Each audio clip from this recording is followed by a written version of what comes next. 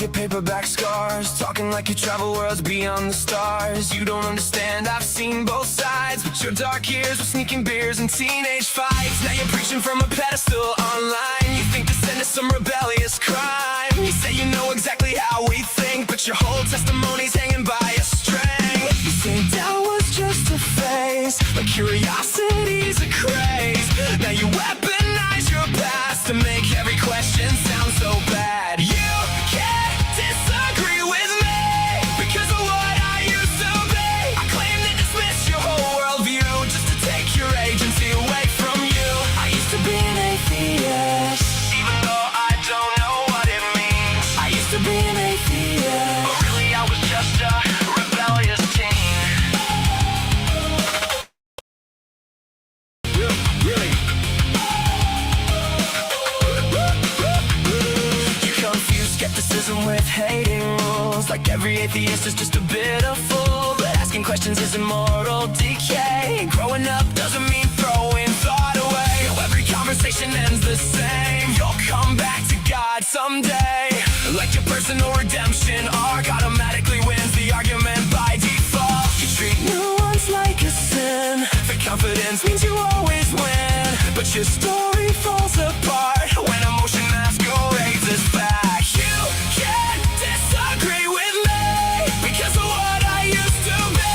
I claim to dismiss your whole worldview just to take your agency away from you. I used to be an atheist, even though I don't know what it means. I used to be an atheist, but really I was just a rebellious teen.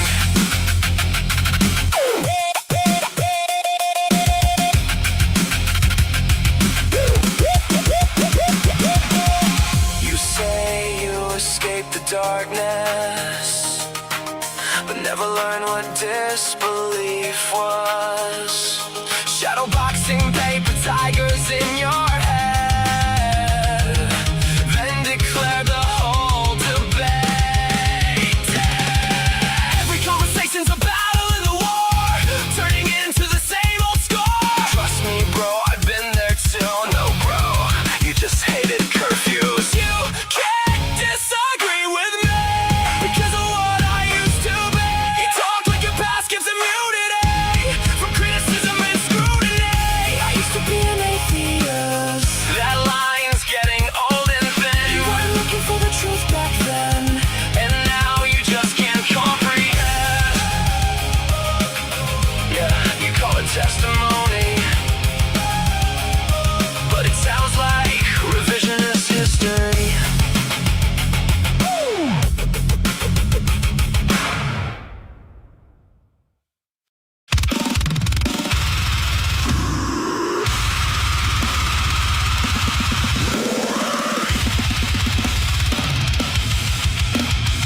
Warning.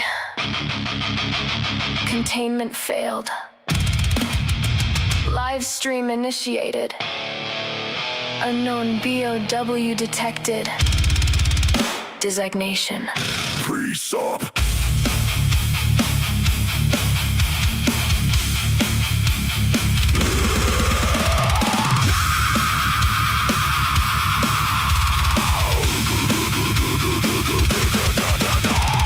Pulling from the base of last atomic decay. Grease up rebels into the stream to prey. Vomiting sermons with tag underneath. Mutated logic cruising behind running tape. Without God you can't know truth. Saving fake the script with no real proof. Umbrella grade rhetoric, virus born lies. Vector to create more, we can get more. There's no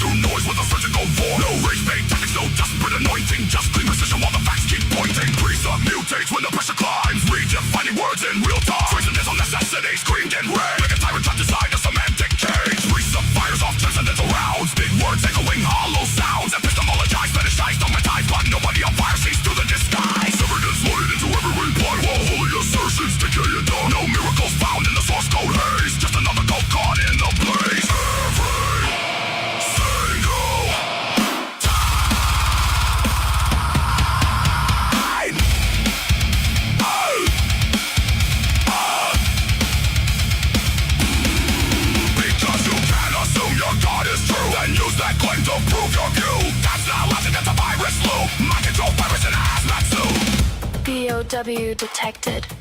Precept staggering. Audio peaking.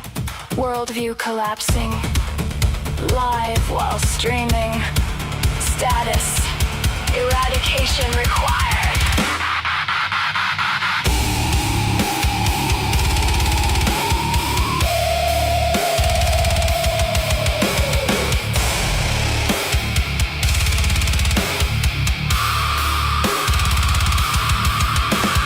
Static flickers like fluorescent lights. Another theology war in digital nights. Nobody on fire walks through the flame, understands precepts, and he's hacked their game. No fear of hell, no need for gods, just reason and logic marching through the odds. And when the final argument expires, the only thing left is fire.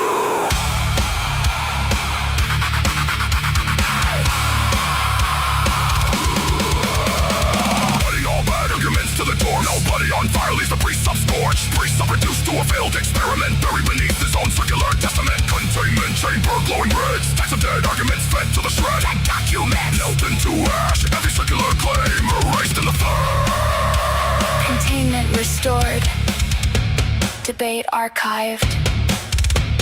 Precept status neutralized. Nobody on fire status. Uninfected.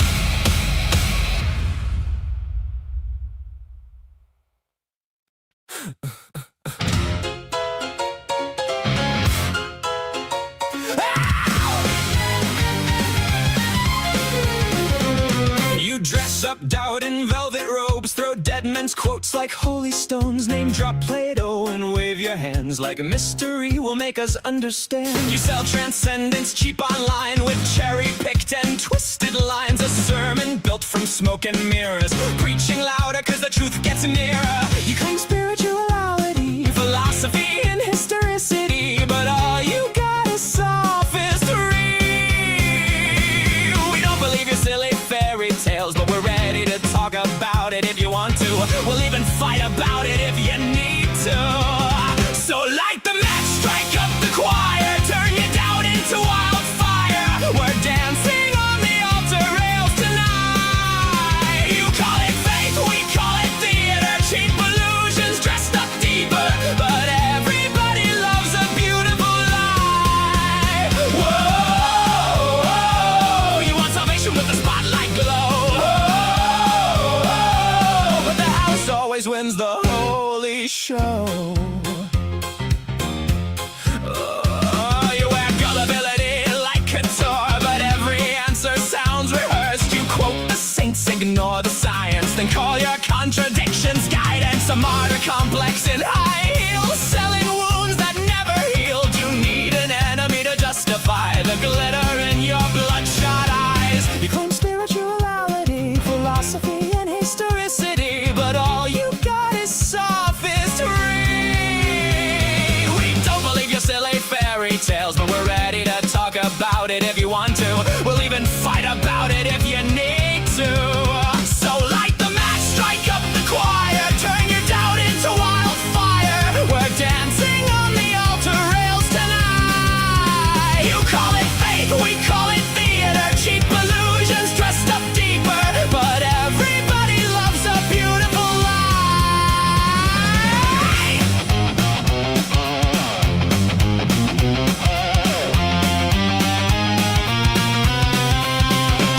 And if heaven's just a green room backstage, then who's been writing all your lines? You pray in public for the applause, then curse the crowd when they don't buy.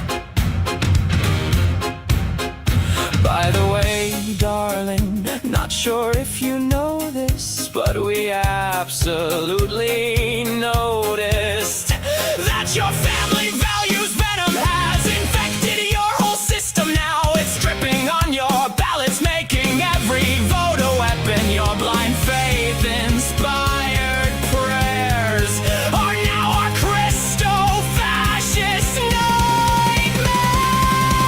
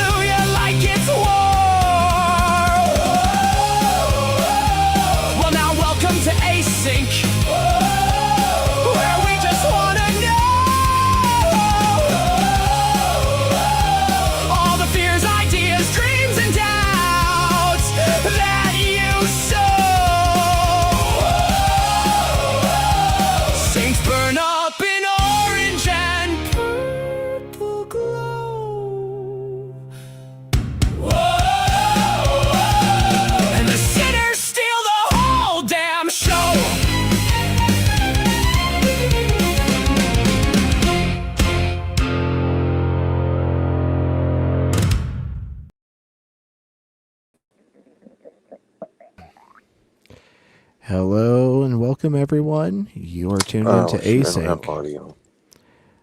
audio. We can hear you, Nectu. Can you hear Can't hear us? anything. All right, buddy. Well, I'm going to mute you up while you get that fixed, Let and me I'll go ahead refresh. and address all of our friends already here. So, friends, this is RP taking control of the helm for the meantime. Hope everyone has had a wonderful Saturday.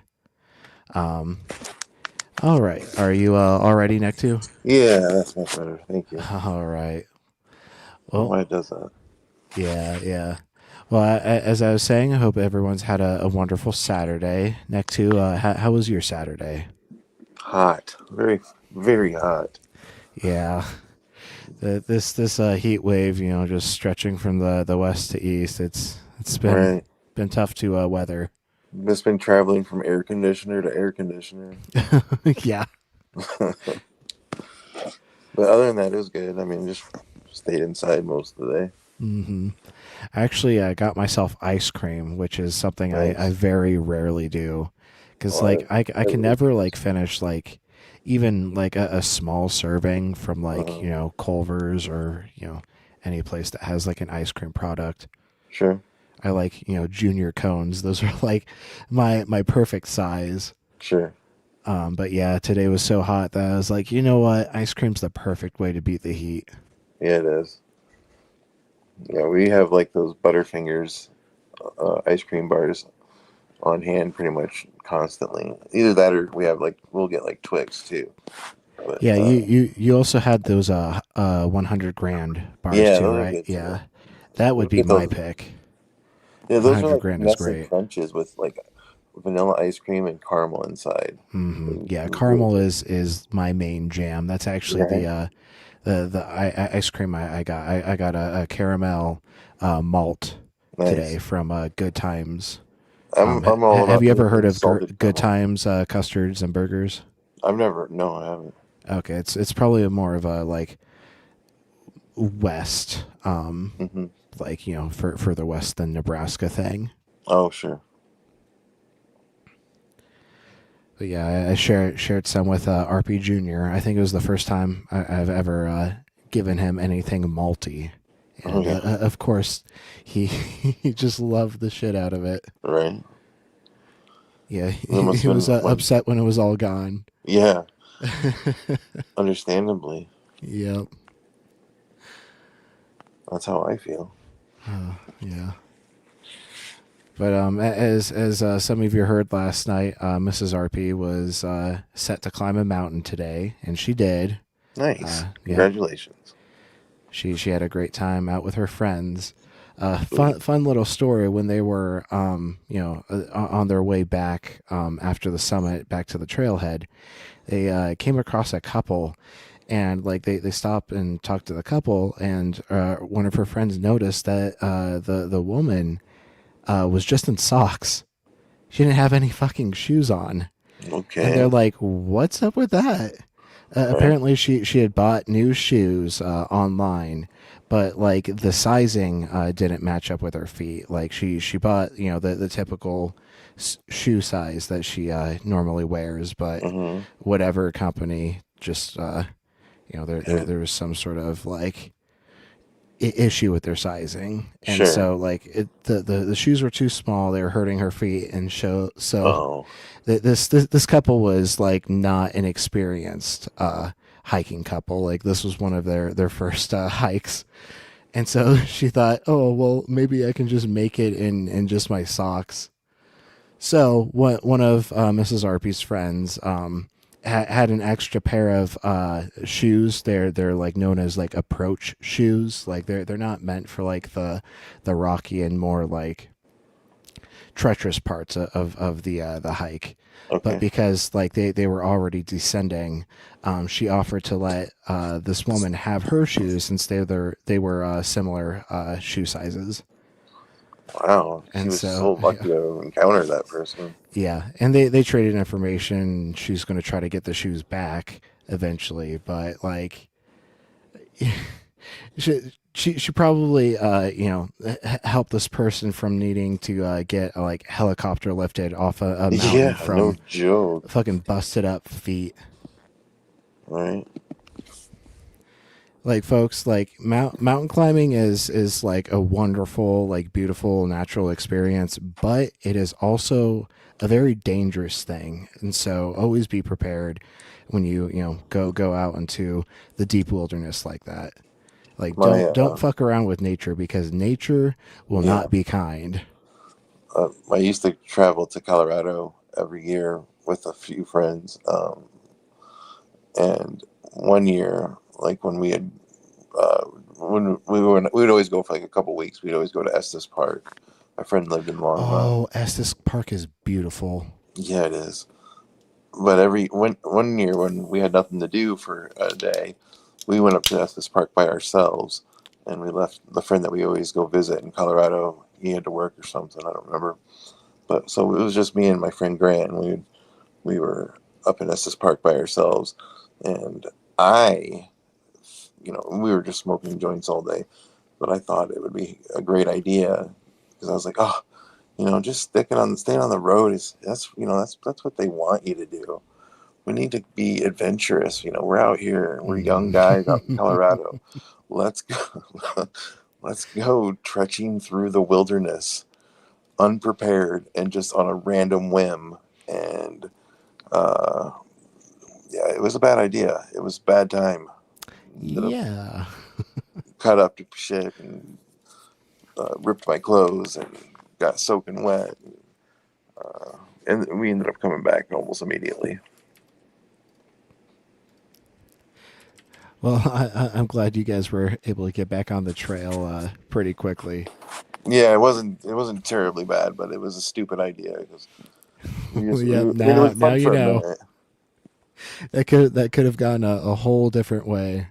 Well, it's like just like it was like middle of the summer and like down at the base of the mountain it was hot and humid, and then here we are up where there's snow, and I thought that was cool, but it was also like we didn't go prepared for winter weather, so yeah, it was my shoes were the first thing to get drenched, and Mm-hmm. you know then we'd start slipping and falling in the wet ground and you get your clothes torn. But once I had gotten super muddy, I was like, okay, we need to start walking back because I've totally made this a bad idea. But had we kept going, yeah, we would have just made it. It would have been worse until we were calling for help. And this is like, we had cell phones, but they were still like, this is before iPhone, so it would have been like these little flip phones. I don't even know if they would have there's had basically GPS. no cell reception out there. Yeah, right. Like I don't even know if it would have mattered. Yeah, Mrs. Arby has a Garmin like satellite device that like she's able to send like text message updates to me. Nice. Like that was a specific deal that I made. Like, if you're gonna go out and do this high adventure shit, like you need to be able to still communicate with me that like you're okay and you're hitting all your checkpoints and all that. Yeah, that's a good idea. Yeah, a good general guideline to follow is that you can always take off layers if you're too hot, but if you don't have the layers to put on when you're too cold, that's going to be a problem. Yeah, you're absolutely right. So dress for the coldest scenario. Yeah, when you're 22 and you think you know everything. Yeah. I was such a dumb kid. Yeah, 22 it still is, pretty much a kid. Right? You don't really like start like being the adult that like you're probably going to be closest to the rest of your life until like you're like 25, 26-ish. Mm-hmm. Oh. Well, fun stuff. Well, let's go ahead and say hey to all of our friends that are already here in chat and already getting the conversations going there in the chat. Tonight we have Slug Racer taking her rightful place in first place. Way to go, Slug. Congrats, Slug. Yeah. And then we've got Opal Guy, Primordial Puggles, Jackie, Chrissy, Nagadaru, Evan Porter. Even see Gretchen speaking up in chat. And Terrible yes, name. even though Gretchen is not here on the panel right now, she is still necessary. Gretchen will always be necessary. The mug. All hail the mug. Also terrible name. Yep, terrible name in chat. Clockwork Rex. Scrolling down to the point where it actually needs to load. Sir And we have a new Equinox. person, looks like. Yeah, welcome, Wi-Fi 1947. You'll figure out what the fuck is going on here in just a minute if you just hang out and figure out what our stream's all about. We've also got Is It Secular there in chat, and Isa. I think that's all of our friends hanging out so far. If I missed you, let me know and I'll try to catch your message. But yeah, again, hope everyone had a great Saturday. We're gonna be streaming on into the early hours of Sunday morning. Thanks for hanging out with us. Yeah. And of course, Sunday is always the mega jam packed day of streams and podcasts. We've got Mezzo with Ass, the Atheist Sunday School, and then of course one of my favorites. The trio dream team of DZ Justin, Dr. Blitz, and allegedly Ian. Best show on the their- internet, in my opinion. Yeah, with their unapologetic live cast. Yeah. And then several several streams from the line, and also AXP going on. Yep. Just a great day for people who love to watch live streams. And especially atheist content in general. Mm-hmm. So, folks, you know the drill. We have that join link pinned in chat. If you have a topic you want to bring up and discuss or debate, you can get on this panel by following that link that's pinned in chat. We accept opposition and friends. We just like to have this as a space to hang out through the night and try to have interesting discussions. Oh, and we've got another friend already coming on stage. How are you doing tonight, Ray? Oh, I'm doing actually pretty good. I figured out how computers work and how to join these things again. So that's kind of nice. Something last night made me so stupid. I forgot how everything worked. I don't know what it was, though, so we're just going to not talk about that. Oh, I think I know exactly what it was. Do you? Yes. But someone And- remembers. An intelligence score so low that it saps the intelligence from everyone around it. I don't think we'll be bringing that individual up for a very long time. They're going to need some work on their philosophy. So that makes sense. No, but I did see But that. did you begin to exist, Ray? Oh. But did your parents begin to exist, Ray? Oh no. That I can't be sure of. Maybe time started when my parents were like already alive. Right? I mean, his God could have made the universe start right at that point, right? And made it just completely unknown to anyone that they'd been doing anything else. Yeah, like last Thursdayism, but like with your parents instead of you. No, but We I saw got- Andrew Tate got arrested today. So Yes, and his brother. Let's fucking go. Well, Miami police doing it right.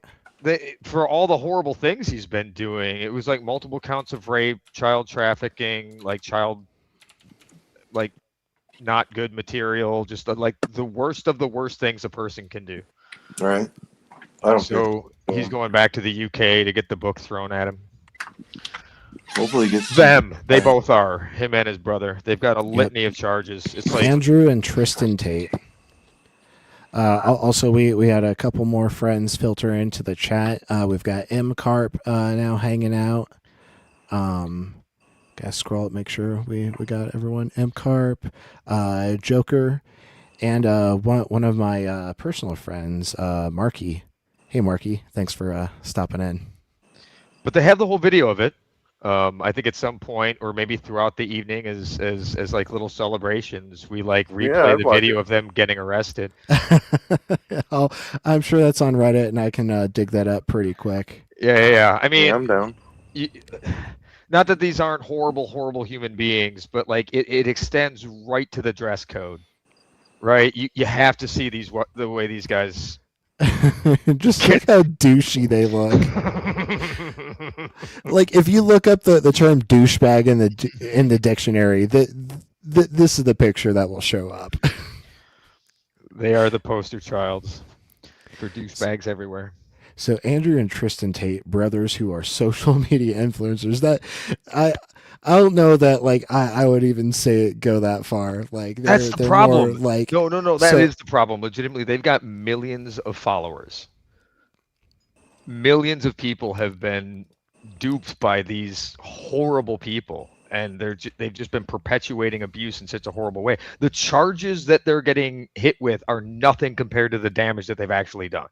Yeah, they have done so much damage to the younger male audience on these social media sites. Like the manosphere has been propped up specifically by Tate for the better part of the decade.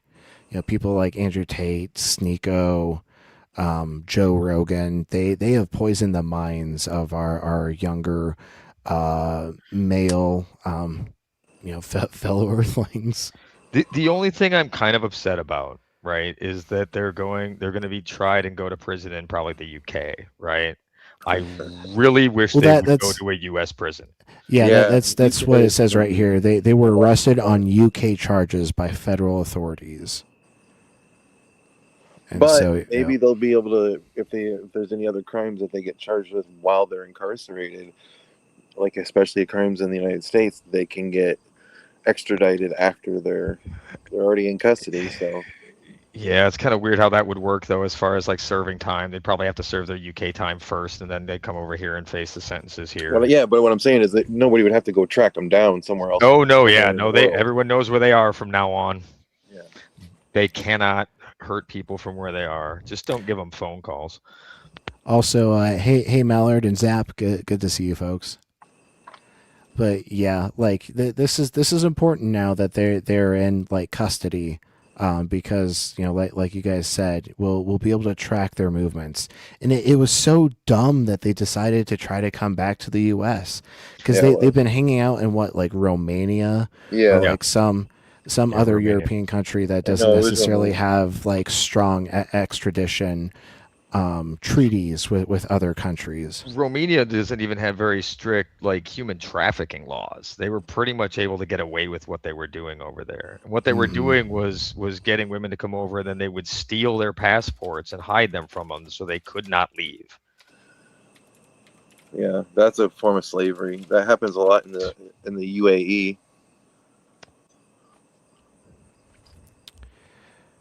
Marky, I just looked that up, and it does not look like Andrew Tate was officially pardoned in the U.S. That would be the only reason I suspect that he thought he could get away with coming here. Right. Like Trump would 100% pardon this fucking disgusting human being. But Also, as soon hey, as Dr. another Kurt, country good to got see ya. involved, and like an ally like Britain, it's like, oh, all right, we'll send them your way. I bet it's begrudgingly. I bet even the guys that are arresting him were like, oh, dude, we're so sorry. I hope not, but Yeah, it could be, Trump like uses his power to punish the U.S. Marshals that carried out the arrest. that sounds like something he'd do. Yeah, unfortunately, that's just the timeline we're currently occupying. It just bothers me that is a thought that I have, that some of the people that were arresting him were probably followers. I don't want to think that, but I can't not. Well, yeah, with how weird. the ranks have been like cleaned out of anyone who doesn't like essentially pledge fealty to the current administration. It's Yeah, I worry deeply as to how deep that goes. I think I found a video on TMZ, of course.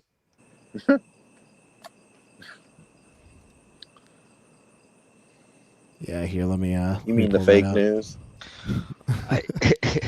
It's about time they break some news that Is doesn't that, hurt somebody. Obviously true. Wasn't TMZ the one that spilled Kobe's helicopter crash?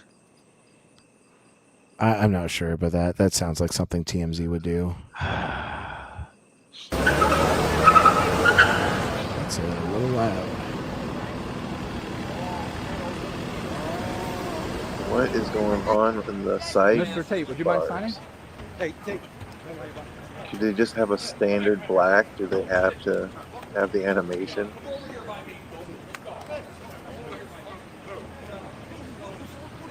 Look at him. Look how he look Immediate Dressed- pouty lips.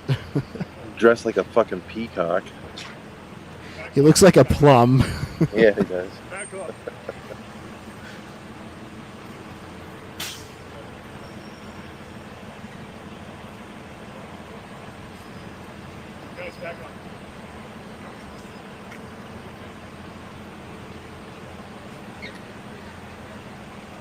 This is in the UK or this is in Romania? No, this is in Miami. Miami.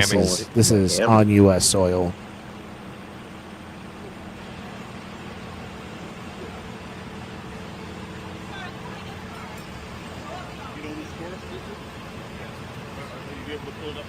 It just speaks to the arrogance that they're unaware of the consequences of their charges and where they can and cannot go. Well, yeah, they think they can just get away with it because up to this point they have gotten away with it. Yeah, they have.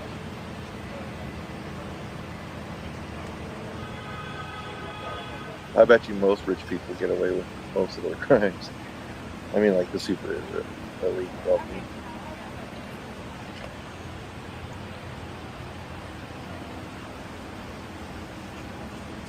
Tristan, anything to say? Compared to the regular guy.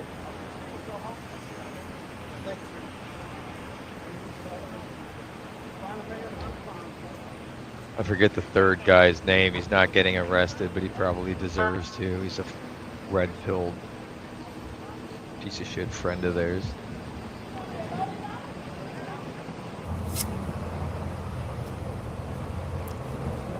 Is it the guy taking the jewelry off of Andrew Tate there? Yeah. Okay. The only other one dressed like a complete douche. Surprised you didn't make a comment. Right. Like, that necklace is worth more than you make in a whole year.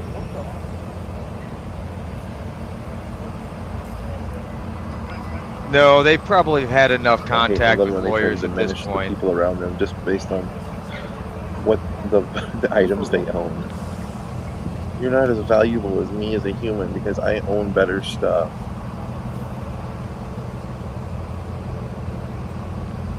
Yeah, I think they probably had enough encounters with lawyers at this point that they've been taught to shut the fuck up. Well, one of my favorite videos from lawyers is this lawyer group. I forget their name, but they have this wonderful YouTube video called "It's Shut the Fuck Up Friday." What do you do if you get detained? You shut the fuck up.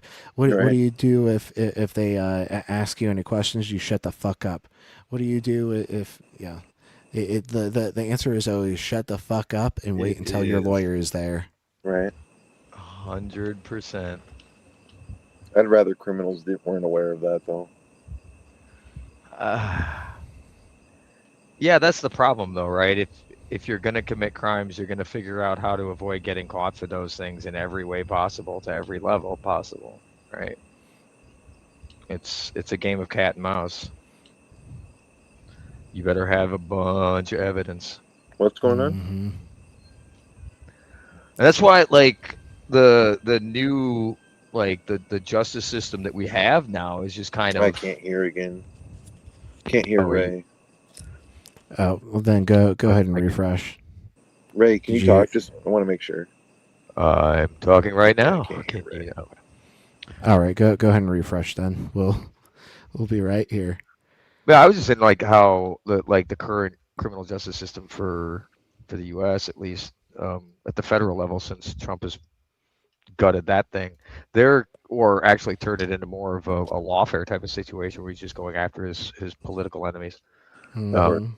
Their conviction rate has just gone into the toilet. It used to be really high, and the criticism would be, well, they were taking only cases that were slam dunks and not Yeah. taking some of the harder cases that needed to be tried but weren't guarantees. Right. It used to be if you were charged by the Fed, you knew you were fucked. There was a Right. 99% chance you were getting convicted and going to the cellar. Yes, that was a terrifying prospect because they did not play. They had you. But now it's just garbage. Yep, how we've fallen from grace.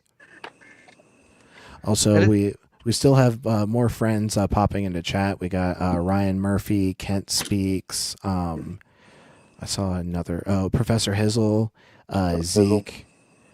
And Ben? Yep. Ben. Yep. I think that catches us up. Sorry, Ray. Go on. Oh no, that's it. I'm just disappointed with where it's all of these metrics added up that shows just how far they've taken us down, and the fact that people still support this monster of not only a human being and an administration. I mean, Stephen Miller primarily, worst human being ever. But Yeah. He's the Heinrich Himmler of today. yeah, or Goebbels. I mean, Yeah, I was going to say Goebbels is probably who I would analogize. Maybe, yeah. it's the You people think- that don't. Take your pick, really. Yeah. All Hey, a Talon. degree of monster that, you know, unfortunately will probably never see a day in jail for their crimes. Well, yeah, I'm not We sure need to that, change that. Trump's health This is what we gotta situation will start make it talking through the about. next 2 years. So that- there's no way. That man, pins and needles, pins and needles. he's going to finally hit his lifetime hamburger limit. And yep. But I wonder how long they'll try to hide it away, like they've been doing for Mitch McConnell. Yeah. Has anyone actually seen that guy other than that clearly No. fake photo? No No, one's and, seen anything. and I saw another article talking about the governor actually like putting more pressure on them. Bashir says agencies told him McConnell has passed. And so like they're actual like agencies that are reporting this information to the governor. And so Hey. like We have a theist in chat. Well, there's usually at least one. You want to come talk to us? You wanna yeah, come tell us about Iron, your Lord and Iron, Savior? come up here and prove us that your God isn't just a silly story. We'd like to be proven wrong. Prayer is just the Christian's way of casting spells, and unfortunately, I think zero humans You can't possess do it, any amount of magicka or mana or any sort of MP. We have plenty of HP, but Right? severely lacking in any NP Drop the verse on them capability. about why they're supposed to, Carthy. There was a whole thing when I was growing up about like not playing D&D, and I'm sure it's still a thing today because they didn't want people to play the game where you were doing like fantasy things because they figured, oh, they might figure out like our religion is that same type of fantasy stuff, right? Because as soon as you learn what clerics can do, it's like, oh, wait a second, that sounds familiar. Yep. Where have I heard this before? Wait a second. What's the verse, RP, that makes that says they have to give an account? Oh, 1 Peter 3:15. Yes, thank you. There you go, Iron. I'm sure Iron hasn't read that far into the Bible. He's probably read the first like 3 pages of Genesis and called He's it a an day. anti-science evolution denier. What are you implying that the Bible isn't this completely enrapturing book that you will just sit down and get lost in for hours and hours? I find that hard to believe. It reads so easily. So and so was begotten by so and so, and their seed was begotten by so and so, and this goes on for fucking too long. If you read the Begats, yeah, no, I feel for you. I feel for that time that you will never get back, and how it was wasted. Oh, For fuck's sake. we got Jesus coming back to the stage. Remember Jesus from a couple nights ago when he crashed? I'm the fuck still out? waiting to find out how many years are in one baguette. Yeah. Well, Hey, folks, Gretchen. buckle up. No.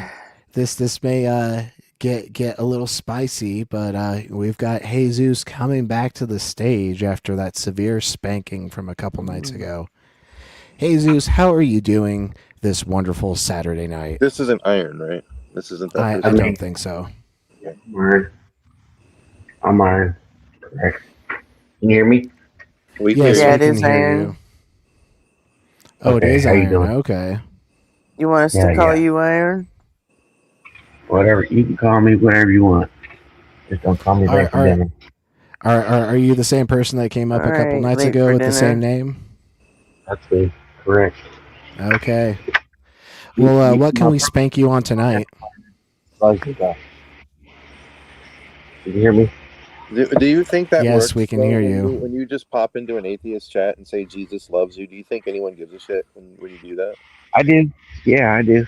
You do? 100%. I guarantee Yeah. no one does. You never know. You No, don't I know. know. You don't. Yeah, we know. Do you read I've been doing everybody's this for a mind? while, and it's all you just get laughed at. Yeah, That's why we have to be here's my chain argument for why Jesus doesn't love you. Premise 1, dead people do not love. Premise 2, Jesus is dead.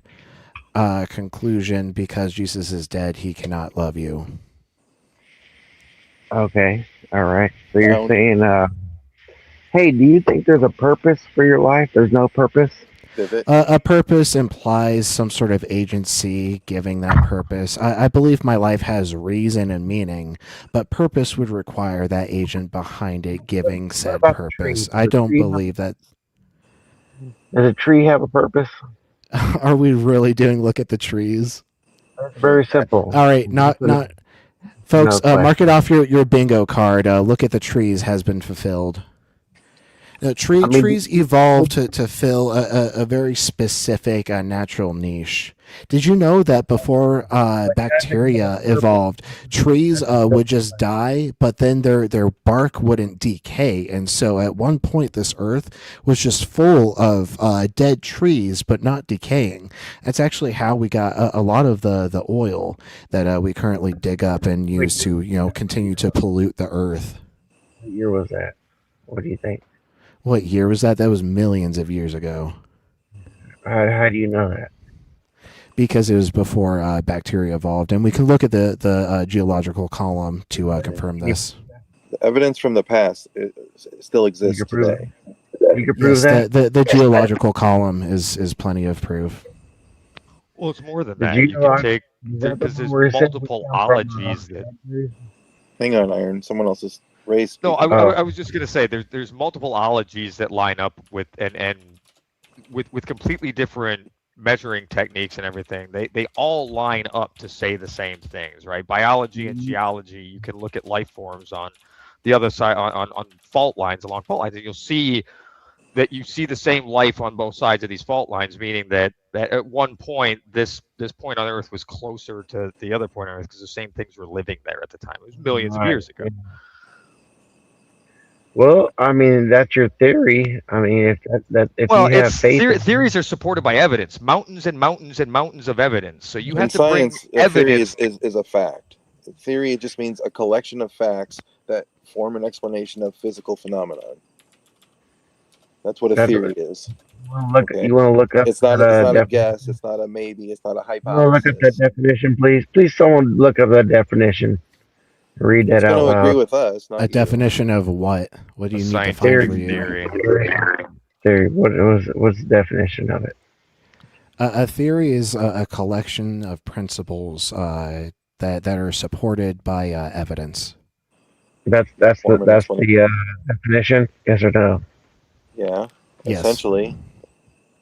Like, do you believe germs exist? I didn't ask you Definitions what you. are Iron, do you descriptive, believe not germs prescriptive. exist?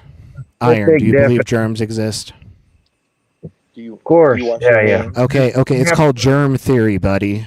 The germ theory. Just Germ because it's theory. called theory, does that mean that it's unproven? Gravity is just a theory, right? Plenty of evidence for it. Still, they just call it a theory. What you're conflating, like scientifically, you'd be conflating the word I've hypothesis. never heard it called a right? theory. I've Like- never heard that called a theory. No. The way the public uses the word theory isn't the way the word science is, or the way Right. scientists use the word Science theory. uses the word hypothesis to describe what you're thinking of as a theory. A hypothesis is a wild ass guess, right? It may be substantiated based on some stuff, but until you figure out how to test that hypothesis, it's just a wild ass guess. That's why string theory isn't like solid bad- yet. It's because That was a you bad, can't- bad. Yeah, it is. It is honestly a horrible example to say string theory, but Let me because ask it you is this called a question. theory, but- It should be called the What- string hypothesis. yeah, What rightfully named. what do you think if you had you could say like one thing that what is do you think there's anything that's like a dagger in your like I believe in the time clock theory, I guess you could What's say. What Yeah, do you yeah, mean? What the fuck is the time clock Are theory? you talking about the watchmaker? Oh, yeah, basically, yeah, You that's mean the watch- watchmaker argument? fallacy? I mean, you're talking about where you come across a watch on the beach and you can tell that it's designed. Is that what you're talking about? Oh, is this the correct. fine-tuning How the argument? world, He's how the talking world about- is He's designed. talking and about the has- watchmaker argument. I'll let RP deal with it. Yeah, so the we time know clock right the theory. time clock Okay, theory. that's a good one too. What's the best argument for your theory? Well, let What RP theory? do one thing at a time. RP was gonna do the. No, he wants to pivot. I'll let him pivot. What okay. theory are we arguing about? Yeah, what's your best evidence for your evolution? Oh, People evolution would easily be endogenous retroviruses. Endogenous retroviruses. Yes, Okay. there are these specific parts of our DNA that have the same exact imprint from these endogenous retroviruses that infected our ancestors, millions of years ago, and we see these similar imprints in our close evolutionary relatives, such as other apes and other animals, and we can actually trace along the line, depending on how many endogenous retroviruses are in each species and cousins DNA coding. And so because of this, like, we're able to compare where these endogenous retroviruses implanted and compare that against, other things like fossils, the geologic column, and confirm, our theories as to when they existed, what their And other forms of close evidence corroborate. revolutionary relatives were, and also confirm different forks in the evolutionary path. Mhm. All And right. to dovetail would- onto that, And right, like the just to- fossil just to- record would corroborate that, and so would go the ahead. fossil record would corroborate that. You sure? Yes, And yes. well, so furthermore, just to dovetail onto that, this has been like confirmed under the science of genetics, a science that that's what I did was not gonna say next. exist when evolution was first theorized, but then has never had a counterpoint to evolution. It has only supported it 100% the entire time genetics has been a study. And geneticists can make like rabbits glow. So I'm going with them because they And clearly that understand makes, how genes And why work. are you well, washing your hands if you don't think that the scientists are right? The scientists are the ones who are telling you to wash your the hands Bible because of the says it right. germs. The Bible knew to wash your hands before science Actually, knew it. no. Jesus told his followers to not wash his hands. You want me to bring up Yeah. that verse? That's in the Old Testament to wash your No, Well, hands. Jesus you think wasn't in the Jesus Old is in the Testament. Old Testament? Dummy, have you read your book?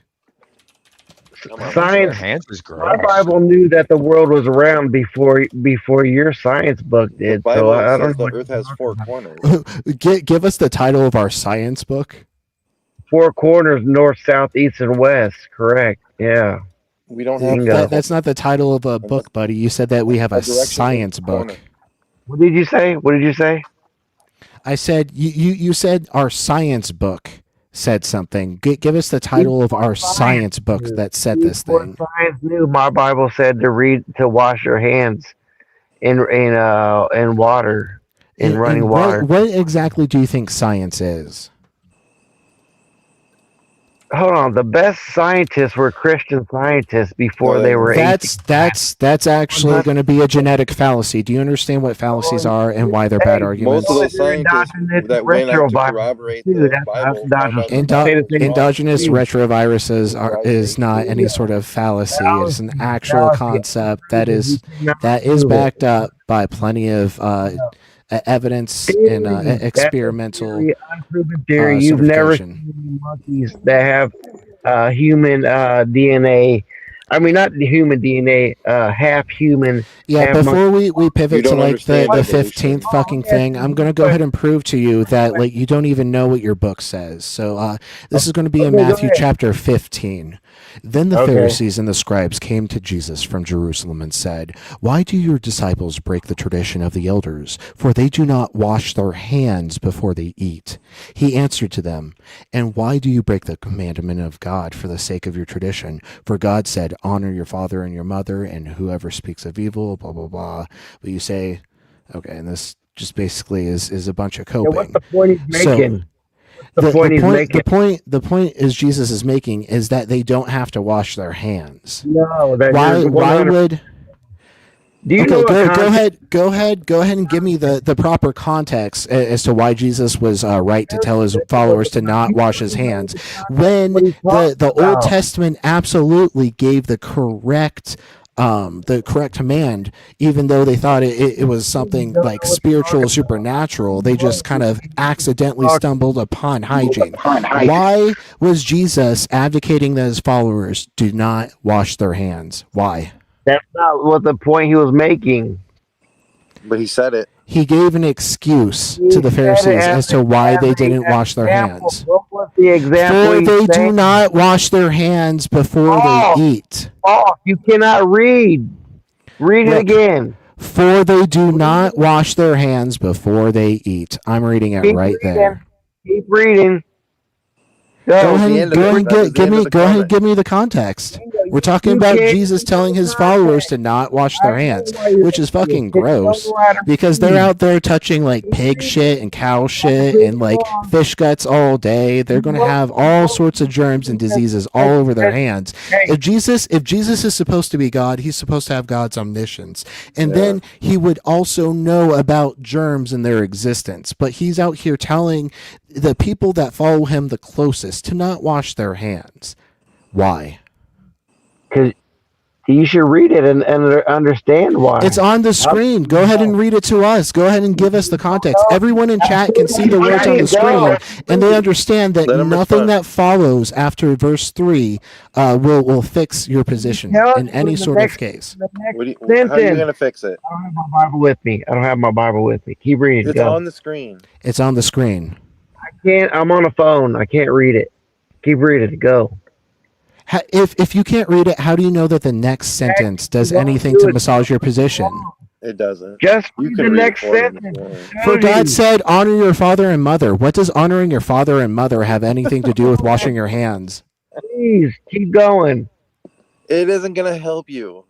You're so scared to keep going so I can prove you wrong. They already That read is- the entire thing. I'm It's not afraid to read. It sounds like you're afraid to read because I'm giving you the opportunity. already You read the you have entire this thing. platform to read your holy book know to this context. audience of nearly 50 people. Why don't you want to read your holy book to our audience? I'm giving you the chance.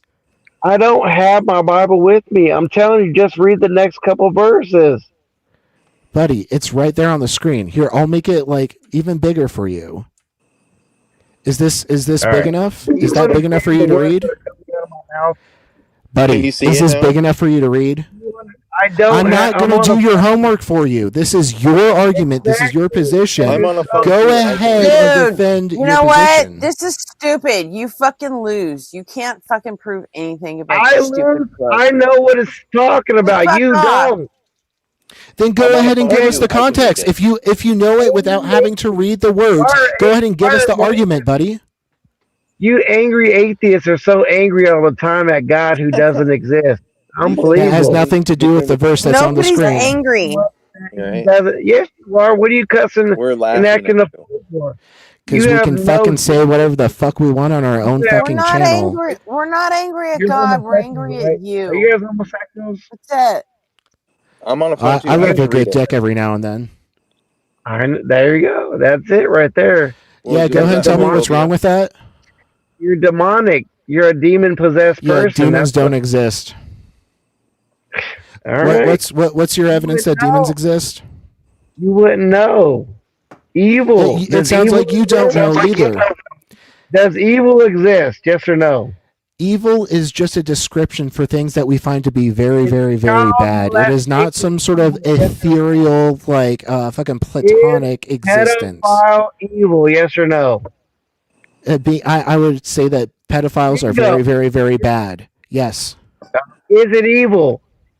From the description that I just gave you of evil, then yes, because I define evil to be something that's very, very, very bad. If pedophiles are very, very, very bad, then they do match my description of evil.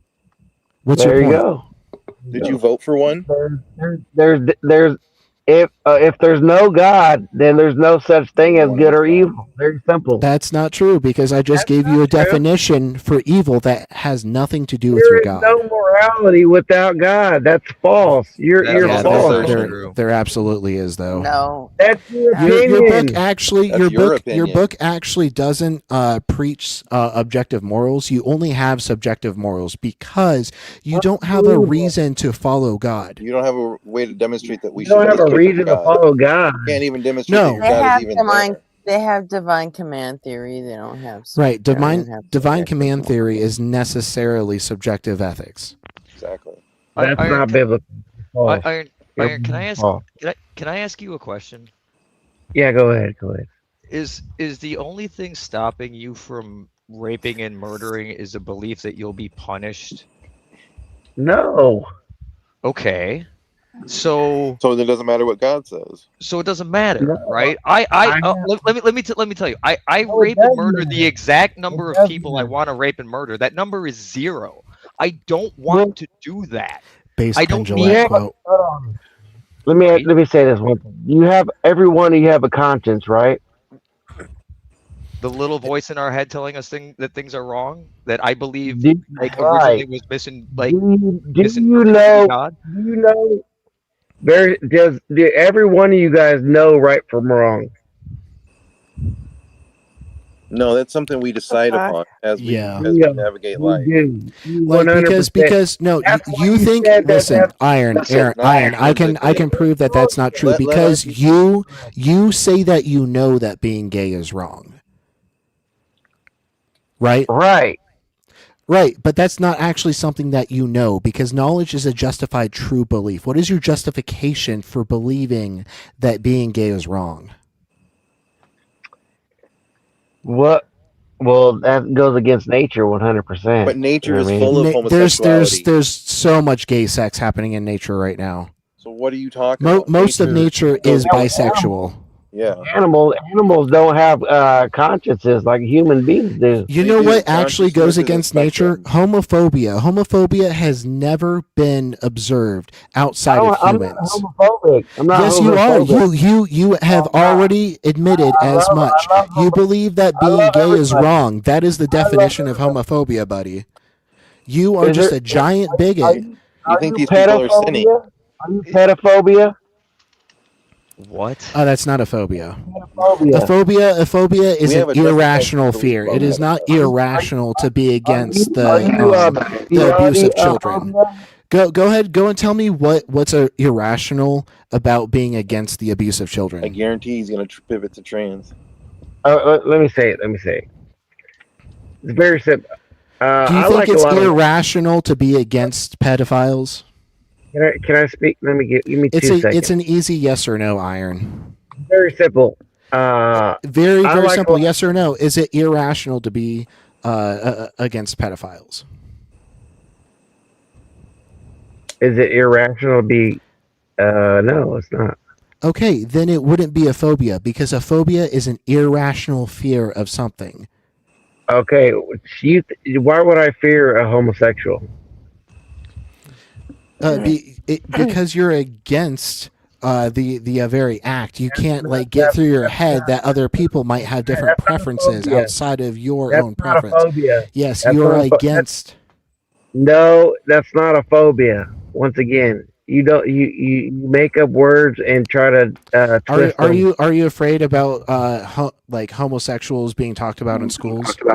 No, I love. Why would you talk about So- sex so- in school? So you don't want him to talk about Sex homosexuality in education, schools? buddy. Why would you teach kids sex? in If school? if a teacher learned if a sex teacher was reading a book that had 2 daddies and a happy child, would you be against that being in school? Why would you do that though? That's Yes or no? homophobia. Would you be unhappy about that being in No. school? What You are you do it- going to school for? What are you going to I school can for? easily answer that question. Yeah, I would allow it. Benjamin Are you also going to brings up school a good for point. education? Phobic can Are mean you- a verse too. Education, or you learn for LG? Do you care if they teach Christianity in public schools? Yes, I do because I believe in the separation of church and state. No, you're Christianiophobia. That's what you are. No, because it's a rational fear. Yeah, you're racist towards Christianity Christians. is taught in schools, but not in history or Christianity is not a science. race, buddy. Do you understand what a race is? See how I twist Taught words in like you do? humanities class. No, you're just saying dumb shit. Misuse. See how you misuse words? Are That's you not okay really with- are like you- you think it is? Hey, Iron, are you okay with Romeo and Juliet being taught in schools? I mean, that's not that bad. I don't think so. You don't have a problem with Shakespeare. Did you vote for It's Trump? not. That's You know, that's about a love story between 2 children, right? Oh, okay. Well, how old are they? Who- 12. They were like 12. 12 and 13 or something. Yeah. Everybody, aren't you? Did you ever have a boyfriend at 12 years old? You're going to I have a had lots of story where it's okay to kill yourself over somebody. You know, It's Romeo and Juliet kill themselves over each other, right? Okay, it's a story. What do you want? And What do you want that's to do? just cool. Right. And you were just saying Well, that you so wouldn't is want a my story. 2 daddies. It's just Exactly. a fucking story.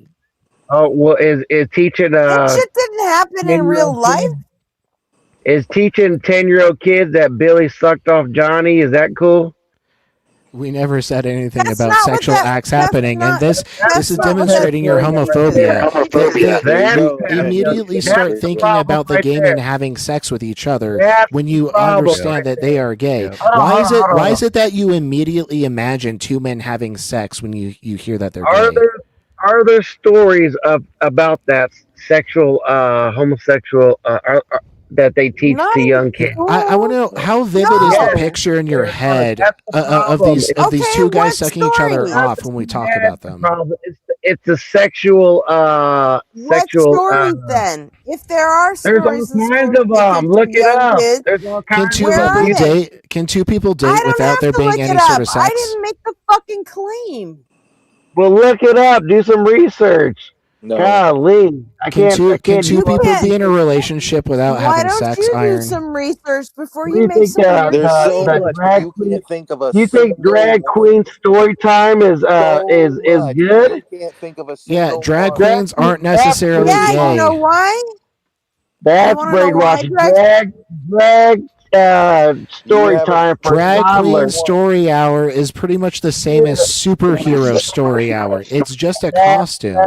Why are you No, so it's afraid of costumes? Are you also against Spider-Man You're coming homophobic. and reading to kids? Are you against Captain You- America coming and You reading to afraid kids? that drag queens can read better than you can?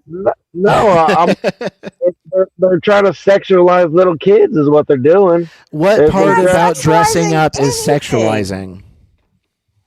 They're wearing what are them? I don't know, them corsets or whatever. That they're like bathing suits that they wear. They're demonic. If you guys like them, then there's just something wrong with you. We've already man. gone over the demonic claim. You have no demonstration that demons exist, and so calling anything demonic is going to be completely meaningless to us.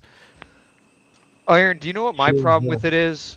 Is that your ideology, the way that you think these people's lives are wrong, gets propagated out, and then these people get mistreated to the point that they commit suicide. No, they And don't. what No. the fuck they don't?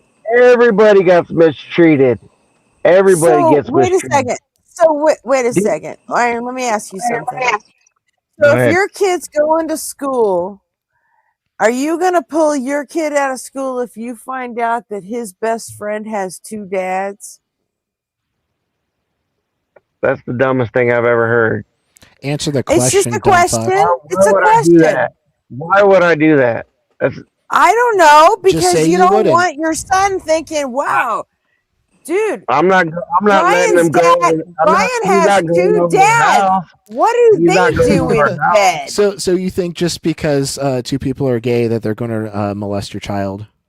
No, I think there's a 75% chance of child molestation in that. Yeah, where in did the- you get that statistic, or did you just pull it out your ass? Look it Because up. you love ass play. More children than It's every day. extremely.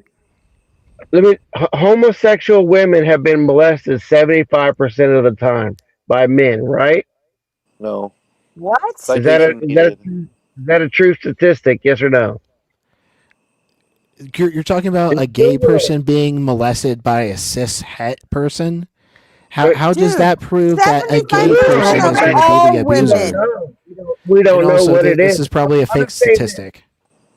75% Look it of up. all women have been interfered with by some man at some point in their lives. Right. It's 2 out of 3 to It's 3 out of just a 4 fucking women. fact. It's just a Yeah, and reality.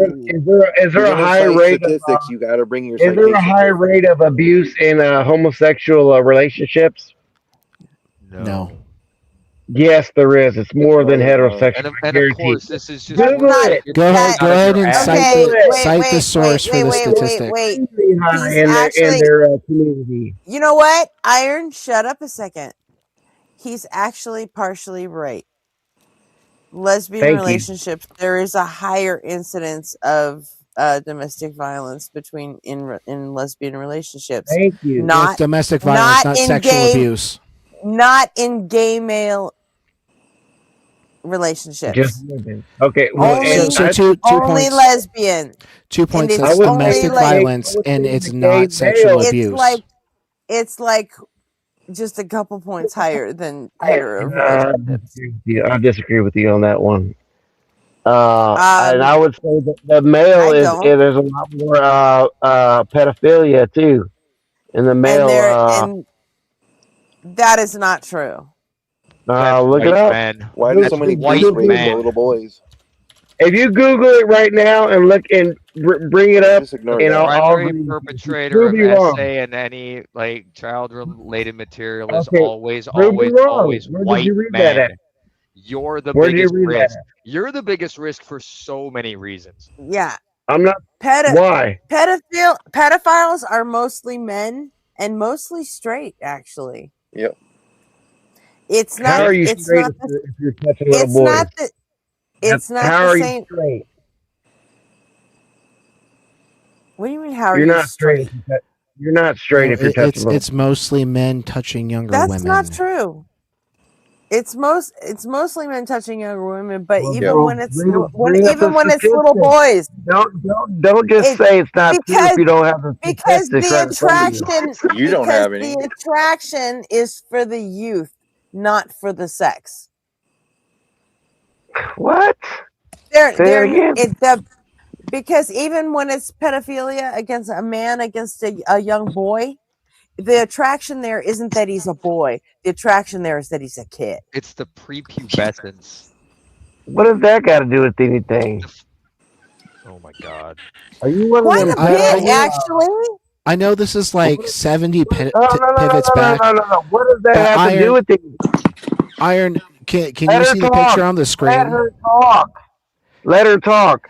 I brought What up does this that have to do visual with it? like 5 Bingo. minutes ago for a specific wanna let her purpose, talk. and you've pivoted like to That- 70 different You topics. sound like We can you're- absolutely come back to this topic, but you said that drag queens are inherently stay on that sexual. topic. Iron, What Iron, does that you said matter? iron. Go ahead We and can answer come our back to your questions. I have to topic. go refill my Dr. Pepper real quick. Okay, Iron, we can absolutely go back to that topic in just a second, but you said that Drag Queen Story Hour is inherently sexual. Go ahead and tell me, what is sexual about this outfit that this drag queen is wearing? Oh, and he fucking ran. Did he? Yep.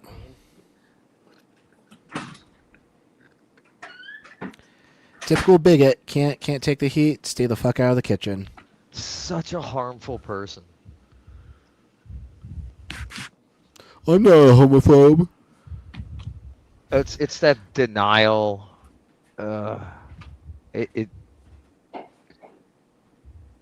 yeah. It's the not understanding of psychology and how people get hurt. There's so many things wrong there. But again, he thinks we have a science book, RP. A science book. Yeah, and he couldn't even give me the title of our like holy science book. Just That one. supposedly says that the earth is flat. Just the one book. It's Whereas the Bible actually claims that the Earth is flat. It's like a chug, which is like most closely related to like the shape of a wheel, and also it's like the seal of a freshly pressed. I'll just go ahead and find the Shape verse. of clay under a seal. Yeah, clay under a seal. Thank you, Gretchen.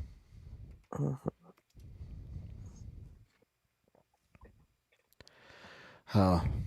And my favorite thing for evolution is all I really need to know is that we share something like 50% of our genes with like fucking plant life. Yeah, like there's a high percent that we And- share with bananas specifically. Yeah, it's like 60% for a banana but I mean DNA wise, it's only like 2%. But like all of our genes in totem, it's like 60%. And all Yeah, life yeah. on our planet shares those kind, and the closer we get to our own species, the higher that percentage goes. And that right there, I mean, makes it maybe pretty it's not self-evident. enough for them, but it's enough for me. Yeah. Yeah, thank you. That was an important distinction: genes versus DNA, and it is 50 to 60% of our genes are Mhm. shared with bananas, and roughly 1% of our total DNA is shared. Yeah. Okay, I was close, but either way, I Like, mean, you're pretty that's much kind of on the fucking head. I mean, that's all I need to prove that we are related to all life on this planet. Well, I noticed too. He said like, And that says evolution to me. It just always has and always will. and he talked about like when you mentioned homosexuality in nature and all of the animals that don't have any problem with it. This is just how things get down. That distinction that humans have consciousness, so we're special. It's this the perpetual trying to separate us from the rest of the animal kingdom. that I Cats think have gives them that. consciousness. Oh, I know. He didn't know what he was talking about, obviously, on so many things. I'll be right back. I'm going to switch into the other account so I have my own profile picture. Do it. Everybody stretch. Good. Can't have people thinking there are two of me.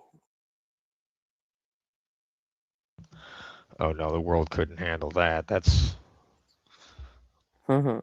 that's that's too many necessaries, I think. Mhm. Necessaries cubed.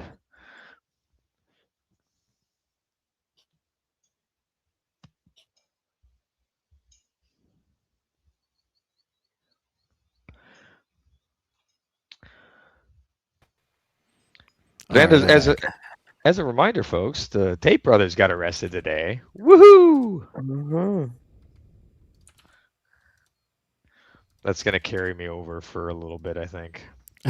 You got to take what little good news you can get. There's it's like the pitch drop experiment, dude. I swear to fucking God. That's the rate that we get good news in, is the pitch drop experiment rate. Have you ever seen that? Do you know what I'm talking about? No, actually. You have to look it up. The pitch drop, they found like this it's like the most viscous fluid ever, right? And the pitch drop is like this experiment where they drop like a drop of this liquid, and it drops like once every, I forget, some enormous amount of time. Oh, yeah. It's like a like black like charcoal kind of Yeah, substance. yeah. Yeah. Exactly. Okay. Yeah. I have heard about this. That's one of the Pitch. analogies I'll use. Pitch drop. Pitch. That's Yes. yeah. I was hearing like pits, piss, Oh, and I need a it's new like mic. I'll piss I'll drop. get a new mic. I thought you were talking about the guy who discovered white phosphorus by like storing jars of piss in his basement. Wow, I did not know that story. Yeah, let me look it up.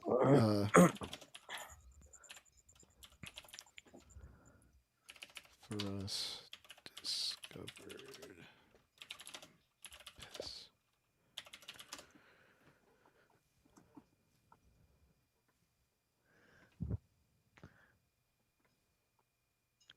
Here we go. I may have had my viscosities inverted there.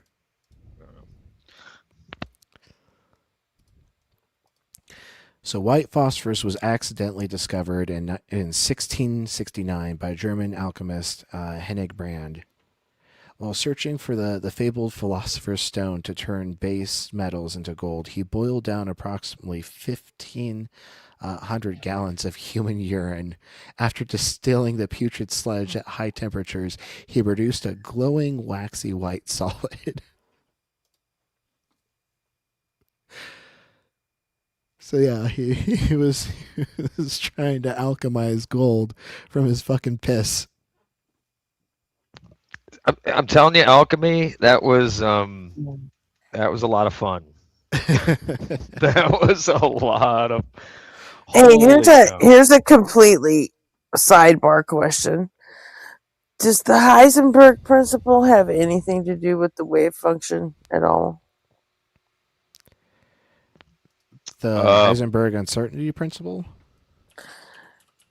So from my Yeah. understanding, the Heisenberg uncertainty principle simply states that the closer you get to knowing a particle's position, you lose its velocity. So you don't know how fast or what direction it's traveling. And the inverse. The more you know about the velocity, you don't know its position. Or you can't know, rather. Yeah. I immediately lost sound again. Oh my god! I might just have to drop in and come back. I'm tomorrow trying night, to- guys. Is it because of your I'm iPad? trying to figure out if. Oh. Are you gonna give up that easy, Nexu? I don't know. I keep trying, but I just refreshed, and as soon as I came back, I heard Ray speak for like 10 seconds, and then it cut again. I can hear you, but I can't hear Ray. I don't know if I can hear RP. I'm talking right now. Can you Yeah, hear I me? can't hear RP. Damn. But before it was just RP that I could hear. And I had no idea that the iron dropped. I had no idea. What So I'll keep trying, but if it doesn't work, then I'll just come back tomorrow night. what are you on right now? Like device and what browser are you using? Oh, he can't hear me. Right. All right. That's What that's device are you on next to?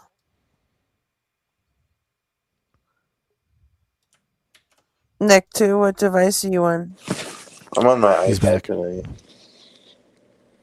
iPad? Yeah. iPad. Okay. Hmm. Are you in a Chrome browser on your iPad, or can you not do that on Safari. your The iPad? Chrome. Oh, I tried the Chrome browser. It didn't work. What about did you get Firefox installed? See if you could get Firefox on there. That might work. You could try different browsers. Yeah, I can do that. But as long as it's working. If it kicks me again, I will. I can't do it while it's. Yeah, it's a weird issue. I Yeah, didn't have any Firefox trouble might last be a night. good compromise. Yeah, it's worth a shot. I also moved closer to to our modem here, so I don't think it's a connection issue because Yeah, your audio's staying fine. you've been pretty clear the whole time, and mhm. Yeah, I don't know, but I'm happy to keep going as long as I can stay connected. as It much was as I hate to say it, you might want to ask Reddit right? how to get StreamYard to work with an iPad. Yeah. 'Cause Otherwise, I'll have to figure something else out for this setup here, but I'll figure something out for sure. those fuckers on Reddit, it's almost like 100% from personal experience type shit, you know? Yeah, they've seen it all. So, Yeah, I go there. I'm trying to find the paper that Jackie cited that's not behind a paywall.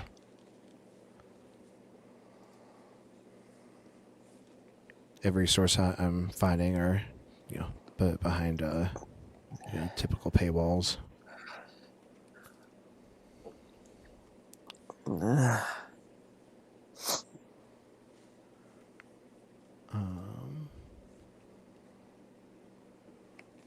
That's not one either.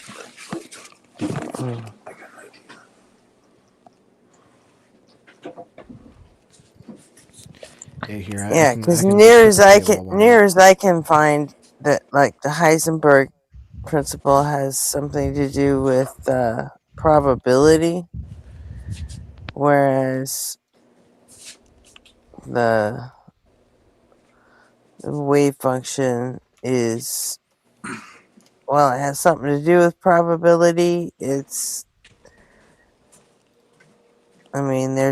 a theory that it's an actual physical thing, and Well, it's and more to do with the Heisenberg wave makes particle. it just more probable. Yeah, it's more to do with the wave particle duality.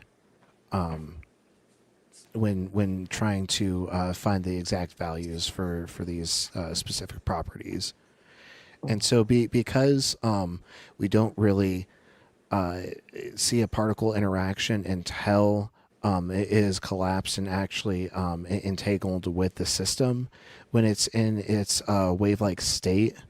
It's not really. It doesn't really make sense to say a particle is somewhere, just because it exists more in that probabilistic kind of space, because it hasn't yet interacted with anything else.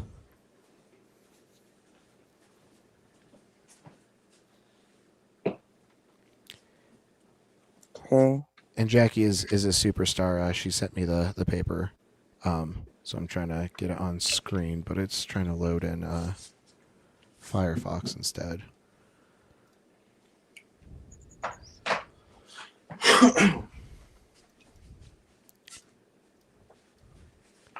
Here we go.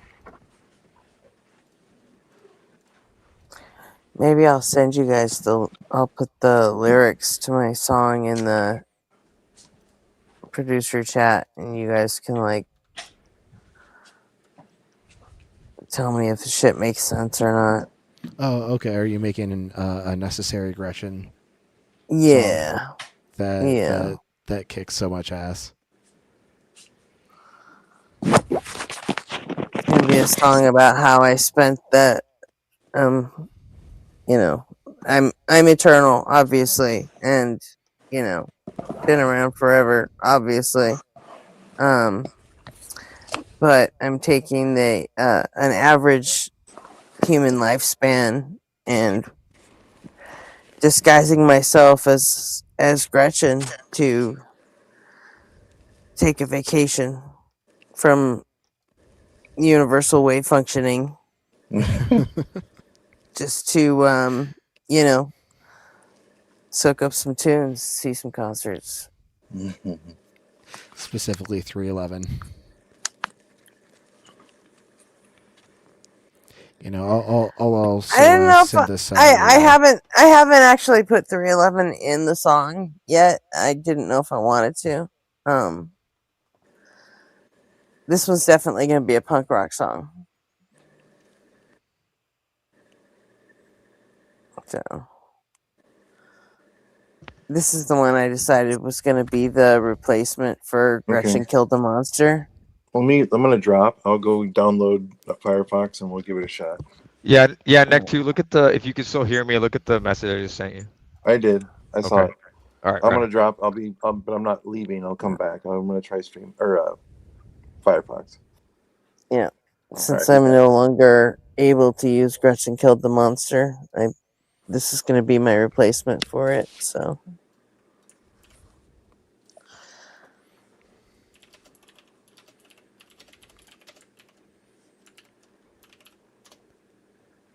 And I still think Tacos knocked it out of the park with that one because that was a good song.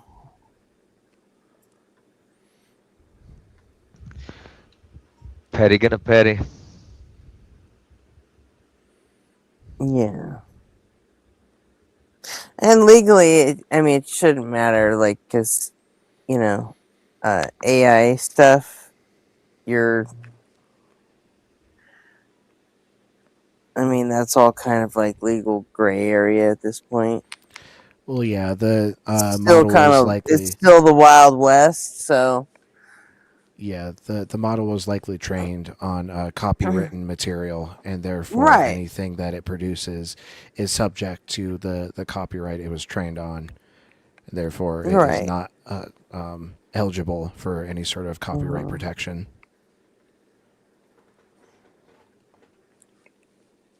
But, you know, I'll let him have it, whatever. I'm not going to get in a petty bitch fight over it. Because I'm capable of, you know, making my own bangers out of it. So I'll just do that. Do it that way. Well, and this way, I don't have to have the Thorpes in my song.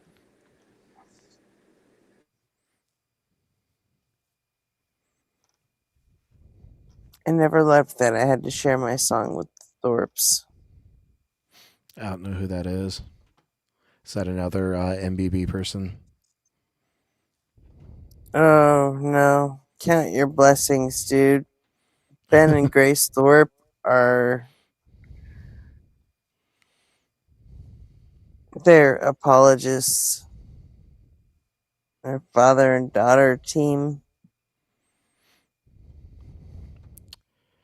Hey, DRGG, there are men and women because it was evolutionarily advantageous for there to be like a difference in sexes in order to, have more genetic diversity.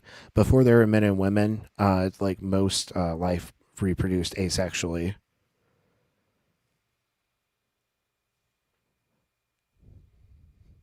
So go ahead and educate yourself a little more on asexual reproduction and how it eventually evolved into sexual reproduction. There's a lot there's a big gap in your knowledge to fill.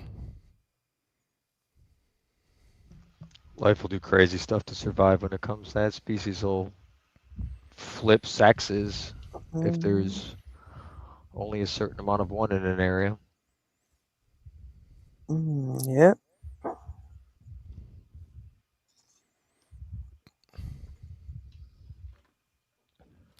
One should not lower each other's dignity. I don't even know like what that's even saying. What does that mean?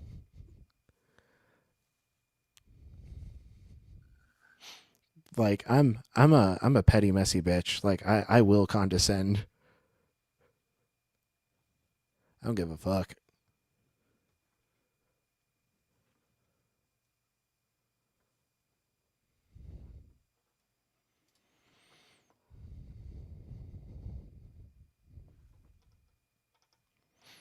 Getting a lot of like just like bigots in chat tonight. It's kind of interesting.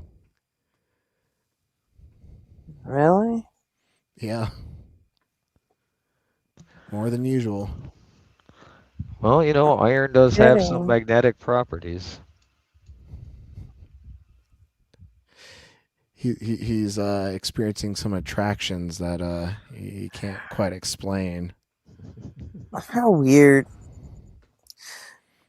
If you're a bigot, if you're homophobe, why the fuck? I mean, do they still make you? And if so, why? Okay, I'm on Firefox. Can you hear me? Yeah, Sweet. Ray, And you want to hear speak up? me? I heard Gretchen. I haven't heard Ray yet. Can you hear me? Shit, I hear all four of you. Or three of you. Shit. All right. I can't count. But yes, I'm back. This works. I'm happy. Let's go. Yeah.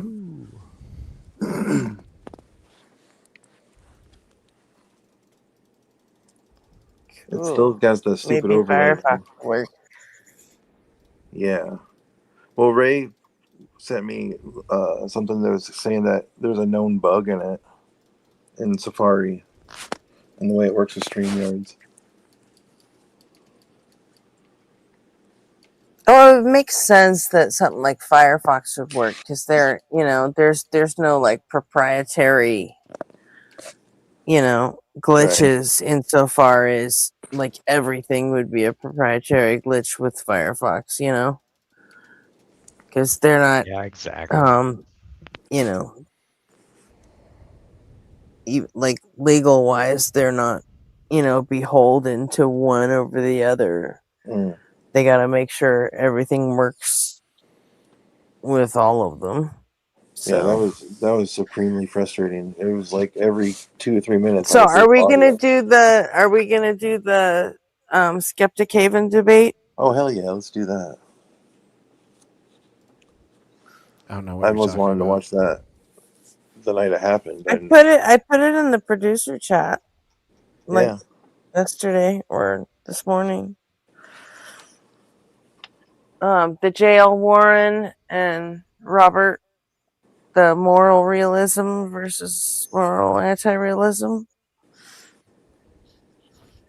I mean, you want to open up that can of worms? Huh? well, the Christian is the moral realist. He's saying that morals are objective because of God. Well, then it doesn't even reflect my position.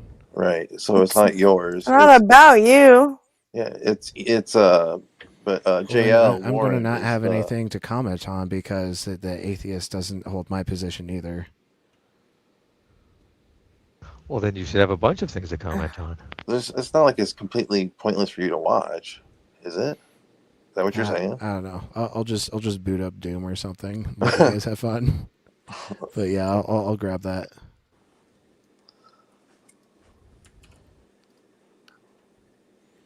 I'd love to see an atheist versus an atheist debate moral Yeah, realism I versus That'd be moral interesting. I've always anti-realism. thought that. A long time ago, like a year ago, I was saying like, I wonder when I first realized that Blitz and Ian had a difference of opinion on those, perspective on those issues. I was saying like I would love to see a conversation between them, like a debate between them, pushing for. Because I still side, at the time I still sided more with Blitz on them, and I have no idea. It's hard for me to say, but I'm learning a lot about it. But I like the subject. It's very interesting. But I definitely don't know enough to say I'm firmly in one camp or the other. But I lean towards like what I've learned from Ian. But I don't know. I was just thinking we don't have any more calls, so I mean, It's okay though. If Harpy doesn't want to, I'm fine with No, it's doing not. something It's not else. that I don't want to. It's just like I feel like I won't be very engaged. I But understand that. as long as you guys carry the show, like it should be fine. Well, I mean, I wanted to watch it. I mean, I'm all for watching it too. So it was something I had actually planned to watch the night of. All right. Well, I've got it loaded up. Are we doing this? Kick it. Alrighty.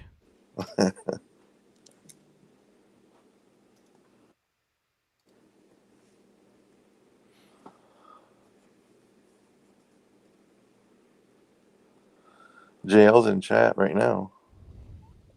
And we're live. JL, you should oh, come is up. he? Hello, everybody, and welcome all you Pause it a internet second, wanderers Right. to Wait, Skeptic pause it. Haven. My name's Mark Reed. Hey, you want to JL, invite you JL coming to up for this? Yeah, we'd love to give your perspective on the post-mortem of your performance. He says I'm actually away from the computer at the moment, but I can try to get back there quick. It looks like it's a pretty long video, so take your time. Yeah, it's about 2 hours. So, No rush. Don't run with scissors. also let me see if nobody on fire's about done at work. And also If don't he's scissors coming. with the runs.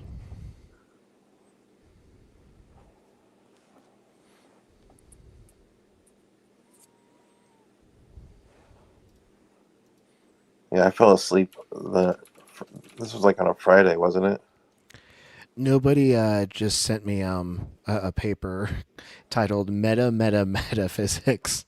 And it's Sounds about right. specifically addressing dialetheism, which I think will be interesting. It's only 19 pages, and so it's something I can knock out tomorrow. Nice. The other night, Jackie was really getting at me about dialetheism, so it's definitely something I'd like to read more into, so can have What exactly is dialetheism? believing that contradictions essentially can exist. What would they point to as an example? I have to familiarize myself with that, so I would not. see. That sounds bizarre to me. I've never met anybody that holds that view. Like what? Like, yeah, when you learn about see, it, let me tell me what you figure out. Yeah, I think I see a path to some sort of framework, like through like non-bivalent logic, potentially. Okay, I don't know what that is. But like I'm still starting to really familiarize myself with non-bivalent logic. So it's going to be several topics I'll need to feel like I have a more solid grasp on before I feel like I can really start to wrap my head around dialetheism. Okay. I don't know, I've heard you drop that word a few times and ask me if I was that. And Yeah, you know Jackie, me. you were actually the person who got me to stop using Russell's paradox as like an argument against God's knowledge by reintroducing me into ring theory.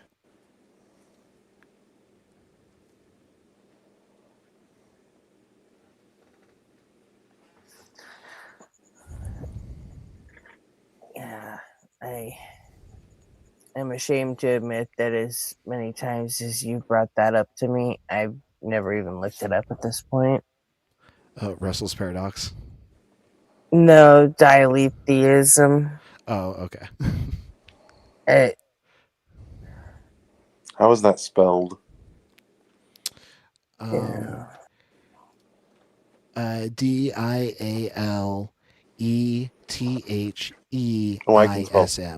Yeah, I know it's spelled theism.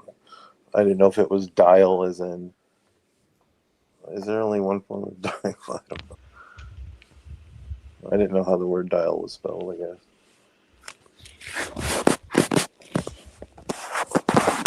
Philosophical view that there are true contradictions. Right, and so it's not all What does that contradictions mean? are true.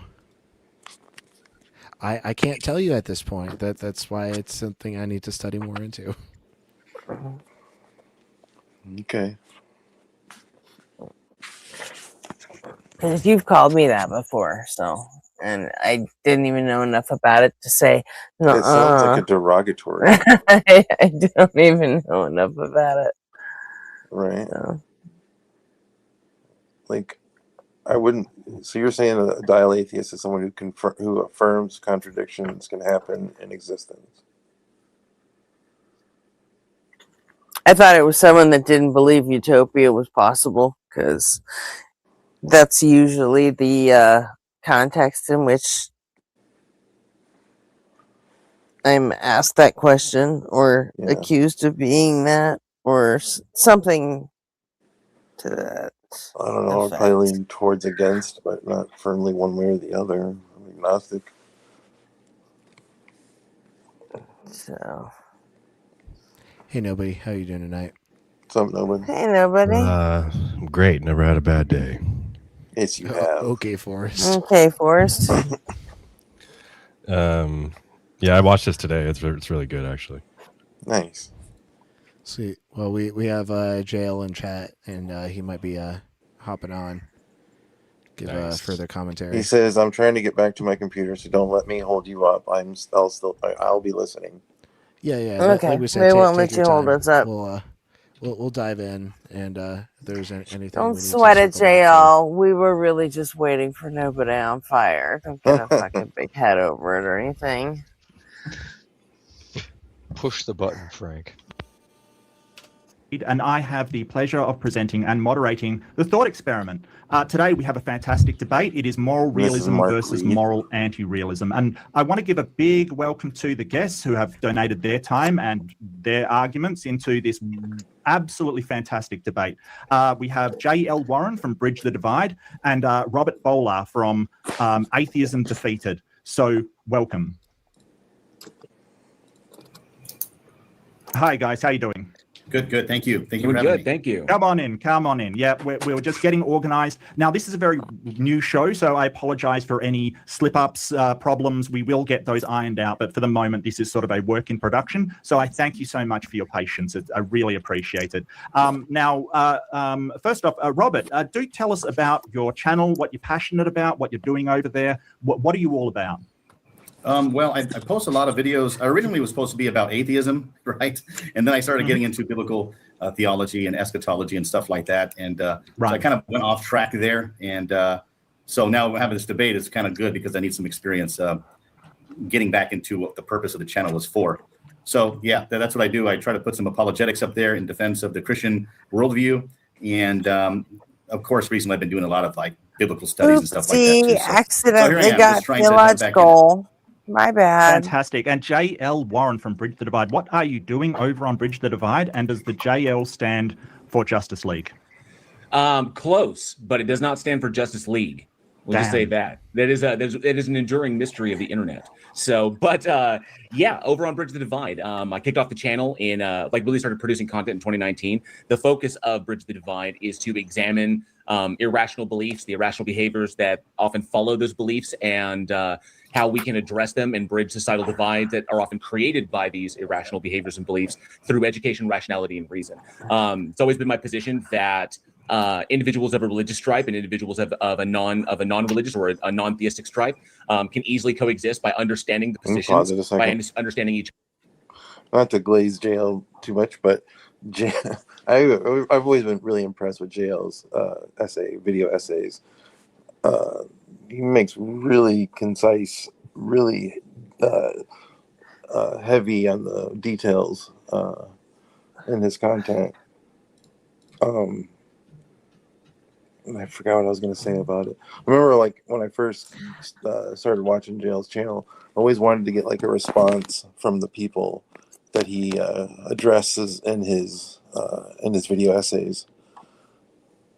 Did you ever think about? And then JL said like he would consider making that type of content. You still thinking about that, JL? You wanted to get a response from the people that he talks about in his videos? Is that what you said? Like an update, like what's happened since. Like he'll make like a video essay on someone. Like I just wondered, like, did the person see this? Did they ever respond? What happened with this? Was there any? And he thought it was a good angle at the time. At least that's what he responded with. But I just wondered if he ever decided to do anything about it. But we can wait for him to come up and he can answer. That could be interesting. Right?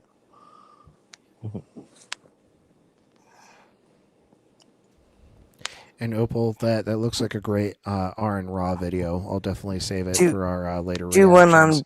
one on breakfast tacos.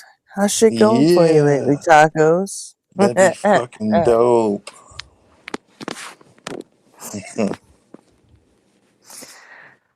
I don't think JL's big enough asshole to do that video. I am though. Right.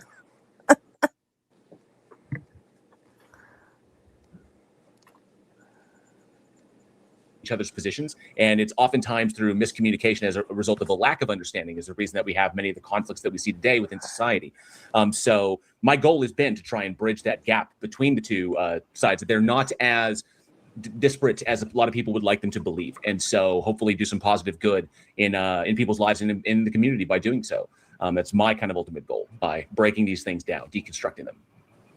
Fantastic. Thank you so much, Robert. JL, really appreciate it. I want to give a big, well, first, the links are in the description. So if you do hear something, you want more of what they're providing, they will be linked down in the description of this video. So go and check them out. Show them some support for donating their time and their patience for this debate. I also want to give a big thanks to Skeptic Haven for hosting this debate and being so accommodating. The people here have been absolutely fantastic. If you want to support Skeptic Haven, we here at The Thought Experiment would truly appreciate it if you could like, subscribe, and if you do want to be in on more debates, please do ring that bell and you'll be notified when the debate's on. If you really want to be amazing, please do leave a cheeky comment telling us how the debate went and what you think of it. That would be amazing. Now, I'll just quickly go through the format. We've got 10 minutes for openings. I believe that JL was nominated to go first, so he's going to have the first opening.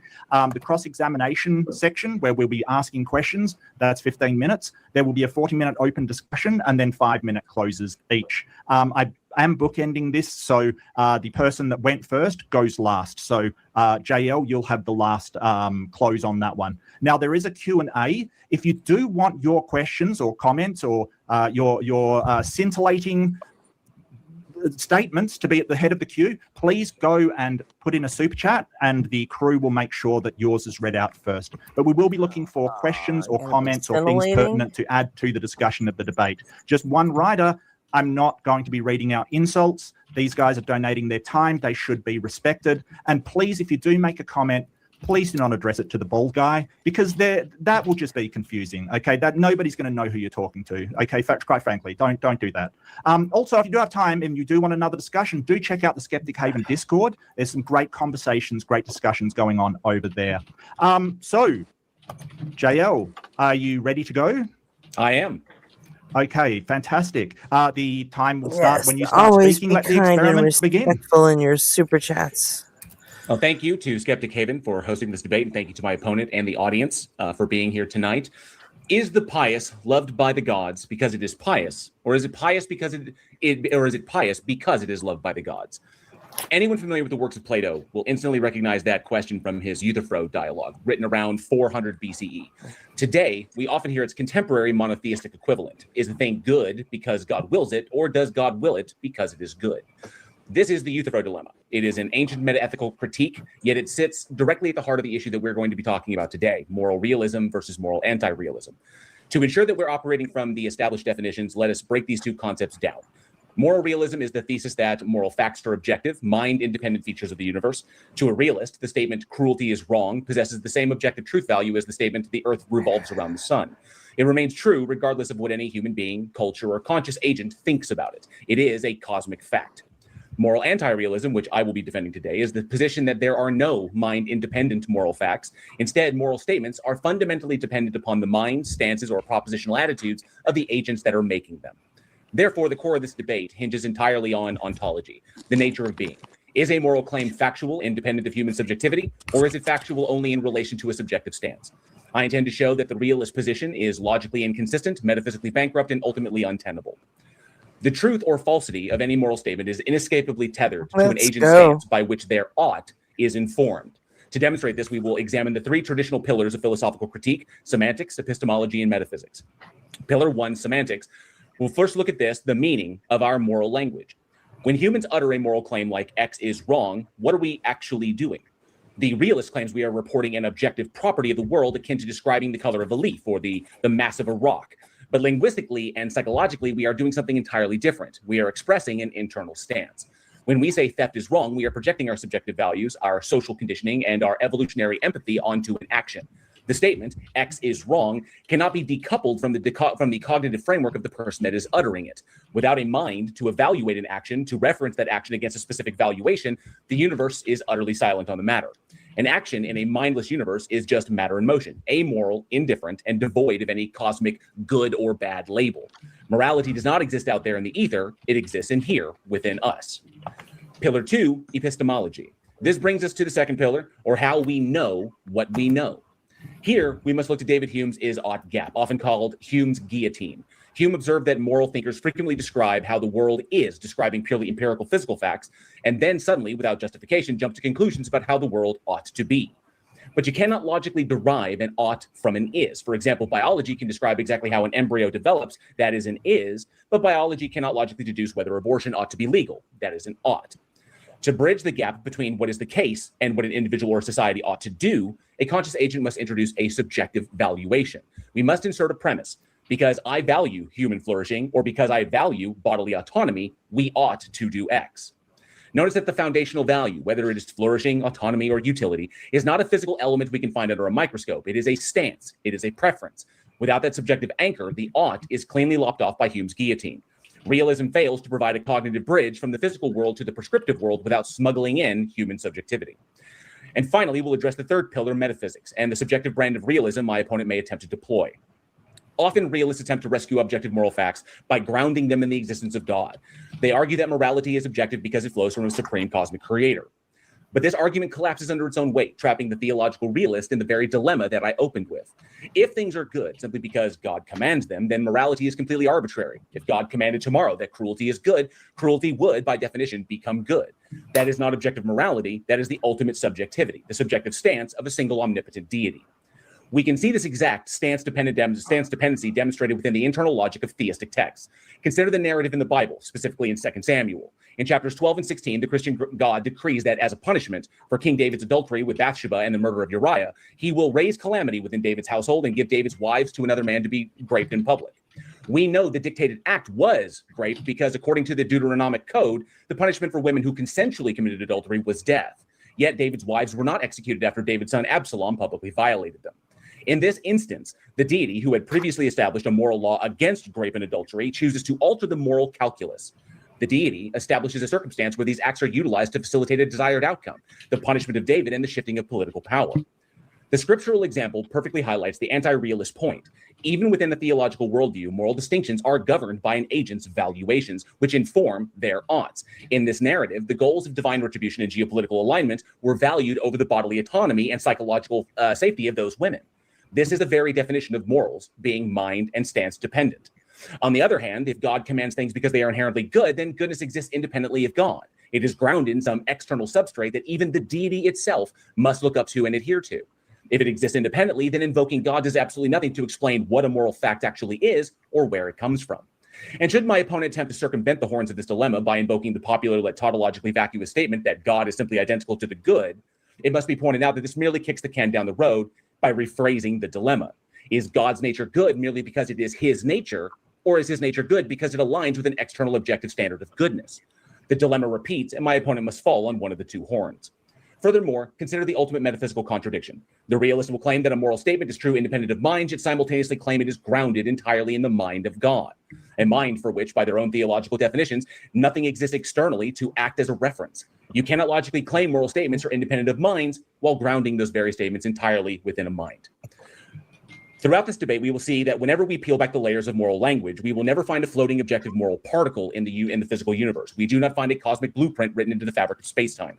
We only ever find human minds, human empathy, biological evolution, and human stances. Stances are the inescapable required reference points to establish any moral statement whatsoever.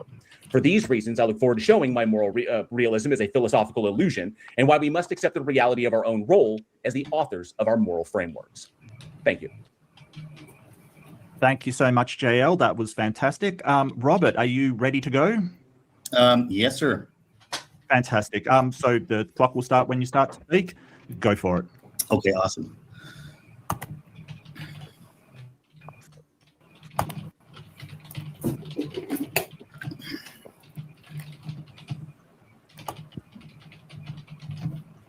Okay, I'm ready. I'm going to put my timer up real quick.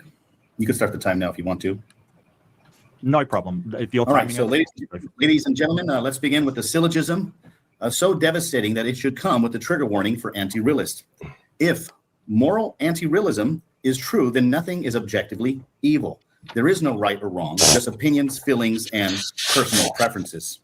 Yet here we have J.L. Warren, who has posted video after video declaring Christianity is evil, harmful, and even dangerous. Here's my major premise. If moral anti-realism is true, then moral statements have no truth value and cannot be objectively wrong. My minor premise is that, but we can objectively say some actions like torturing the innocent for fun, or a person who has taken advantage of the scientific power that he has, or let's say a scientist, a mad scientist who's taken advantage of his position in the scientific community and has created great evils and, trying to get rid of, let's say, 1/3 of the population. We have to realize from experience that there is evil, real evil in the world. Therefore, I'm just going to say moral anti-realism is false based off our own experience. We all intuitively know certain things are objectively wrong. We know that it's part of not just a feeling, not just our culture, but it's grounded in our human experience. Even critics admit it, like J.L. Mackie, a famous moral theorist and anti-realist, said, our moral judgments claim objectivity. He thought they were all false because no objective values exist. But he acknowledged that ordinary moral language treats right and wrong as real features of the world, not just opinions. And so, Mr. Warren, let me ask you nice and slow, this is rhetorical, of course, is Christianity objectively evil, or is it just evil in your personal subjective opinion? Because if it is just your opinion, why are you here wasting our time? Go home, mow the lawn, and stop pretending that you're some moral crusader when, according to your own view, there are no moral crusades. It's all just mere opinion. Might makes right. That's not a serious position. That's a man yelling at the clouds, claiming the clouds don't exist. Sometimes we position ourselves, even as skeptics, I would say all the more, right? Say that Christianity is evil, etc. But by what standard, right? By you and your friend's standard? The guy who follows the science, usually they say, we follow the science. And it has a reason, and it has reason on his side. Oh, really? You really have reason on your side? Where does this thing called reason come from? Isn't it just a chemical reaction in your brain? And why should your brain chemicals have authority over my brain and the chemicals in my brain? How do you jump from an is to an ought? Science only tells us what is, not what we ought to do. Science gave us the atomic bomb, eugenics. Following the science has a body count. You strut around like you're standing on solid ground, but your entire worldview is built on quicksand. Your foundation is nothing but your own opinion, your own emotions, and whatever you personally decide is moral this week. You have made yourself the final judge of right and wrong. So here's what's going to happen in this debate. Every time I say something you don't like, you're going to tell me I'm wrong.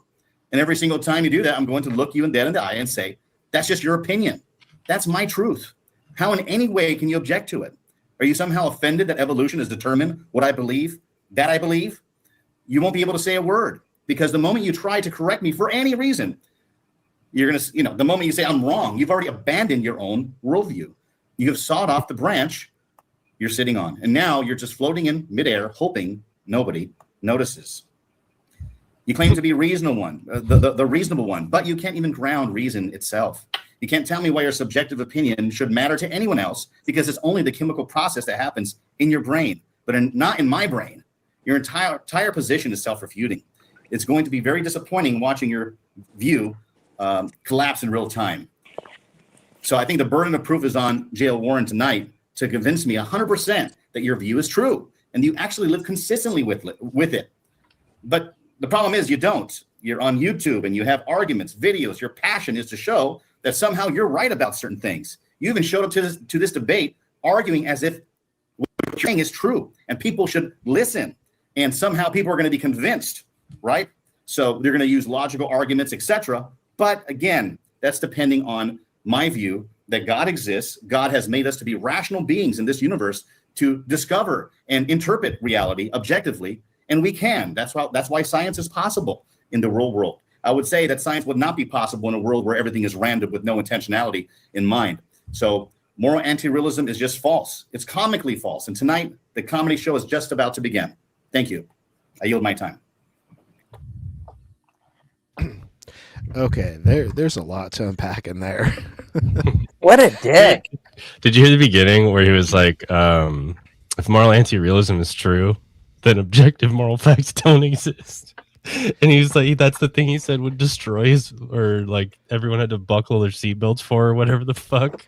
Yeah. He just said if objective moral facts don't exist, then objective moral facts don't exist.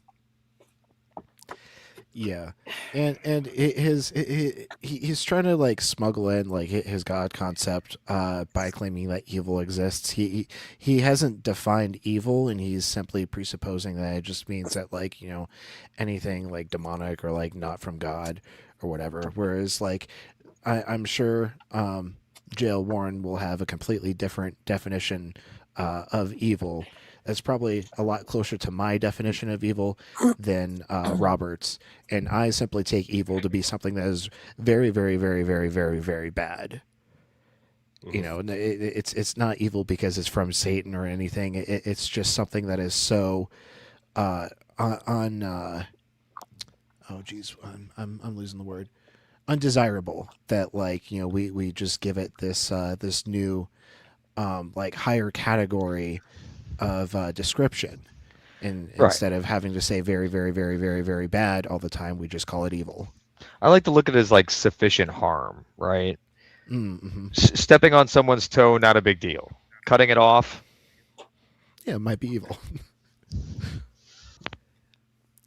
And what else was an issue? Like he just like kept spewing so much bullshit. It was way more rhetoric than like really should go into an intro. Like an intro is like meant for establishing your position, not beating on your opponent.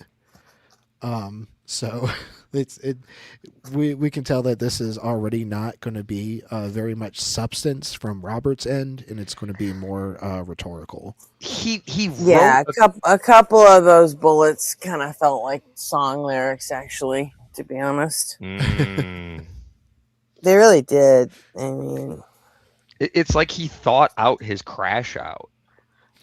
Like he'd written it down. It's like that's a new one. Scripted crash out. That'd be a new one. Oh boy. And like a quarter of it was just pure prediction,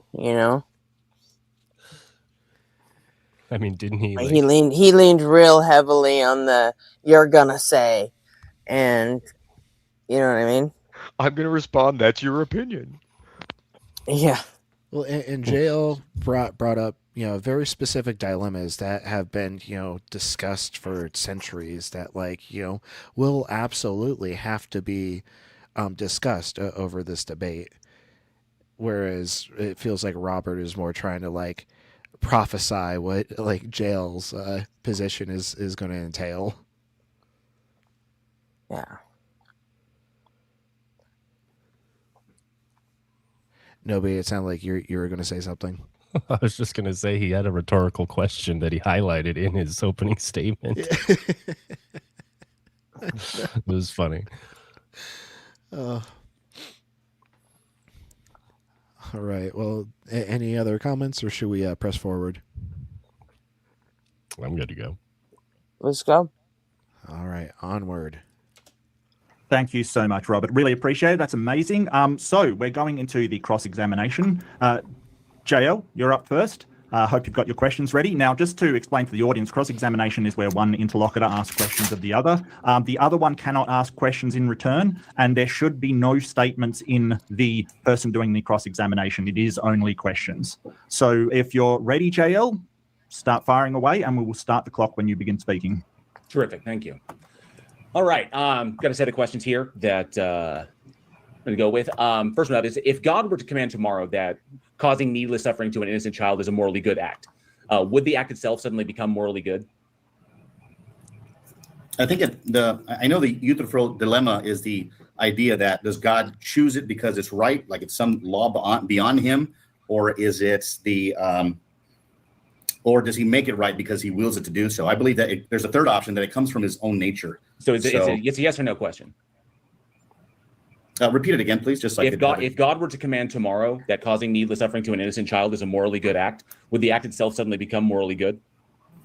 No, I don't think it's a God would do that. So no, I don't think God is going to tell you. I hate that weasel. Every single time it's like, oh, well, God wouldn't do that, and so this hypothetical doesn't even need to be responded to. Well, JL shuts it down. He shuts him down instantly, right? Okay, I'm so happy.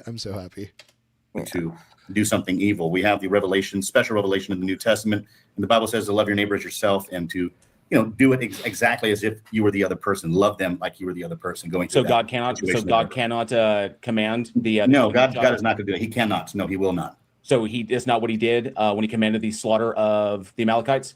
Oh, let's go. Yeah, he did that in the Old Testament. We're not in the Old Testament. We're not. We're not in the Old Testament. I remember that. So what is it? So what is it that caused this to become impossible for the God? What external of it put that limitation upon it? He put on himself. Does that make it impossible, or is that just a statement that God won't do it? Well, you're asking me a hypothetical. That is a hypothetical. I'm not. I'm not in the position to say, well, God will. You're asking me a hypothetical that is a hypothetical. He's full of these fucking truisms. Yeah, God did. Well, I know what the Bible says in the New Testament, so that's why I'm a Christian. I'm a New Testament Christian. I'm not a Old Testament Jewish Israelite. Okay, so Okay. your answer is no, because the God wouldn't do it. But that just, like I said, my intro, that just kicks the can down the road, because you're still applying that it is good, but you don't have an external standard of what good JL, is there a question? Question, JL. Question. Yeah, I'm leading to. I'm getting to it. Okay, sorry. Yeah. So the problem being is that it doesn't answer the question, because you don't have an external standard of what goodness ought to be in order to apply to it, as I stated in my intro. So if you don't want to answer that one, that's fine. We'll just move on to the next one. When you say God is good, what does the word good mean in that sentence? Does it mean God matches his own nature, or does it mean something else? Oh, I believe that God has revealed himself to me as good. I use my personal experiences. I was a really bad guy before, by anyone's standard, even by yours. And God changed my life. And that's all I could say. My personal experience is what drove me to see that God was good. I started being more patient, more disciplined. And, I think everybody would say, oh, that's good. Me and you would both say, hey, that was good, man. You stopped doing this. You began doing this instead. And, I think that we all know good when we see it. I think because they align with social stances as to what is most social as opposed to antisocial behavior, which literally be the definition of what subjective or stance dependent would be, is we have socially agreed upon positions, stances that facilitate social behavior. JL, I've got to stop you there. You've got to have to ask questions. Okay, I'm moving on to the next one. Yes, but you can't put a statement in there. You have to follow up with a question. That is the purpose of cross-examination. As I said earlier, I'm not going to allow statements to be made when you are in that questioning phase. So the third one, let's assume for a moment that God exists and has issued a command. Why ought a human being obey that command? I'm sorry, say that one more time, sir. Sorry about that. Let's assume for a moment that God exists and has issued a command. Why ought a human being obey that command? Well, I think the New Testament teaches that God has given us the church and the body of believers. So, that's where I come from. I think the skeptic has the same thing. He has a body of his own believers, all the other skeptics that hang out and preach moral stances, even though they don't believe in them. So, when you say if God does this, or I don't think God would do that. I don't think God would say that, So that's why I just don't know how to answer a question that it's just a hypothetical. I don't think God would do that. The question was, let's assume that the God exists and that it issues a command. Why ought a human being obey that command? Again, the New Testament is where we get our God's commands from. So, the Bible talks, I'm a sola scriptura guy. So why ought we follow them? So why ought we follow them? Why ought we obey them? Why ought we obey them? Because he's God. He's the creator of the universe. He's our father. He's our heavenly father. Why ought the creation obey its Doesn't creator? say that in the New Testament. Is there some cosmic rule that says creations must obey creators? Is that not just a value judgment that you're making? Yeah, it is a value judgment I'm making. Yes, absolutely. Awesome. Cool. So that confirms that. 4. Is it possible for a descriptive fact, such as this entity has power, to logically turn into a prescriptive obligation, like you ought to do this, without a mind first deciding to value that power? Yeah, I don't understand this question. I'm sorry. I'll go a little bit slower. Is it possible for a descriptive fact, such as this entity has power, to logically turn into a prescriptive obligation, like you ought to do this, without a mind first deciding to value that power? Oh, I see what you're saying. Okay, I think I see what you're saying. Just I'll say something and you tell me if this is what you mean. You mean is it because God has power, therefore I should obey him? Is that what you're trying to say? Like, should I obey him? Is that the kind of argument you're? I'm asking you for the logical bridge between a descriptive fact and a prescriptive obligation. That doesn't require a mind to first decide to value that power. Yeah, I'm sorry, I don't understand. If you could do it in more elementary terms, maybe I could rephrase it, JL. Maybe can we rephrase it? That can't be rephrased any simpler than I just put it. So we'll go on to the next one. Throughout history, sincere believers have claimed that God commanded them to commit genocide, execute heretics, and institutionalize slavery. How do we objectively determine which of these people correctly perceived God's moral facts and which ones were mistaken? Well, I think the Bible would be the standard, so that's what I would judge it by. And I know throughout history there's been slavery all around. Even there's slaves today in many Muslim countries, and so it's a great evil.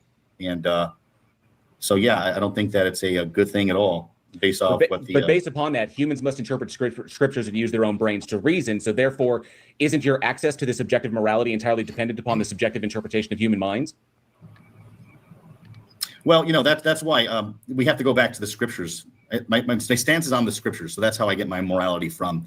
And isn't your access to what is purported objective morality, isn't it entirely dependent upon the subjective interpretation of the mind?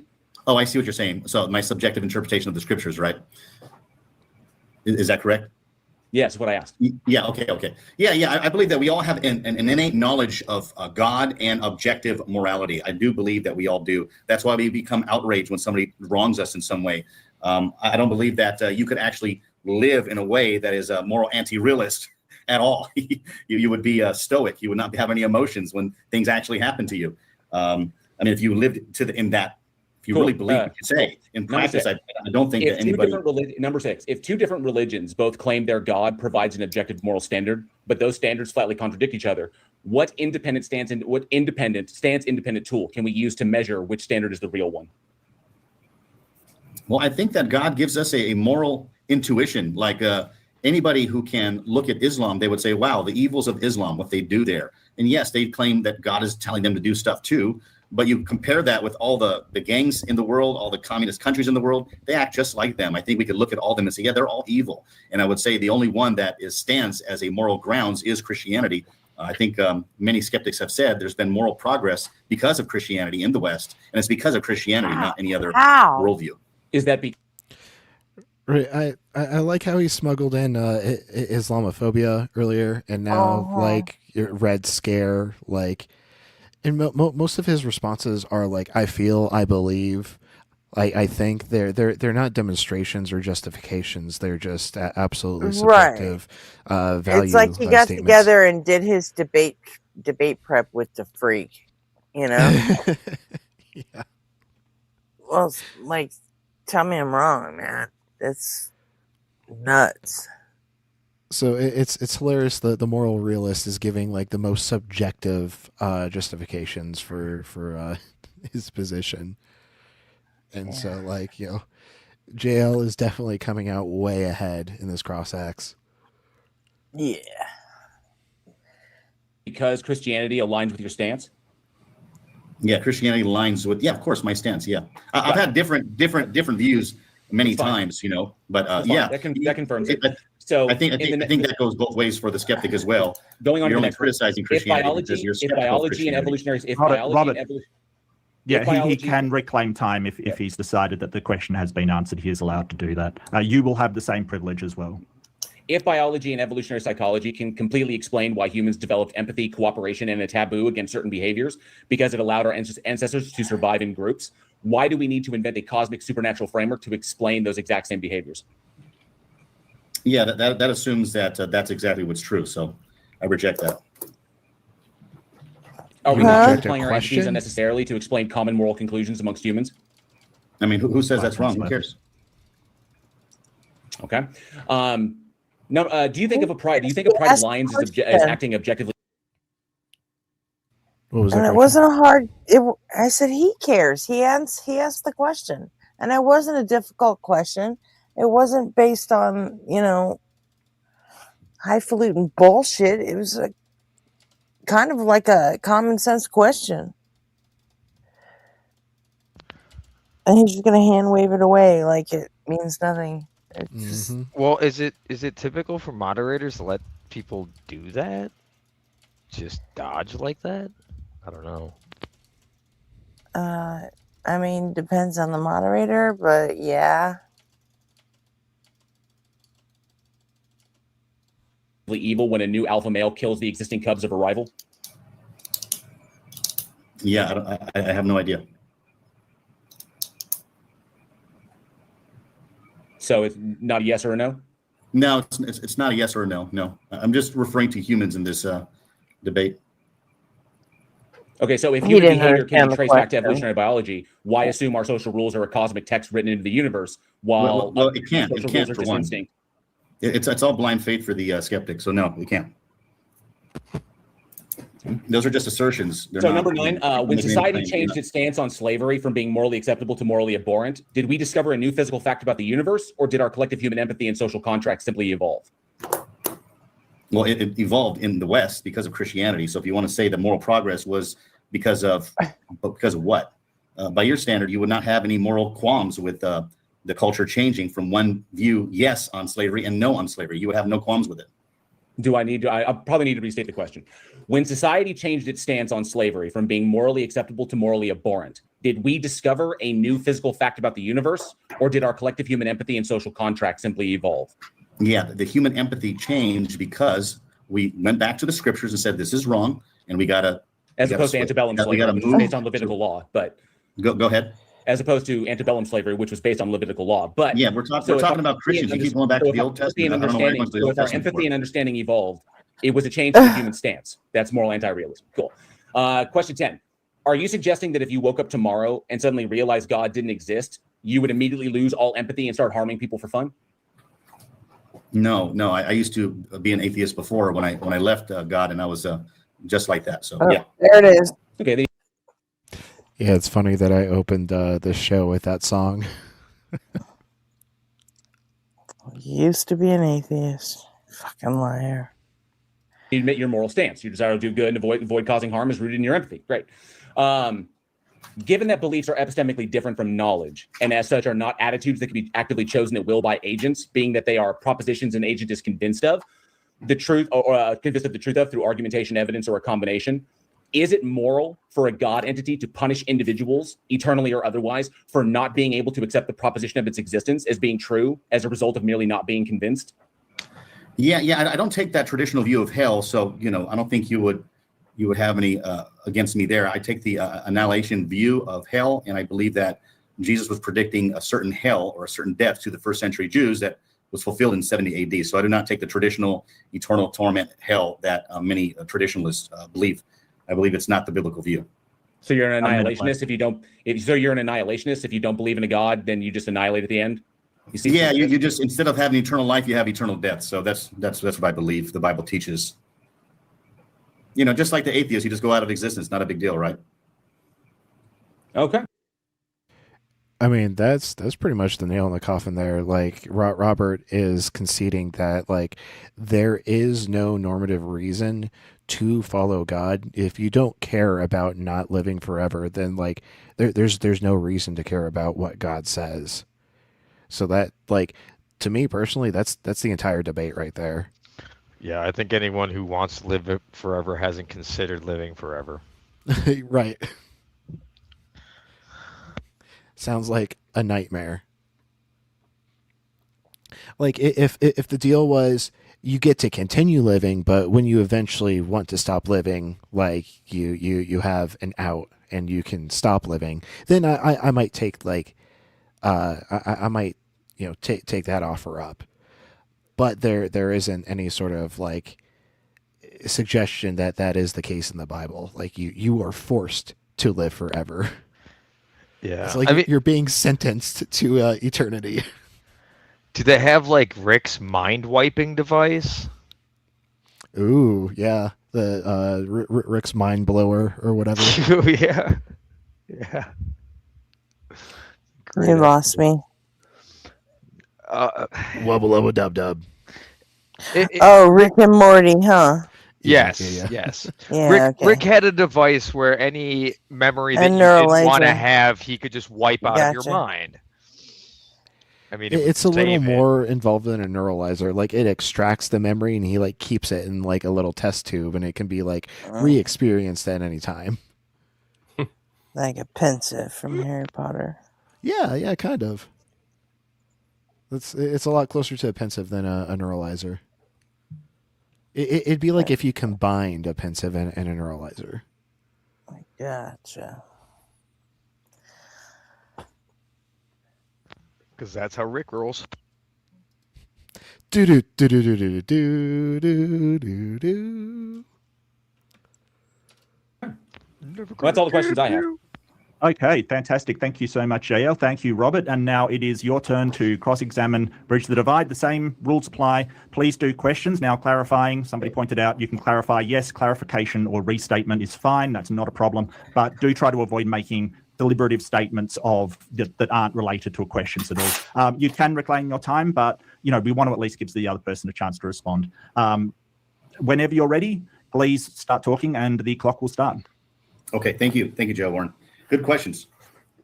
All right, so one, so when you talk about, so you believe then that your moral opinion is not objective. I just want to clarify, just so I could understand myself, like I'm talking to a friend on the street or something. That's what you mean, right? You believe that morality is not objective in any way. It's just based off of culture, feeling, societal norms. Is that correct? They're true in relation to goals and not true in a vacuum. Okay. And so let's see here. Say that one more time on that part you said. They're true in relation to goals, to stances and goals, which is what links the two, and not of themselves in a vacuum. Okay.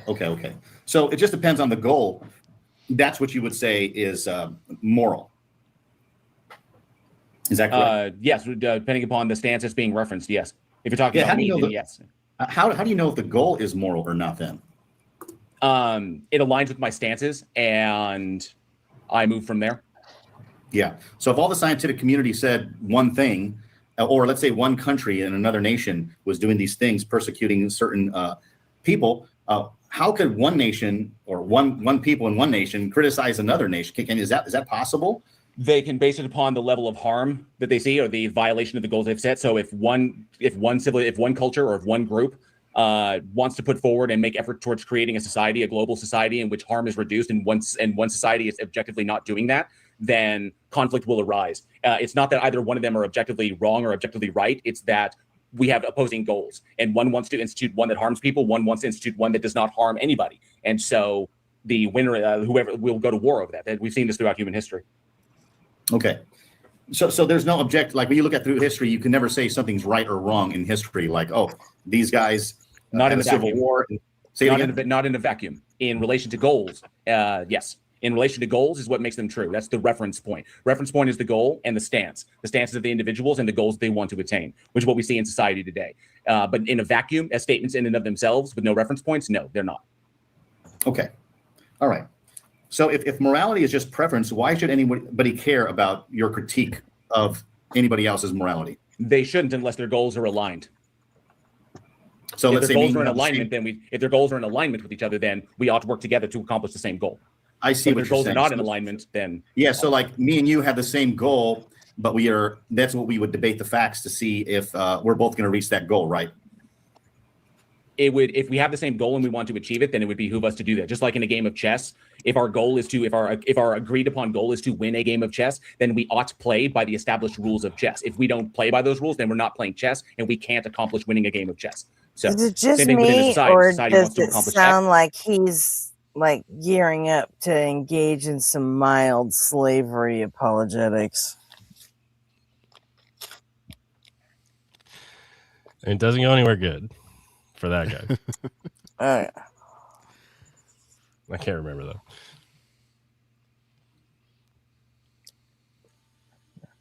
Okay, I guess we'll find out together. Therefore, the society ought to come together to facilitate systems that will allow the facilitation of X. If someone disagrees with that, then they can change the system, or they can leave the system. They can fight the system. This is human history throughout time immemorial. So, okay. So, why do you trust that your reasoning is the product of blinded, unguided processes? Why would you trust your reasoning if the goal, the universe has no goal?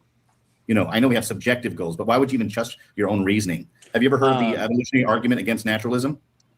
So, well, it's irrelevant to this. When I trust my own, well, I'm asking the question, so it's not. When I trust my goals, it was two separate questions that you're asking there. Okay, but the second question has nothing to do with the first question that you asked. So, in trusting the way I reason in reference when it come to establishing the goals I want to accomplish, that's in relationship to to my stances. And so, I trust that because I see my actions in play, and I can see that they reduce harm within society. They reduce harm amongst others. I see other people doing the same things, and it reduces harm, and I agree with those. And so that informs that because it corresponds with the reality, because I can develop a predictive model as to what will happen, and I can see it play out in front of me, and we can see these, we can implement them society-wide like we've seen in other countries, and it lowers harm, improves quality of living, improves health, happiness, and health and happiness, and all that. Yeah, a lot of people though, a lot of people do what they do is they see things in their minds, but a lot of people don't play that out. They don't actually do what it takes. For example, when people actually want to lose weight, but they don't want to go to the gym, so just because you have the goal doesn't mean you're actually going to accomplish that goal. What is good in your moral framework? Sounded like a statement. What is good? Is it good? Is Islam good? I was just saying it sounded like a statement. I thought they, like in the cross-exam portion, they weren't allowed to do statements. Well, as we all know, theists always get treated with kids' gloves. Oh, right. Otherwise, they cry and take their ball and go home. Yeah. Good to you?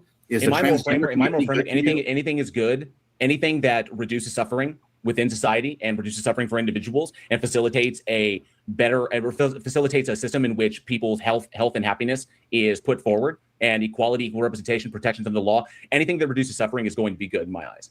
So is happiness one of those goals, like you just said? Happiness? I'd like it to be, yes. Yeah. What if happiness was heroin? Everybody doing heroin, stuff like that. That's not mine. That's not mine, but that could be somebody else's subjective stance. Sure. And that's okay. That's okay to you. You wouldn't say, "Hey, that's objectively wrong, man," or of course you wouldn't say that. No, it would not be in accordance with the goal that we want to attain as far as society goes. Rampant unregulated drug use, we see firsthand causes societal harm. So we wouldn't want that to be a thing that would be permissible. So we would structure the society to minimize that harm, minimize the suffering, and maximize people's ability to get better. And so it would not be about making all drugs legal. It would be about providing and dedicating resources to ensuring people can solve the problem so that they're no longer addicted to drugs. Okay. How about the evolutionary argument against naturalism? Have you ever studied on that subject? A bit, yeah. Yeah, Alvin Plantinga? Yeah, I'm aware of that quack. Yeah. He called him a quack. Okay. That's your opinion. No, it's not. He's demonstrably a quack. Okay. All right. Demonstrably. So, I explained it in my last live stream. Yeah, Okay, yeah. Let him ask a question. Go, Rob. Yes. So you do trust your brain, even though it's random, to come to goals that are somehow moral. And what do you mean by random? I don't understand what you mean by random. Sorry. Yeah, you don't know Maybe what that's random the is? question. No, well, you don't I don't know believe what biological evolution is random? I don't know what context you're using it is because. Do you mean random? As in, I'm trying to understand what you mean by that because there's two separate contexts. When I mean random, I mean it has no goal in mind. There is no goal in mind. No end goal for evolution, sure. Okay, but you trust that as you're trusting your own brain because it's a byproduct of evolution. Yes, even because though the it's caused by output. your Yes, rationality. yes, because the output corresponds with reality. The output. Yes. Yeah, your output, right? The output of brains, when we're talking about statements, when we make statements about reality, we can see that those statements, we can determine that those statements can correlate with reality. So we are capable of being truth. Are you talking about just you? Are you just talking about you and your atheistic friends? No, I'm talking about humans as a species. We have the ability to determine. You're talking about humans like you've studied all humans, but here we are. Evolution is truth tracking. Evolution is to a degree truth tracking, yes. Actually, it's not truth tracking if you're an atheist who doesn't believe that the universe had intentionality behind the evolutionary goal. So we've got to have a question, Robert. Yes, you're right. Sorry about that. Sorry. No, all good, all good. Yeah, truth is just properties of propositions. That's all truth is. Okay, but are those conceptual in nature at all, or are they material? No, truth is not material. Truth is a property of a proposition. Propositions are made by agents. Okay, and you believe in agents then, correct? Yes, humans do exist. Okay. Are you talking about, do you control your brain or does your brain control you? My brain is the nerve center of my physical body and is the driving way that I interact with reality. When my brain ceases to exist, my functionality will cease to exist. I will cease to exist. Okay. So do you identify the you or the I as your brain or the one that controls the brain? The totality of my body. Okay. It would be the totality of my body would be the construction of my identity. Okay, so you cut off your arm, you're a little bit less of a man. Is that what's happening here? No, I'm just not the JL that existed before my arm was removed. I'm now JL sans an arm, which would be a fundamentally different identity. JL, you're not cooperating with him. You're not giving him the answers that he How do you wants. justify induction working in a random, unguided universe? Recursive. We can, although it's not guaranteed to be the actual accuracy, we can determine them. We can use induction to determine things that are probabilistically true, and we can determine them to be to such a degree probabilistically true that it would be irrational to doubt them. Therefore, we would need to have evidence that would warrant doubt. So induction doesn't get us to absolute, but it does get us to a probabilistic certitude. Okay. So you believe you're being rational, even though you're unguided by irrational cause like evolution, right? They're not irrational because there is no application of logic and reason when it comes to evolution. Rationality is in accordance with logic and reason. People can act irrationally, especially when their brains are not functioning the way that the structures are designed, or the way that their structures of the brain are evolved. You mean the way they were designed to, correct? No. The way they have evolved, the way the structures of our brains are evolved. Yeah, you don't believe evolution designed. You don't believe evolution designed your brain to be truth seeking. Not in the sense. Or is it just survival? Not in the sense of agency. Okay. So mindless evolution caused mind seeking truth. Yes, and your personal incredulity is irrelevant. Okay, so is yours. Why is your faith in naturalism? So is yours. I remember that one. It's not faith. Naturalism is a method. Naturalism is a position that is literally looking at what we have access to, which would be the natural world. I don't make the assumption that anything exists beyond that because I can't demonstrate an access to that. But yet you have faith in the laws of logic. It's not faith. It's not faith. There is no faith. There's no faith in my worldview. Yes, there is. You actually assume that naturalism is the best explanation. I don't. I conclude in naturalism. Robert, we got to ask questions, mate. Okay, I'm sorry. Yes, but no. I get it. I get it. I love your passion. We got to ask questions. But to clarify, assuming the position, just to make sure this doesn't come up later in the open discussion, assuming begins if you start at the top and you work down. I don't work at the top and go down. I work at the bottom and go up. My metaphysical positions can change in light of new evidence. My position result in naturalism because that's what we have access to. Yeah. So logic is not part of your study then, right? Logic is not one of your presuppositions. I don't presuppose logic. Logic is a schema that we utilize to describe things. Who's the we? way things operate? Human beings. Okay. It's a schema that we created to describe what we observe. So you're saying logic is something humans created, just like the morality, right? Well, morality is what we use is the term we use to describe making moral distinctions. Logic is a language, effectively a schema that we subjectively derived to describe how the universe appears to operate. Okay, so why not? I just say I win this debate, you lost this debate because of my idea of logic compared to yours. That would be irrational because it would not How is that correspond even- with reality. Go ahead. Because it would not correspond with reality. Well, I already won the debate because you're trying to give me some objective moral odds in this debate. So that's I've why I'm never asking. debated anything but What? Yeah, no problem. He keeps doing this shit too. It's just like be ready to keep laughing. Like, Look at that shit-eating grin too. yeah, dude, he's such a dumbass. Oh man. Oh But man. once it's made an objective statement. I always said that these So, depend upon my so stance everything and my you're claiming goals. right now, all your opinion right now is just hogwash, right? We could just throw it out, right? Not a big deal. That's completely irrelevant. Okay. Well, that's what we're going to do after this debate anyway. Why do logical absolutes come? Wait, so you believe in logical absolutes, but not moral absolutes, right? It's two separate things. Okay. Well, you cannot have logic and morality. You know, they're not contradictory things. They go hand in hand. They do, but they do. But you could say that it is logical. You could say that logic is logic referring to like how we describe things. You can say that an action is logically tied to a particular goal if the action is itself facilitates the accomplishment of the goal. If you say that I have a goal and then you act and say this is what I want to accomplish, and then you turn around and you act in a way that is contradictory to that, well, that would be a contradiction. So we can use why logic. do you think your senses are reliable? 1 minute. Because recursively, without circular reasoning, pragmatic application. I can see the outcomes. I can see the truth in the outcomes, which is a part of my philosophy Okay. of truth. What makes rationality objectively better than irrationality on naturalism? It doesn't make it objectively. It wouldn't be like objective in the sense that you're utilizing it. As far as like accomplishing goals, it would be that you could say that one action would be irrational if it doesn't facilitate a desired goal, or one action would be rational if it does facilitate a desired goal. Okay, Rationality we'll is in wrap up there. accordance with That's- logic and reason. So Yep, Okay. finish your thought. Well, that's time. good. Thank you. That was fantastic. Thank you so much, Robert. Thanks, JL. Now we're going to open it up. We're going to go to a open discussion. Since Robert asked the last question, JL, is there something you want to bring up to kick us off here? Just do a punch. What are we looking at? yeah, virtually everything that he brought up was just an argument from consequences. That's all it is, an appeal to consequences. The idea that these things are subjective, that they're dependent upon stances. And Sure, it could lead to conflict, incredulity. which we have seen throughout human history, but that is not a logical defeater for moral anti-realism. And I used to be an and the fact that human atheist. beings may agree to a large extent on some moral propositions that we as a social species that have evolved, And that I have don't evolved along the fucking same know lines, what random have- means. Whatever. Hey, Gresham, Sorry. you see backstage? Who is it? Yeah, I don't know who that is. That's a new name for me. Okay. Are you familiar with that person? Nope. Okay.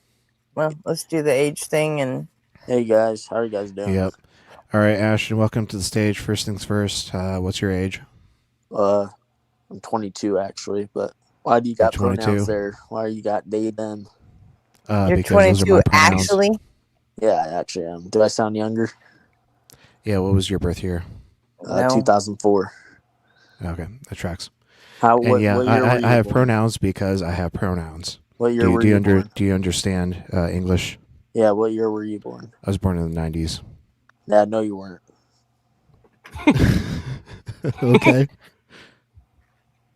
No person Yeah, born in I the was 90s I was that actually date born them 1,000 is years fucking ago. I'm sorry. I'm over a millennia old. I guess, yeah. Yeah, What yeah. is it? Millennium. 99? You're claiming the 90s when you were born in 99? I was born in '87. Nah, no, hell no. What about you, Nobody on Fire? How old I are just you? Nobody I just said- answered. You slow boy. I was just speaking. I was born in '87. I was talking to Mr. They Them. Mister doesn't work. With You that. said nobody. You obviously don't know You how English literally works, buddy. addressed him by name. Well, I asked they them first, but then I guess You can Nobody just on say Fire RP. wanted to talk about it. So Are you illiterate? Do you clearly see RP before my pronouns? You can just call me RP. RP? Yeah. I don't know. I like they are, them. are you actually illiterate? I don't know. What are you? What am I? I'm literate because I'm But able to read I'm the a words on mouse, the but screen. what are I don't you? know. You haven't been I'm able a to read mighty the words mouse. on the How about screen, that? I'm a leading mighty me to mouse. How believe about that you are, in fact, illiterate. I'm a mighty mouse. How about that? What are you? Are you gonna Are are you old, gonna get are you some old Yeah, enough we- to know that cartoon? We only allow What? humans on the panel. Tom and Jerry? No, Mighty Mouse. Are you in fact a Mighty Mouse, or are you human? I am a Mighty Mouse, but what are you? Okay, we only allow humans on the panel, so should we kick you? I mean, I guess. Okay, this kid isn't serious. Gretchen, Okay. I'll let Hey, you take what is over. this about? Is this like atheists or what? What do you want to talk about, dude? Yeah, Is this about like God and stuff? Did or- did you bother watching it at all before you? You got a grown man before calling you you called a in? grown man child. Like, come on, man. All right. not a man. Now you're talking to me. It's a behavioral thing. Now you're talking to me. Hey, Did you Gretchen, I actually wanted to talk bother to to you. watch this at all before you called in? What? Did you actually bother watching it at all before you called in? I joined and I heard like you're playing a video. Like, are we reacting to a Did video? did you even read the title of the stream? It said something about like atheists, right? No. Again, another point in the illiteracy column. Hey, what The are we title debating? of the stream is "Your God is a silly story. Prove us wrong." So who's got like who? Your my God, God, dumbass. I don't Yes. have a God. Who's your So God? are you an atheist? Nah, I guess. Wait, hold on. One If second. you're an Someone's calling me. atheist, okay, bye. What the fuck was that?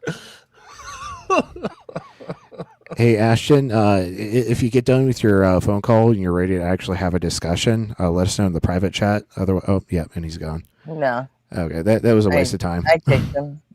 I kicked him. Fucking pointless. You can come back if you want and cry about getting kicked, because that's really all you got at this point. Imagine being an atheist but holding that much bigotry. Like, he was so triggered about my fucking pronouns. Yeah, right. Just right out of the gate. Everyone has fucking pronouns. He's not even. There's no way he's an atheist. He's just an asshole, really. There's no way he's 22 I mean, either. he didn't even bother to check the title of the stream or see what we were watching, or which means he was willing to call in just so he can argue with someone about something. Yeah, he's just a troll. You know, if we were all Christians, he'd be an atheist. If we're all atheists, he's going to be a Christian. It's just the way it works. All right. Contrarian. He's probably just drunk, and No, I don't grant that. He's not old enough Hey, to get drunk. I don't fucking hate contrarians. I mean, I'm not saying you Well, I should do hate hate contrarians, contrarians. Gretchen. Well, then you I'm hate saying that me, she don't should. you? It's a very contrarian attitude to take there, RPN. No, it's not. It is not a contrarian. Damn it! If I hated contrarians, would I be forced to hate myself? And is that possible? Oh, you can absolutely hate yourself. This is not me being Yeah, like, but hate contrarian. myself for being a contrarian, and then how would I argue that? I don't know. It'd be a fun argument to have with yourself. All right, should we get back to the Yes, actual absolutely. interesting topic at hand, and not some child Absolutely. calling into rage bait? May agree on certain moral stances as a result of how we build our societies. It does not logically entail moral realism as well. We're talking about moral statements in a vacuum, as opposed to moral statements whose truth is derived from referencing things like stances and in relation to goals. So I want to make sure that Robert, that you keep it like where it's supposed to be. The whole point is, are these things true independent of minds and stances, or are they true only in relationship to the stances where the valuations come from and the goals that we have in mind? Yeah, I believe it's true no matter if anybody exists or not. Cool. So facts are true whether anybody exists or so not. where's the valuation coming from? It's coming from God. Okay, so what is God referencing to make these things stance independent? As I stated in my intro. He's referencing a matter of fact. Okay, that's just God stating a fact. If God is the only thing that exists and it makes a statement that I am good, what is it good in reference to? He's talking about compared to his nature. By what metric? Like, what is it referencing to indicate that which is not good so that it can be coherently stated that God is good? I have no idea what you're talking about. I'm sorry. If God is the only thing that exists, like I don't know how this has to do with morality. Because this goes to show that labeling God is good. Because it goes to show that labeling God is good. Let him get his thought out, and maybe we can rephrase it so sort of. He did get his thought out. Yeah, and this isn't. He said, supposed to be "I'm for an idiot, thoughts, and I don't know what he's saying." That was his thought. Are we still in the Cross X? No, this is open discussion. Oh, okay. I missed when we moved. And nobody, your gain is a little high, just so you know. Oh, my bad. Is this... That's a lot better. Yeah, that's way better. Better. You had the voice of God thing happening there for a second. I mean, I'm a nobody, so I'm God. Ooh, I like that. Talking about here, but let him get his thought out. So I guess he's asking, sort of. So if you say that God is the good, what is it that makes that good with God? Is it a definition, or is it something that actually causes that to be good? You want me to answer that or no? Well, I'm trying to just reframe the question. I was going to rephrase the question that. Okay, well, go for it. If the God is the only thing that exists and it makes the statement, I am good, okay, you say that it reflects its own nature, correct? All right, the illiterate child is back. I mean, he can watch the debate, but he's just going to say dumb shit. He can wait a few minutes. Okay.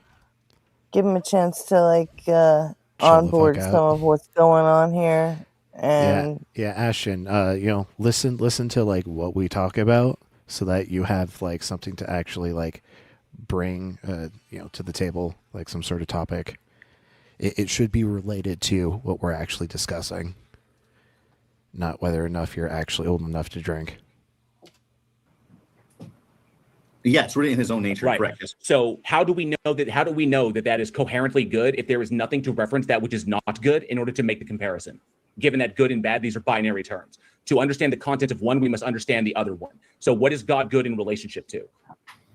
I guess without his nature, that when people have a changed life with God, their nature changes. People see it.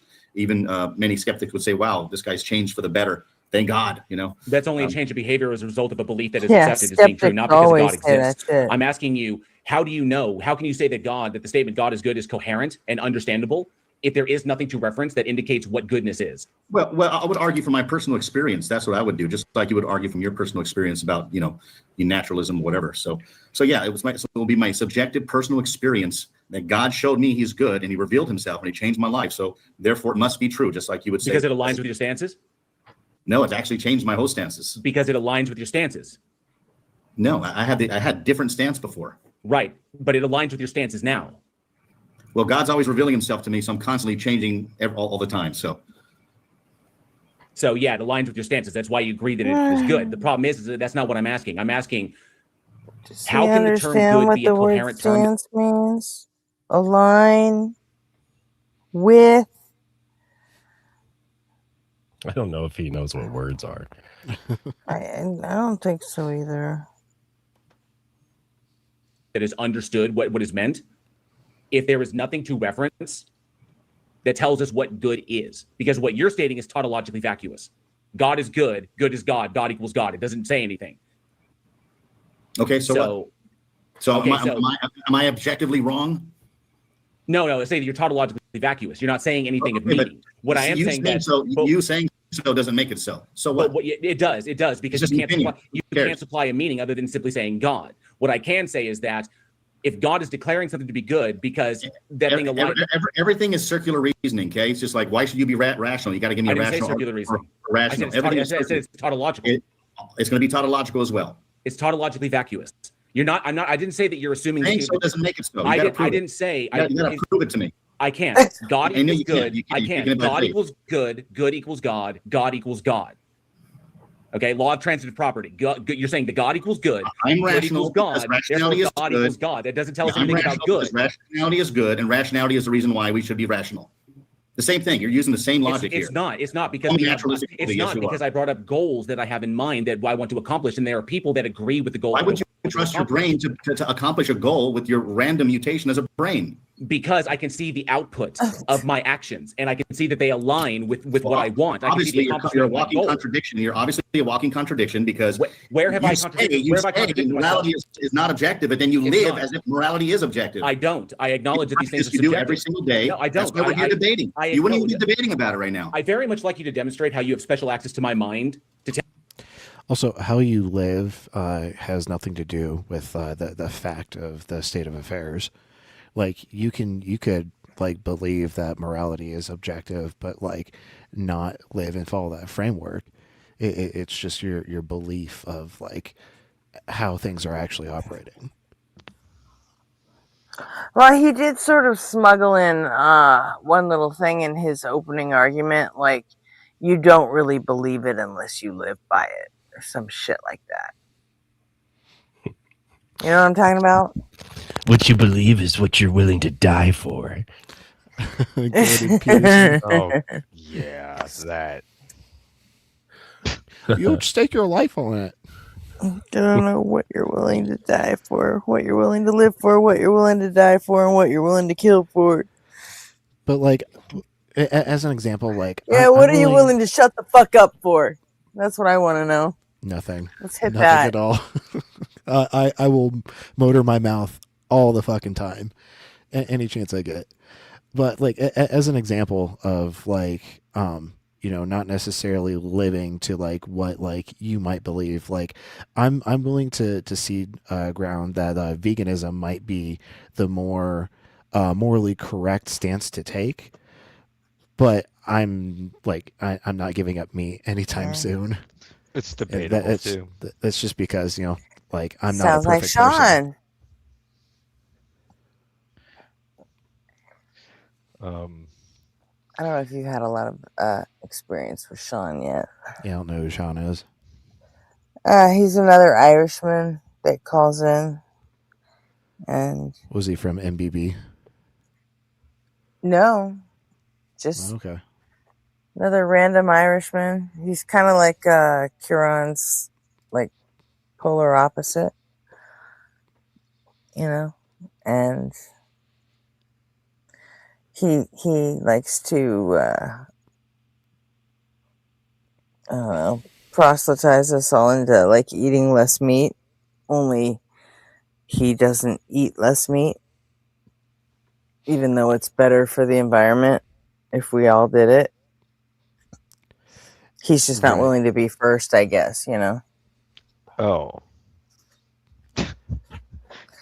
Good for thee, not for me. Yeah, it's one of those do as I say, not as I do kind of deals. Right. I think my problem is like I haven't like reached like the ought of the moral superiority of the stance. Like I'm just willing to say that like, yeah, it would probably be ethically better, but like there would be like the environmental consideration. There'd be like the animal cruelty consideration, and also just like the massive health consideration. Because you know there are plenty of developed nations that like consume entirely too much meat and it negatively impacts their health. That's been a relatively new thing in our society, right? For the longest time, meat was a delicacy. It was had on very rare occasions, and most people did not eat meat with every meal, especially beef. Other forms a little more common, but Actually, no. Up until very recently, beef was the only like protein that you could almost guarantee. Like our grandparents ate relatively little chicken, you know. yes, they didn't eat a lot of chicken either. But I think meat in general, the consumption was down. I think it was a lot less cows and a lot less. It was a lot less all of it because it was all difficult to produce and store. Yeah, probably a lot more game than you know farm raised livestock. Yeah. But this is kind of derailing from the point of the video. Yeah, just, kind just, of just is. an example that I All was right. bringing forward that like Let's jump back. Yeah, you can like hold a belief, but like not necessarily follow it, and it could still be the true state of affairs. Yeah. Tell me that what I think is objective when I'm claiming it's subjective. How do you know that? Well, how do you know that? You're taking it by faith, right? I know it's you're subjective. you're trusting your inner experience. How do you it's know not that? random. How do you know that? You ask a question, let him answer. Like Yes, it's sir. fine. I love your passion, I really do. It's just let him answer and then attack his statement. So you don't have special access to my mind to tell me that I actually think that their mind stands independently true. I don't. So These things you're talking are, about the mind, which is Can I immaterial. finish my answer, please? Yes, go ahead. You okay? You doing all right? Are you okay? Yeah. Just keep on going. Yep. So these things are stance dependent. They are dependent upon my stances. And a number of things inform my stances. So, but they're also true in relation to the goals that I want to accomplish. And if I'm accomplishing those goals, then I am acting in a reasonable fashion. Because reason is describing in accordance with reason and logic. An action is reasonable if it is in accordance with reason or is rational if it's in accordance with reason and logic. So if my action facilitates my goal and I accomplish my goal, then I engaged in a logically consistent behavior, and I engaged in a rational fashion. You're just preaching. Go ahead, ask the question. Okay, No. That's fine. Like, yeah, you've made your point, JL. Did you want, like, please do say what you're Yeah, going to. I want to know how he's established. I want to know how he's established. What was that? I say he's not preaching. Yeah. He's just backing up the way human fucking thought works. That's not preaching. Establishing good as a coherent term without being tautologically vacuous. Okay, just take for granted everything you're saying is true. Who cares? That's just your opinion. It's not happening in my brain the same way it's happening in yours because of evolution, right? So who cares? No, I'm saying that it is because all you're doing. You're saying it is doesn't mean it's true. Because okay? all you're It's actually only doing true to is you. Robert, you are actually just let him get his thought out and then go. All you are actually doing is abdicating your own morality for obedience to whatever your God's subjective morality is. Just like you. So what? How are you grounding? Like, how are you? If you say that these points, if you say that these moral truths are mind stance independent, which is what objective morality is, like moral realism, that they're mind stance independently true, how are you determining that when you're grounding them in a mind? If there's a God, then God reveals himself to us. That's a mind, right? Yeah, that's right. And you're grounding them in a mind. Immaterial. It's immaterial. Yeah. You're grounding Just them like, in a mind, though, like right? Your mind is immaterial. Yes. Okay, so they're mind dependent. Okay. That's moral anti-realism. Okay. God is the objective What a standard. fucking there you child. No, God is the most ultimate thing that is declaring subjectively what it wants. It's God's preferences. Now- You are now simply you're trying to abdicating teach your own theology. moral stance. You're Now you're abdicating trying your to own teach moral theology. stances You know what for. you're talking about. You're abdicating or aligning your own moral stances to be in alignment with the God thing. It's still subjective to the God. It's not objective to the God. It would be objective if the God had to reference an external substrate, like I said in my intro. If there was an external substrate that God had to reference in order to determine what was good or Okay, bad. So what? So what? So you agree that it's moral anti-realism because it's objective to your God. Okay. And Per you're 2 Samuel, your subjected to God can change evolution. these things. Every single argument you're giving me is subjected to random evolution. I'd like you to address the point that I'm making. It doesn't Because you're matter. going to something completely irrelevant. Because it doesn't matter. So you It's just agree your that opinion. that it's subjective to God. Moral It's statements are subjective to subjective you. to the God. Subjective to you. No, moral statements are subjective God to is the God. moral standard. That's No, it. God's, but it doesn't matter if God is the standard. If God sets it up itself as the most ultimate thing and says, I am the standard because I'm the most like powerful thing out there. And so therefore I am the standard. That doesn't logically entail that the moral pronouncements it makes are objective. They're still subjective to it. Here you are talking about God like he's a man like you. But yet you set yourself up like you're God and making up the moral decisions as you go. This is a And red you're herring. telling me I'm irrational because This is I'm a red doing herring. exactly like you're doing. I'm This doing the is a red same thing herring. you're doing and you're mad I want about to it. know how you ground statements that you claim are mind stance independent in a mind, because that's logically contradictory. God is the ultimate standard and he's not a man. God is spirit. He's the vast superior mind of all reality. He's the mind of the universe. And what? Doesn't logically entail that these things are objective. Objective is mind stance independent, meaning that God would, if they are mind stance independent, God would have to reference them to tell us what was good or bad. If the pronouncements are coming directly from the God, then it's the God's stances that are informing that. Okay. They're not objective, they are subjective. They are stance dependent upon the God stances. You are just aligning your morality with the God stances. Effectively, you're advocating your own. But you want me to align my subjective morality with yours, right? No, I want you to determine them for yourself. Okay, good. Then what's the point? So you agree that they're subjective to the God? Great. I don't even get the argument. I think you're trying to interpret God apart from Scripture, and this is where you're getting all this philosophical. No, I'm addressing it with logic, because once you believe in logic now. I do. I've already described what it is. So it's immaterial. In order to be logically coherent. Okay, well, let me just say this. When you state that a God exists, you automatically invoke logic. You invoke the 3 classical laws. You invoke the law of identity, non-contradiction, and excluded middle, just by saying that the thing exists. In order for the concept itself to be coherent, it has to align with these things. So logic does apply to these things. If we want to say that God is a mind, then in order for that to be a coherent statement, we have to understand what you're talking about. We understand what minds are. So therefore, we can understand what you mean. You already start from a faulty premise. You already start with rationality is superior, but yet irrationality is the cause of my existence. I never stated it was superior. No sense. I never said it was superior. I said so here you are telling me it's not superior now, and you're trying to tell me that I should be subjected to the laws of logic for some reason, even though you have no reason for it at all. Well, I mean, you can act irrationally if you want to. That's totally on you. Yeah, you're doing it right now. How? Like how is my what I'm saying? No, in practice, how is what I'm saying not in accordance? Yourself. How is what I'm saying not in accordance with JL, you asked a question. Let him answer the question. You asked him how. You can't just then talk. No, I didn't get to finish it. What have I done that is not in accordance with logic and reason? Okay, I would say logic and reason is coupled with morality. And I could just think about this. You could too, with when it comes to sciences. Some people say, I'm going to follow the science, but then they act like science is a moral kind of framework, but yet science is amoral. We have evil scientists doing some things and good scientists doing other things. And how do you follow the science if you have no moral framework to know who's actually doing good for humanity and who is not? So I would say that they go hand in hand. Logic and morality go hand in hand. It depends upon the goals. It depends upon the goals. The methodology is irrelevant, but it depends upon the goals and how much harm is accomplished. Like whether an individual is utilitarian or Machiavellian or simply, wants to reduce suffering. So the only scientific outcomes that and methodology we should embrace are the ones that don't do unnecessary harm. So, but you acknowledging that some harm. Is it harmful for you, or at least in your mind, that cutting off a child's genitals as a transgender, is that normal to you? Is that good? Nobody does. Holy non sequitur, Batman. Also, let's bring up the genital mutilation that Christians practice. Just because they call it circumcision does not make it not genital mutilation.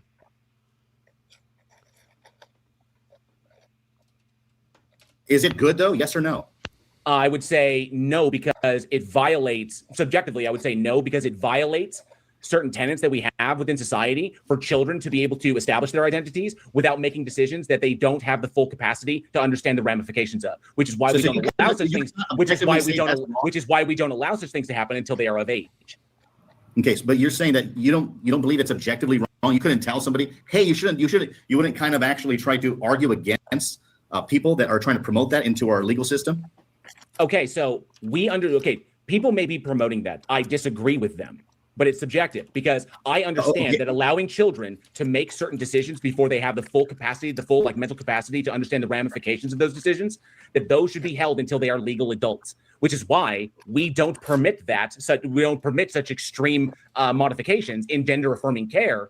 It is a slow but steady process in which the parents and the child and the doctor work closely together. You give me a lot of good reasons, right? Using logic, that immaterial thing that you're using that you say doesn't exist, right? Somehow I didn't say it didn't exist. Okay, where's logic then? Logic is a schema that we invented to describe the way the universe. I'm not done. You got to let me finish. You got to let me finish the answer. Let him finish. Let him finish. Logic is a formal schema that we derived to describe reality.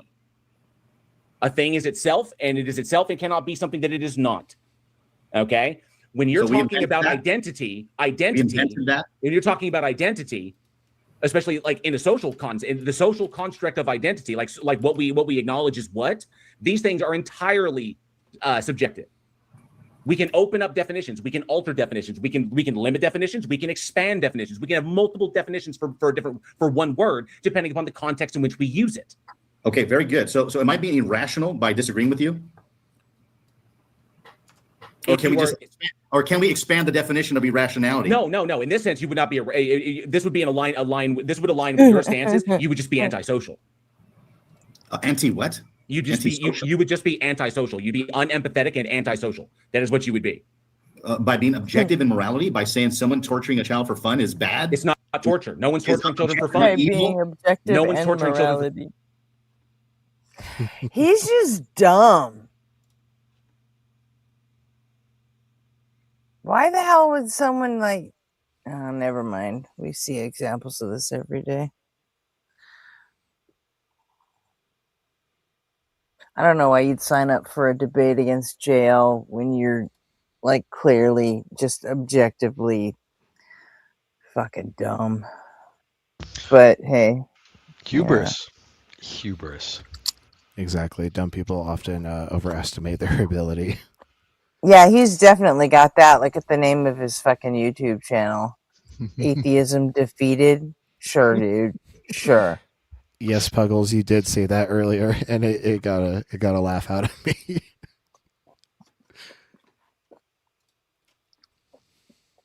Fun. I don't know what you're referring to. It's silly.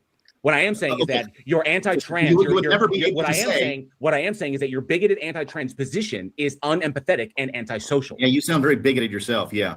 It's not. I'm calling out bigotry when I see it. Yeah, I'm calling out bigotry when I see it too. You're a big bigot. Who have I been bigoted against? Against Christians. Against Christians. I'm not, because not all Christians believe what you believe. Oh, just the liberal Christians, right? No, Christians who are empathetic. Let's focus Christians who are more empathetic and not antisocial. No. Okay. I'm empathetic. But again, No, that not word, really. No, that definition has to be defined under objective morality. No, it That's doesn't. where empathy comes from. No, It's- empathy. Because all you're going to do is say, to me that no, subjective, and I'm saying, Empathy hey, comes from our limbic system. Our capacity for empathy is something that we get from our limbic system. It's something that is No, you're evolutionarily pathetic. selected. random evolution caused. It's not random evolution. Random evolution. Empathy is a trait that our species has. But for some reason, you have not evolved past that yet, haven't you? Empathy is a trait. You have no that our empathy species- for Empathy those is a who trait torture that our people for fun, right? species. Empathy Torture is a children for trait. fun. Empathy is a Rob, trait let's that our just species let him has finish and then we'll go right evolved to you, I with, promise. and has facilitated our survival as a social species. But it is not a one-size-fits-all human beings. The capacity for empathy, there is a genetic predisposition for that. like you know what you're talking How your limbic system operates. If some people are less capable of empathy, some people are capable of great deals of empathy. You happen to be obviously someone who is capable of less, or maybe you are. Okay, let's go to Robert. Yep, you made your maybe point, you're Jay. Let's capable go of to lots of Robert. empathy, but you choose to like suppress it. I don't know. I have empathy. Yeah, I don't know. You Go sound to very. Yeah, I diagnosed you with that the other night. Yep.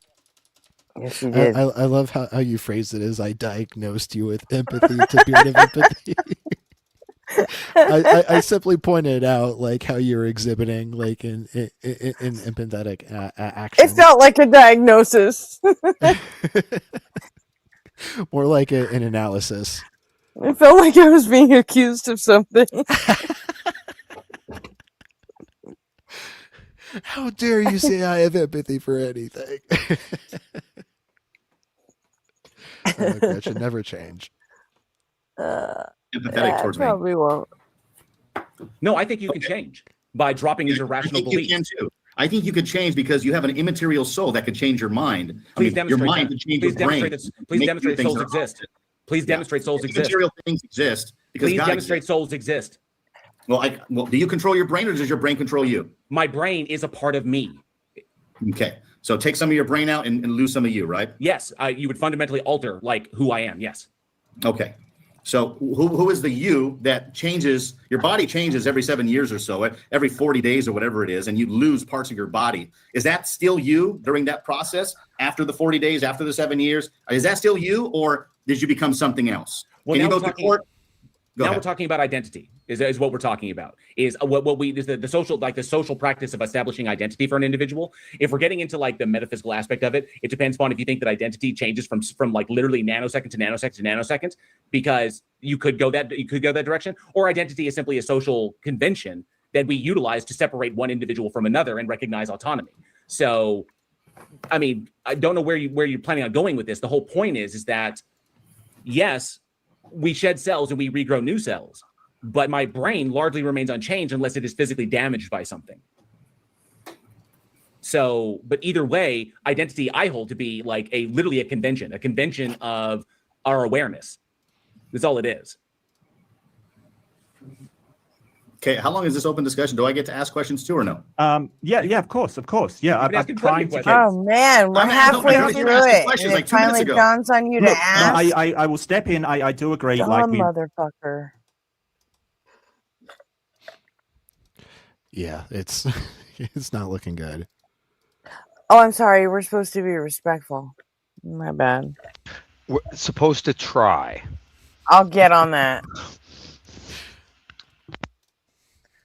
You really need Robert to be able to sort of attack your worldview and express problems with, what you believe in morality. And look, Robert, I've been trying to be fair back and forth. You have asked questions. I know that JL is verbose, but I'm trying to give you the opportunity to speak. So, yep, sure, go for it. If you've got a question for JL, kick it off, and we'll make sure you do get a voice and be heard with your questions. Okay. Do you consider your mind immaterial or is it physical? Emergent. Emergent. Okay, Yeah, so in that sense, physical. Yeah, it's physical. Yeah. So when you imagine something, you imagine a pink elephant. You rip open your brain. You can't find the pink elephant in your brain, right? Obviously, no. Obviously, no. Right. So those thoughts of yours wouldn't you say those thoughts are immaterial?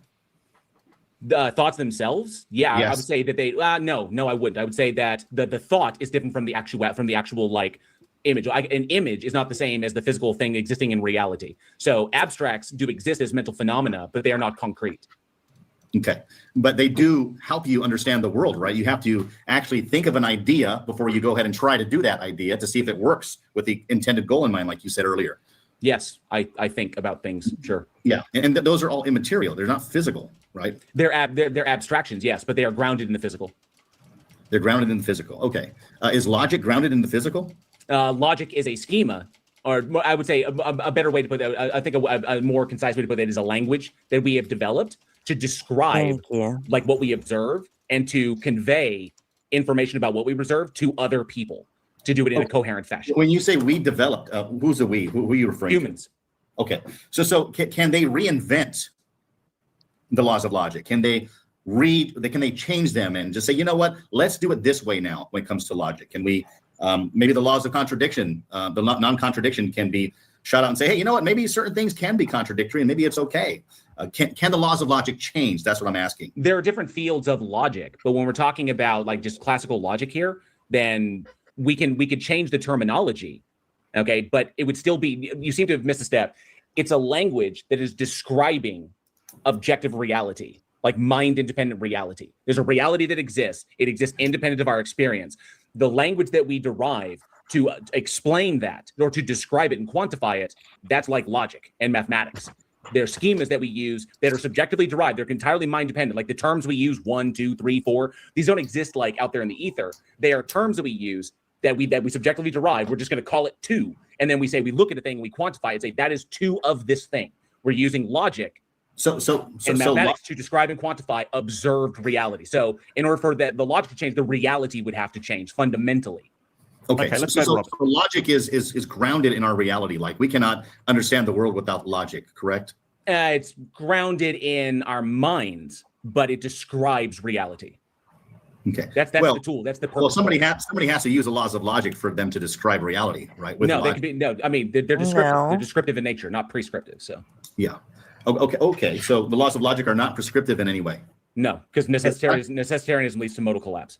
Okay, is that the same thing like science? He's looking for descriptive any or prescriptive? little thing. Science is descriptive. Well, technically, science is a tool that we utilize to derive what is most likely true about reality. So technically, in a way, it kind of describes like theories describe why a thing happens. Laws describe what is happening.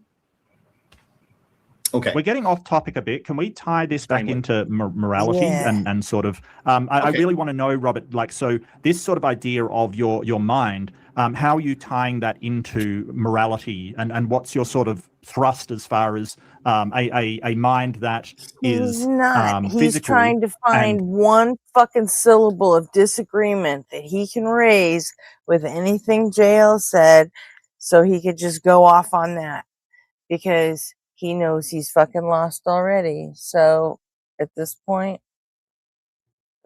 semantics. It's all he's got. Sophistry and semantics. Because he's been smacked in the face with the reality that he should not have fucking accepted this debate. So now he's just going to be a douchebag through it. I'm sorry. Morality, like, what would your position be on that? Well, I would just argue that morality and logic go hand in hand, and I was just trying to, I guess, take apart his idea that everything is purely physical, even though he's using or trying to use logic, reason, and he's using his mind, and just showing that his mind, his thoughts, etc., are not material in nature. You cannot find them in your brain. You could think about the future and project yourself into the future, imagining yourself doing things. It's a real image in your mind, but it's not physical, and it's something that we all do all the time to see what kind of results we can get. So we're trying to project ourselves into the future, and we're using the laws of logic, which are also immaterial, and we're trying to figure out how we can do what we, the accomplished goal that people want to do. And I think morality goes in hand with that. I think that is a moral law that's on our hearts or on our stamped on our minds. That's why we can become outraged. That's why J.L. Warren wants to debate about subjects all the time, trying to say that Christianity is evil or Christianity is this and that. If it's just an opinion, then why should anybody watch the channel? Right, it doesn't JL, even matter. Who cares? Yeah, We'll go to JL. He's just gish galloping at this point. So, and I understand that's what he has to do, but I've never once stated. I've said that Christianity is capable of tremendous amounts of evil, especially in comparison to other social systems and social support systems that actively choose not to facilitate harm. That the facilitation of unnecessary in-group, out-group distinctions does nothing but harm, especially in today's society. They don't have the survival utility they had in the past. But getting back to the morality thing, the thing that we got stuck on, and I'd really like an answer to, that you have yet to answer, is that you recognize that for a thing to be mind stance independent, you cannot ground it in a mind, right? I'm sorry, say that one more time, sir. For a thing to be mind stance independent, you cannot ground that in a mind, correct? Why not? Because then it would be dependent upon the mind. Yeah. And therefore it would not be mind stance independent. The whole universe is dependent upon God, yes. So for a thing to be mind stance independent, you cannot ground that in a mind, correct? Because if you did, that would be a logical contradiction. No, I don't see the contradiction there, sorry. Can a thing be described as mind stance independent if it is grounded in a You keep mind? repeating it over and over. I already told you. Yeah, I think Robert, what's your definition of subjective and objective? Let's see if we can sort of pass out what Yeah, what you're I would say subjective is going by mere feelings alone, and I think that's J.L. Warren. But his stance is, you could correct me if I'm wrong. And then objective is when you are not necessarily going by feelings, but going on what is true or not. Sometimes you could be studying a subject and it makes you feel uncomfortable at first, and then you realize that it's true, it's consistent, it's logical, it's reasonable. And guess what? You change your view on that, and you ignore your subjective feelings against it, and you hold on to that truth. I wish J.L. Warren would do the same thing with Jesus Christ. Yeah. Well, I think we should ask JL what his definition as well. Just to be fair, what definition? Maybe this will clear up some of the misunderstanding that we're having. I gave so the definitions. I gave the definitions for what objective and subjective are in my intro. Objective. Can you pause it for a second? Yeah. This is gonna bug me. Does anyone know what nationality Mark Reed is? I mean, he looks like He's either Aussie, Slavic. Kiwi. He's either Aussie, Kiwi, or South African. Really, because I see Slavic. I can't tell the difference in the accents. I mean, I hear the Australian, but then a lot of times I hear New Zealand and South African and think that sounds Australian too. So he's mixed. Okay. I'm sorry. I was just going to bug me until I asked. I was curious if anyone knew. Things that are objective, and I'll shorten this down. Things are objective, are mind stance independent. Things that are subjective are mind stance dependent. Okay, that's what objective and subjective is. As when it comes to morality, it's stance dependent or stance independent, because that's where we get the evaluation from, as articulated by Hume in the is-ought gap, or Hume's guillotine, which I mentioned in my intro. So if you claim that a thing, like a statement, is that the truth of a statement is stance independent. That means it is true, independent of any stance, any mind, any opinion, any whatever. That the statement X is moral is true, like the Earth orbits the sun. That the two things are like truths, stance, mind, stance, independent truths. But if there is a stance that is the grounding of that, if it's grounded in an agent with a mind, and that is the ultimate source of this thing, it cannot be mind stance independent. It is fundamentally dependent upon that mind. The position of that mind or the power of that agent is irrelevant to whether it is objective or subjective. Okay? Like Superman could exist and Superman could come down and say, I am the most powerful entity in the universe, and therefore I declare X is moral. Just because it's the most powerful, just because it's the big Billy badass on the block, doesn't make its moral statements objectively true. They're just subjective to that agent's stances. Okay, So- JL, that's great. We got a definition. So can we come to some kind of consensus, or Robert, do you sort of want to address that for JL, that you've sort of said a couple of different things, that God's nature is what provides morality, and Yes. you seem to say God's mind. Can we sort of pin down whether it is a stance or a opinion that God can change? Or is it something that is always the same and God does not change? Yeah, I would say that God has unchanging nature. So he's already revealed himself in the New Testament in the person of Jesus Christ throughout history. And so that's my point on that. So, How is God's nature unchanging if you just said it changed? Let from the him Old to the- finish, JL. Wait, say it again. Let Say it him again, finish. Joe. How is God's nature unchanging if you yourself said it changed from the Old Testament to the New? Oh, yeah, he gave a new covenant. Yeah, he gave So a his new nature, covenant. so he did change his stances, No, he changed his laws. which are, his stances, what he considered to be moral and immoral. He altered them. Yeah, the New Testament predicted that God would change the law of the old covenant into a new covenant. So he already predicted that. So that's what happened in the first century. It doesn't matter what predictions are like this. God changed his stances. Okay. Those new stances informed new laws, the new covenant, correct? Okay. Very good. Yeah. Okay. Good job. So these things are stance dependent. Thank you. I don't know. It's mere opinion to me. I don't know what he's talking about. It's Well, okay. I You don't think- have to. The life of the audience does. Yeah, sure. But here you are using the Bible to undermine the Bible. So I to me, can it as doesn't an make internal sense. critique. You As don't an even know the internal critique. Bible. So it's, No, it's as an really internal funny how you're critique, I using can. philosophy to tell me how to interpret scripture, and you don't even know what you're talking about. So As an internal critique, I'm I not can. going to listen to a skeptic. As an internal critique, I can. Yes. Yeah, sure you can. It's irrational. Well, you don't have to listen to him. It makes it hard to debate, though. As an internal critique, I can. I can take things that are stated in the Bible and see that they contradict other statements It's in the totally Bible. irrational. How are you judging God's word? Makes no sense at all. I can judge it through an application of logic. Yeah, sure, logic only exists in a world that God exists. Okay, it does not That's- make any sense. Yeah, it that's a doesn't make any non-sequitur. sense. It's a non sequitur. That's only true if It's only your opinion. That's It's only only your true. opinion. No, that's only true if the ontological assumption you're making is in fact the case, but you can't demonstrate that Again, its ontology random is as such. evolution is making you spurg out. Good job. I'm not spurging out. I'm trying Yes, to you explain are. to you why you're wrong.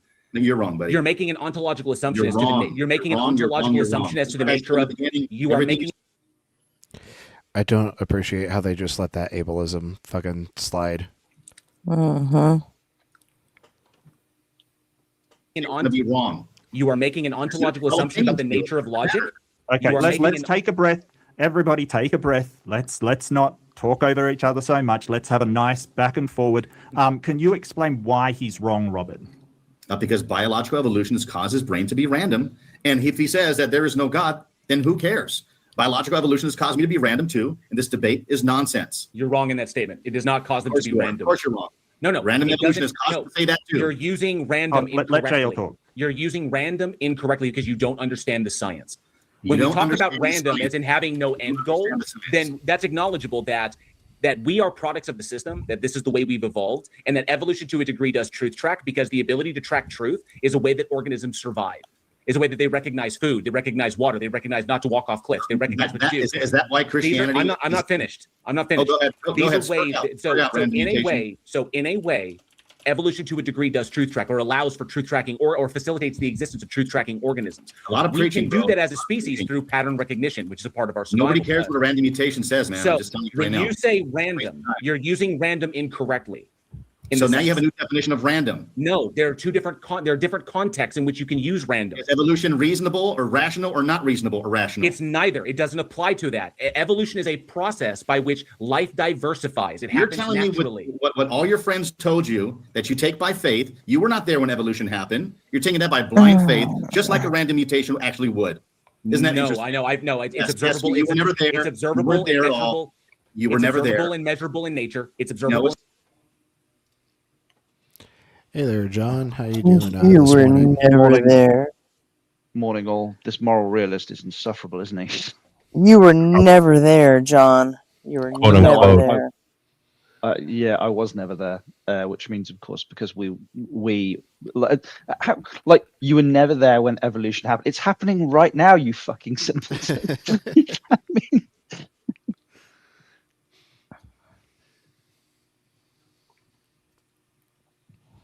All right. Well, it sounds like you're up to speed, so we can just go ahead and dive back in. Glad to have you up Yeah. here. Thank you. In the lab, I've already heard it is many the concept. Okay, this debate is not about evolution. This debate is not about evolution. Hold it. You're just talking over the top of each other. Okay, can we find? Did you want to do one last point? Maybe we can go back to when you were talking about the evolutionary argument against naturalism. What is that? Yeah, it's the idea that that if evolution is true and if it did occur, then you couldn't trust your own cognitive faculties to discover truth because evolution guides or the process is guiding you to survive, not necessarily for truth. So that's the argument there. And it's a defeater. If you believe that evolution did occur, then all of a sudden you can't even trust any of your reasons to believe anything because evolution has caused you to do whatever it is you do, everything you think, everything you believe, everything you, all your presuppositions. Evolution has caused you to be that way. And if that's true, you could not prove any of your beliefs to be true at all, even the belief that evolution is true. So this is the EAAN, the evolutionary argument against naturalism, fails for a number of reasons. It's a false dichotomy of beliefs. The argument falsely assumes that a belief's survival value and truth value are independent. In reality, having a false belief about basic reality, thinking a bear is friendly, a friendly puppy, or a poisonous snake is a harmless stick decreases survival odds. Truth and utility are profoundly linked. This is shown in nature, especially outside of the human species. Biological misunderstanding of cognition is a big issue here. The EAAN assumes that nervous systems only calculate motor responses detached from underlying beliefs. Cognitive science has demonstrated that perceptions, memories, and conceptual frameworks must systematically track physical reality for successful behavior.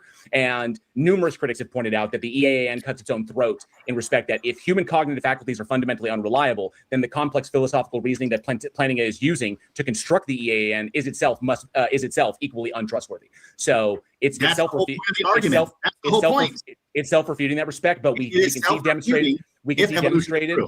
see demonstrated in reality that these are not the case. Like I said, it's a biological misunderstanding of cognition, and it's a false dichotomy of beliefs.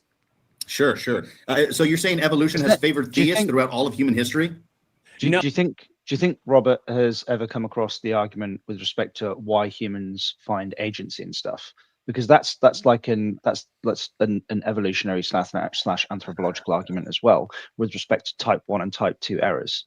Like the guy clearly hasn't come across that argument. Otherwise, he wouldn't have made the argument that he just made with respect to evolution leading people to make false conclusions, right?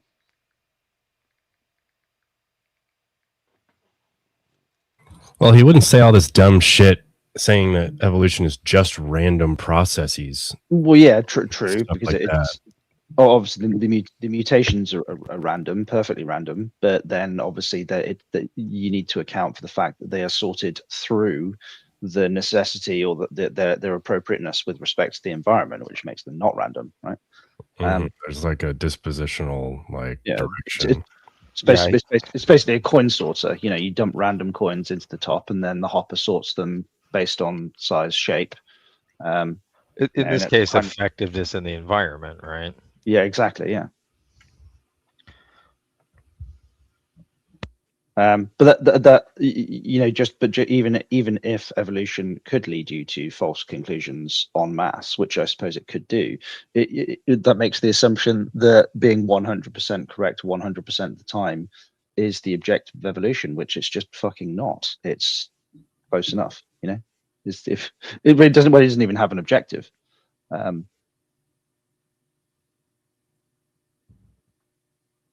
This Robert guy seems odd, but listening to his arguments, he doesn't seem to be a complete idiot in that he does seem to have some understanding of the topics that he's talking about, but he seems to be bending them out of shape to fit his position, on purpose. He doesn't strike me as particularly honest.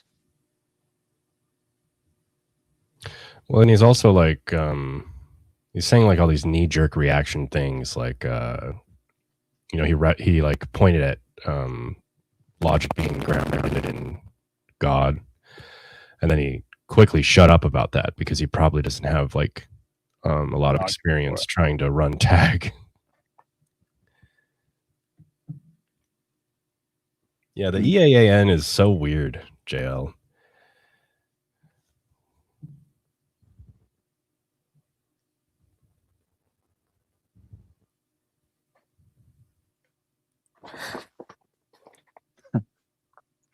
No, evolution favors for human beings. Why you're in the minority? I'm answering the question. Go ahead. Evolution is favored pattern seeking. Religions and God concepts are a result of pattern seeking. Very good. Okay. That's why there's more theists in the world and less atheists. True, because ancient humans were more prone to irrational thinking about things. Type 1 and type 2 errors, apophenia and pareidolia. Sure. But we recognize these problems now, these cognitive issues, and we can use these cognitive issues in favor for more rational marriage, pro-abortion, and all that. It actually cuts off the survivability of the evolutionary process. None of this is relevant. Figures, just a liberal. Go ahead. Whatever you think is icky, is irrelevant. Whatever you think is icky is irrelevant. So in that respect, you didn't respond to anything that I said there. It is a false dichotomy of beliefs, and there's a biological misunderstanding of cognition in there, and it's a self-refutation. So we see these things play out in nature. We can demonstrate them. We can make predictive models with them. That's why evolution favors theists, not atheists. No, it favors pattern seeking. It favors pattern seeking. Let's not do that. It favors pattern seeking, and human beings utilizing themselves as a template often will attribute anthropological values What do you to say? things That's that they see why in nature. evolution's not what? I couldn't make it out. They were both talking. I completely missed it.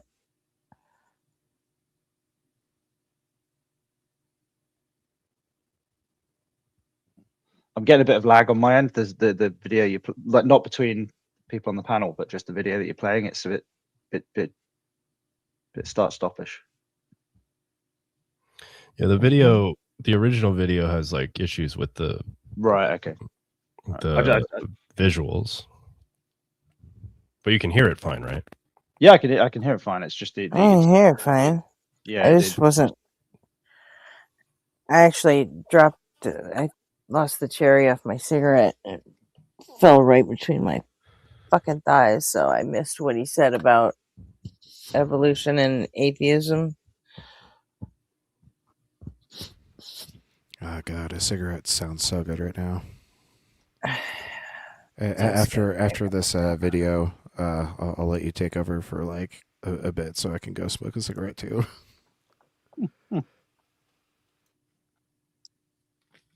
Where God concepts come from. It doesn't favor theists. It favors this. But that was in our survival-driven days. We don't really need them anymore today. You don't need to survive anymore. We are more aligned with logic and reason to survive than ancient supernatural or superstitious concepts. Yeah, that all came from an irrational cause, like the process of evolution. Good job. It's not irrational. It doesn't apply to evolution. You have no idea because your brain told you so. Okay, good job. It's a category error. It doesn't apply to that. You're trying to tell me about logic when it's just your mere opinion? Nobody cares, dude. No, it's not my mere opinion. You're making a category error and trying to say that you're making a category error. That you're actually going against evolution by being an atheist. Makes no sense at all. You are making a category error in category error.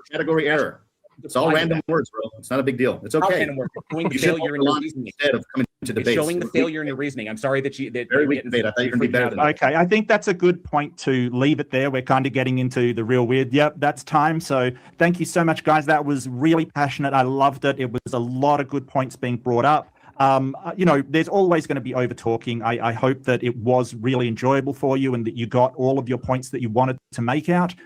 Thank you so much for joining us. We do have a Q&A going. If you can hang around for that, we do have a few questions going out there. Of course, the super chat ones are done first and foremost. First one comes from Jessica, the Transmetal Alchemist.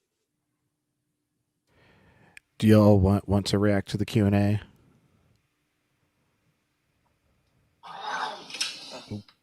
Oops. It's up to you guys. Yeah, can do. I just want to maximum respect for Mark Reed's You diplomacy. can play it and just go smoke a cigarette, and we'll Okay, I appreciate that. we'll just sit on it while we'll just watch the video while you're smoking. Yeah, Here, and I'll that's do this. okay with me. I'll dip the volume just a touch. That way, like, you guys can talk over the video with more ease, more ability. Alrighty. All right, I'm gonna go enable my addiction. Alchemist for $5 Australian. Question for both. How much time did you spend preparing for this debate by researching into the views and opinions of your interlocutor? Robert, I'll go for you first. Yeah, probably about 3 weeks. 3 weeks. About 3 weeks? Yeah, I And, was listening you, to a number of debates. I couldn't find a lot of his debates, but I had to I had to keep searching. I think I'd seen 3 debates. I know he has more, but I think they're on different channels, so it was really hard for me to find his debates. So I just listened to other debates on the subject: moral realism, anti-realism.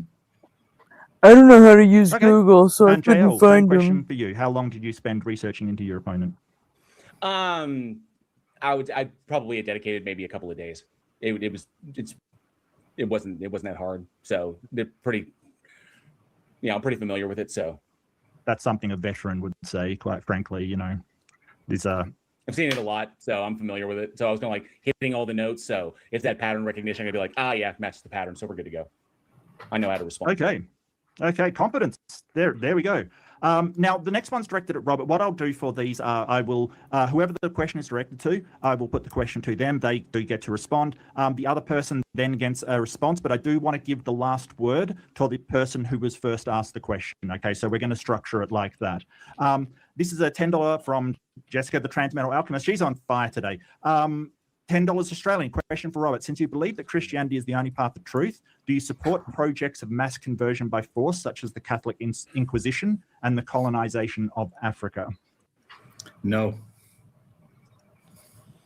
No, short and sweet. Yeah, JL? simple. Did you have anything to add, JL, or is that... No, not on that, no. No, fair enough.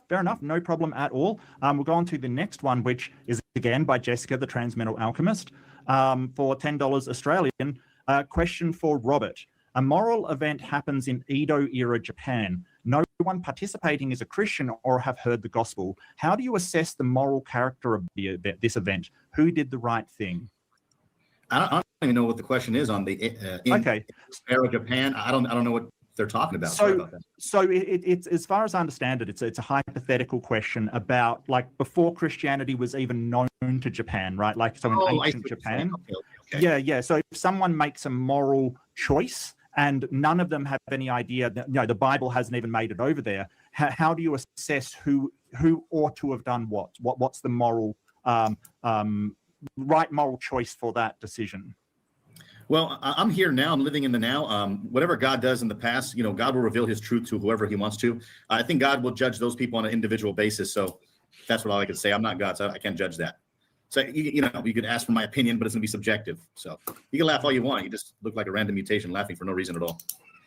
Right. So they may or may not align, and there's no way you can judge it because they haven't, that's up to a God, presumably. Yeah, that's JL, right. JL, do you have anything to add to that one? Nothing that I haven't stated previously in my deal. We would establish what was right and wrong in there, depending upon our referencing our stances. So we could look at one person doing an action to another individual and take the information that we have at play. We'd reference our stances, and we would say that I would conclude that I don't agree that I would say that this action was unjustified. Someone else would say, no, that action was totally justified. We can disagree on that, but that's what morality is, because objective morality doesn't exist. And Robert, I want to give you the last word. Sorry, go ahead. There's no point to hear any other response you give because it's all just mere opinions. So I don't even know what the point of you're talking for. There's no point of you talking. Okay, that's definitely an answer. Let's see, what's the next one? Sorry, I'm just getting, I wish I was more organized, but you know. Okay, Jessica, the Transmetal Alchemist, again, says, question for JL. Can you please explain why it is good for us to support transgender people? I would say it as an objective good. I would say that why I think it's good, why it aligns with my stances, is because it reduces harm within society. It reduces psychological harm and emotional harm, and we can see that play out in society with the reduction of self-unaliving rates. I don't want to risk the S word there, but we see this play out within society. We want to reduce psychological harm. We want to reduce emotional harm. We want to reduce incidents of self-unaliving, and so in order to do that, we see that in application, gender-affirming care. Gender-affirming care facilitates that outcome, which is a goal we want to accomplish. So it would be, so the ought there is to implement gender-affirming care across the board to ensure that we reduce these incidents, that people are seen, that they are valued, and that they are allowed to establish their identities for themselves and not in accordance with what other people's stances think that they ought to be. So, because that facilitates more harm. Robert, do you have anything to sort of contend with that? Anything you want to challenge? Yeah, I think the support, it all depends on what you mean by support. If you're saying to tell them to accept who they actually are, you know, that's what the left used to say before, accept who you are. But now they're saying, no, change who you are. I would say, yes, I support their coming out of that, that mental state, because they're not accepting who God made them to be. So I would say support in the sense that, yeah, you should come to Christ and ask God to help you accept who God actually made you to be. That's all. Yeah, that begs the question of the existence of the God, which is completely irrational. Yeah, and it begs the question, you have some kind of rational thing to talk about. No, like Robert, we'll give JL the last word here on this one. Oh, okay, sorry. No problem at all. His reasoning there begs the question of the existence of the God. It's baked into it. There's no reason to believe it. There's no rational reason to accept it. And all it's basically doing is saying that because I believe in a God and I believe these things that I think this God has said, therefore I have the authority to dictate to an individual who they are and who they're meant to be, which is a complete violation of like autonomy, of like individual autonomy, which increases harm within society. We see that bar none. Self-unaliving rates go up. Self-harm rates go up. So we don't want that. We want to reduce those. So we ought to acknowledge individuals individually and to their asserted identities. So, and then facilitate their transitions if necessary, if that's where they are, or, allow them to walk through that process to a point where they realize maybe they want to come back, but it's got to be at the speed of the individual in question, not the purported authority figures dictating what they ought to be. Okay, next question from Surprise, something different this time, Jessica, the Transmetal Alchemist. Question for Robert. Who would you support, the Christian John Birch Society, which wanted to maintain segregation, or the Muslim Malcolm X, who wanted to abolish segregation? Yeah, I would go with the abolishing of the segregation with Malcolm X. Yeah, I think a lot of the left wing politics right now is trying to segregate people into groups so they can win votes and all that. And so I think that's a problem too. We should not be segregating. We should be uniting against a cause, like J.L. Warren says, the cause of freedom, free speech, etc. Without free speech, we wouldn't be here. So thank God for that. Even this platform, no matter if you're skeptics or not, I think free speech is a big deal, and we should always fight for everybody's freedom to have these debates. I think it's really good for society and to see what side's better, in discussion with these topics, all these sensitive topics. But yeah, I would definitely side with Malcolm X on the segregation. Okay. JL, you can add something if you want. Just weird that he would thank God for something that was entirely secular in nature. This is weird because the Bible does not advocate for free speech. So. Mm-hmm. Okay, and last word for you. Okay. Did you have anything to add, Robert? Oh yeah, well, when you say this is a Christian society. If you were in a Muslim society, you wouldn't have any free speech. So it's interesting how the majority of Christians are here. The atheists ran out all the Christians from Europe and now you got Muslims taking over. They filled a vacuum, and now that's being destroyed. In so much that Richard Dawkins actually Ran said he out actually all missed the Christmases Christians from because Islam Europe. is taking over. Yeah, you try to destroy a worldview that God exists, and with Like Jesus Christ, the loving your neighbor, UK, etc. for Guess what's going to instance? happen? You're going to be overtaken by Islam, and you will probably be wiped out. God forbid. But I think that's the effect of going against Christianity. That's the effect. You have all this free speech you want here in America, talking trash about Christianity, but when Islam comes, I think it's going to be a big problem. Hopefully, God has mercy on all our souls. Okay. Again, we've got Jessica, the transmetal alchemist. Surprise, surprise. A question for Robert. Explain how morality would have worked hundreds of millions of years ago before humans showed up when dinosaurs ruled the earth. I have no idea. It's just speculation. Okay. Anything to add, JL? No, I'm good. I'm good. Jessica made a point with that. Okay. And you've got nothing to add, Robert, I presume. Just jump in if you do.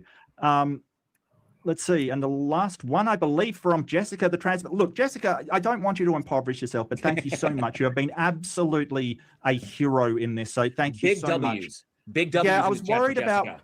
whether we would have enough questions, whether we keep it going, and you know, the Caped Crusader just soars in and rescues me. Thank you so much, Jess. I really appreciate it. Question for JL. Can you please explain to us why it is good to oppose racism and stand for racial equality? So I would say that, okay, why it is good would depend largely upon the goal that we have in mind. So I would say that if our goal is to have an equitable society, that all individuals share the same legal rights, representations, and protections by the law, and our goal is to facilitate happiness, health, happiness, and well-being, then we see the application of institutionalized racism, and we see the application of that leads to more harm because it leads to a second class area of citizenry, which don't have the access to the same things that the other class does. So That would be it creates eugenics, unnecessary John. distinction that doesn't need to be there. Just It FYI. reduces efficacy within the society itself. It reduces overall health, and ultimately leads to more harm and destabilizes the society in itself as a result of that harm. So if our goal is to have a stable society that supports the health and happiness and well-being of individuals, recognizing that everyone is deserving of that under kind of like the banner of humanism, then we ought oppose racism and racial segregation, and advocating for racism being a second class. We ought oppose that for the betterment of the totality of society. And as empathetic organisms, we have the capacity to do so. So, okay, Robert, did you want to add anything, challenge anything? Yeah, I would just say that everything he said is all made up from his worldview. I would say the only reason why we can be empathetic for equality and racial in the racism and so on, standing for racial equality, is because all people are made in God's image. That's why, not because some random evolution has happened, that you're made for no purpose at all by random mutations. And there's no reason why you're here in the first place. Why do you think so many people unalive themselves? It's because they have stupid ideologies like this guy here. JL, you get the final word. Damn. You got anything to no, add? he's demonstrated his ignorance more than enough. I don't need to double up on it. Yeah. Okay. Actually, one more For came in. real. I do apologize from surprise. Jessica, the transmitter alchemist. Question for JL. Can you explain to us why we should resist and oppose Christian totalitarianism and violence, such as the KKK? Yes, that also again goes to the goal that we have in mind. So the fundamental underlying goal of let's talk about this society that we live in here in the United States. The fundamental underlying goal was a secular nation, one that was not informed by nor dictated by any particular religion, but allowed for the free expression of religion and the free rejection of religion. So the free exercise and establishment clauses in the First Amendment. And this is just, if you go to the Federalist Papers, you go to the certain documents like Tripoli, like this, then we understand these things to be elemental or fundamental to the establishment of the United States. If the goal is to have an equitable society that allows for free expression and allows for people to engage in the belief systems that they, or I say the rituals, the belief system, back to rituals that they want to respect those beliefs, then we ought oppose Christian totalitarianism, Christian nationalism, Christian violence, such as the KKK, such as the administration that is currently in power. Things like Project 2025, we need to oppose those and oppose them vehemently because they are completely antithetical to the grounding nature, or I say the grounding principles of this country. The idea was to get away from England. The idea was to get away from a government that was hopelessly intertwined with the Church of England, that one religion, that Protestants could not live safely under the banner of a Catholic king.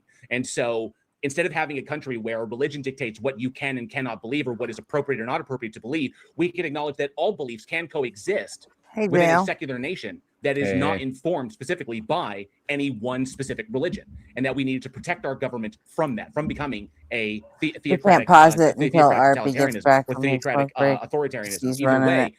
to secure democracy and equal representation, we need to do that if it is our goal to secure equal representation under the law. So we should resist those things to accomplish that goal.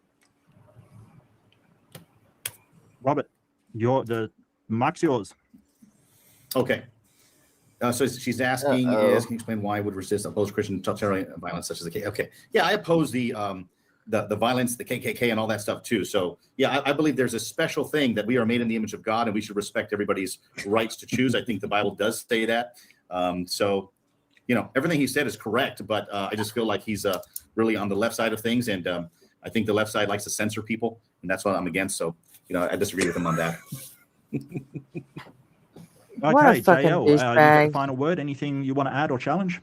Yeah, it has nothing to do with my political leanings. He doesn't know that what side of the politics I lean on or what I stand on. Yes, I do actually. He's making the Yeah, assumption. Robert, we just have to let him get the last word. Sorry. Yes, sir. Yes, sir. Sorry about that. To clarify for him, because he's making these assumptions. Politically wise, I lean left of center, but I really am more of a centrist when it comes to many things. But when it comes to advocating for the recognition, the protection, the legal representation of human beings as humans, and not dependent upon their like weird beliefs in like made up father figures or sky wizards, this stuff is irrelevant to the fact that we are all human beings. We're all members of the same species, and as such are entitled, as a philosophical position, are entitled to the same rights, protections, and representation as everybody else. And that's where it should start. So as a humanist, as a secular humanist, that is where I operate from, because I see it causes the least amount of harm, and I see it in practice in other nations that it produces the least amount of harm. Okay, so I had one last question. This is the very last one, I promise, unless somebody bombs me with the super chat. So the last question that really fascinated me was sort of Ember wrote in, Better Than Ember wrote in, for both, can you briefly steelman your opponent's position? Can you basically say in the strongest possible terms with the most charity what your opponent's position is? We'll start off with JL. Can you steelman Robert's position? It's hard to say. You can't steelman a logical contradiction, but you can say that if God is the ultimate thing, then what it says we ought to follow because of the consequences that are imposed by the entity of us not following them. So as a matter of utility, we ought to do that. So I would say from that perspective, yes, it doesn't dictate as to what is morally the case or what is like objectively moral. It recognizes that these are subjected to the God, but that we ought to do them because of the consequences if we don't, that we will not be treated like everyone else or get the benefits that everyone else that does follow these things, we won't get those things. So from a purely utilitarian standpoint, that would kind of follow. But as far as like the topic at hand, moral realism, moral anti-realism, his position is logically contradictory. So you can't really steelman a logical contradiction. Okay. Robert, can you steelman JL's position?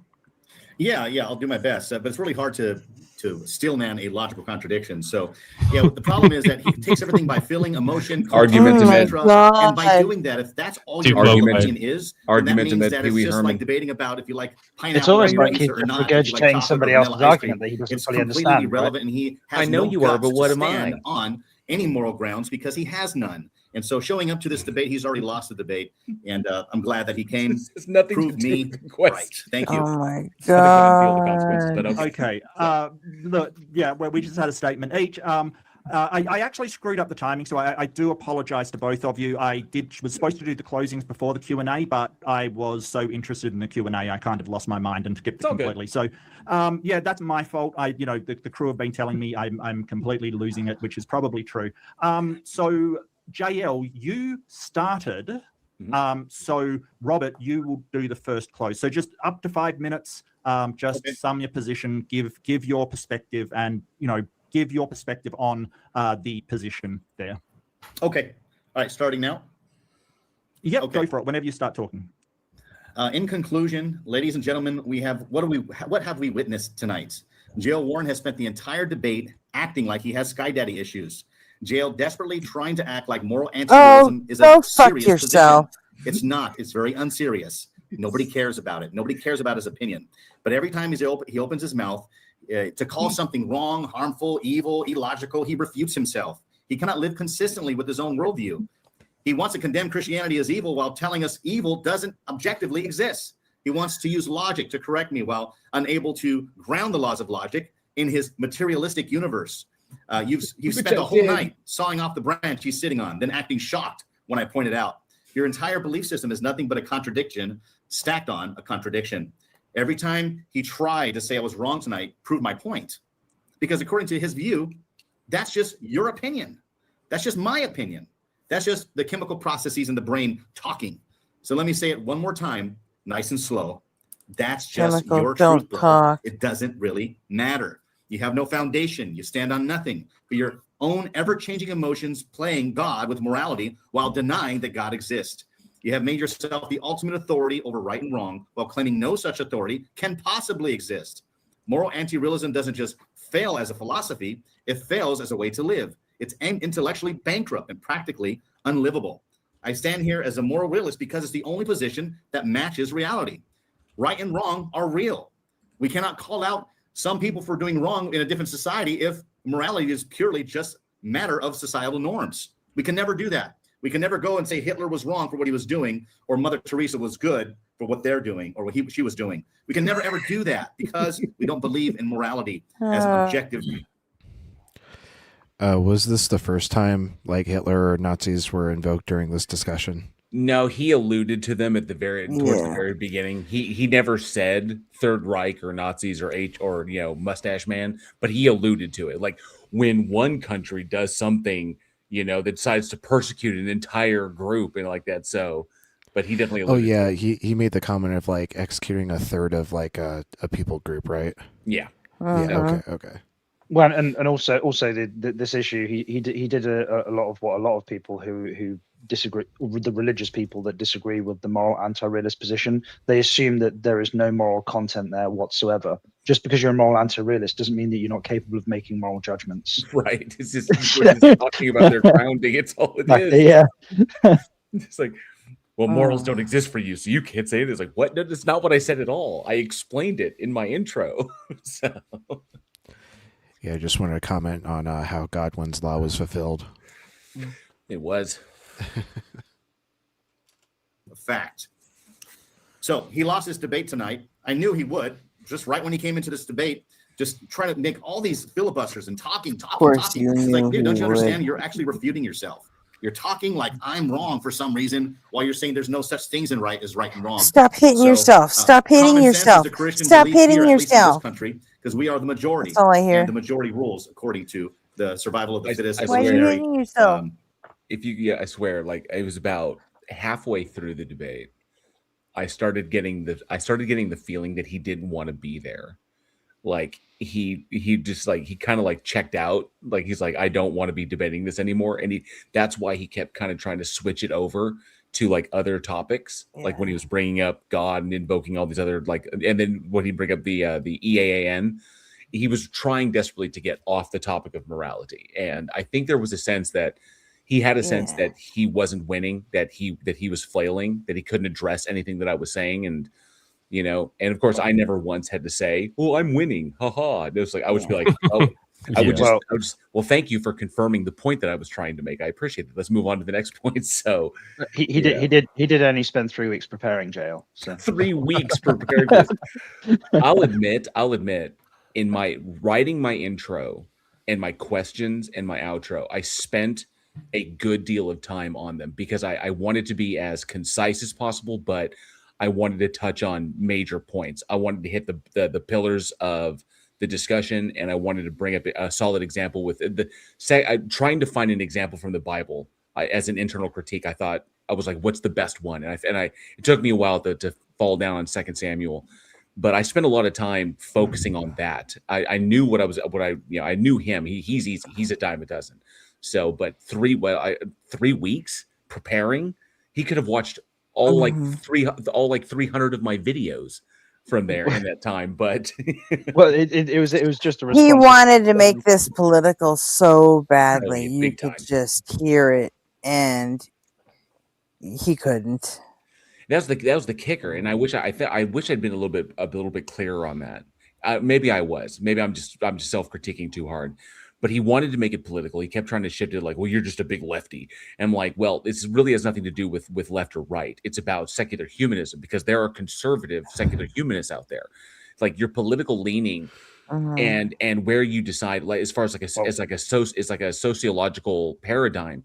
These are going to be, it's because humanism is a philosophical position, not a political position, and there's conservative humanists out there. So exactly, Joe. I mean, just as an example, if you leave the US and head over to the UK, the vast majority of the conservatives are secular humanists. Right. So it's myself included. I'm one of them. I thought I could have done. I thought I could have done a little bit better trying to focus on that and be like, stop thinking about it in the terms of political and start thinking that this is where I'm coming from with secular humanism. They're not that's why it's irrelevant. But he wanted to make it political. He'd be like, you're just a big woke lefty. They drive me nuts when they do that. I just want to say, come to Async, bitch. Let's fucking play. I'll go down that political road with you all goddamn night. Let's do it. But it's almost like they hide behind the fact that most atheist streamers don't want to go down the political road, and they use any excuse they can to stay away from it. And so they just hint at it, like, oh, he's probably a lefty. Oh, it's obvious. We know how he thinks. It's obvious. And then they say, oh, I'll get off of it because we know you don't want that here. I think then it's like, the one drives me nuts.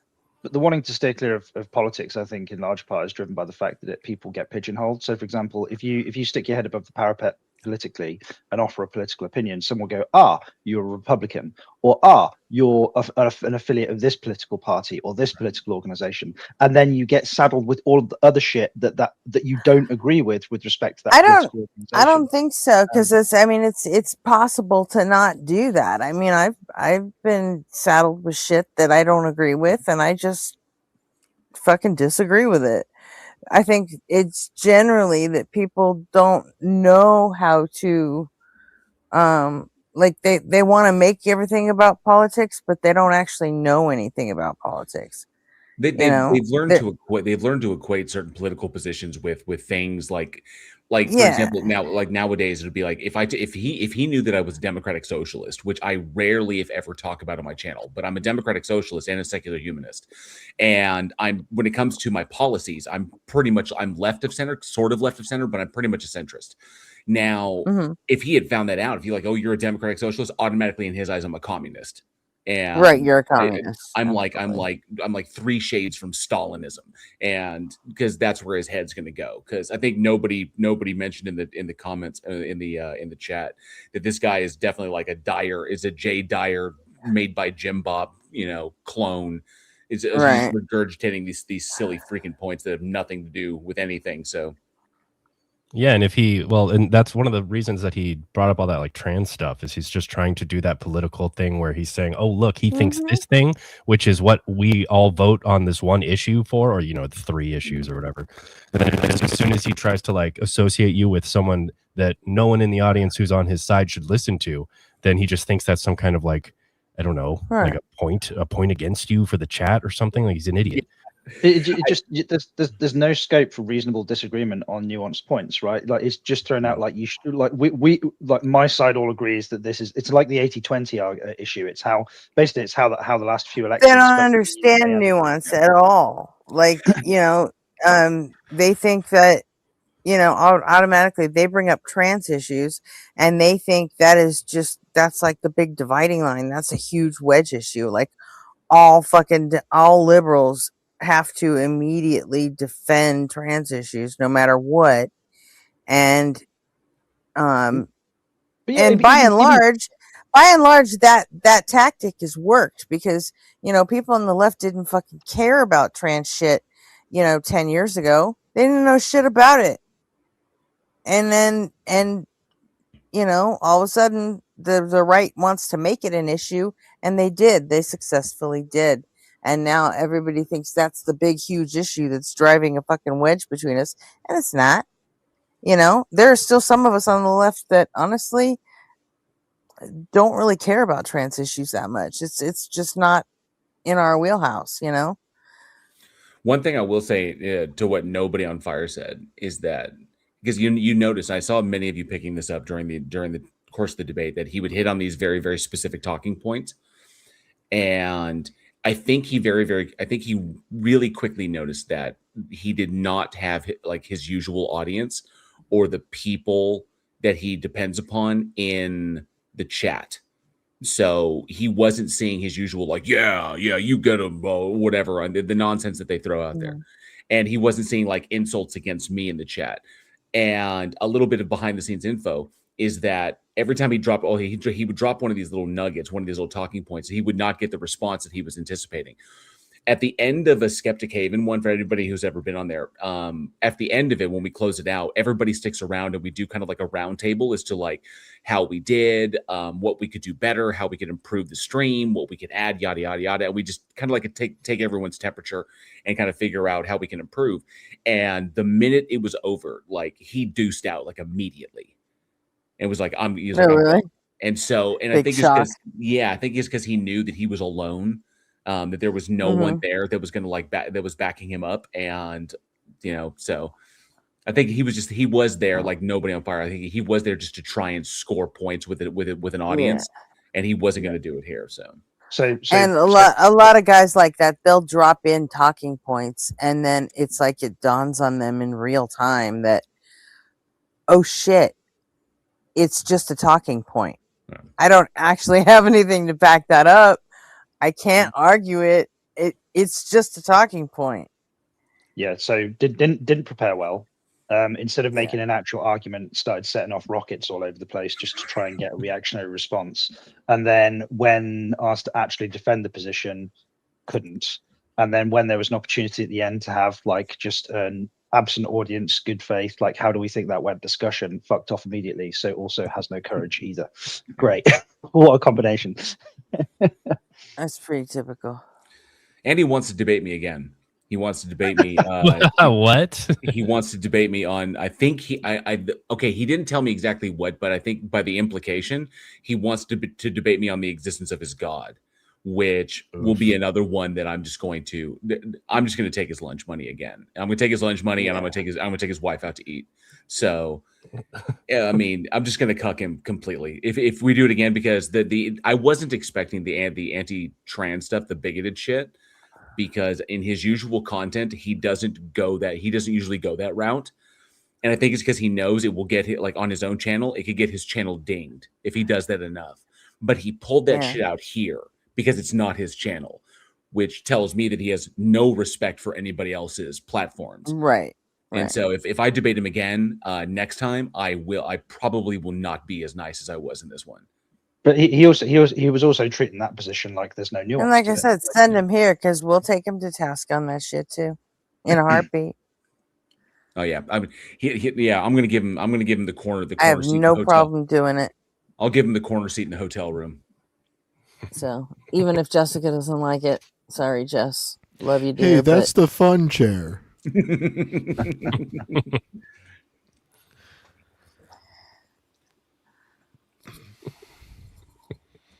It's good to see you again, JL. There, it's been a little while. So yeah, definitely good to see you as well. Thanks so much. I'm sorry it took me so long to get here. I was out doing stuff with the wifey, and so finally managed to make it back and get online. She's the wifey, you misogynist. Yeah. Well, I'm the hubby. She's the wifey. Oh, that was obviously a joke, just in case I didn't translate. And she's crashed out right now, and the dogs are taken care of. So I figured I would. It was like, finally I can jump on and do this. But yeah, if you want to, it took you a while to get here today, or like in general to get back to the house because we were out and about.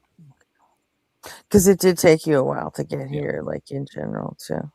I was on my phone. listening. I'm not saying I noticed, but you know, we've been around a few months and didn't see you until very recently. That's all I'm saying. Better late than never. That's the only thing I could say to that one. Yeah. All right, there's a couple more minutes of Q&A. Should we get through that?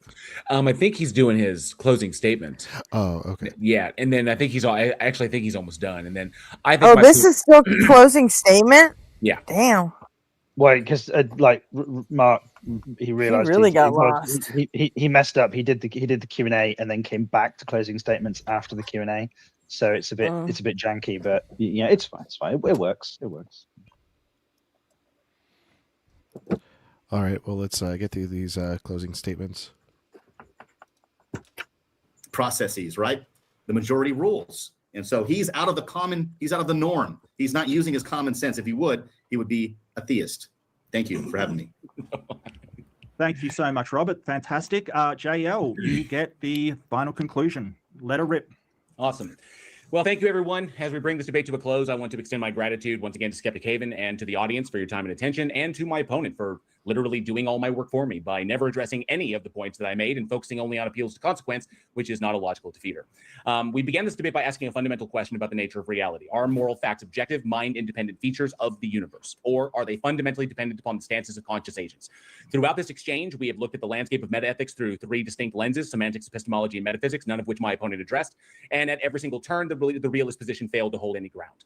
And as a matter of fact, at one point, he actually agreed with me. So let us review what has been established today. First, we looked at semantics. We examined what human beings are actually doing when they make a moral claim. My opponent wants you to believe that saying cruelty is wrong is identical to stating a mathematical or physical fact. But as we have demonstrated, moral language is not descriptive of the external world. It is expressive of an internal state.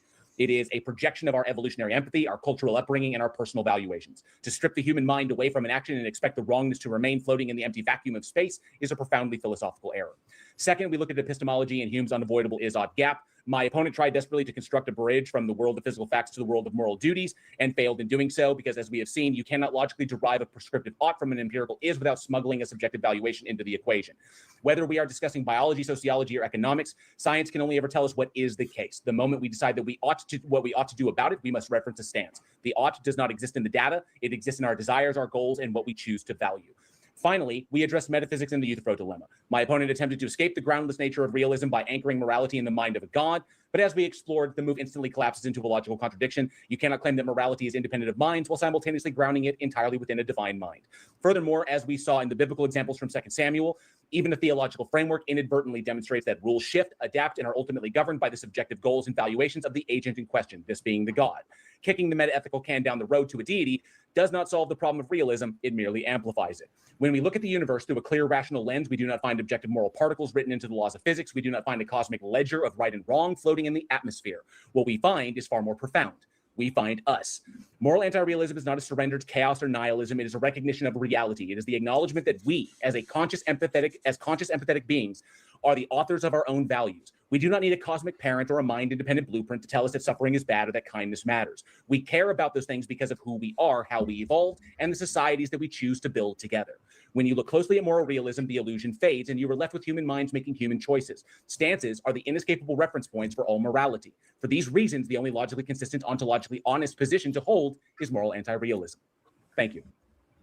Thank you so much, JL. Fantastic. And that is it for you guys. I got to wrap up the show, but you can hang around if you want or take off. Listen, I really want to say thank you so much for giving us your time and your perspective. It really means a lot. I hope you had a fun time, and it was a really good discussion from both of you. Especially Robert, I know it's hard to go into, the lion's den, as it were, where everybody has a different worldview, but I really want to thank you for making the time to present your opinions and your perspective. It really was a fantastic debate. And JL, thank you so much for your time.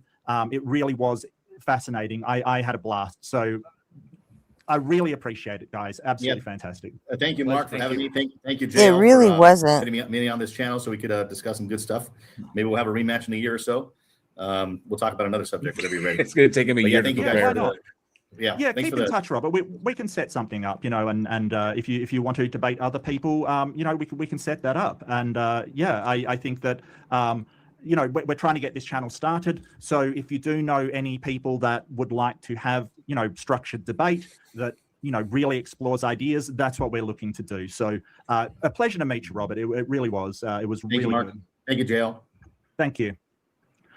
So I'd just like to give a thank you to all the channel members who, honestly, without them, Skeptic Haven and the Thought Experiment could not keep me in fancy shirts. So thank you so much. The rest of this is just for your closing. generosity. He's just doing outro plugs. That's all he's doing. Cool.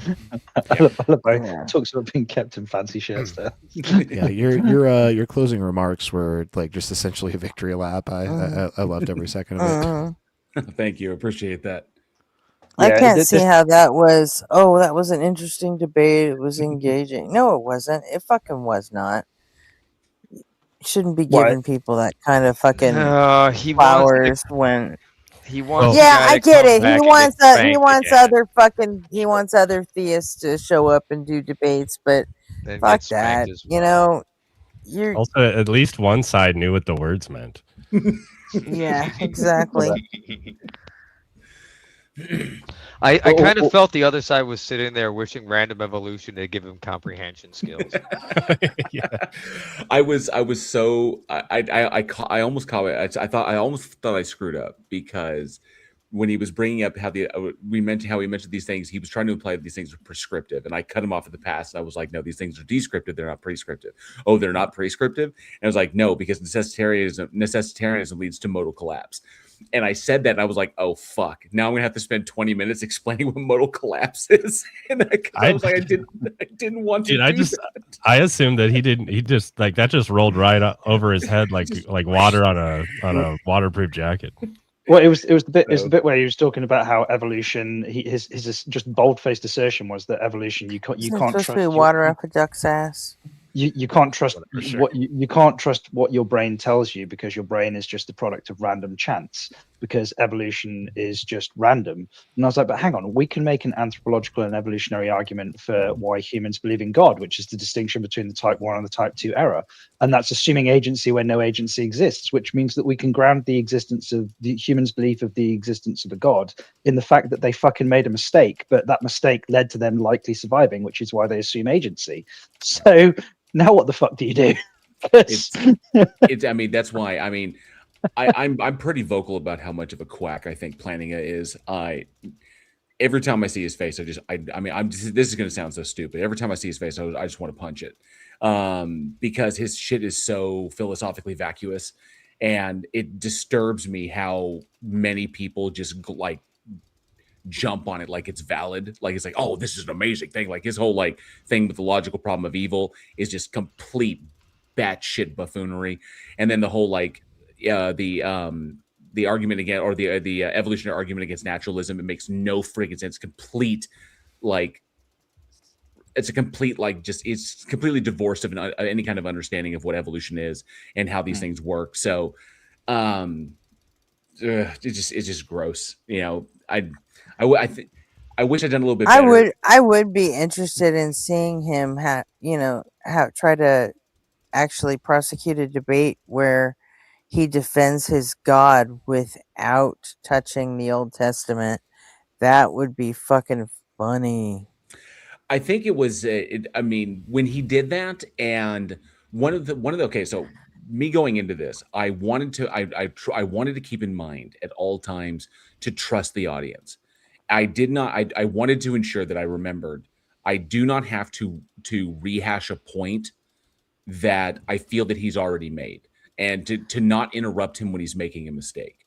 To trust the audience that they are intelligent, they know what's going on, and that when he fucks up, they're going to recognize it. It's not something that I have to I have to relitigate. And when he said, I don't adhere to the Old Testament, I just adhere to the New, but he invokes the New Covenant, which implies the change from the old, then I trusted that the audience would recognize, well, then you're acknowledging that God's stances can change, that he can literally alter his moral calculus can change depending upon what's going on earth.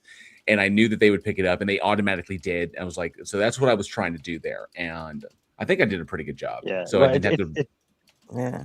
Sorry, Joe. It's the old like when you're having an argument with one of these religious lunatics and you criticize their book, and then they go, but that's the Old Testament though, and I'm like, right. So the fuck what? Like you use the Old Testament to affirm the New Testament. The Old Testament are the predictions, and the New Testament is supposedly the predictions being completed. So you can't segregate them in that way. You just that's not on the table. That's not something you get It's to in do. the Old Testament. No one reads the shit in the Old Except for when you're Testament. referencing, except Not for when you're really referencing sure the why 10, it's still in print. except for when you're referencing the 10 Commandments. Oh, but which 10? 'Cause that's important. Was it the first 10 or the second 10 that were different? The second time Moses brought them down from the mountain, and what about the other 613? What about fucking that? Like, I mean, Jesus.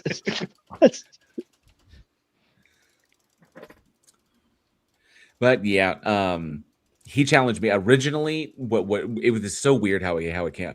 I was literally just like killing time on like online. I just finished writing a script, and I was tired, and I was like, let's see what's going on live on YouTube. So I just you can scroll through all the lives that are currently going on, and I came across him talking to some dude about whether or not agnosticism is rational, and it was like, okay, let me see what's going on here, and the shit he was saying was so philosophically bankrupt. And at first I was kind of like, I tried to like message in the live chat, be like, I think there's some mistakes here that you're making philosophically that need to be corrected. But he never responded. So like, okay, so he's not reading the chat. That's fine. So well, can I just ask a clarification? Jill, are you an agnostic or an atheist? Like, I'm an atheist. Well, see, it's a little bit more complex than that. I agree. Because it depends upon what God we're talking about. And so we have to like we have to assess it from that. If the God itself is logically contradictory, then obviously I'm a Gnostic atheist. I know it can't exist because I know it doesn't exist because it can't exist. But if it's unfalsifiable, then technically I'm an agnostic. It's possible it could exist, but I have no justification to believe that it does. So exactly. Yeah, it is on a position by position basis. But generally speaking, because I tend to view it from a deistic position, from a deistic position, which is kind of a catch-all. I'm agnostic. But there are specific gods. The more dogma, the more contradictory attributes that you dump on this entity, you do get to the point where you go, this is logically impossible. Therefore, I don't think this God exists. Therefore, I'm an atheist with respect to this particular entity. I completely agree. Yeah. So I commented on that on a video when it was done. I just left a comment like, hey, I think you should come over to my channel and we should have a chat. I do live streams twice a week. You should come on over and we should have a chat. And he responded and he was like, what do you mean? It was like, well, I do 2 live streams a week. You should pop over and we can have a chat about some of the philosophical mistakes you're making. And I think it could help you to understand where the agnostic was coming from. And he was kind of like, I don't do like, conversations on other people's channels. I just formally debate them. And I'm like, okay, so could have fooled me. I was kind of He like, sucks at that. Damn, dude. and I was like, okay, so let's set it up. Nobody, that was harsh, dude. I'm almost completely certain that almost anybody who debates the distinction between agnosticism and atheism, they conflate the ontological and the doxastic positions. Like agnostic, when you're just talking about the belief position, i.e., you're not incorporating something like knowledge, just whether the person is convinced or not, then agnosticism is a perfectly reasonable position to take. It doesn't, so when the second that you start using terms like Gnostic atheist, you are ultimately conflating belief and knowledge in a way that I just don't think is reasonable, because you're asking people to justify a belief position when they're not claiming to have a knowledge position, and they are two different things fundamentally. Yeah. So, but yeah, he challenged me, and I was kind of like, okay, and I was doing some mod work over on Skeptic Haven, and they were looking for more content, more people to. So I was like, hey, there's this guy named Atheism Defeated who wants to debate me, who wants to formally debate me. I figure we can do it here. And Michael reached out and set it up, and I was like, okay, well, let's do it. Let's debate this. And so it was pretty much it. And I was like, okay, so it's gonna be. And he agreed. He was like, well, I could debate whatever you want. It's like, how about moral realism versus moral anti-realism? And he was like, sure, yeah, let's do that. And I'm like, okay. And you saw the fruits of that labor. Damn, look at me in that beard. Back when my beard was all grown out. I'm surprised you don't get more questions in like the chats at the end, like, what beard products do you use? Like, where do you get your combs from or whatever? Well, it used to be okay. So that video that you're saying, yeah. So that was done before it got to its longest. and it used to be back down to about the middle, about my sternum is how long it got. So it was getting to like Gandalf levels. And out here on my property, because I live really, really rurally, the reason I had to cut it, I had to like cut my beard off, is because I was out working on the property, and I was clearing out some old chain link fence from the previous owners. And as I was ripping the chain link fence out of the ground, a loop of it caught my beard, and I didn't realize it. And I went to throw the chain link, and it like tried to take my beard with it. And I was like, and I realized, oh, damn, that hurt. I may have to cut this. So I eventually did cut it down, and it just kind of like goes around here at this point now. Yeah, for safety's sake, basically. Yeah, pretty much. Doing that big labor out there with the not to mention, it was really weird because the way my beard grows in, it splits down the middle. So whenever I was driving my car with the window down, it would like blow in two different directions. So I looked like a Dr. Seuss character. Did you just like tucked it up over both ears and like tied it in a bow behind your head? Eventually, I just started tucking it into my shirt, you know, so, like a freaking napkin. I can imagine, like, and because like if you try not to turn your head, so you turn your whole shoulders when you're facing right, people, like so fucking flange. Batman, like I'm Batman. You know? Amazing. But did your suit have nipples? No, I refuse it. Joel Schumacher tried to get those in there, and I was like, no, fuck no, get the fuck away from me. Who puts nipples on a suit? Oh, they weren't especially terrible in Batman Forever, but Batman and Robin is like, let's just make them really pronounced. Just really put them out there. They're tactical nipples.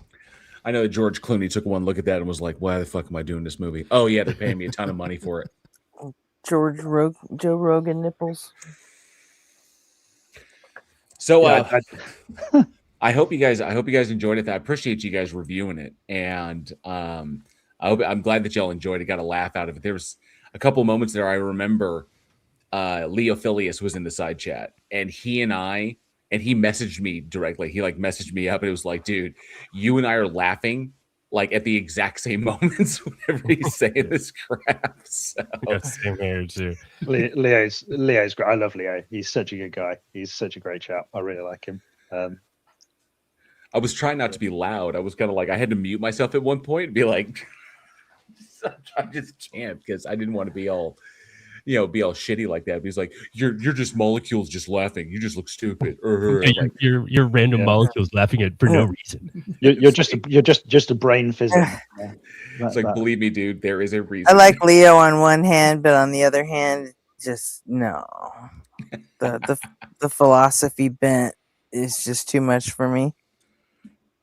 You're getting the hang of it. I think one of the best. Don't say that. That's not a good thing. One of the best conversations I had with Leo was on determinism or compatibilism. It was a great chat, great conversation. Just the conversation you don't want to get into is with a pre-subdial atheist. That's you don't want to get into that conversation. There's certain philosophical conversations that are just, they exist simply to piss people off. So you can avoid those. But as long as you understand the difference between epistemology and ontology, as long as you understand what your own individual philosophy of truth is, and as long as you understand what the basic laws of logic are, you have enough tools to do internal and external critiques. You could learn stuff like what exactly is what a propositional attitude is. You could, various terminology is pretty much where it lies. Difference between objective and subjective, really, really important, as you can see from the debate. But like there's deeper extreme concepts that you don't technically need to get into unless you're like discoursing with a particular individual. So like when you're just talking amongst friends, you don't need to get into like have a disagreement like metaphysical idealism versus metaphysical realism and shit like that. But if you're talking to someone like Jay Dyer or Jim Bob, then you best be up on the terms, because they aren't. But also, like, understanding some of the basic concepts with respect to these conversations is obviously helpful, but it's only helpful if the person that you're having a discussion with they know, but also there has to be a generosity of interpretation. If somebody does use a phrase or a bit of terminology that you're not familiar with, or you think they might be using it in a different way, then there's nothing wrong with asking somebody to just clarify the meaning. Because the point, if you're having an honest conversation, then the word that they use, whilst it helps in understanding, if the two of you are using it in a slightly different way, then you might need to clarify the point. And if you're just trying to win the debate as opposed to understand your interlocutor's position, then actually that people like Jim Bob and they will introduce confusion because their goal is to win the debate, not to understand what you're trying the meaning that you're trying to convey. And it just depends. Is the person that you're dealing with honestly trying to understand you, or are they just trying to fucking win? You know? Or they'll do like insane shit like Jim Bob does and be like, you'll be talking about it. The discussion will be evolution. It'll be like, when did a penis become a penis? You know, it's like Jim 1/8 of a penis, Bob. It's like, when is it's like what are you doing? And he's doing it on purpose. You know, but it's just a painfully bad rehashing of the irreducible complexity argument. Yeah, right? That's basically what it is. Yeah. They're just trying to be provocative in the sense so they can rile up their audience. It's all performative. I know for a fact that Jim Bob is completely performative. Planet Peterson confirmed that out at DebateCon. Jay Dyer is just a freaking moron. So, you know, not to mention he's an anti-Semite and just a gross human being. But these guys, it's all performative nonsense for clicks and views. It's all it is. They're not even worth engaging with. But I'm glad that y'all enjoyed it. Thank you for reviewing it. And I know I'm pretty sure that Andrew O, because we're going live today, later today at 6. So my live stream, Stage of Reason, will be at 6 o'clock. We're going to go live then. I know that Andrew O is going to have his own opinions on it. And I definitely know I'm going to hear from Leo if he has some stuff to say. So, but I appreciate y'all taking a look. I'm glad that y'all dug it. Yeah, good for a laugh. Yeah, definitely that at least. No, it was good as one side of the exchange was good. I would say I'm kind of self-satisfied because I thought my outro was pretty solid. I thought it was good. It was good. I'm kind of bummed that it's just kind of wasted on him. It's so fucking mind-blowing how somebody can get so categorically wrong the other side's position. Even after the opening arguments, he still just fucking wrote his own for you and stuck with it the whole thing. By the end, I figured that it was going to look like you just like beating up on a mentally challenged toddler. but you didn't. You actually handled it pretty well. And I can see it's like, at what point do I start feeling bad about this? Yeah, exactly. I am curious. Oh, go ahead. We hit that point a few times last night with Felix. You know, it's like, stop. He's already dead. I am kind of curious what your guys' thoughts. At what point? Because I've seen there's been some disagreement on this, or maybe whatever. But what point do you think he lost the debate? Like at what point? Early on. Like his opening statement. Yeah, we were talking about his intro was exactly a his crash opening out. statement. His opening statement. Yeah. Okay. Because he made it clear right then that he was not going to be arguing on the merits of the debate topic. It wasn't going to happen. Yeah. Because because not only did he have no intention of arguing that, he doesn't even understand the merits of the debate topic. Yeah. It's also like, you know, when the person advocating for what I think is an insane position then starts introducing out of pocket like religious like concepts or like it was almost immediate that you realize that this person did. I knew immediately that you approach these debates and you're hopeful, like, oh, am I going to hear a new novel argument for this position that I disagree with? Is this going to be interesting? Is it going to be thoughtful? Like, no, it's just going to be funny. Yeah. And we're just going to go with that. He's You know? way went over his fucking head. And Also, he was from word one. What was his definition of objective? Was it something that's really, really feelings? No, he said it's all about your feelings. No, I think it was something that is true, or not about your feelings. Something that's true. I think something that is just And like subjective was just all about your feelings. Yeah, subjective is about your feelings, and objective is what can be shown to be what can be essentially what is true. I don't know what his philosophy of truth is. Most likely, and he doesn't know this. He doesn't know how to articulate it, but most likely he's a correspondence theorist. He doesn't know what that is, so I'd have to explain that to him too. His idea of it is completely twisted. Is all screwed up, and it was my opinion. It was, I think, halfway through his cross, when he realized his cross examination was not going the way he thought it was going to go, that he wasn't going to trigger me, and with his rage baity bullshit. I think at that point, that's when he checked out. When he was like, I don't want to be debating this anymore, because I just his energy kind of shifted, and so I just kind of the sense that he may have stepped into shit and didn't realize it.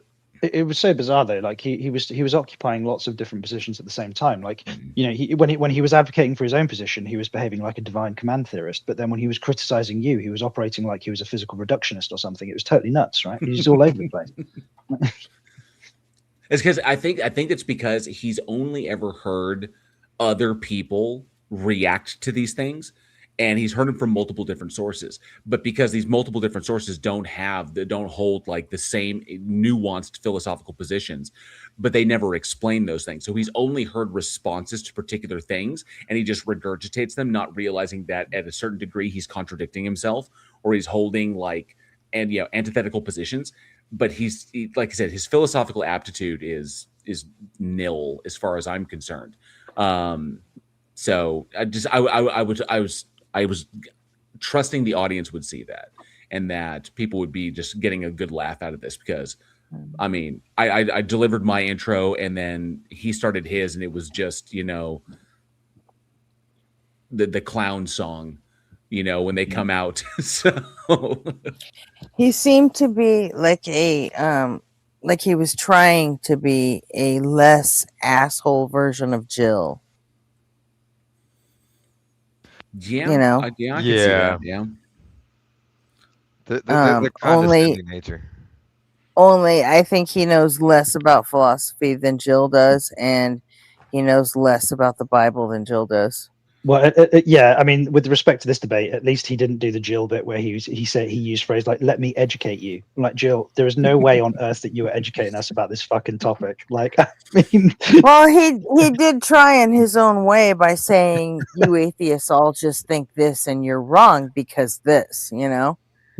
I'm not going to take lessons in philosophy from a person who gets their shoes on the correct feet on the third attempt. Oh. That was good times. Honestly,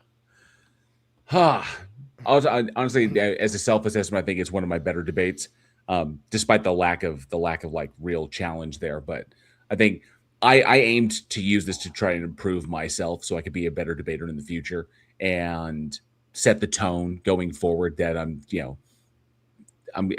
think I use this as a moment of improvement, of self-improvement, to like really set a standard and keep myself to that. And so I see it as just a more, I can say that I beat him all day long. He didn't know what he was talking about. So like, it was like beating up a toddler, but I could say I use this as an opportunity to self-improve. And I think I did. I think I accomplished that in my eyes compared to my previous stuff. So I'm looking forward to whoever I debate next, and I can bring that same energy. Do you feel like maybe you've been like your potential, I guess, opponents for debates has been limited, since you have a moral principle against MDD, and of course tacos with that fiasco, and like, have you limited your range of potential? Possibly, it's definitely possible that I have. I know that the situation, obviously, not to relitigate the situation with Taco, but people are aware of what went on with that one, and the situation with MDD. I've never gotten exact confirmation on that. I think it's because James doesn't want me on the show, because I openly criticized James Like I publicly criticized It's James. the same thing that happened with tacos, though, Yeah, it was James continuing to and pay for the Nate. same reason. Well, with James, All you were really doing was warning tacos against going the way of MDD. right? Yeah, it was when James continued to platform Nathan Thompson after Nathan Thompson's arrest for harassing children on a like children at school when he was harassing kids and doing the flat earth thing there, and he got arrested for that. And James chose to continue to pay him to appear on MDD, which tells me that he doesn't give a shit about who he's platforming. He just wants clicks and views. He just wants that shit, which means he's not interested in any kind of actual intellectual discussion. He's just doing the same shit that Andrew Wilson does. And I'm kind of like, I called him out for his hypocrisy publicly in things that he has stated prior regarding what he considers to be moral, and then turning around and platforming Nathan Thompson, or continuing to pay Nathan Thompson to appear on MDD as an interlocutor. Right. And when I called him out, he got, from what I understand, he got really fucking pissed. And so I'm attributing that as to why I've never been invited on MDD.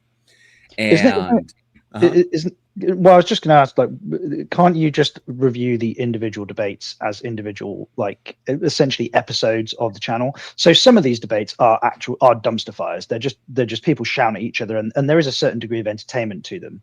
But there are some debates equally that actually are legitimately good debates. There is some reasonable content there. And obviously, if it goes all one way or all the other, then, like, if it goes all this serious debate, then it like you're going to lose a chunk of your audience, because that's not why they're there. So he's trying to have his split the difference, you know? Yeah, but MDD has like put its weight behind the shitty side, and they've become known as a fucking cesspool at this point. And JL, to his credit, like, even when he like reviews debates on his channel, like, he won't even give MDD the view, the single click to run it on his, on his own channel. Yeah, so the only time I pulled an MDD video and I didn't give him I just ripped the debate, and then I edited all the stuff with James out of it. So I cut out all his stuff, and that was only because it was PhD Tony against Kent Hovind. And I was like, we gotta watch this. We've got because to Tony's one of yours, yeah. Right. I was like, we got to watch Tony just completely clown this cult douchebag. And I just cut all of the James stuff out. Didn't need the interlocutor shit and all of his stupid plugs. So, and we watched that. So I cut like a 2 hour stream down to like an hour and 30 minutes. And so we just watched that. But I'm not going to give him I'm not going to support his channel. I'm not going to give him any clicks or like that, because he treats, I don't blame you. He treats extraordinarily grotesque topics with complete neutrality, and he's wrong on that. And just from a subjective standpoint, I think he's wrong on that. He does more harm than good, and so not interested. And he's only recently, like, when people send in super chats and he'll read them out loud, well, he's only recently started putting any amount of editorial decision making behind that. Up to very recently, he was just reading whatever these fucking scumbags sent in through super chats. Well, I'd heard him refuse to read stuff that breached TOS. Like, that was years ago. You know, like, he was like, "No, I'm not." Like, come on, I can't read that. You know, so. And the stuff with Taco was just about how he was just mad about, like, why I left, and when I didn't want to make it into a big thing, which is why I didn't tell him. I didn't want to turn it into a big fucking fiasco. But then somebody asked why I left. Is like, why I don't see you over there anymore? And I said, well, this is what went down. Blah blah blah. It's not really that important, and let's move on. And then he fucking freaked out. So everybody, I don't need to rehash it. Everybody's familiar with that nonsense. So. No, he, for months after that, he told everyone he was going to sue you for slander. Mm-hmm. He told me, he messaged me. Like, what the fuck? He messaged me. He threatened Leo. He threatened I killed Earl. He commented on my on my channel. Like, he went into my community post and he commented there.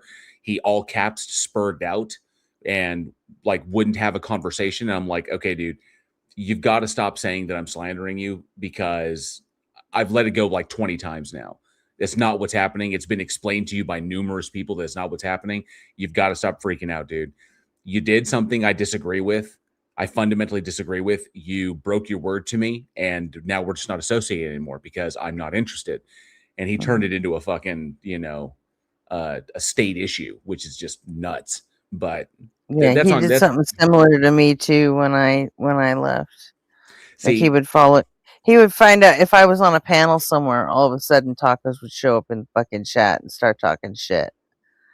And it's like, what are you, fucking 5? Yeah, if you have to like threaten litigation just because you disagree with somebody's take on something is just wild to me. Especially when someone would someone would come along and be like, "Hey, Taco, you're wrong on this," and like they'd be like, "Well, I'm going to sue you." Like he threatened to sue I Killed Earl. It's like she wasn't even there. She wasn't even involved. Yeah, he never threatened to sue me. He literally showed up and called me fucking names and said that Nobody on Fire and I had joined forces to fucking take him out and to kill his career. And I was just like, fucking baby. I mean, obviously there's some animosity between you guys and Tacos. I've not had that experience with him, and I'd go over to his channel. But I don't keep it. I don't keep anyone away from his channel. I've never ask Hizzle. Hizzle's the first person I made mod over here, and he's been helping me since the beginning. And I've never once given him the ultimatum, stay away from Tacos. Not once. And if you thought that's a claim, that I definitely wasn't making that claim. The only thing I was going to ask was, Tacos hasn't gone live in 2 weeks or so. Is he on holiday now? Is he just not doing panels anymore, or what? Wait, I thought he was live just the other night. Was he? He mostly stream. He's back to streaming games. I think I heard. All right, okay. No, I've never said that anybody can't. I've never tried to block him or like that. I said people can go and if you want to go over there and hang over there and you don't want to come here, that's cool. If you want to come here, don't go there. That's fine. If you want to visit both, knock yourselves out. I'm not trying to split the audience. I do not want that kind of division in the community. We don't need it. The whole point of my channel is to bridge these divides and trying to explain that bad enough with the Nanocon drama and exactly trying to basically break down is I disagree with what he did. I have the receipts that show that I was like, what I wanted and what I requested of him is I do not want to be on the panel with this individual. I have no interest in engaging with him whatsoever. I don't want to be associated. If they're going to be on the panel, I want to be off. So that's just it. And he ambushed me with it and dropped the dude in front of me. And I was like, and then the guy was calling, because I'll admit I was talking shit about Andrew Wilson, and I'll talk shit about him all day fucking long. I told him to his face, but Taco put me in that position when I told him I expressly didn't want to be in that position, because it's not something that needs to be aired out, publicly in that respect. Yes, I have an opinion about the guy. Yes, he's a piece of shit, but it's irrelevant to what we're trying to do here. But he wanted the clicks and views, so he dropped him in front of me, and I was like, now I got to handle this. So I handled that, and then I was done. And I was like, I'm good. And I was just out, and people were kind of like, what happened? What were you? Because I wasn't making a big deal out of it until I was like, well, this is what he did. And it's like, I disagree with it. He put his desire for clicks and views and drama and money and these super chats and shit. He put that ahead of any working relationship we had. He used me as bait, and I'm done with it. So, and it was the second time he'd done it. So, well, and obviously this particular character, AW or Andrew Wilson, whatever, he is. There are two parts. There are two things. Firstly, he is a good rhetorician with respect to how he boxes people into corners. No, he's not. He's full of shit. He's a shitty debater. He'll fucking grant the original topic so he can go down some fucking squirrel hole that no one's had any time to prepare against. And Gretchen, that's the point. That's the only way he fucking wins. Well, that's not debating, is it? I didn't say he was a skilled debater. That's showing up to be a fucking bully. But I said he was a skilled rhetorician. If I'd have got to the end of my sentence, doesn't make him a rhetorician. Makes him fucking slippery little bitch ass weasels when it makes them. Sorry, never mind. No. What Dad knows best I is digress. that's essentially what he was saying. He is like that, but that's what being a rhetorician is like. And I agree with Dad knows best to an extent that Andrew Wilson is a skilled rhetorician against people who cannot keep up with his rhetoric. People who can, the only avenue he takes after that is to go to personal attacks and insults because it's all he's got. Yeah.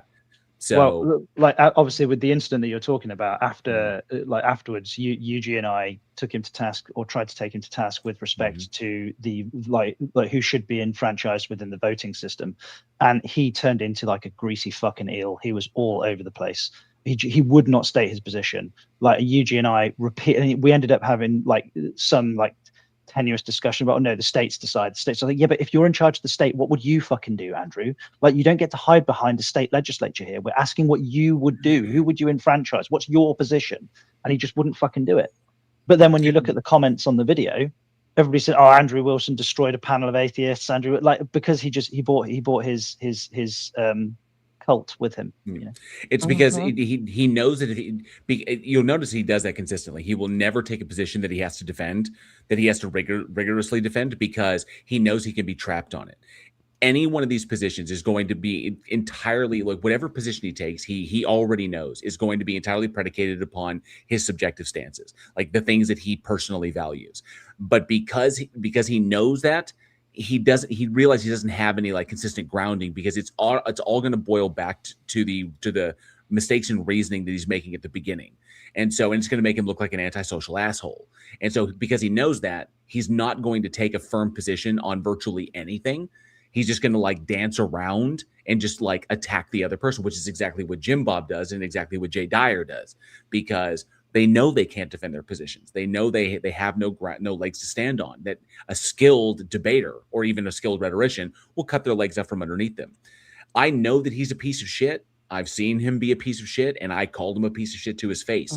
And then I was done. It's like, because I don't want to engage with his dumbass. There's nothing to be gleaned from that, because he's just going to be like, haha, look at me talk. And I'm like, you're not saying anything.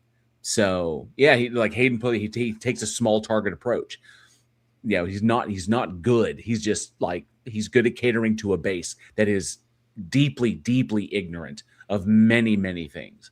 And so, but like I said what I said to Andrew. I said my piece. I was done. And then I found that stolen valor kind of lane to be really effective with him. So, because he has been, I mean, there's video of him claiming that he was in the army. And now he tries to deny he ever said it, but he can't, because there's video out there of him saying it. And he doesn't like getting caught on the stolen valor thing, because his manosphere audience really is not down with that shit. He actually claimed he was in the services. What? Like, fucking, not like he was like a support staff or something like that. Actually, like. Well, even support staff is in the military. He just said he was in for a short period of time. That sounds to me like he's saying that he was enlisted. It sounds like he enlisted and got washed out or something. Like he didn't make it through training. That dude wouldn't make it past the recruiter. Yeah. So either way, he's completely full of shit. If you don't make it through training, you don't get to call yourself a veteran. Period. I wanted to join the Royal Engineers in the UK Armed Services. I tried to enlist whilst I was going through university training as an architectural technologist. And I didn't even get past the health check, so they took one look at my eyesight and went, "Fuck no, we're not handing you a rifle." We cannot put you on a battlefield. I am sorry. Here's a whistle. If a war breaks out, blow it, and one of us will come and help you. Sorry, that's a Simpsons reference. If anybody remembers that. I don't know if it's the same in the US, but it's the distinction between corrected and uncorrected. Like my corrected eyesight with contact lenses is perfect. It's 20/20. The problem is that you can't, like, when your forward operating base is attacked, you can't say to the insurgents or the people firing rocket propelled grenades, "You hang on a minute, I just need to put my contact lenses in before I can shoot back." So it just, even though I would have been going in as a Royal Engineer, it's you're a soldier first attitude. And here in the States, you can have glasses. My issue, I tried to go Army and I tried to go Marines, and the physical, everything was fine because I was in wrestling, I was in football, I could handle all that shit, and it was surprisingly easy. It was kind of like the ASVAB. I 98'd on the ASVAB both times I took it. It was one of the easiest tests I've ever taken in my life. It's, when I say 98 on it, it's not impressive. It's not a hard test.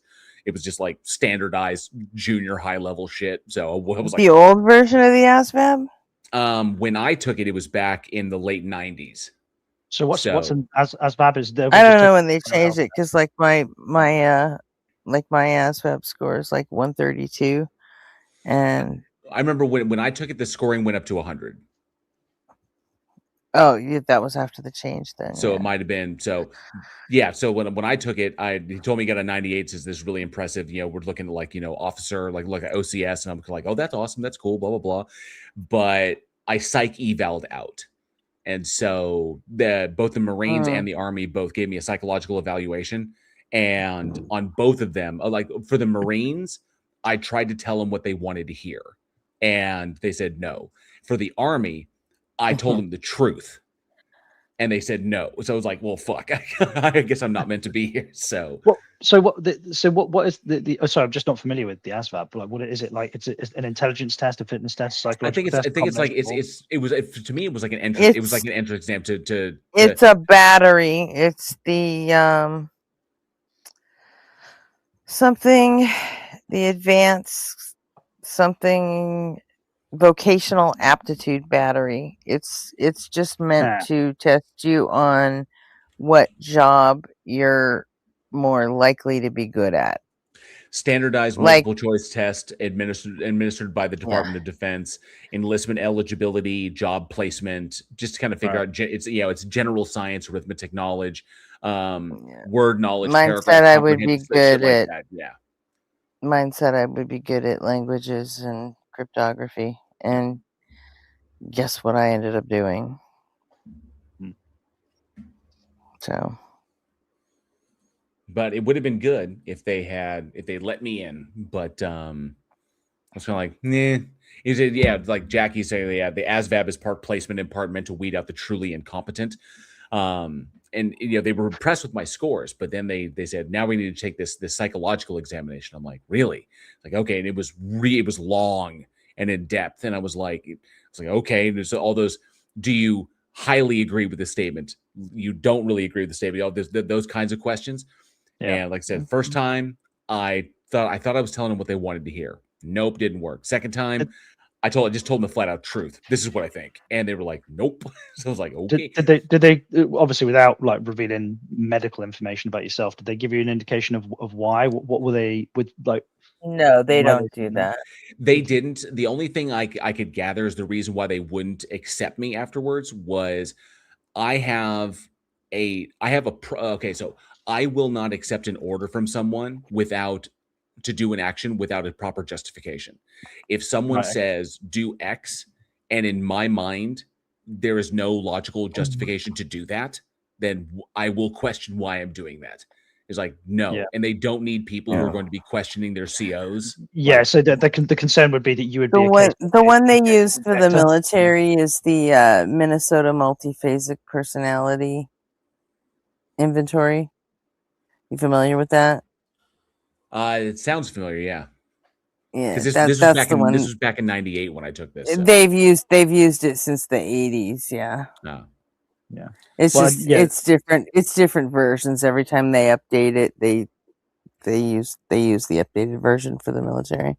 That's the psych eval they do for the military. So yeah, like you end up in some kind of like missile silo somewhere, or like like and then somebody gives you an order like to launch something, and that there's a fairly good chance like you're aiming for like weapon storage next to a school, and you're like, fuck no. And see, I would have thought that'd be a good thing, because I'm not one of those people who's going to get caught in a situation where I'm like gunning down civilians because for whatever reason. It's like that's the whole reason I ask questions. It's like, you ask me to do as like go shoot that person. Why am I shooting them? No, don't ask why. It's the whole thing. It's like, it's not us to question why. It's just for us to do and die. I have a problem. I have a real moral problem with that. Is like, no, we need to have a reason why we're doing this. And if I don't understand why we're doing it, and it's not logically justified, I'm not doing it. And so obviously I probably wouldn't make it through basic. Yeah, it is kind of also be surprised. Yeah, you're not going to be given enough information. The people above you aren't even going to be given enough information for them to be able to even answer those questions. And as far as the psych shit goes, a lot of it is for like those positions that are just psychologically really, really stressful. So like if you're assigned to a submarine, you're going to be underwater for 6 months. No daylight. Like your entire chemistry and psychology is going to change being under there. So like they need to know that you're not going to snap in a pressurized tube. Right? Just wind up in the fucking brig. And they'll never tell you why you didn't make the cut on the psych eval. They don't owe you that. They'll just stamp you 4F and get the fuck out of here. It's so I wasn't qualified, which is a shame, because I really another reason was I was going into it because I didn't feel like I had any prospects. So I figured, why not just go into the military, and which may have been the wrong reason why. Who knows? But I think it would have been cool for some of us, it's a reason. I think it's a very common one. So I think it would have been cool to serve. I would have loved that training. I got a taste for it because my scout leader when I was in Scouts, because I got my Eagle Scout in '98, and my scout leader was an Army Ranger, was a 22-year Army Ranger, and so my scouting experience was a little different than other people's, a little bit more intensive, more survival training oriented, and so I really loved it, and I thought it was like I could go and do this. And this would be fun. This would be cool. It'd be experience. They pay for college, do all this kind of stuff. I'll get a Corvette. And I'm sorry, that's a joke if anybody's familiar with that shit. But nonetheless, they wouldn't let me in, so it was kind of a bummer. I left. Everybody's gonna drive Mustangs. Mustangs are Corvettes. So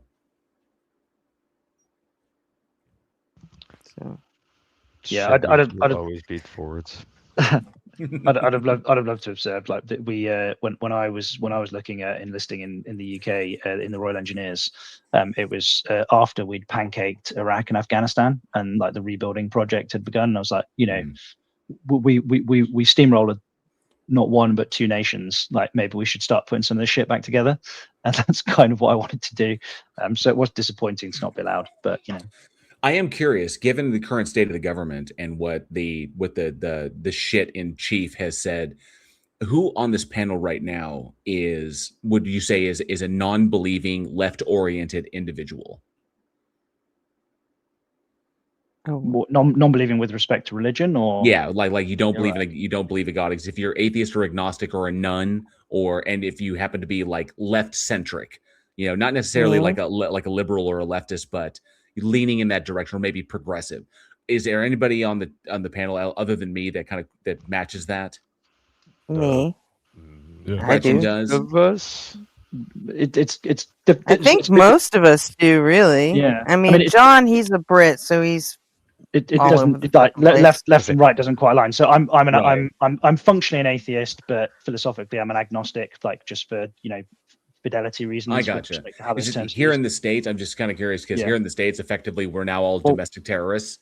So, I guess I'm slightly right of center in the United Kingdom, but I guess that would make me kind of a centrist in the United States, for example. Like my things like, no, you'd be left of center even in the U.S. You're too socially liberal to even qualify as a centrist. Let me ask you this, Dad. Just call me John or Daddy or either John. or, Okay, right? so John, if it were the case that your government was going to institute theological rule in your country, right? Is that something that you would protest against? It's well, we have a state religion which is supposedly installed by the grace of God, and I'm it's difficult, like by the grace of Henry VIII. I think we know. so for example, like with things like teaching theology in schools, like I'm pro religious education. I'm not pro you must believe this, but I am pro the education of different religions, as long as we understand, like, so you don't just get to teach Christianity, you have to teach Islam, Hinduism, Sikhism, like you have to teach all of it, as much as you can, so I'm pro things like the teaching of religion in schools, as long as it's not from like dumped on high from some theocratic position. If it's just about this group of people believes this group of people believes this, then it's fine. So it depends what you mean. If you're like, if you're gonna like just because God says so, then fuck no. Like if the British government was going to basically make the UK or make just like England an autocratic theocracy. No, absolutely not. Fucking off. So something you would okay. Here Absolutely. in the United States, according to our president, anybody who is like me, who aligns with the left or aligns with progressive ideals, or is an atheist, doesn't believe in a God, advocates for secular humanism, by definition, we are now all considered domestic terrorists. If we engage in protests against anything, then we will be treated as domestic terrorists. I mean, that's nuts. Like, it's like, do I think different. Which is funny because we don't actually have anything in the U.S. code that actually designates someone as a domestic terrorist. It's not an actual charge that anybody can be charged with. Do you know that? Well, according to Nosferatu Miller, he's definitely. I mean, that's the. Well, yeah, they talk like it is, but if you actually, look up the DOJ and look up the code, they're gonna. Look I at mean, the US whatever. code, it doesn't exist. They don't care about the codes. They're they don't give a shit. They're going to do what they want, and then someone's going to take it to the court. The idea is that if they pull any shenanigans at the midterms, which we fully anticipate them doing, that there will be protests against what they've done, against the shit that they try to pull. And they were getting out in front of it by saying that anybody who fights it or anybody who protests against it is going to be treated as a domestic terrorist. The what was it? The Department of Homeland Security, the DHS, the head of the DHS, recently threatened that any state that doesn't abide by whatever the president says in regards to the midterms, if they don't abide by that, that they will see that they'll have all their funding rescinded from the federal government. So if they simply just don't like fall in lockstep with whatever the president is saying, which is just fucking insane. But yeah, officially declared an enemy of the state by the administration. So, like, I mean, it must be understood, right? You can't just mandate agreement. Like it doesn't. You should be able to. No, you can't. I mean, if that could be done, then Trump would have already done it to California. He would have definitely done it to Gavin Newsom already, and he can't. I'm gonna have to go, guys. I said I'd spend some time with my son this morning, and he's giving me the evil eye. Like he's spending too much time. Oh no! Don't go, John. I know you'll miss me, Gretchen. John, I just wanted to get one quick take from you, real quick. How do you feel about Andrew? How do you feel about the Tate boys coming home? that should be interesting. I'm amazed it's taken so long, to be honest. They were hiding in Romania. The only redeeming fact, the only redeeming quality with respect to the Tate brothers is that they do have each other's back as brothers. Like they are always there for each other. Like but other than that, I don't agree with anything they say or do because they're fucking lunatics. Oh no, definitely. I'm just kind of curious. I'm kind of disappointed that they're not going to serve in a U.S. prison. But what are the UK prisons like? Are they going to? the UK prisons are like holiday parks by comparison, but it does very much depend on the prison. Like a huge proportion of our prison population, for example, are our particular version of religious extremists, which is like Islamists. So if you go, there are some prisons like Onley, which is the prison nearest me. I know I'm saying goodbye, mate. I know I'm sorry. I told you. I promise, mate. Just give me 2 minutes. I was asking questions. Just give me 2 minutes. Help! I'm talking and I can't shut the fuck up. Oh, Gretchen, you know me so well. It does depend on which prison they get put into, what kind of class of prison it is. Like obviously, which one of the two has recently like declared that they are a Muslim now? Like one of them did, or at least I heard something like that. So he might be okay, I guess. But it just depends what they get convicted of, what prison they go to, even if they get prison time at all. Like we're struggling with prison spaces right now, although this is going to be quite high profile, so I'd be surprised if they didn't get some kind of custodial sentence. I would love to see. I mean, cool. We're going to keep our eyes on it. They're going to be in the UK. I would much rather see those assholes in fucking Angola or fucking Rikers. See how long they last. Let them keep them, man. Maybe we should put a prison on the surface of the moon. Let's do that. As far away as possible. I want to see those assholes running around the farm. Be like, that shit would be fucking. I'm sorry, that's pay-per-view shit. Yeah, right it would. There. Watch the Tate brothers. But at least this way, we don't even have to pay for it. So watch the Tate brothers live from Parchman. They're in general population. Thanks, John, for joining us. Yeah, I do have to go. I'm going to drop my. Take care. We'll catch you later. Good night, sir. Now, sort of off topic, JL, I have a question about your decor. Have you ever had a long streaming session, you turn around, you get freaked out by your Jason statue back there? It's happened only once, and it was when I first got him. So I did a video. It's like way early on my channel when I was assembling him, but when I first set him up, okay. Where my office is right now, my bedroom is kind of see where I'm sitting right now. If you were to go this way, the door to my office is there. Right around the corner is the door to my bedroom. Okay. And we sleep with our doors open because the dogs need to move around and just like this. So one night, it was the night after I'd set him up and I had all the lights off and like this. I woke up just kind of it was maybe 3:30 in the morning. So I woke up, I was like, I gotta go to the bathroom. And I glanced up and I saw it standing there. And for the briefest moment, I completely forgot that I had put it, that it was because it was new. And so my brain hadn't activated. So I was like, and I almost came up out of the fucking bed. I was like, who the fuck is in my office? And I was like, oh. Do you ever hear in the middle of the night, you just be laying in bed and you hear the dogs go, "Arr." What the fuck is going on? We do just because we live so rurally. I live my property is about 15 minutes from the Kansas border, and so where we live is really rural. The property next to me is 40 acres, and so we have a lot of space, and so we get wild animals. There's lots of raccoons, lots of possums, lots of, just varmints out there, skunks, all kinds of shit. And so the dogs, especially my German Shepherd, hear shit all the time. And especially because we have motion sensor lights around the house. And so if anything moves through the property, then those lights go off. And then, of course, Oso will be like, like that. So we just gotten used to it.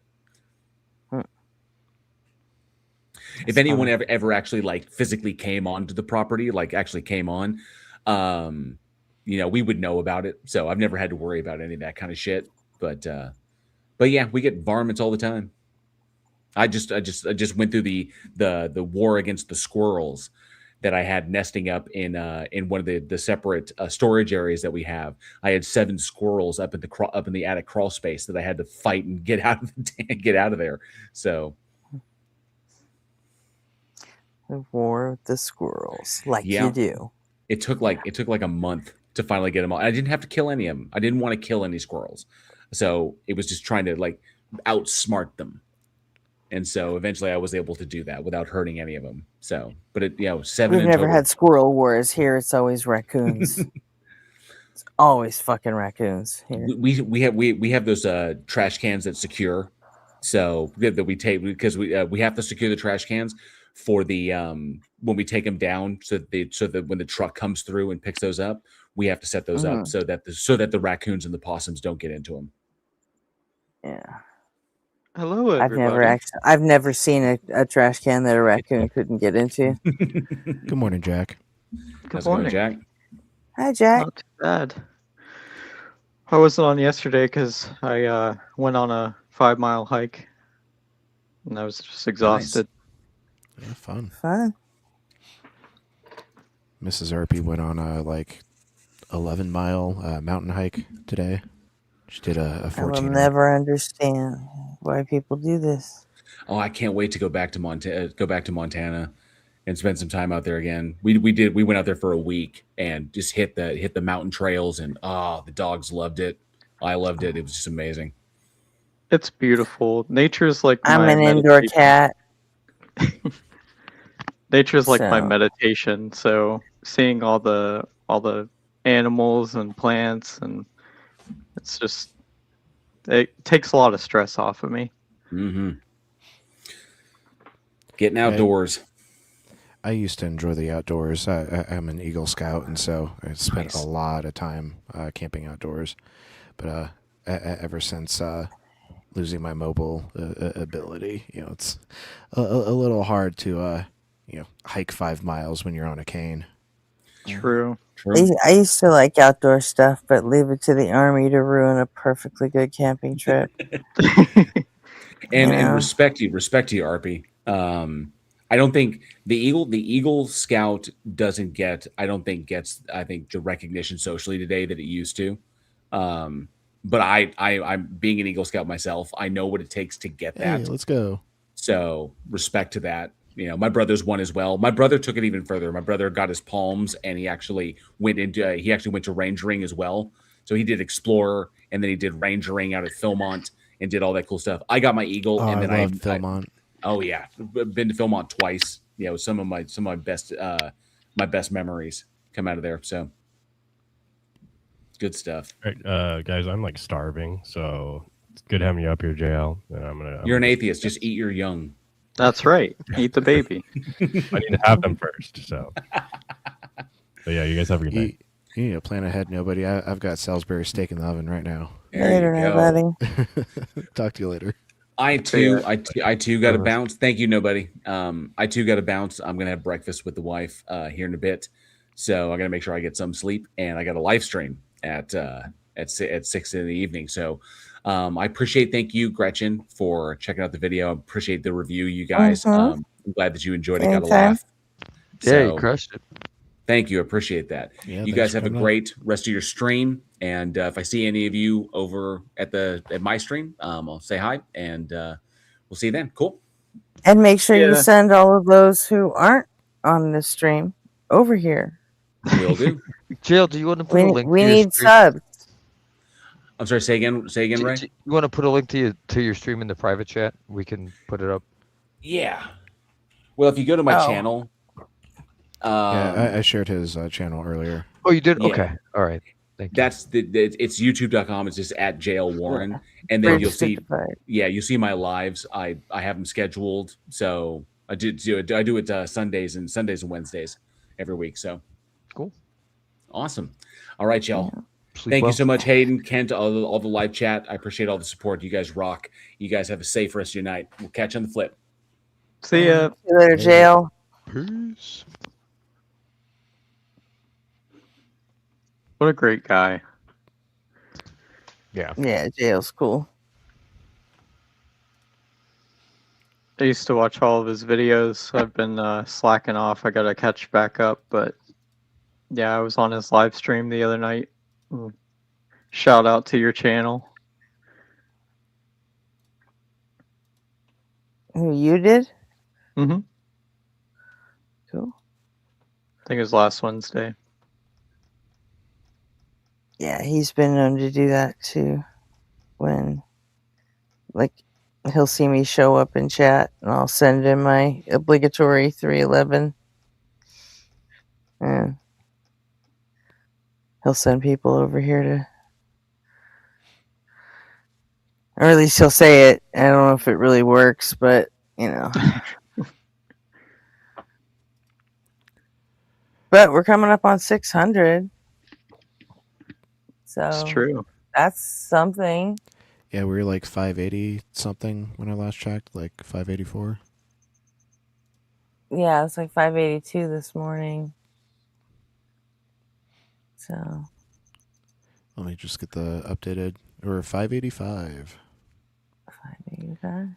So I guess this is a good chance to shill. Folks, if you're there in the comments and enjoying the stream, please give the stream a like. But also, if you're not subscribed, please consider doing so.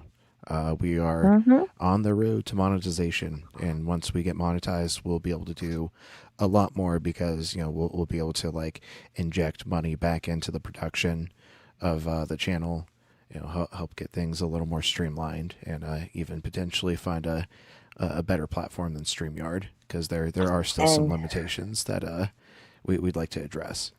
Consider having your, you know, husband, wife, spouse, partner, kids, brothers. Ask them to sub too. They don't actually have to watch it. But right, just help us get that number up. Yeah. Number go up. Yep, My number daddy go up. brother subscribed. Hey, let's go. Hey, I think we got McTime's mom. That's something. There we go. Oh, hold on a second. Yeah, I was going to Hold on. say a particular person's in chat. You're already on it. Sup, Jamnik?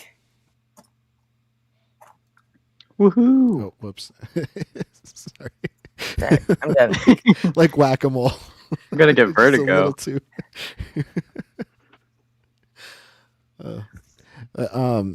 Opal, if you're still in All that chat, showed was that I still haven't gotten around to doing my hair yet. So We should have a road to I monetization. did the blonde tracker. part. What do you think? The problem with that is like we wouldn't be able to have the tracker on the screen at all times because I'd have to be sharing a window, and like I can only share one window at a time. It's an annoying limitation of this The platform. what? A tracker You can't for do like what? a banner. We could do a banner. We just have to like manually update it. Yeah. A tracker for what, subs? Yeah. Yeah. Yeah, Maybe a banner would be a good solution for that. we kicked around the idea of like doing a subathon. Like doing a 24-hour stream. Like sending raids into other streams and, you know, challenging them to like, you know, trivia or something, and I'll be you right know, back. just My, making a Salisbury whole lot of steak is ready. noise and trying to get people in, and you know, subbed for whatever reason. You know, I think we got like 10 subs out of the day that Blitz played half of the M song. Wow. We got like 10 subs right after that. So, which is when I kind of came up with the idea we should do like a whole day where and obviously it would have to be a Sunday because that's when all the other shows are going. So, and like maybe if we do it next Sunday, then Justin's doing a Q&A and Unapologetics going, and then all the AXP in the line, and you know, if Joel and Mezzo aren't streaming, maybe we could get them to drop by for a little bit. Yeah, Beard was there when I was on John Cohen Friday, and said to sub to you and Beard. So Beard's getting out there networking too. Yeah. So, I mean, if we just did a long stream and had somebody, manning the stream at all times, then we could send out like raiding parties. Make it like one of them their video games y'all love to play so much. Send out little raiding parties to different streams. Because, I mean, if we could get like, 5 subs from every stream that happens just on a Sunday. I'd probably push it over. You know, A couple of Sundays. or dare I hope for 10 for each one. I mean, we probably definitely hit 1,000. I mean, is there any value in an idea like that? Because, I mean, like Tommy used to do it. And like he'd say, okay, if we hit the sub goal, then we'll stay live for an extra 2 hours. And if we hit the next sub goal, he'd stay live for an extra 2 hours. So I guess it depends on how long you want to stay up. Well, that's it. It's also like, are you gonna get hate watchers that want to like keep you awake and try to kill you with exhaustion? I wouldn't even care. Right? If it's gonna help us hit our sub goal, all Yeah. right. Because That's all that really matters. there's a slice of the audience that just want us to, want to see everybody fight, and okay, No, they don't. Fuck you. we can do that too. Yeah. I will So- definitely be watching that, Beard. I mean,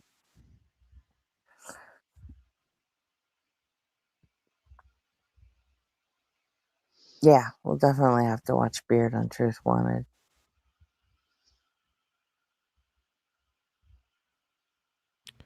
So. All right, I'm back.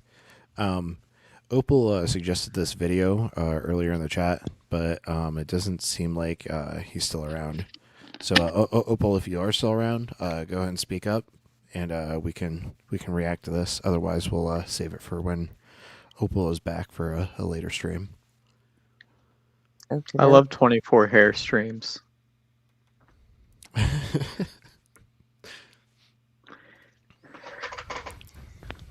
I got about 6 hours of driving tomorrow, so I have to take a nap. But Oh yeah, man. Good luck with that. I'll be back. Yeah, it's kind of typical at this point. It's just exhausting. But I'll be back. Love y'all. Peace and chicken Okay. grease. Always a good time. See ya. to meet you. Night. Rest well. Night. All right, Is a Secular is confirming Opal is not around right now. What about anyone in chat? You guys think like a subathon where we send out like fucking raiding parties and shit to other streams? Could that be fun?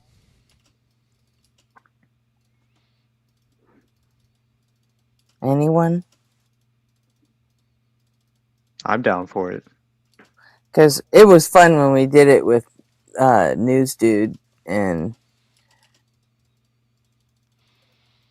I mean, but that was politics and stuff. So we were raiding, like we would like raid out to Parker and Dean and Santana and Jaden, and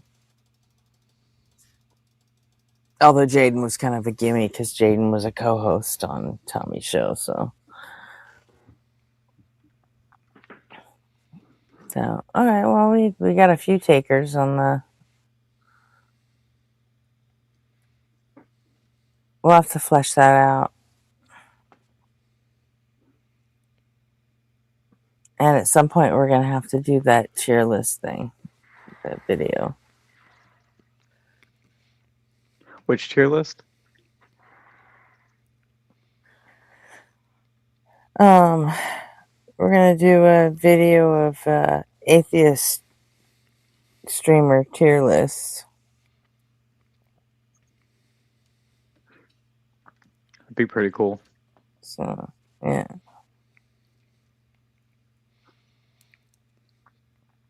So Thanks, either Asa. either we're all gonna come up with our own like top 5 tier list, or just throw everybody into one bucket and let chat help us decide where they go. Async is obviously S plus tier. Obviously. So If S yeah. plus stands for sucks plus. No. No, honestly, I Well, really do like this Sucks channel a lot better. plus, you know what? I think Async is going to see a phenomenal improvement once we get rid of this RP guy. Well, here, I'll help you. We'll make it all the way up to S minus. Oh man, now we just lost half our viewers. I got bored. I came back. I'm sorry for what All I said. right, half our viewers are back. But yeah, no, the reason why I like this, and I probably said this before, but there's a lot less spaces for atheists to come up and just hang out, and this always allows atheists to come up and hang out. So I think it's a huge benefit for the community writ large. Yeah, that's where the original idea came from, is that there really isn't anywhere for, I mean, if you're an atheist and you want to call in, you have to wait for the line, and you have to hope that it's not full of theists or something that week. Right. So, And even then, some channels don't even allow unless it's like one yeah. specific day, or maybe even one day every 2 weeks. And there's a couple that will take atheist calls, but they're mostly just all like 100% TikTok. And if you're not on TikTok, then Yeah, that's the problem I have because I'm not on TikTok. yeah, you're kind of toast. So I was supposed to get in touch with John Cohen. He was supposed to send me some information to one of the lives on TikTok that they help atheist streamers get started. So maybe there could be one day. What do you mean? There's a atheist content creator on TikTok, and I forget what their name is, but they help atheist streamers in the community get started and connect. So, but I haven't gotten the information yet, so I'll send John a follow-up. That's one of our like mission goals here too, right? Yeah, no, helping you other guys, atheist creators get started. yeah, you guys should definitely link up. Like I said, I haven't gotten the information yet, but I will share it with you when I do.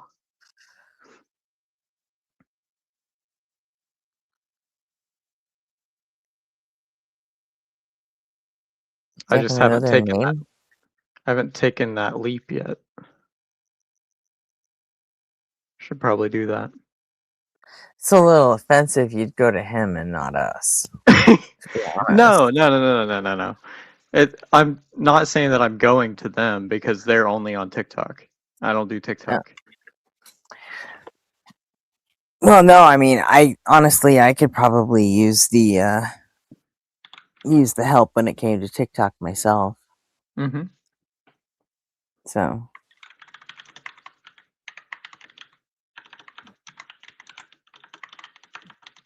because Yeah, maybe I'll hit up John Cohen, get that information. Yeah, I'm doing it right now. Oh, sweet.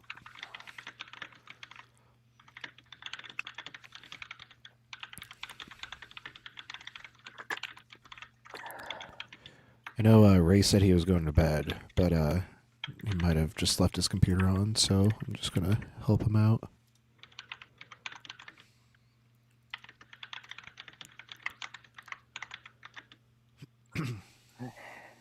he said he'd be back. But I think he meant much later. Yeah. So.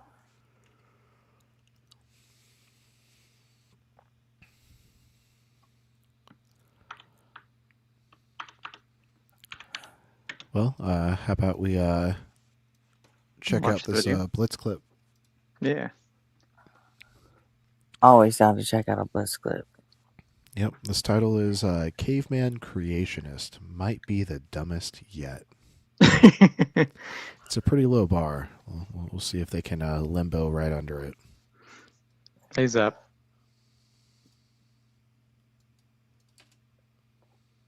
Oh yeah, you're welcome, Baird. I wanted him to check it out because he was interested at the time a couple weeks ago. Evolved beyond the Knuckle Dragon status, but you know, we can get past that. Okay, I did have the volume working.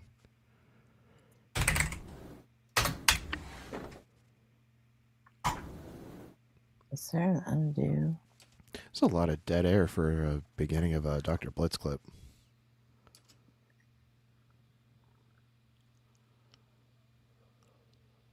Welcome, welcome, everybody. Hope everybody had a good Thursday, and we're moving on to a Good Friday. Oh, isn't that a thing? That's like a holiday or something. Yeah, Oh, Good that Friday. makes sense. This was the very beginning of the stream. Right. That's why there was such a pause.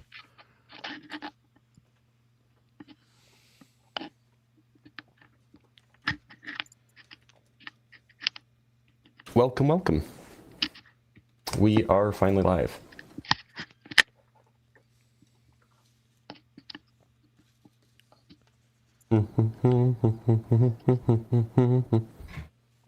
How's it going? I am very tired. I stayed up way too late last night. Far too late. That's me most nights. What is a night anymore? Right. And I have to go vote in person today. Why do you start streams very early? Well, I start them at 9 in the morning so that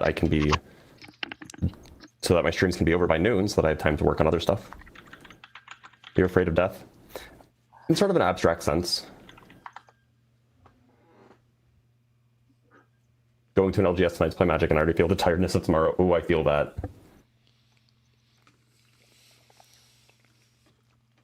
I did the pre-release for Marvel Heroes.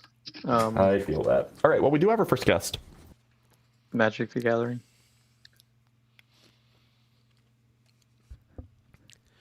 Any broken metas already?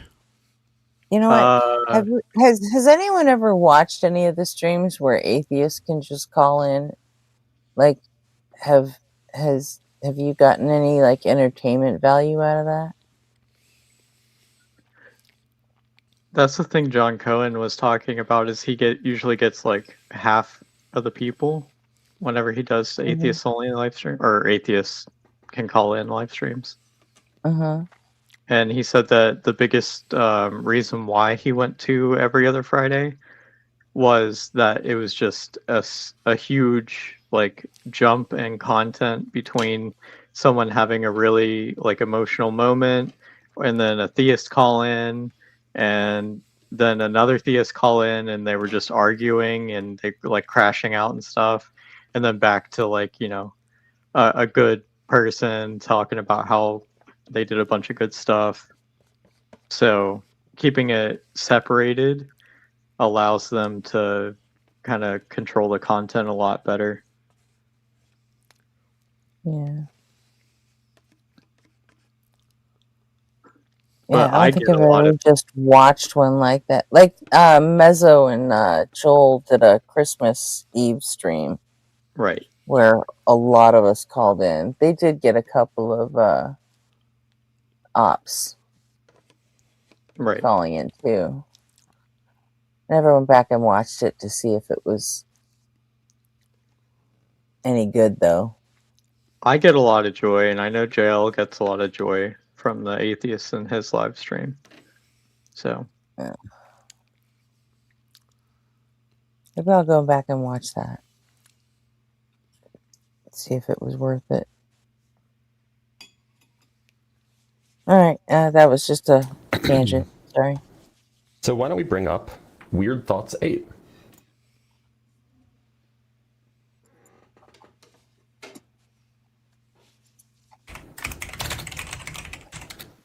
Weird Thoughts 8, how's it going? Good. How you doing?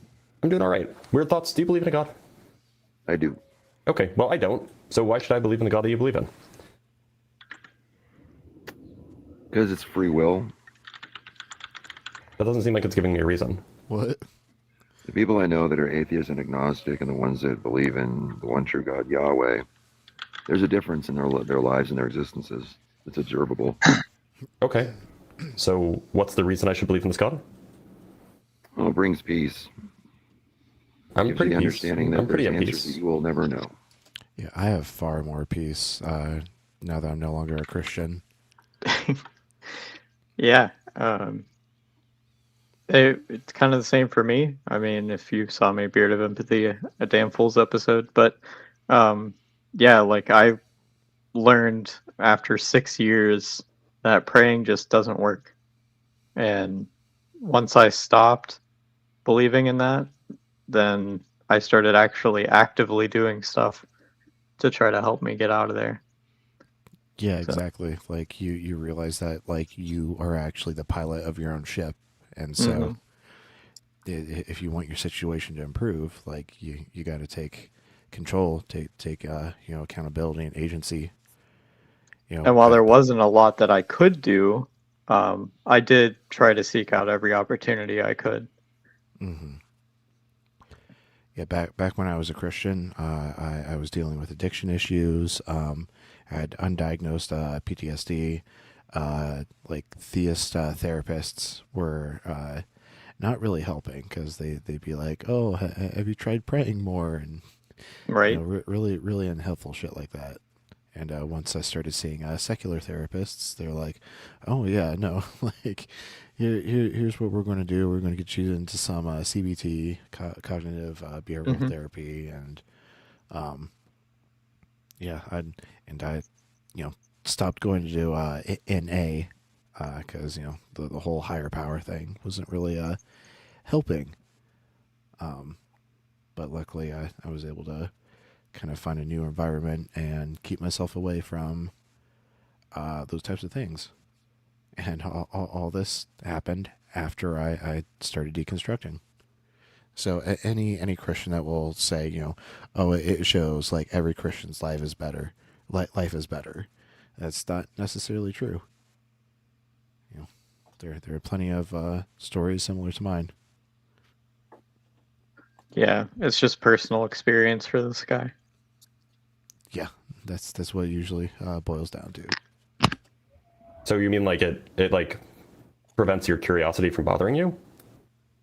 Yeah, because I mean, if you look at scientific community, I mean, they've been trying to prove theory of gravity, theory of relativity, they're all stuck in theoretical status. Not by The theory of definition. relativity is like one of the most well-supported models that we've ever come up with. Yeah, it's a model. It's not factual. The way that we do science is we come up with models and then we test how good those models correspond to the observable reality that we live in. And when they match up with the observable reality that we live in, we say that that's a good model and it accurately represents reality. I don't know what the problem is So with that. representation is not the same thing. I never made that claim. Well, here, I'll give you a good example. So we call it photosynthesis, right? If photosynthesis didn't exist, would any biological matter on this planet be able to sustain? Perhaps in a different way, yeah. I mean, there's something called chemosynthesis. Okay, but that's theoretical. No, We've it's not. identified photosynthesis. Chemosynthesis is a thing that exists near hydrothermal vents. Has there ever been an entire civilization where human beings and plant life thrive based off that model alone? No, but you didn't ask about a civilization. You said life. And life Yeah, can we exist exist in without the sun. photosynthesis. Okay, So your yeah, model's theoretical. humans may not survive. Humans may not exist, but To quote the great Jeff Goldblum, life finds a way. Exactly. Sexiest man on earth. Hands down. life would. So we do based off photosynthesis. What is it? What is photosynthesis? It's a process that happens in certain kinds of plants. It is life reborn, recreated. I don't know what that means.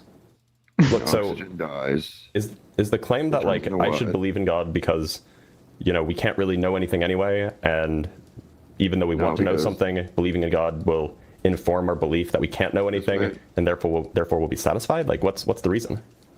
The reason is because in the story of creation, God created all the elements that were needed for photosynthesis to sustain before the first plant, animal, or human existed.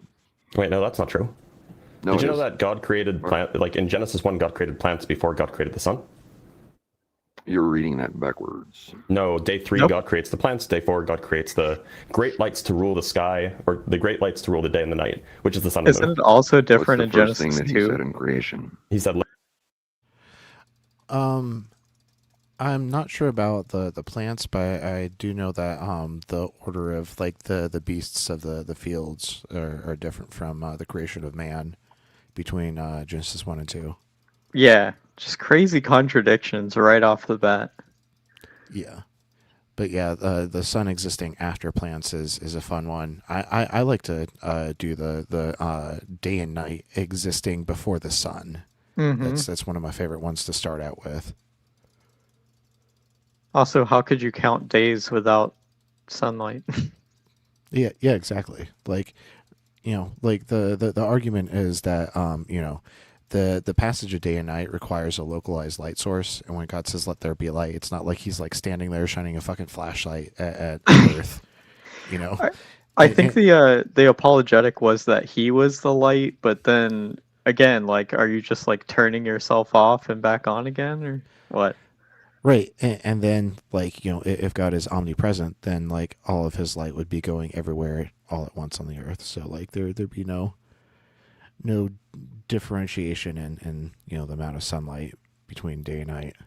Right. And so like you would basically have to weaken your God to say that his initial idea for day and night wasn't good enough, so He made the sun so that He didn't have to keep like fucking turning the flashlight on and off again. Did He let AI get to his job? God was the first to implement AI. let there be light. Okay, and what does John 1:1 say? I have no idea. In the beginning was the Word was God, the Word was with God, all things were created. Also, good night, Jackie. Hope you rest well. See you, Jackie. Hi, Jackie. Through Him, without Him, no things were created. What are the first words God says in creation? Let there be light. Sure, but That's the plants first need the appearance of sun, Christ. right? And we call it the sun, ironically. You're catching on. Well, it's an etymological fallacy, but plants need the sun, the big bright thing in the sky. Plants need that to live, right? What's interesting is like when you look at that big bright thing, why is it if it's a total sphere of emitting heat and light and radiancy? Why is there Can you a black address what I center? said? I did. No, you kind of just turned onto some random pivot about the Restate it conspiracy again. at the sun.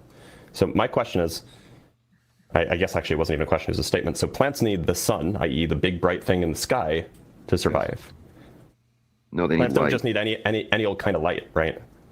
No, you can literally get a UV lamp and you can have plants grow. Can you not? So if you get a specific kind of light, perhaps. But so John said, you think that there was the Earth, right? The Earth is a thing, and you think that there was, water and land, and you think that there was light and there was plants, but no sun for the first 3 days. It doesn't say there was. It says there was light. Yeah. So in your view, there were just plants hanging around without a sun. Is the sun where we get the light? Yeah. I'm sure of that. Is the sun where we get the 99.9% of light? all of the light that we get on Earth is from the sun. Okay. I mean- And has anybody been to the sun to confirm that? Yeah. Do you mean like Oh people, or do my you mean like have we sent instruments? God. Because we've sent instruments. Oh, we've actually sent instruments to test the actual surface of it. Well, the sun They doesn't have a surface proper because it's not solid. So it's another theoretical thing. And what I'm telling you is No, it's not biblically grounded. theoretical. Like, have you ever actually gone out and looked at the sun? Yep. What does it do when you look at it too much? Hurts your eyes. So you shouldn't look at it unless it's sunset or sunrise. It's kind of like, God used a bush for Moses. When Jesus came down from the mountain, he Guy's been transfigured. staring at the God Moses- for too long. Yeah, he's got that sun madness. That's right. Like all the people at Fatima or whatever, the Miracle of Fatima. Yeah. Where they're all staring at the sun for hours and they all start hallucinating that the sun's moving. I wonder why that happened. No wonder he doesn't know that the sun is where we get our light from because he's fucking blind. It's like, where'd all the light go? Oh man. Same. What? Uses objects. Okay, so the block is pure form. Weird thoughts. You gotta listen. You gotta figure from my perspective. This all sounds very silly. Why should I believe any of this? Well, your whole "I believe in an idea to be fact" is silly to me. When did I say that? Oh, your theoretical model hasn't been proven that humanity. Which theoretical model hasn't been proven? The one that you said in light of photosynthesis. What theoretical model in light of photosynthesis? What? Did I say that hasn't been proven? Didn't exist. Would we exist? I never said that we would exist if photosynthesis didn't exist. You said there's other models. No, I said that there's other kinds of life. For example, chemosynthesis, or chemosynthetic organisms, are organisms, and these actually exist. We can just go look at them. Proven? Yeah, they actually exist. There are species of bacteria that are chemosynthetic. Oh, and there's that actual do chemosynthesis rather. Humans and trees. And I'm not talking about humans. I'm just talking. Bacteria is life. It's a kind of also, life. God's model is better. What? Gotcha. God's model is better by definition. Better in what way? What are you talking about? You made the claim. I don't know. Like, do you have like A wax God ears? model? You made the claim that No, you're life saying couldn't that. exist, or rather, you asked me if life could exist without photosynthesis, and I said, yeah, technically, there are other organisms that don't rely on sunlight in order to live. These are organisms called. These are organisms that do chemosynthesis, for example. And then you for some reason brought up humans. Like that, my claim wasn't that like, oh, humans could exist with chemosynthesis. Like that wasn't my claim. I don't know why we're comparing. Like this is a crazy Because thing we're that you're using doing. observable nature right now. You're desperately reaching for a minimal, obscure equation to try This to isn't an assimilate. equation. It's just a kind of bacteria. What? That bacteria, can it exist without oxygen or light? It exists without light. I don't know if they exist without oxygen, though. I can look that up. In anaerobic bacteria. Synthesizing bacteria require oxygen. Oh, there we go. Okay, so I guess it depends on the species. There are some that do use oxygen and others do not. Okay, what do they use as their driving force of existence? They use the chemicals that are available. That's what the chemo and chemosynthesis means. And are those biologically created? The chemicals? No, they come from like the middle of the earth. They come from hydrothermal vents. So they're created in biology. What? No? You said they came from the center of the earth. Do we have labs down there? Well, we do have some labs at the bottom of the ocean. And the lava that they thrive off of, which contains the They're chemicals. biologically created when it was No, they're not. established. Yeah, they are. Evidence for that claim? Yeah, you can't name me a single source of what? That's not an institute or a scientist that created that themselves. Without these That created systems of any what? biological- That created Well, chemicals? when we that nuked chemosynthetic Japan and organisms can- created Godzilla, like it was eating off the hydrothermal vents before that. So we know that these creatures exist around hydrothermal vents. He's just denying the existence of my Godzilla. Yep, argument from Kaiju, the best. You know, a habit I've adopted over the last couple of years is instead of saying bless you when someone sneezes, I say Godzilla. Got you.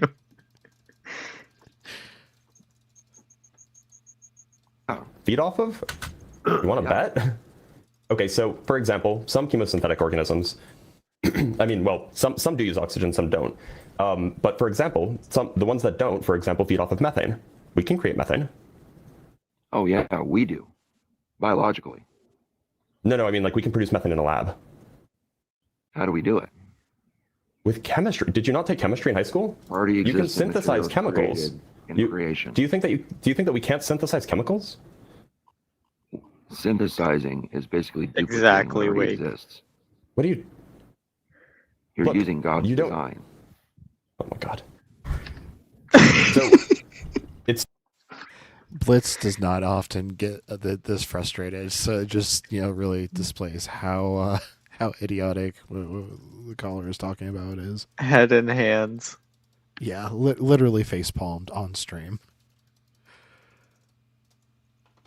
seems like you just keep jumping and moving the goalposts as much as you can, because first you said that, No. oh, we can only do it biologically, you can't do it in a lab. And then I told you that, yeah, obviously we can create methane in a lab. This is like a really simple molecule that's really easy to make. And you're like, but you're using God's design to do it. Like, did you forget your brain at the library? Do they use already existent biological doesn't know what a matter library to is. recreate? To make methane? No. What do they make it with? Methane is a very simple molecule. It has carbon so you and it has believe hydrogen. matter comes That's from it. nothing. When did I say that? Because to make something, you have to have material. Yeah, so carbon, hydrogen, these are not biological matter. These are atoms. They're existent in biology. They're also existent in non-biology. They're just It's like atoms. you're sitting here saying, I have no IQ, but you're not tracking what I'm saying. I don't think you're tracking what you're saying. In the beginning, God created the heaven and the earth. All of those molecules, do we find them in earth materials? You mean the atoms? We find most atoms on Earth, sure. Most atoms? Yeah, not all. Name me an atom a human being is created from nothingness. Why do you think that the options are it either was created Moving from the nothing goalpost, or answer it was the found on question. Earth? That's not a true dichotomy. Name me one atom a human created. Human synthesized moscovium, for example. It's not found on Earth. Oh my gosh. And to synthesize, do they use already existent matter that would have been Yeah, of course. established in creation? Of course they're using already existent matter, sure. Thank you. They can't Do you create think from that nothing. that's a win for you? Nobody. I never claimed that they made it from nothing. They're using what God created in existence. That's the claim. Why should I think that the God exists? Because I have a theory that is better than yours. Okay, what predictions does your theory make about the natural world that have come true? The Euphrates is drying up pretty quick. But it's not Israel dry, is right? Israel. So do you want to is go one for one? We can go one for one if you want. Yeah, go ahead. Okay, so you say the Euphrates is drying up. To be clear, it's not dry, but in 2015 we detected Oceanographers say about gravitational waves 2040. as predicted by Albert Einstein in 1915. Okay, your turn. Oceanographers saying about 2040 to 2045 it'll dry up. Biologists too. Okay, that's cool, but it hasn't happened, so the prediction hasn't come true. But now it's your turn. It's your turn to come up with another prediction. Israel will be a byproduct. Wait, will be? So it hasn't happened yet? By word. So it hasn't happened yet? The predictions, they have to have come true, right? You can't just say that it will happen. What does the prefix by mean?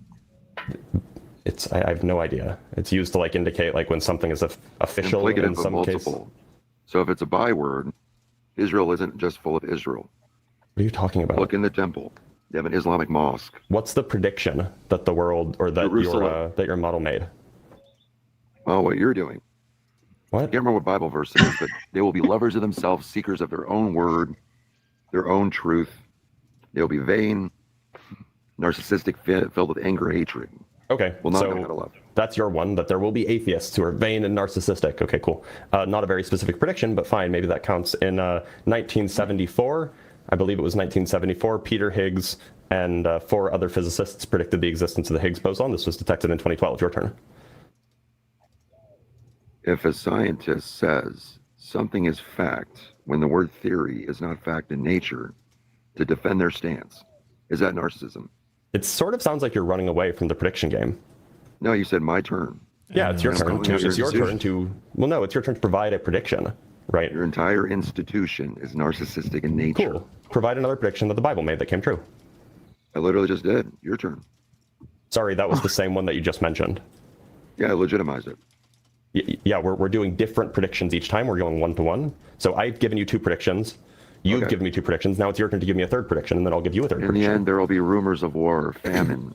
Okay, so How many has people that prediction starved come in Africa true? in the last 5 years? Sorry, how's that? People have been starving all across the world ever since, humans evolved from our common ancestor. And when that prediction was given, people were already doing that. Exactly. And there have always been wars and rumors of wars. There's never been world peace at any point in our entire history. So just more nonsense. Come true? Have we seen any of the wars going on? Israel, Palestine, Israel. In order for it to have come true, you have to verify that this is the end, but I don't know how you would verify that if it hasn't ended yet. It's coming to the end. Sorry, one more time? It's coming to the end. Well, okay, but then the prediction hasn't been satisfied. You have to give me a prediction that's come true, not just that you think will come true. Okay, give me one of your theories to become fact, and we'll be on the same level. Sorry, one more time. Give me one of your theories that are factual now. I already gave you two. It's your turn now. Oh no, theory isn't facts. Hold on, I'm sorry. We weren't talking about when a theory becomes fact. We were talking about predictions made by models or predictions made by theories that come true. Intellectual elitist over somebody who believes the same thing as you by definition. What are you talking about? Something that hasn't been proven. So look, we're going bar for bar, prediction for prediction. I've given you two predictions. It's your turn to give me a prediction. Do you have another? What predictions have you given me? Were you not paying attention? Oh man. Give me another one. Wait, so so you said that the Euphrates River is drying up, which hasn't happened yet, but it's drying up fine. And you also said that there will be narcissistic and self-loving atheists, right? Those were your two predictions. Do you not remember the two predictions I gave you? No, what were they? Man, were you even paying attention? I was. I want to hear you say them again. Yeah, so in 1915, Albert Einstein's general relativity predicted the existence of gravitational waves, which were discovered in 2015. In 1974, Peter Higgs and 4 other physicists, whose names I'm not remembering, made the prediction of the Higgs boson, which was detected in 2012. So those are two different predictions that were verified after the fact of after the theory was proposed. So it's your turn. Okay, so why do those still sit in theoretical status if that was proven to be fact? I'm sorry, it seems like you're running away from the goal here. The goal is for you to provide another prediction. You're trying to sugarcoat a theory again. I'm not trying to sugarcoat anything. We're talking about theories that make predictions. My theories make better predictions than yours do. Well, here, I'll make an observable fact comparative to your theory. Sorry, give me another prediction that your God theory Something has more makes weight and or that's come true. density than another. Does it fall? I don't even know what that question means. I'm sorry, I'm not going to let you pivot away from the game that we were playing. Do you have another prediction that came true or no? Down. You have another prediction that came true, or are you just going to run away from it? No, you're proposing a theory to be fact. I didn't say that anywhere. We're both talking about theories, right? I have my theories, you have your theories. You said that your theories make good predictions, so I'm just asking you. If they came true, it would just be a theory and it wouldn't be theory anymore. No, that's not how theories work. Theories are just a classic scientific model. No. So look, theories don't become facts. That's just not how science functions. But look, your theory, do you have any more predictions or do you only have the two? Because I can offer you more. In the 1920s, it was either the 1920s or the 1930s, Albert Einstein predicted lasers. Lasers were then invented in 1956. I do relativity, so that's why I know a lot about Einstein. You didn't catch that at the beginning. Terrible name. He is definitely a flat earther. He said that science has failed to prove gravity exists at the very beginning of his call. So yeah, that's 100% a flat earther. I mean, it makes sense. He's been dumb on every other subject and topic, so might as well throw in flat Earth, probably young Earther too. Oh yeah. He established also at the beginning that literal days existed before the concept of a day. No, he didn't invent them. He predicted their existence. It's funny because in my Bible it talks about the refraction of light elements through water and different. Those aren't lasers, but cool story. It's so called another one is that the existence of black holes were predicted in 1916 by Schwarzschild, and then later by Oppenheimer and Snyder, and these were proven to exist in the 80s through the 2020 or through early 2020s. We got more and more evidence for these until we finally imaged them for the first time in 2019. So it's another prediction that came true. Einstein's theory of general relativity predicted the existence of things called Einstein rings, which are distorted light around certain kinds of certain large galactic clusters. We detected those in, I want to say, the 60s. It was actually quite quickly. So that's another prediction that came true. Should I keep going? No, there's no theoretical status, so you keep doing what I told you you're going to do. You're going to be narcissistic. Oh, so you don't understand what a theory is. Okay, that's fine. Oh yeah, it's not fact. I understand what a theory is. So can you define for me what a theory is, please? Something in a hypothesis, idea. And there he goes, conflating hypothesis with theory. That's what so many of these theists do. They don't understand that a theory is like a set of principles or frameworks that are supported by either experimental or just evidence existing out in the world. Yep, it's a model that corresponds with reality the best that we can. Mm-hmm. Like we call germ theory. That doesn't mean that we can't fucking look at germs under a fucking microscope. Like they're there. We can see them with our eyeballs. It's still called a theory because It's the set of principles that are supported by evidence. This guy has seen the sun enough to know that heliocentric theory is true.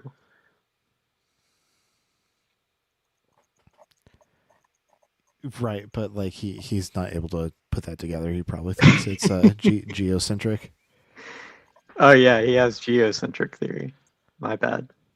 Yeah, because and it's trivial to show that the sun does not move in relation to like its distance from the Earth, because when it sets, there's essentially no change in its shape, just a slight change, I believe, in its horizontal size, and that's just due to like some optic lensing from the atmosphere as it comes in a more Terrible shallow angle. name.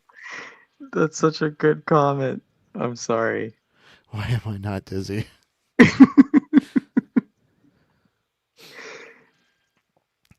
Well, have you tried circling an object, and like a single circle takes an entire year? Maybe that's why. True. Also spin around one rotation every 24 hours to see if you still get dizzy. Creation of that matter. Oh no, that's not what a theory is. At least when scientists refer to the language, that's not what a theory is. Oh, what is it? It's a mathematical model that has a physical interpretation. Okay, so an interpretation is fact and definition, right? What? Interpretation is fact and definition. Right. Is it like irrefutable? Or is it subject to interpretation? No, you test these things. The good ones you keep, the bad ones you throw away. Okay, it's not a fact. I gotcha. This is a category error, and it's really embarrassing for you. No, it's really not. I'll give you a comparative Like, analysis. so do you think that germs cause disease? Do I think that germs cause disease? I haven't physically seen a germ cause disease. People told me they have. Denies it too. Oh my god! I just went over this. We can see them. We can see them with our fucking eyeballs. Ladies and gentlemen, a human without a brain. He's proof that they can't exist. Holy shit! He's purely functioning on brainstem only.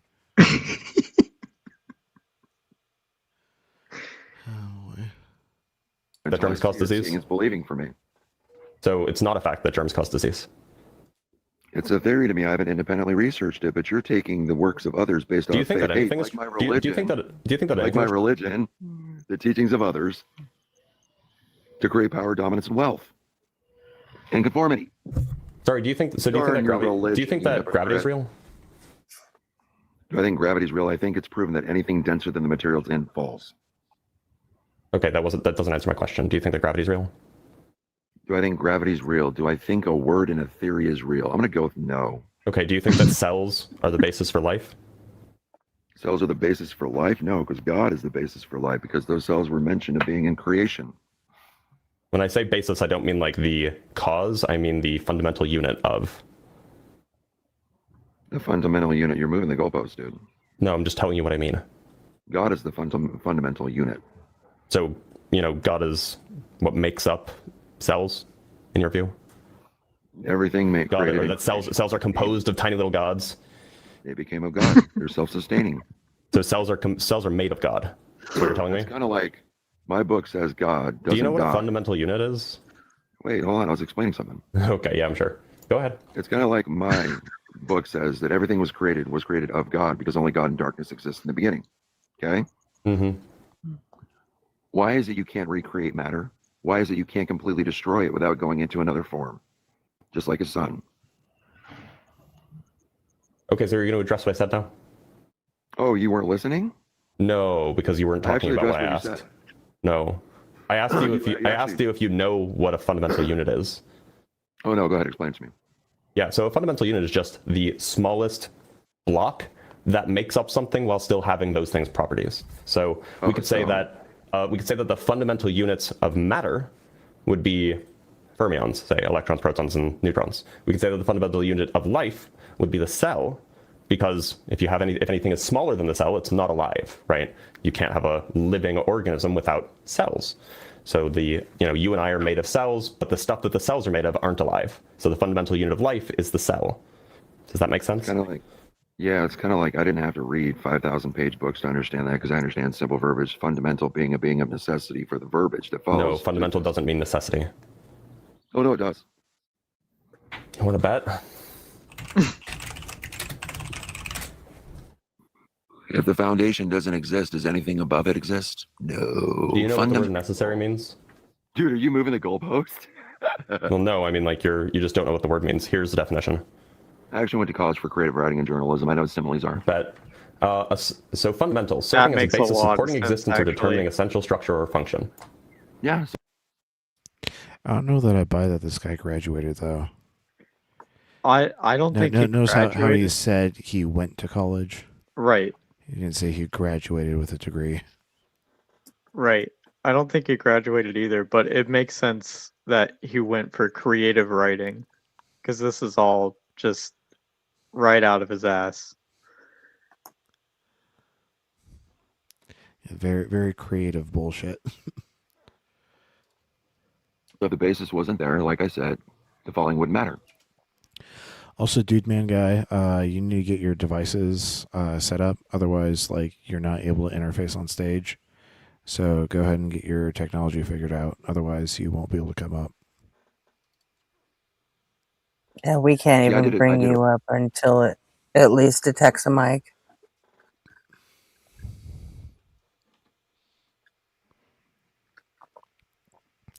Looks like you're still Same having thing. the same issue.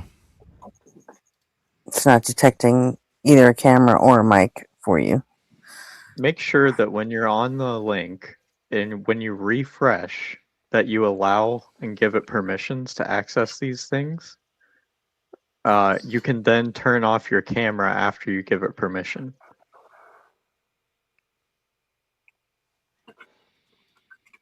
Less effort.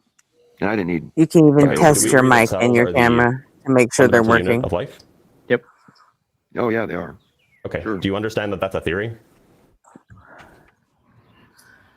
That it's a theory. Mm-hmm. My Bible says it's a fact. Everything created came from God. And those Oh, fundamental Beard has a structures point. gotta be completely He might be a different. TPUSA guy, Or- where he didn't actually go to college. He just went to a college. Oh, geez.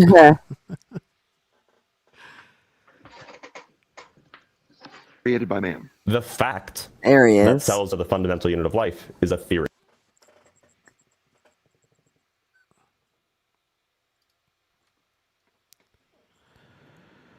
All right. Let's welcome to the stage, dude, man, guy. Does this thing Would- work? Yes. we hear you, dude, Oh, man, guy. that's- First things first. What's your age? 33. 33. All right, dude, man, guy. What brings you on stage tonight? You already asked that. 33. What brings me here? I don't know. I was didn't just ask sort of- anything again. Are Oh. you hearing an echo? Do you have the stream on in Sorry, the background? Go ahead. Go ahead. Do you have the stream on in the background? Because I think you're hearing. Are you double. listening to the YouTube stream? Not that I know of. Hold on. You might want to mute the YouTube I- stream now I see. or shut it down completely. Yeah, my bad. I just closed it. I've just been going through these links. I've never used this before. Oh. All right. Well. And what brings you to stage tonight? Nothing much. I was just surfing YouTube and I saw a topic that maybe I could try to talk to somebody about. Okay, and so that topic is what Okay. brought you to the stage. What was the topic? The topic of your God is a silly story, proving wrong. And Yeah, are you honestly, able to do that? no. I Did don't you want think- to prove us wrong? No, because I don't think anybody can prove you wrong. I don't think that's the point of religion in any sense, of any kind of religion. So Do you think religion there's is all just a silly story. good Got point? it. Do you think Hold on, there what- is a good point to religion? Of course there is. I mean, Do you? humans want things to go toward, of course. I mean, no matter what you believe, doesn't matter which one you want to go for. I Why mean, can't don't that thing people be just prosperity grounded in reality? I think most religions want that. But I would say that there's only one religion that actually does it well. That would be no, your no religion, religions right? do it well. Oh, of Let me guess. course. I mean, of course. Duh. I mean, like, what? Am I going to Course, advocate for somebody yours. else's? Like, come on. That's just obvious. You know what? People have tried it This for I'm whatever sure reason. they have, but it sounds They really have tried stupid it. to me. And there's also Yeah. atheists that try to play quote unquote devil's advocate by Oh, pretending yeah. to be Christian. So it goes the Yeah, other way around too. that's a terrible idea, too. God does not look very kindly upon those that use his name in vain. How do you know what God looks upon? Well, It's written in we the don't think Bible. God You know the Bible's true. exists, so we're not really worried about him looking kindly I on mean, anything. what do you mean by no? Like, can I dig something up Justify that true belief. to justify true belief? Yeah. So See, what's your this justification is for where I'm knowing the Bible saying is true? this is where I'm saying that it's not really provable. It's a spiritual thing. That's what Yeah, the religion spiritual is in doesn't exist. all. There's zero demonstration of it. Well, see, there are people that are so incredibly secular and closed off from spiritual anything. I mean, I would say that God is at the top of that. I mean, And there's man so has many definitely people who are put super idols. spiritual and then they don't live in reality. Of course, humans are incredibly flawed. They do all kinds of really dumb things for all kinds of Like stupid create reasons. gods that don't exist. Yeah. Yeah, they've done that for thousands of years. You ever heard of idols? Like, You there's ever heard all of kinds of Have gods. you ever heard of creating Yahweh? for money? Well, that's the one that they didn't create because he's the only one Gods are only that there's an created. empty tomb for. He's the only one that's Yeah, actually where's the done tomb? what Where's he's the tomb, supposed buddy? to do. Yeah, where's Well, the tomb? I don't know exactly where it's at. I Yeah, wish I did. nobody knows there because there is no tomb. It was a story. How do you know that? Just because it hasn't been discovered doesn't mean it's not real. Maybe God doesn't want it to be discovered because a true God that knows what's best for his people is not Wow, going how to give useless. them a direct evidence. He did when Jesus was here. That knowledge is way gone. Many, many generations gone. Sucks for everyone else. Yeah, it does suck How do for you know that everybody else. Jesus was ever actually here? That's a totally different discussion. I'm going to No, stick on my you made current. the claim. You made the claim. Well, Can you I'm going to stick substantiate on my that? current topic, and then we'll move on to that. No, you made the claim Okay. How do I know that that actually happened? that I Jesus was don't. here at all. I don't actually know that happened Okay, then personally why do you believe it? because it's true. I don't. It's a You spiritual don't thing. know that. You No, I Keep know. saying that's Based true, and then based whenever we in try to say, okay, well, what part of it is true, you just don't give us any true part. well, if I knew the actual evidence behind it, like the physical evidence that secular people are looking for, I would definitely give it to you. So why I do don't. you But we're I not. don't You do don't. it You don't need to personally. be. You don't need to be concerned with what secular people are looking for. Right. You've been asked an honest question. How about an honest answer from Well, your point of honestly, view? that's just what I feel. Like spiritually and in my mind, that's just what I feel. If I Like feel it, that I have $1 million, do I have $1 million? no, you don't. Then it's not true. Yeah, you're right. So That tell me is a something great that is comparison. true. Something that is true. So The one everything thing you that I believe, can everything think you of that believe is about true, your God is from the Bible, right? of course. I mean, isn't that where all people of all religions get all of their beliefs? Yeah, from their silly stories. Some of them write their own. Yeah, Some that of them seems put like a terrible themselves at the decision. top of it. Yeah, that's an even worse decision. Yeah. So like these are Well, all the examples of Mormons would why disagree with you. these I'm are sure they examples of would. why they're untrue because they're man-made and they don't demonstrate anything. Yeah, all things that are man-made fail. In No, fact, not all Christianity things. would disagree with you. They didn't like what was in the Jewish Bible, so they wrote their fucking own. Yeah. I mean, Well, that's all your human based. your religion is just as guilty of it as any others. Of course they are. What do you mean? Like, all people have done all kinds of terrible sins. So what makes you decide that yours is right? I mean, whether it's right or wrong, humans are evil and they're going to do evil things. So if these people that claim to believe do something, you whether figure? it be right or wrong, of course people are going to do evil things. Like, they're evil and they're going to have to answer for those things. Was Jesus a person? Of course he was a person. Did he do evil things? Not that I know of. Then your statement is completely false. Well, it would be if he wasn't the one living God. No, you literally. How do you know he's the one living God? It's written in the book. What do you mean? People Before all Jesus was their God? Okay, we're Because it's written in the book. There's a book that says that Zeus used to throw lightning bolts at people from the fucking sky. Does that make but that that true? wasn't. No, that wasn't by witnesses and apostles. Yeah, there are no witnesses to Jesus. There's no like, witnesses actual in Jesus existence. either. Yeah. Do you subscribe to Christian math? No, Okay. I well, don't even know what that is. That's fine. I'll just demonstrate it then. Was Jesus God? Yes. Was there a God No. before Jesus existed? No, wait. I see what you're doing here. Yeah. You're saying one. I and two. wanted to That's say Christian yes, math. just to see what the answer was, but yeah, I Yeah. see it. I see it. Christian math. 1 = 3. Yeah, that's crazy. You I subscribe like to that it. one. I like that one. That's pretty good. Well, Makes you think, doesn't it? Well, I hope it does. no, it doesn't. Yeah. Yeah, it doesn't. No. It's just thought terminating, ideas. Like you're told to Yeah, that's- believe without yeah, that's- evidence. That's So that's why you subscribe to Christian math. no, that's literally the point. That's the point. Like, Satan is the master of this world. God is above him, and he will have his time. But That's the story, Satan anyways. doesn't But yeah, exist, so yeah. like when I was talking Okay. about when people make themselves the head of these faith, they also use those thought terminating sentences. which is why I think they shouldn't do that, and Right, many so- of them do.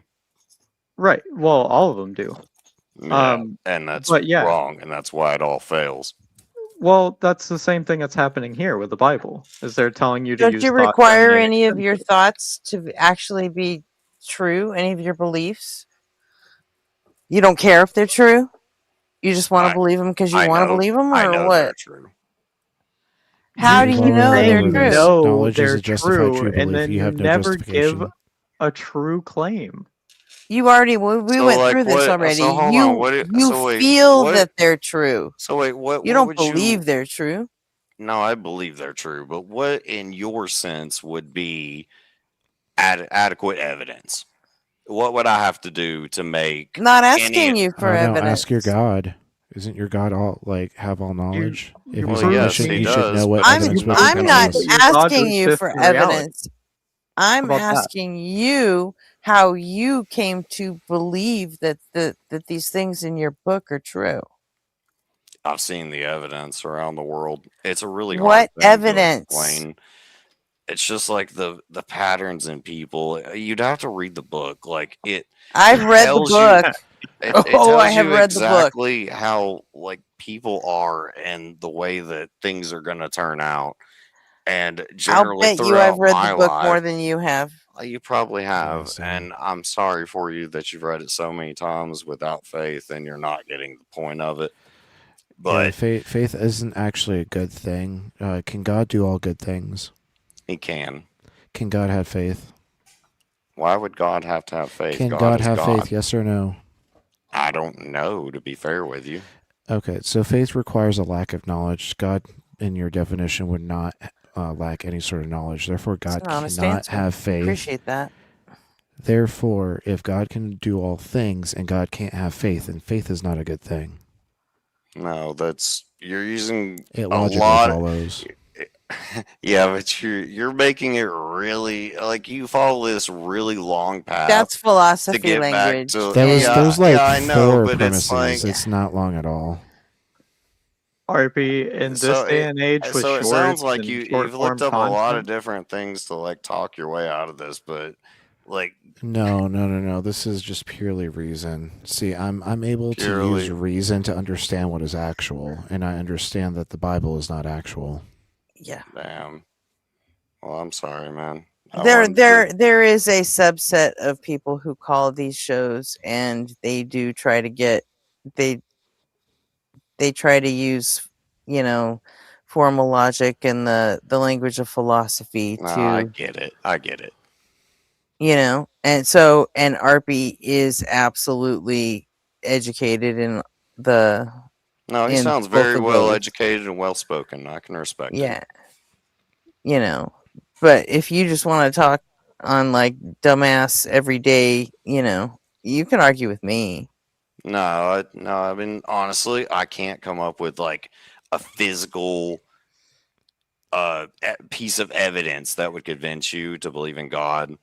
I'm But- not. How do You you know can't what convince or me wouldn't to believe in convince us? God. No, You like can't I convince can't. me. But the whole And I'll be reason I upfront with wanted you on that. the whole reason I Like wanted to from the call in start. is to tell you that, like, spiritually, like, it's just something you have to feel. Yeah, It'll you make absolutely it makes can't more. convince me. But what you can do is explain to me how you were convinced. That I'm interested in.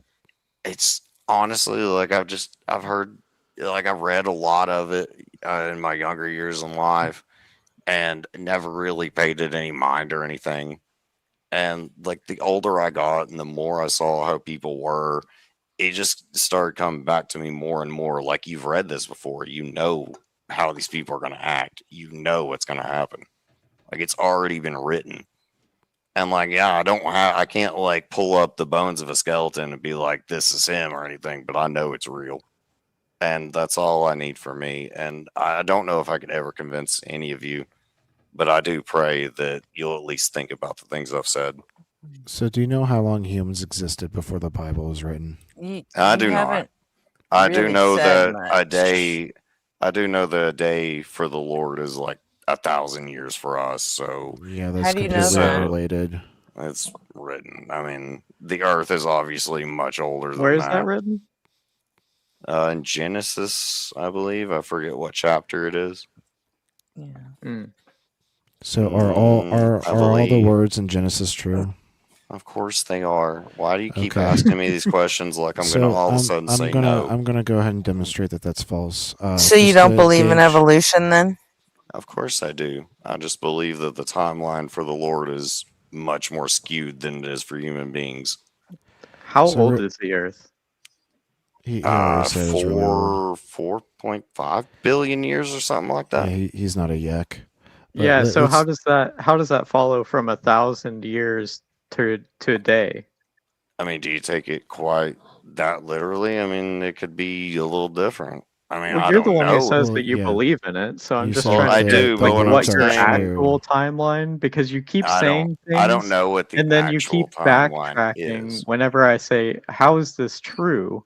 And then I try to do Well, like I'm because trying to I do the don't math with know. you, There like I is did no with the math Christian for it. math one, No, because no, you subscribe to no, there Christian isn't math. going to be math with me. Like, it's not going to be Well, like I'm not like you I've know- told you like 1,000 times. I can't provide like a physical piece of evidence that's going to convince Okay, you. It's but- literally just a spiritual thing. What if we took it to like Noah's flood, because we actually have like archaeological evidence that that story existed. That one I do And like. I want to we see can- the end of that one. We can give you an actual time frame when that story existed, when the Israelites actually ripped that story off from the and Epic of put it in their Gilgamesh. book, and it has nothing to do with God's days equaling 1,000 years. It's like literal history that the Epic of Gilgamesh existed before the Israelites had a flood story.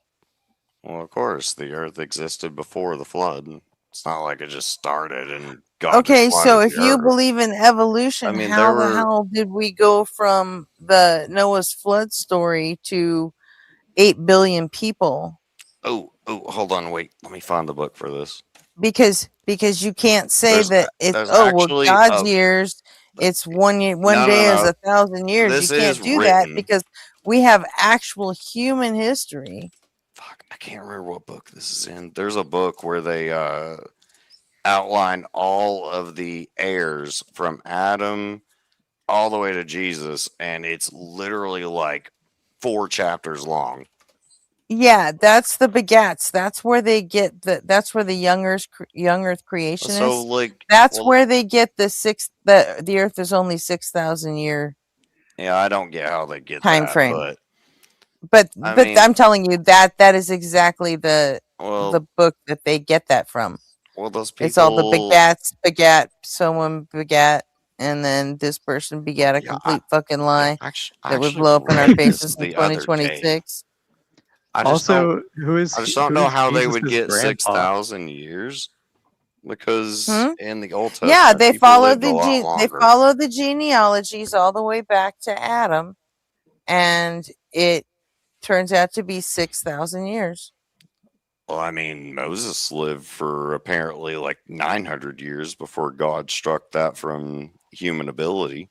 So It's more who's to Christian say math. that, like, Don't worry about it. Right. Which is weird because a lot of them say that God struck that from human ability back when well, think about the Tower of Babel. when the fruit got eaten and we became a fallen earth.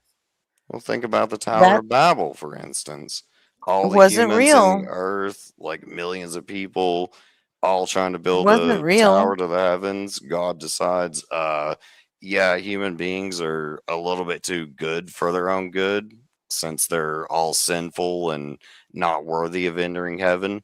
I need to disperse them and confuse their languages. Yeah, which didn't happen.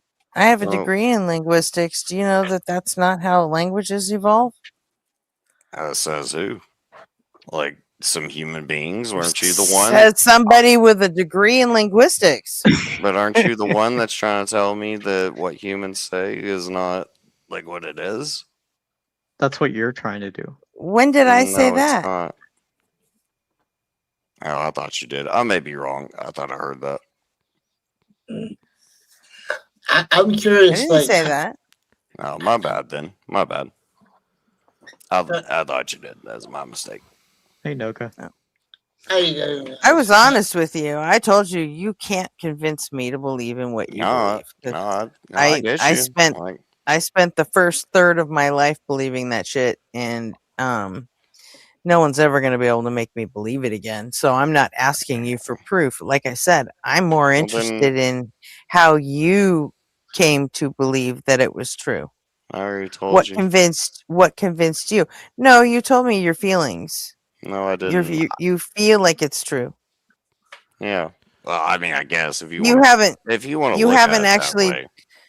Yeah, I mean, But and like, which what tells kind me of that evidence you are just you looking you for were then? you were raised with it. You were indoctrinated into it. That's all, and you never choked it back up. That's all.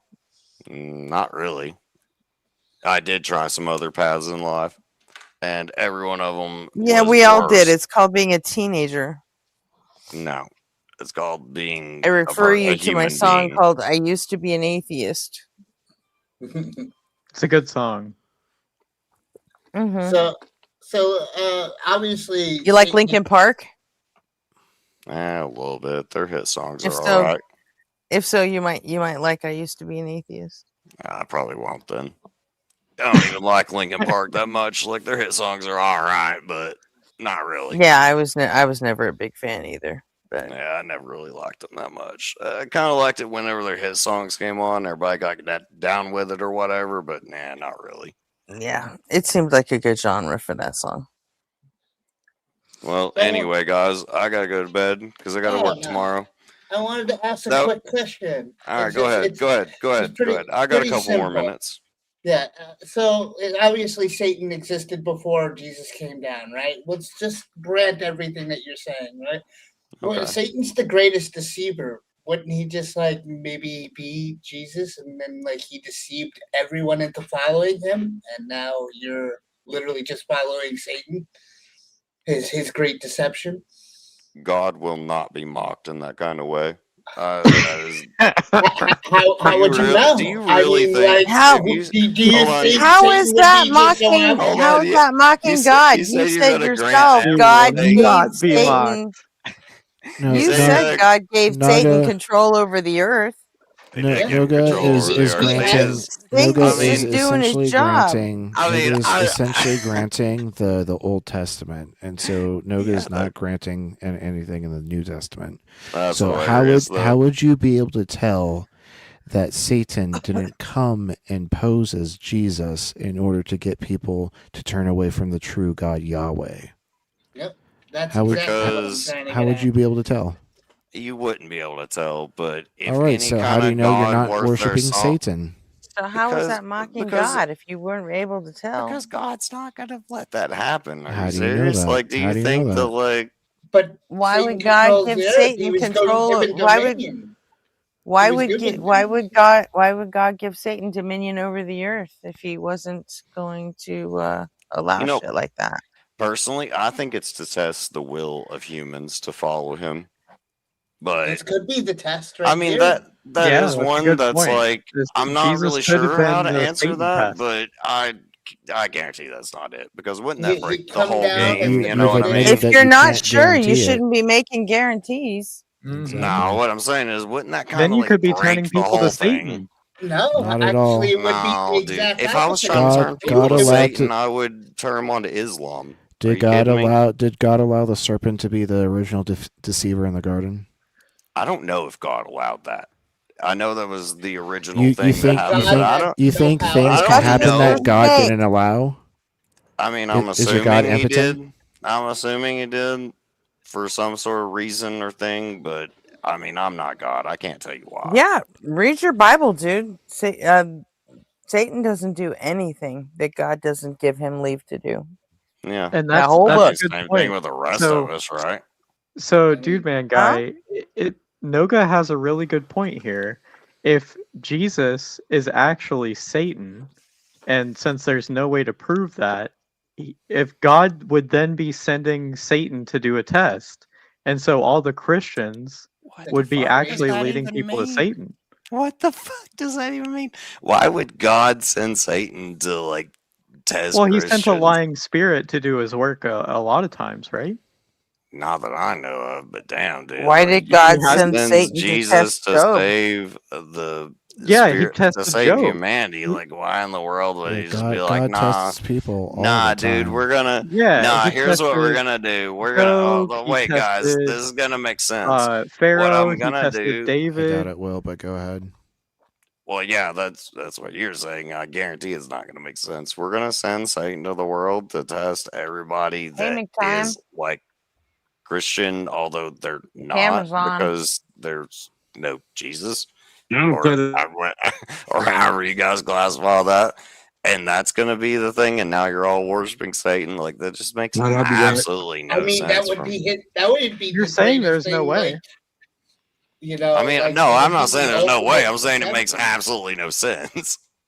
I mean, what do they You know say about God's the plan? Antichrist? No, I don't. But Okay, you're saying that doesn't make sense, but it That makes sense sounds that wild. God sent himself to be a sacrifice to himself for the rules that he set by himself, because the talking snake in the garden told us to eat a fruit. That all makes sense, but Satan doing more deceitful shit is just completely out of your ability to make sense of. I suppose so. All right, I don't think you've Hey, you've McTime. like actually thought about these concepts very deeply. I don't think so either. You seem like a very uncritical person. Hey, I got a bridge to sell you. Makes a lot of money. I every think year. I think he had it nailed from the beginning. He feels it. You know, Yeah. he's the vibes I would- Christian. Feels. I would like to tell our That's guests that Satan's touch on him, just giving him everything that he feels, letting him know that you know turns you away from Yahweh. Well, damn. I would like to tell our guests that if this stuff doesn't make sense to you, it's okay not to believe it, man. You don't have to believe it. Thank you. Religious people lie on atheists and say that we do all kind of stuff we don't do. They know our thoughts and desires better than us. They don't. And what they told you is not true. You don't have to believe it. You don't have to, and you don't have to become an atheist either. You can do whatever you want. Your life is your path, man. But you don't have to do what everybody else is doing. Good to know. Hey, you can still believe in God and just not have to follow, like, you know, the whole Christianity part. The whole, I you know. think not. And there's always Ghostbusters and crystals. You can always worship crystals. Oh, hell no. I've Look, known some people Burger who've is done king. that. They are psychopaths. Screw that. Burger is king. Everybody knows it. I worship the Cosmic Turtle. I'm waiting for the first Cosmic Turtle advocate. As soon as Cosmic Turtle advocate come into one of these streams, I'm jumping ships. I'm leaving you guys. I'm jumping on. I'm telling you right now, I'm jumping ship. All right. Well, that was fun, guys. You guys have a nice solo night. I gotta go work tomorrow. I just wanted to hop in and talk a little bit. Y'all Well, take good it talking easy. with you, man. Yep. Have See a ya. good day. I can actually hear. I can hear you guys. Yay! I hope that Yeah. dude isn't a carpenter because he has some really bad Christian math. I want to. What are you guys talking about? I got a topic for discussion. If you guys are interested, I think the word fiction. Go ahead. Well, really quick, I'll let you guys have this topic, but I gotta go be a parent. Oh shit! I wanted to get you Oh in yeah, on it's it too. past But RP Junior time. What are you doing? Yeah. it is Well, late. it's typically RP Junior time, 40 minutes before now, during the week, but on the weekends because my partner doesn't have to get up and go to a job. She sleeps in with him, but I usually still you understand. get up around or go help around the same time. Gotcha. Yeah, you gotta keep that house into a happy home. Keep that house a happy home. Yeah, for sure. Yep. Shared responsibility. But yeah, thanks everyone who came up and hung out tonight. Thanks everyone who hung out in chat. I'll catch you all in the next one. Hope you have a good All rest right. of the stream. All See right, you, will you be listening for a little minute before you are you just gonna cut it all off? I'll have to be quiet because our RP Junior usually is sleeping All right. around this time. Well, I'll try to catch you another time and bring it up, but I was trying to catch you too. All right, I'll look forward to it. All right. All right. Take care, latest. RB. Like I was saying, I think that word fiction, it was invented in the 1400s, and I've been looking into it, and I think that word meant a lot to mankind. It's like, I mean, don't get me wrong, I don't believe that the people in ancient times didn't care about lies and lying, but it gave a framework for people, especially regular people, simple-minded people, to work out things that weren't true. Is that you can put stuff in a fiction category, and I think this is part of the reason why they spread them stories. And see, the Bible is like an importer. It imports that whole mentality from ancient times into present day, and that's one of the mentalities that it imports is truth is not, and truth and reality is not prioritized because they didn't have the word fiction back then into present day, and that's why they seem like a bunch of liars to us, and they don't see that they lying because they still living like how the people did way back when. Before the word fiction, yeah. I guess. I don't buy that at all. I But mean, didn't fiction we have didn't other exist words? before the word. Yeah, I thought we had. They had words, other words. like I mean, myths and legends and. But they made up all that shit. Go ahead, Gretchen. They did. They had other words to talk about the same thing. They had words for fiction. You know, they had mythology. They had legend. They had bear false witness going all the way back to the Old Testament. They absolutely had words for lying and multiple words for lying. Well, I mean, bear false and witness, words for just making shit up. I haven't found any words for making stuff up, but bear false witness is not really lying. That's lying to like an official. And back then, those were the times when like 7 people produced a tiger. You remember that? You remember that? Do anybody know that saying? Seven. It takes 7 people to produce a tiger.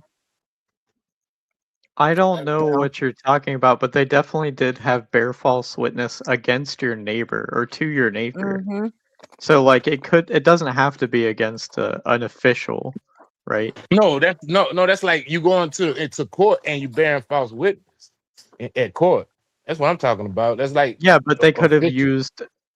used a modifier at the end to specify to whom. And Well, then they could have I made a don't shorthand for it. Like because these things existed before the words for them existed. We just apply words to these ideas.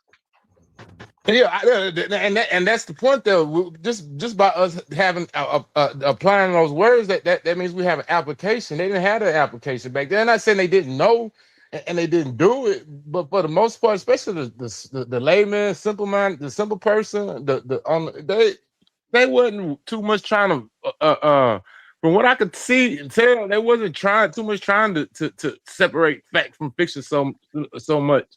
So because I mean, there's really no way Okay. to verify.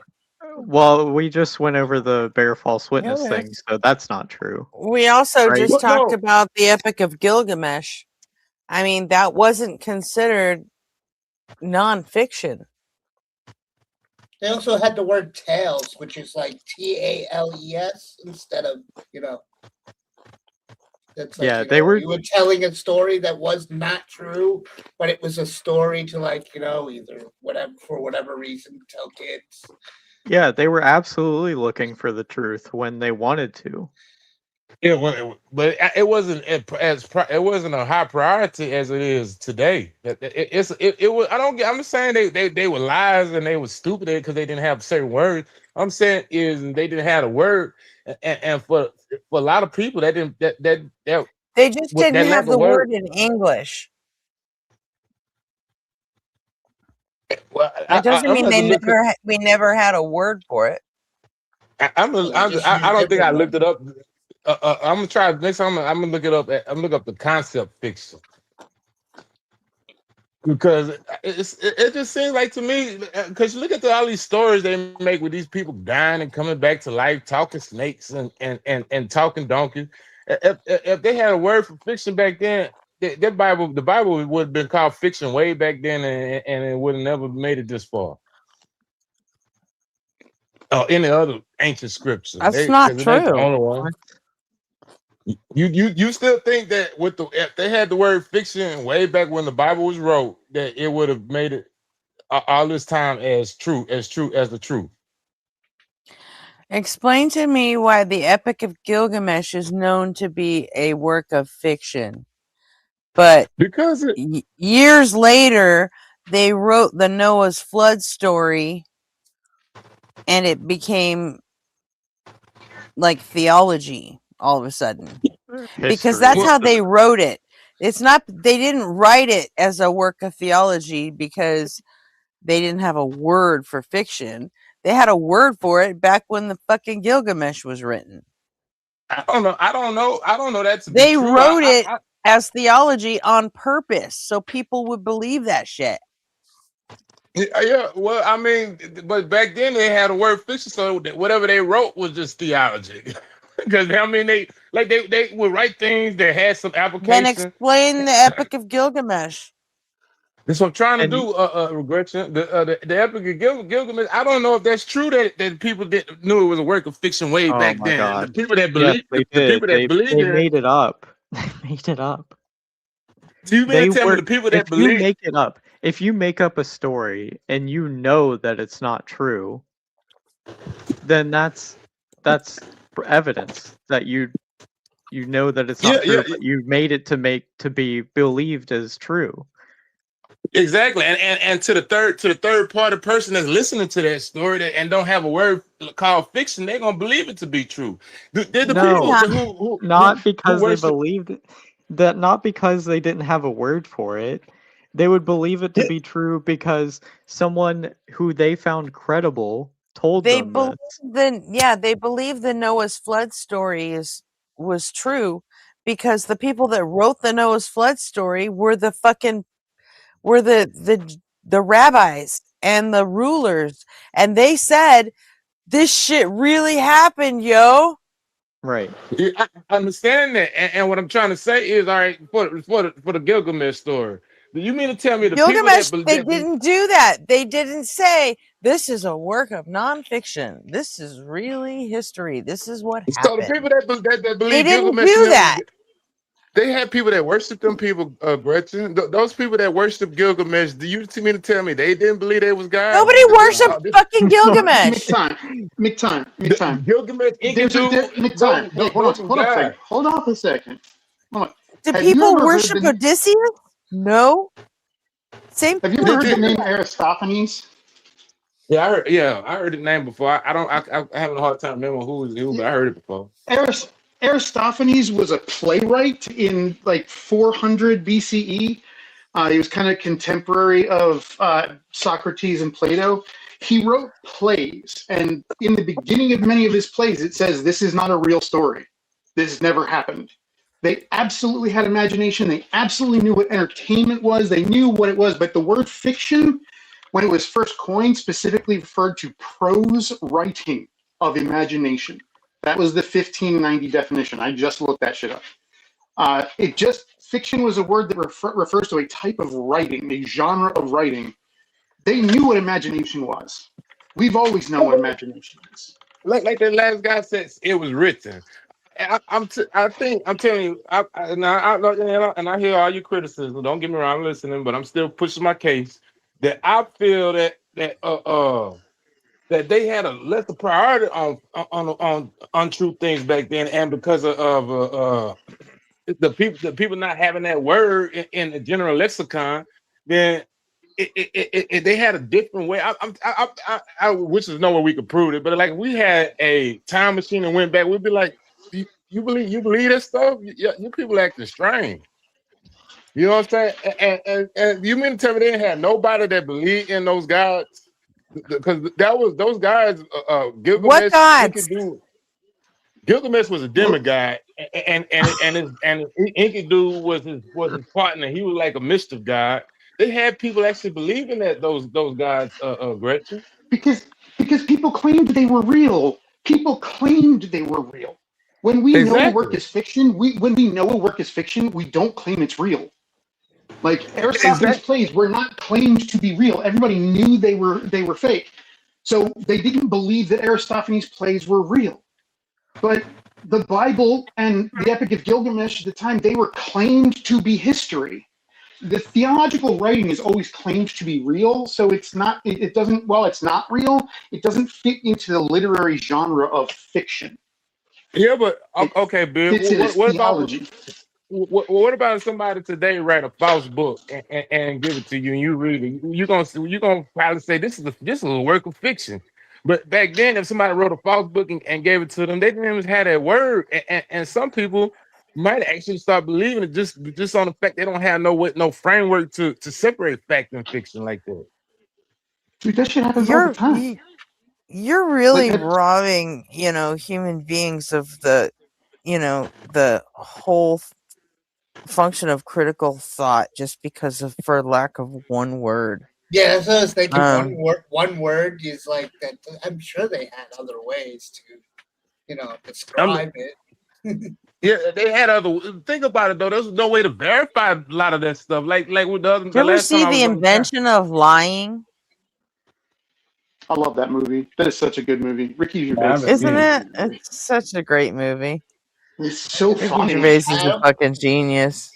I don't think I've seen that. When was that come out? The whole premise of that movie is It's like that we 10, got to 15 years ago. Yeah, the whole premise is we got to modern day with completely lacking the ability to say untrue things. And then Ricky Gervais' character just suddenly realizes that he can say untrue things. And it's a journey. And he also starts religion. It's from 2009. Ricky Gervais is a great man. Hey, I believe that movie. It's such a great movie. Oh man, it's so good. See, McTime, I think one of my biggest problems with this is it's the same premise as Ancient Aliens, right? It's this idea that ancient people were dumb, stagnant, and were no way like us today. But they were exactly like us today. They just didn't know as much. Where they didn't know things, they would make stuff up. But if they figured something out, they'd accept it usually. We have the same problems now. Like our brains are not significantly different from 2,000, 3,000 years ago. I'm not saying I got anything about us physically. I'm talking about our cultures is different. We have a focus on the truth and fact and fiction more so than they do, in my opinion. Because they didn't have a word for one. I do. Well, believe most that of them were fucking illiterate. That too. They just didn't have a word for that genre of writing. They knew what imagination was. They knew what made up shit was. But yeah, That's it was why- more difficult for them to differentiate. That's why even into Shakespeare's time, the playwrights were the gods. You know, they were the fucking genius writers of the time. Because most people couldn't read this shit. They couldn't even read their own Bibles. They had to have priests read it to them. Right, the Norns and the Three Fates, they were all weaving tapestries, things that people could look at. They weren't writing books. And that's why the playwrights were fucking everything to them, because people weren't reading their fucking stories. They were going to the theater and watching them get acted out on stage. Yeah, Because they sometimes couldn't use- fucking read. They use puppets and So shadow, the fact that most people couldn't read, I mean, I don't think that the lack of one word is going to change how an entire society thinks. It's not really Considering about they the word, couldn't it's read just- any of the fucking words. It's not really the words, it's the concept. It's like, all right, I could see two people around the campfire. They had a bullshit. concept. Education wasn't a big thing back then, so I mean, Yeah, that's what I'm trying to say. It was different. The times when culture was different. That's all I'm trying to say. I can see two people around the campfire. When the telling a Iliad story. and the Odyssey were written, they had the fucking concept of a fictional story. Yeah, well, I mean, some people actually believed that stuff was true, Gretchen. Some people did, yeah. Some people believe So that what? Trump tells the Some truth. people believe Dungeons and Dragons is a real fucking story today. Yeah, Dragons yes, out. and the point Leave is dragons that- out of that- it. D&D into this. The Let's point is not go that bringing D&D into that percentage of people is smaller now today because of the word fiction. Just because we had that word and Oh, for common language bullshit. to you, I do believe that number is smaller. I'm not saying the people were stupid back then. Because I'm of saying the that- word fiction, I Yeah. seriously doubt it. Just look at the arc of history, Gretchen. Look at past the 1400. Do you think all the human advancement that came after the 1400 was a coincidence? First, the word fiction came, and then next thing you know, we just boom, bam, boom, boom. We just rising up out of the dirt. Yes, it's a fucking coincidence. No, I McTime, think the it's more word, McTime, like this is, I'm sorry, this might be a strong man, but You know this sounds what? ridiculous to me. You're You saying should that the never word have shown up fiction- here and fucking dropped this argument on me without any fucking facts to back it up. I got You facts. should I have just known said better. The advancement of humanity since the word came out. The way It sounds to we me, talk now. McTime, it sounds to me like you're saying that the word fiction and the idea that we could finally figure out the difference between truth and reality is what kicked off the Enlightenment. All No, of the what I'm advancement they made came out of Enlightenment stuff. Like the Renaissance happened at that time. Like we figured out the word fiction because we were classifying things more, not because suddenly we knew how to do this and we could now differentiate between reality and fantasy. Like we knew what fantasy was. We just came up with a word for it then for a specific type of writing. That's us thinking. But not everybody knows these things, Beard. Like that's why I told that guy that before he left, it's okay for you not to Well, not to if for you not to you keep believe. telling people this shit, they're gonna start believing the wrong things. Let's start a Hey. flat Earth movement.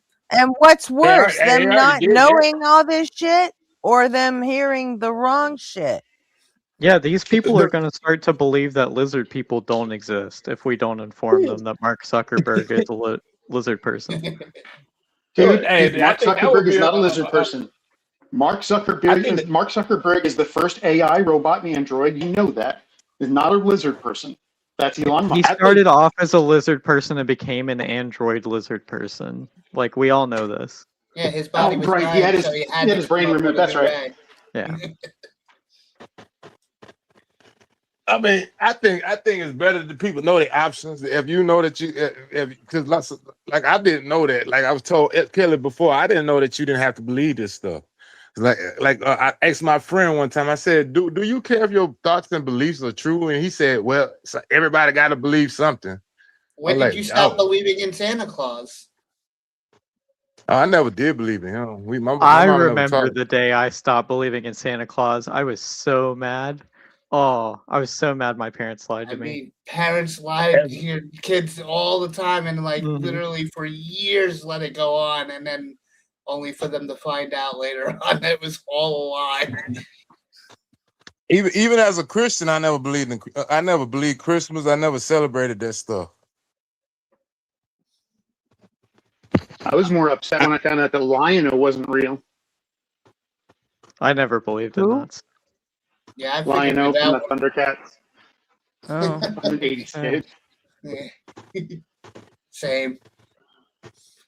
Born in 79, so I didn't like literally grow up all that E-Man and stuff. I was 81. I mean, the facts is in the proof in the pudding. You don't see people writing stories like the Bible no more and saying that shit true because they know Project they can't. 2025. What are you talking about? Sure you do. You heard of Scientology? Yeah, they fucking do. L. Ron Hubbard. Yeah, you're Joseph right. Smith, the Book of Mormon.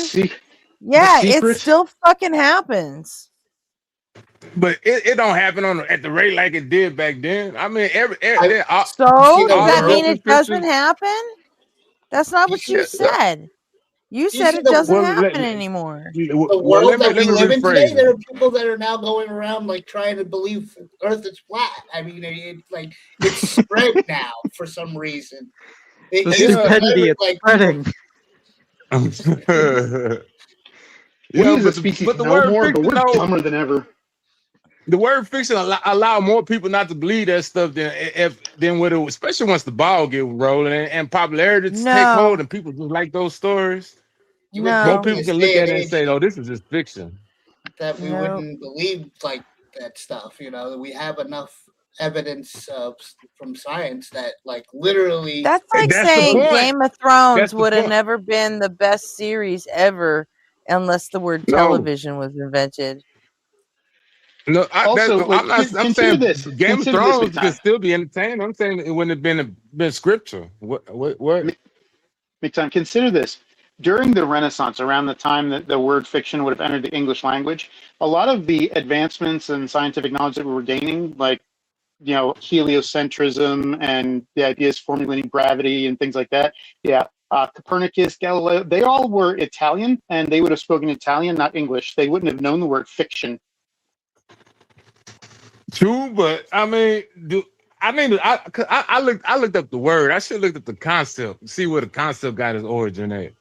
But why didn't you? Why did you like make the shit up on your own and then come up here and try it on us? I did look it up. I did look it up. I'm sitting there telling you what I think that and then when I know AI is not a good source of a thing, but I asked it. I said, what?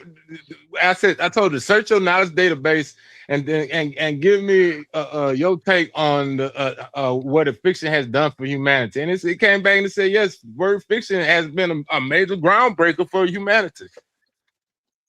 I said that. No, this is I was just an AI. I accidentally added. The word fiction in English traces back to the 15th century. English word fiction. It derives from the Old French fiction and Latin fictio, which refer to a making, a fashioning, or a feigning. At its deepest historical root, the word connects to the Latin verb fingere, which means to shape, mold, or form. and even further back to the Proto-Indo-European root, meaning to form or build. Originally, this root literally referred to kneading clay into shapes. So even before the Bible, they had a word for it. Yeah. Yeah, she's talking about molding clay. That's the shaping and molding things. That was the Proto-Indo-European root, but there was a Latin verb for it. That mean There the was a mold and Latin. shape stuff. There was a Latin word fictio, which meant a making, a fashioning, or a feigning. Do you know what feigning Yeah. means? No, what does that mean? It means pretending. It means like acting like you're gonna hit him with your right fist, and then you hit him with your left fist. Well, that's Yeah, a feint. feint. Yeah. Yeah.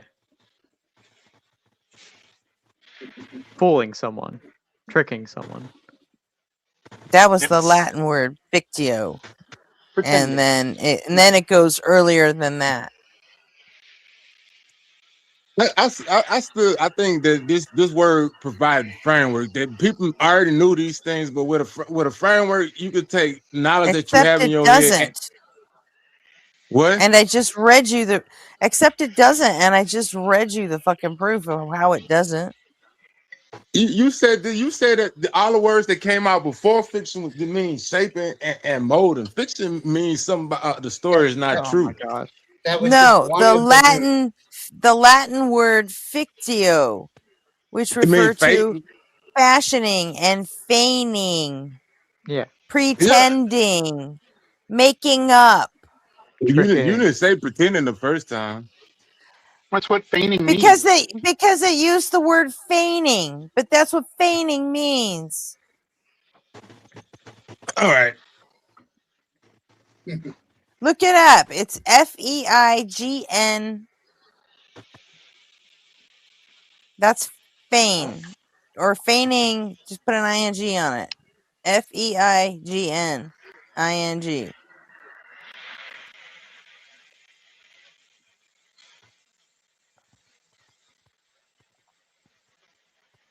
And it's people knew if you throw something up in the air, it's going to come back down well before the word Mavi was coined. Yeah, but now that gravity is coined, we know that things in the gravitational well slow down. We have a framework to put. It doesn't mean they believed in gravity any less. That's his point. I'm not saying that they believe in it, but I'm saying without knowing. You were saying that about fiction. No, I wasn't, man. That's the first thing I said was I don't think the people was liars, and I just think they didn't prioritize the truth because they didn't have framework, and that's why I keep trying You to think talk they about didn't the framework. prioritize I think gravity? you're out of your fucking mind. They didn't prioritize the truth like how we prioritize it. Because there's no way. For How you do to you really know? check most of the stuff. Exactly, that's the point. There's no way for you to check this stuff. Like they tell you to go kill a bird and sprinkle his blood all over the place. There is so a it way kills to check germs. this up. Look up the etymology of fucking words. I'm sorry, No, McTime. I'm talking about there's no way you could. Wasn't it you that said, when is the best time to believe something? When you have After you have a evidence good for reason. something? No, I said after you have a good reason. I'm trying to provide my Yeah. reason now. Do you have a reason and I with think- speculation? This is not, well, I mean, this is not something that you can just. We don't have a time machine to go see, and that's why I'm bringing this up because I'm trying to. You don't need a time machine to go see. My reasoning is good enough because look, all right, these stories that they tell. Your reasoning is are not about- good enough because you came to the absolute dead fucking wrong conclusion.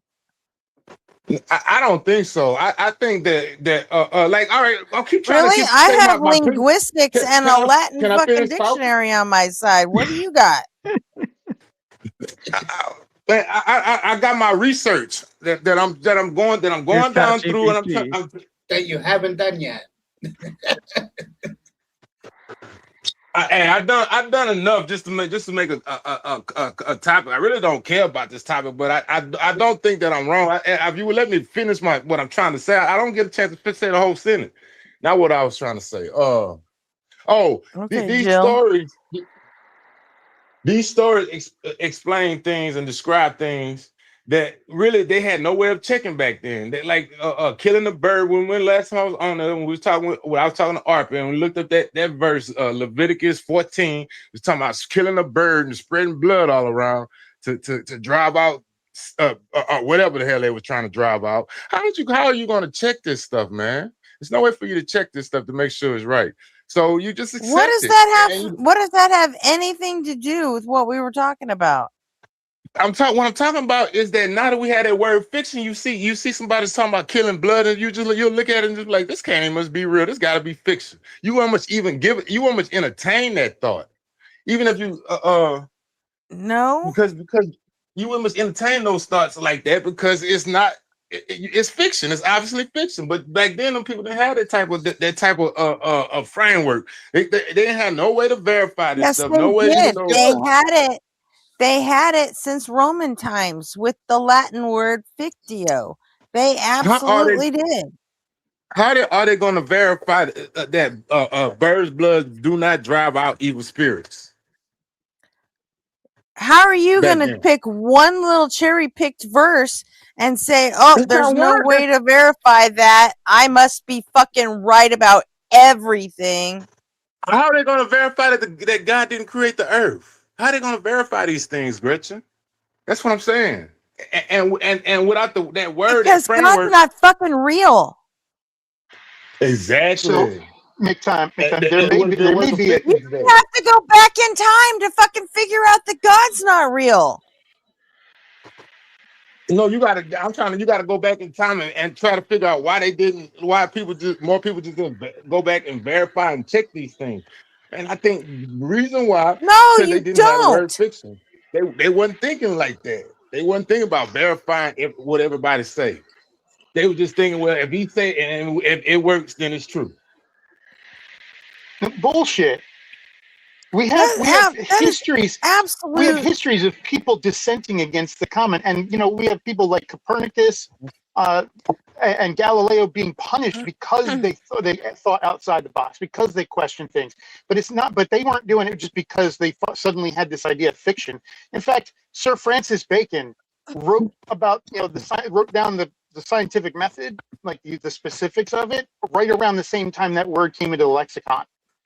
So the whole thing about like all the advances we made since the word came into our fiction, our thing, coincides with the time when we started using science. But it wasn't because of fiction. But I'm not presenting what that damn AI said, but that is exactly what part of the foundation of science is the way a foundation is separate fact from fiction.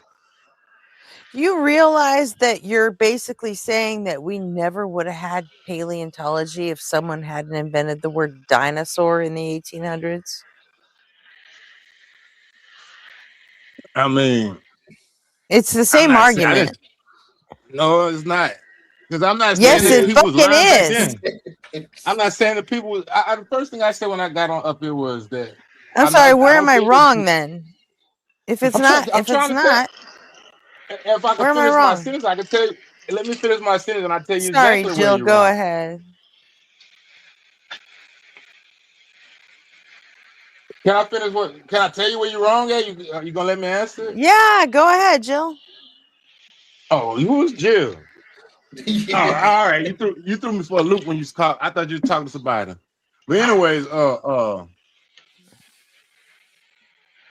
when I first got on the panel, I said I don't think the people didn't know about lies and false statements. I just don't think that the word fiction provided the common everyday layman a framework to separate these stories from fact and fiction. These stories in these scriptures tell tall tales of people doing all kind of stuff that they would have had the word fiction back then. They would have automatically just called that shit fiction, but they didn't have it. So a lot of people believed it. Then once it grew popularity, more people believed it. Yeah, okay. I think I'm done with this conversation. I'll be back down in chat, guys. You have fun with this one. Later, Noga. I came up to scare the one Christian that came in, so. Did you get him? Yeah, I just wanted to make him consider that, like, Jesus is Satan, turning you away from Yahweh. All right, later.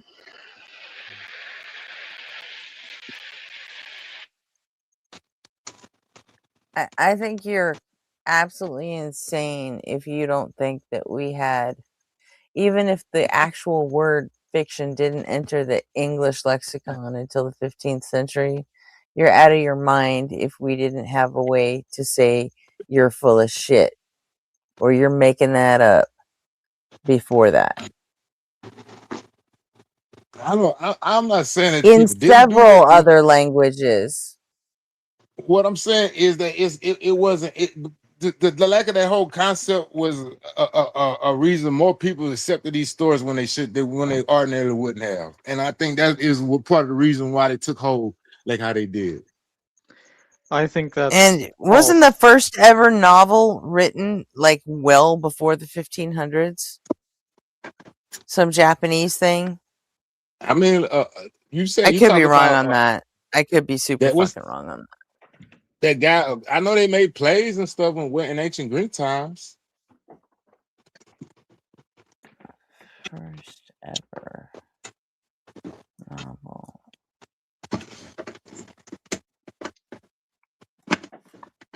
In history. The Tale of Genji. Around 1010 AD. What's that? That sound like in the Orient, like Asia somewhere. By Japanese, written by Japanese noblewoman and lady in waiting Murasaki Shikibu. She was pregnant. And that was right around 1000. Yeah, let's not forget that half the world had no idea the English language even existed, and they were making huge advancements, and they were definitely able to tell the difference between fantasy and reality. Yeah, well, the This is Orient, exactly my point in the beginning. the Orient that puts a chick in my theory though. The Orient and over here too. I don't know anything about ancient people in the Americas, but the ancient people in the Orient they had a totally different culture from that Middle East bullshit they was doing out there. They were still fucking human beings. Yeah. I'm trying. I know. They had a little bit entire about- trade relationships with the West. That's about it. That was That's enough. What? You ever heard of Marco Polo? It's I enough. know. The Arabian people kept try to keep them separated because they was making money, big money trading silk and stuff from China to Rome. Nobody cares. they- That's a whole different thing. Well, how does I'm just that? saying How does kept the two word spheres fiction separate. fall into that at all?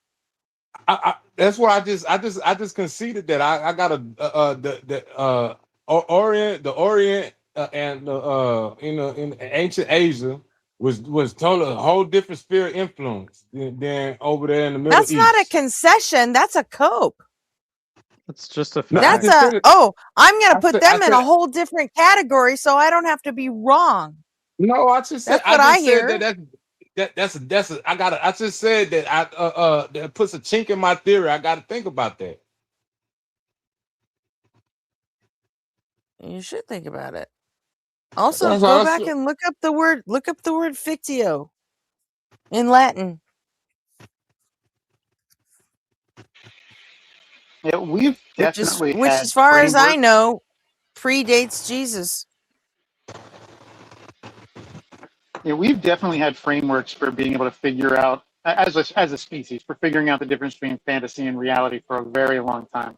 I mean, the first seismograph was invented in 132 AD, for crying out loud. Like, you detect earthquakes.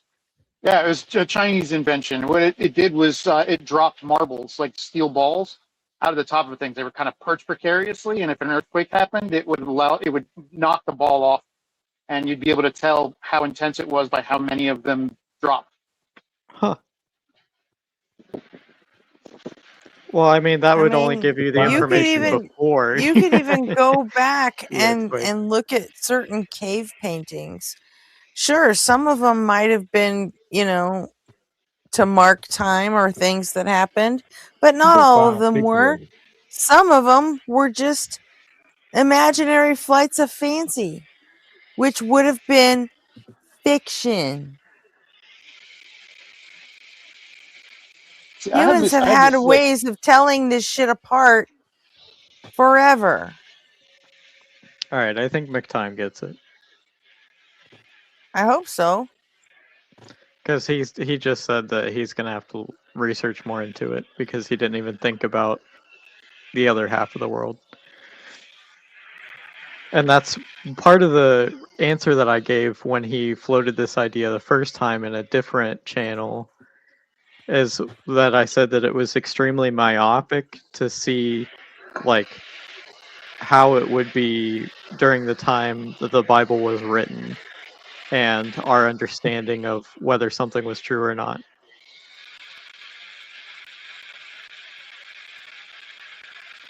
should say that y'all underplaying just the value of that word. It may not be as valuable as what I try to proclaim, but that word is very valuable. I just looked up Says who? pigtails. Where's your evidence for it? Well, I mean, I right now, all I can give you right now is with the little stuff I did on Google Gemini, where it pull up sources and things about how that word was so important to the advent of modern society and technology. Seriously, if you're trying to do actual research, please don't just rely on AI. Like actually talk to linguists and I'm talking to people now. archaeologists and stuff like that. I'm talking to people now about it. Right. Yeah, but you're not listening to us. I did hear what you said. And you're I saying, said you're saying I used AI to look into this stuff. What I'm saying is, I said that's the only thing. don't use AI to look into this stuff. I said that's the only thing I have at this point. I do have some sources and things that it brought up. I haven't just really fleshed that out. I don't really know if I care that much about it to flesh it out like that. I just want to run it by you and talk about something that was on my mind. That's all. Right. You get it though. Yeah. I'm not. I mean, I don't have an ex. I'm not trying to die on this hill. Yeah. I really could care less. Well, to be then honest with maybe you. instead of saying, I need to look more into this, just say, okay, you've made your point. Are you religious? Hello, everybody. Are you religious, Mac? Who? No. Hell no. Timey. Mac Timey. Who's this? Time. McTime. Sean McTime. Kelly. Yeah, my name McTime, man. They know. Anybody here religious I want to fight with? No, we're all atheists, Sean. Yeah. Oh, God dang. Oh, well, can still peace on fight, earth, though, if guys. you want. Peace on earth. Oh, we got us a You religious wanna one. fight about Everybody something? follow Sean. Sean is a religious. We got him. Get him, guys. Peace. Peace. May the He's over there atheist talking knowledge be with you. Be in peace with the atheism. No, I'm not going to be at peace with it. How about that? Yeah, we Well, you may die. You say we. You see us arguing now, shit. Jeez. That's what us atheists do. What an We extreme. argue.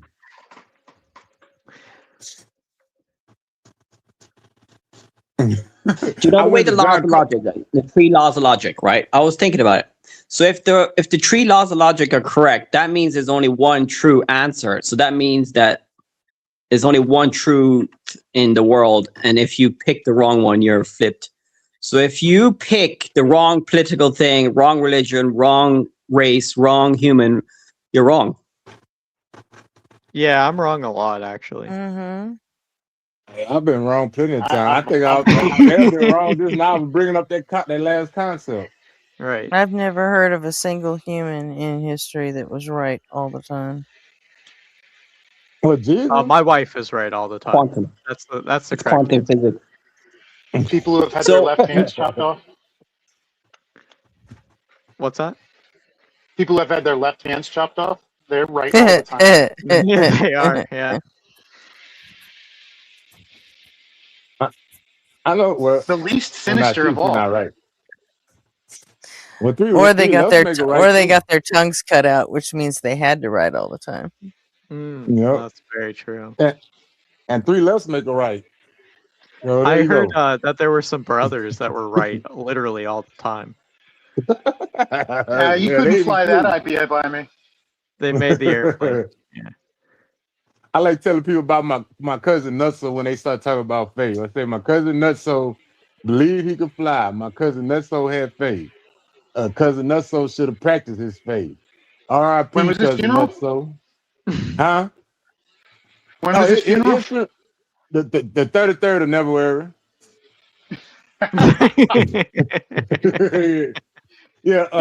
When I say, I say, you see, because faith and belief is cool, but reality is a bitch. That's why I be telling people, it make them laugh. But when they start talking about faith,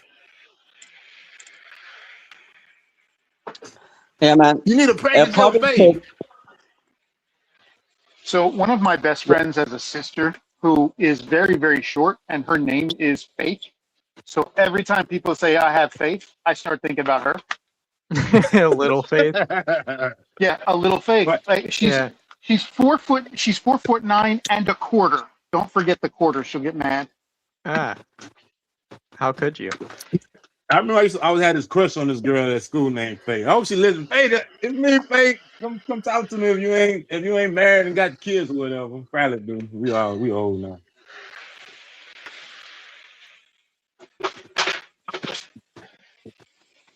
Yeah. So let's say in the future, if morals are objective and we find the truth in everything, we find we're so scientific and everything, no free will and all that Will shit. never be objective. Yeah, they can't be. But if facts are correct, if we find the truth in scientifically, why can't we find the morals using science that are objectively correct? Because they're subjective. Yeah, you can ground your reasoning for your morals objectively, but you can't. But like, then you're talking that about doesn't make ethics, them not objective. morality. Exactly. Right. I need to look into this. I need to ask Gemini. You know the way you could click the menu button now, and Gemini just pops out of nowhere and starts listening to you randomly. Well, you know how you have a phone in your pocket, and then Gemini just randomly turns on and starts listening to you. It's weird. Yeah, it doesn't on my phone because I disabled the shit out of it. Yeah. I was asking Gemini actually yesterday. I was like, what's the future of agriculture? And it was like saying fermentation. Like, there's loads of technology now where we won't need to make animal farm. It will be like fermenting bacteria and fungi, genetically modifying it, and it'll be all in vats, and it'll be way better for the environment and our health. And it's great. So the future will be like the protein will be all like genetically modified. You think the Freaking things Christians with their fermented. pitchforks are going to allow that to happen? Do you think the Christians with their pitchforks are going to allow that to happen? Yeah. They probably think it's pseudos. They probably think it's satanic or evil, but I think a lot of Christians are still very educated. I mean, we wouldn't be here without educated Christians. If all the Christians literally believed in everything they in the book, we wouldn't be here. I think that that's not true. I think that it could have happened a different way. Oh yeah, I definitely do. Yeah. Like without the Bible, without Christianity, I think it would have still happened. Because what is reality has been reality. So Muntins are in the Bible. You happy with yes? If Yes, they were to literally believe in all the pseudo stupidity in the Bible, I don't think we'd be as progressed as we are now, obviously. I don't think. Well, I mean, the Bible is calling back for those times because there's people going back to flat Earth and all this other stuff. Them people are going back to the Bible, trying to bring that kind of thought into the present day. I think the only thing that would be significantly different would be like artwork. I don't think we would have the same art or any kind of the styles that we do today. I think it would be completely different. I don't know. I Yeah. tend to think we'd be more progressive technologically without Christianity, without And man, religion you just talking about. altogether. Yeah, that's what I was Yeah, gonna ask. We just talking without Christianity or without religion. You know, Oh, I hell, think Well, specifically back in the specifically 90s, Christianity. they Christianity. found some stem cells that could have made real progress in, you know, fighting Alzheimer's and Parkinson's and all that, right? And so what did we do in the 2000s? Outlawed Outlawed. that shit. Bush did that. That's why they Yeah. made all of damn Resident Evil movie. That's what they was Yeah, we talking may be about. more advanced, but I'm talking about like as far as difference goes. Like Yeah, I'm trying to think too. not in And what quantity, but in quality. and what are you talking about? Without Christianity, Jack, or without religion? Because the other guy said without The Christianity. only reason Christianity gets any credit for, you know, any of the, you know, progress we've made is just sheer numbers, you know. Right.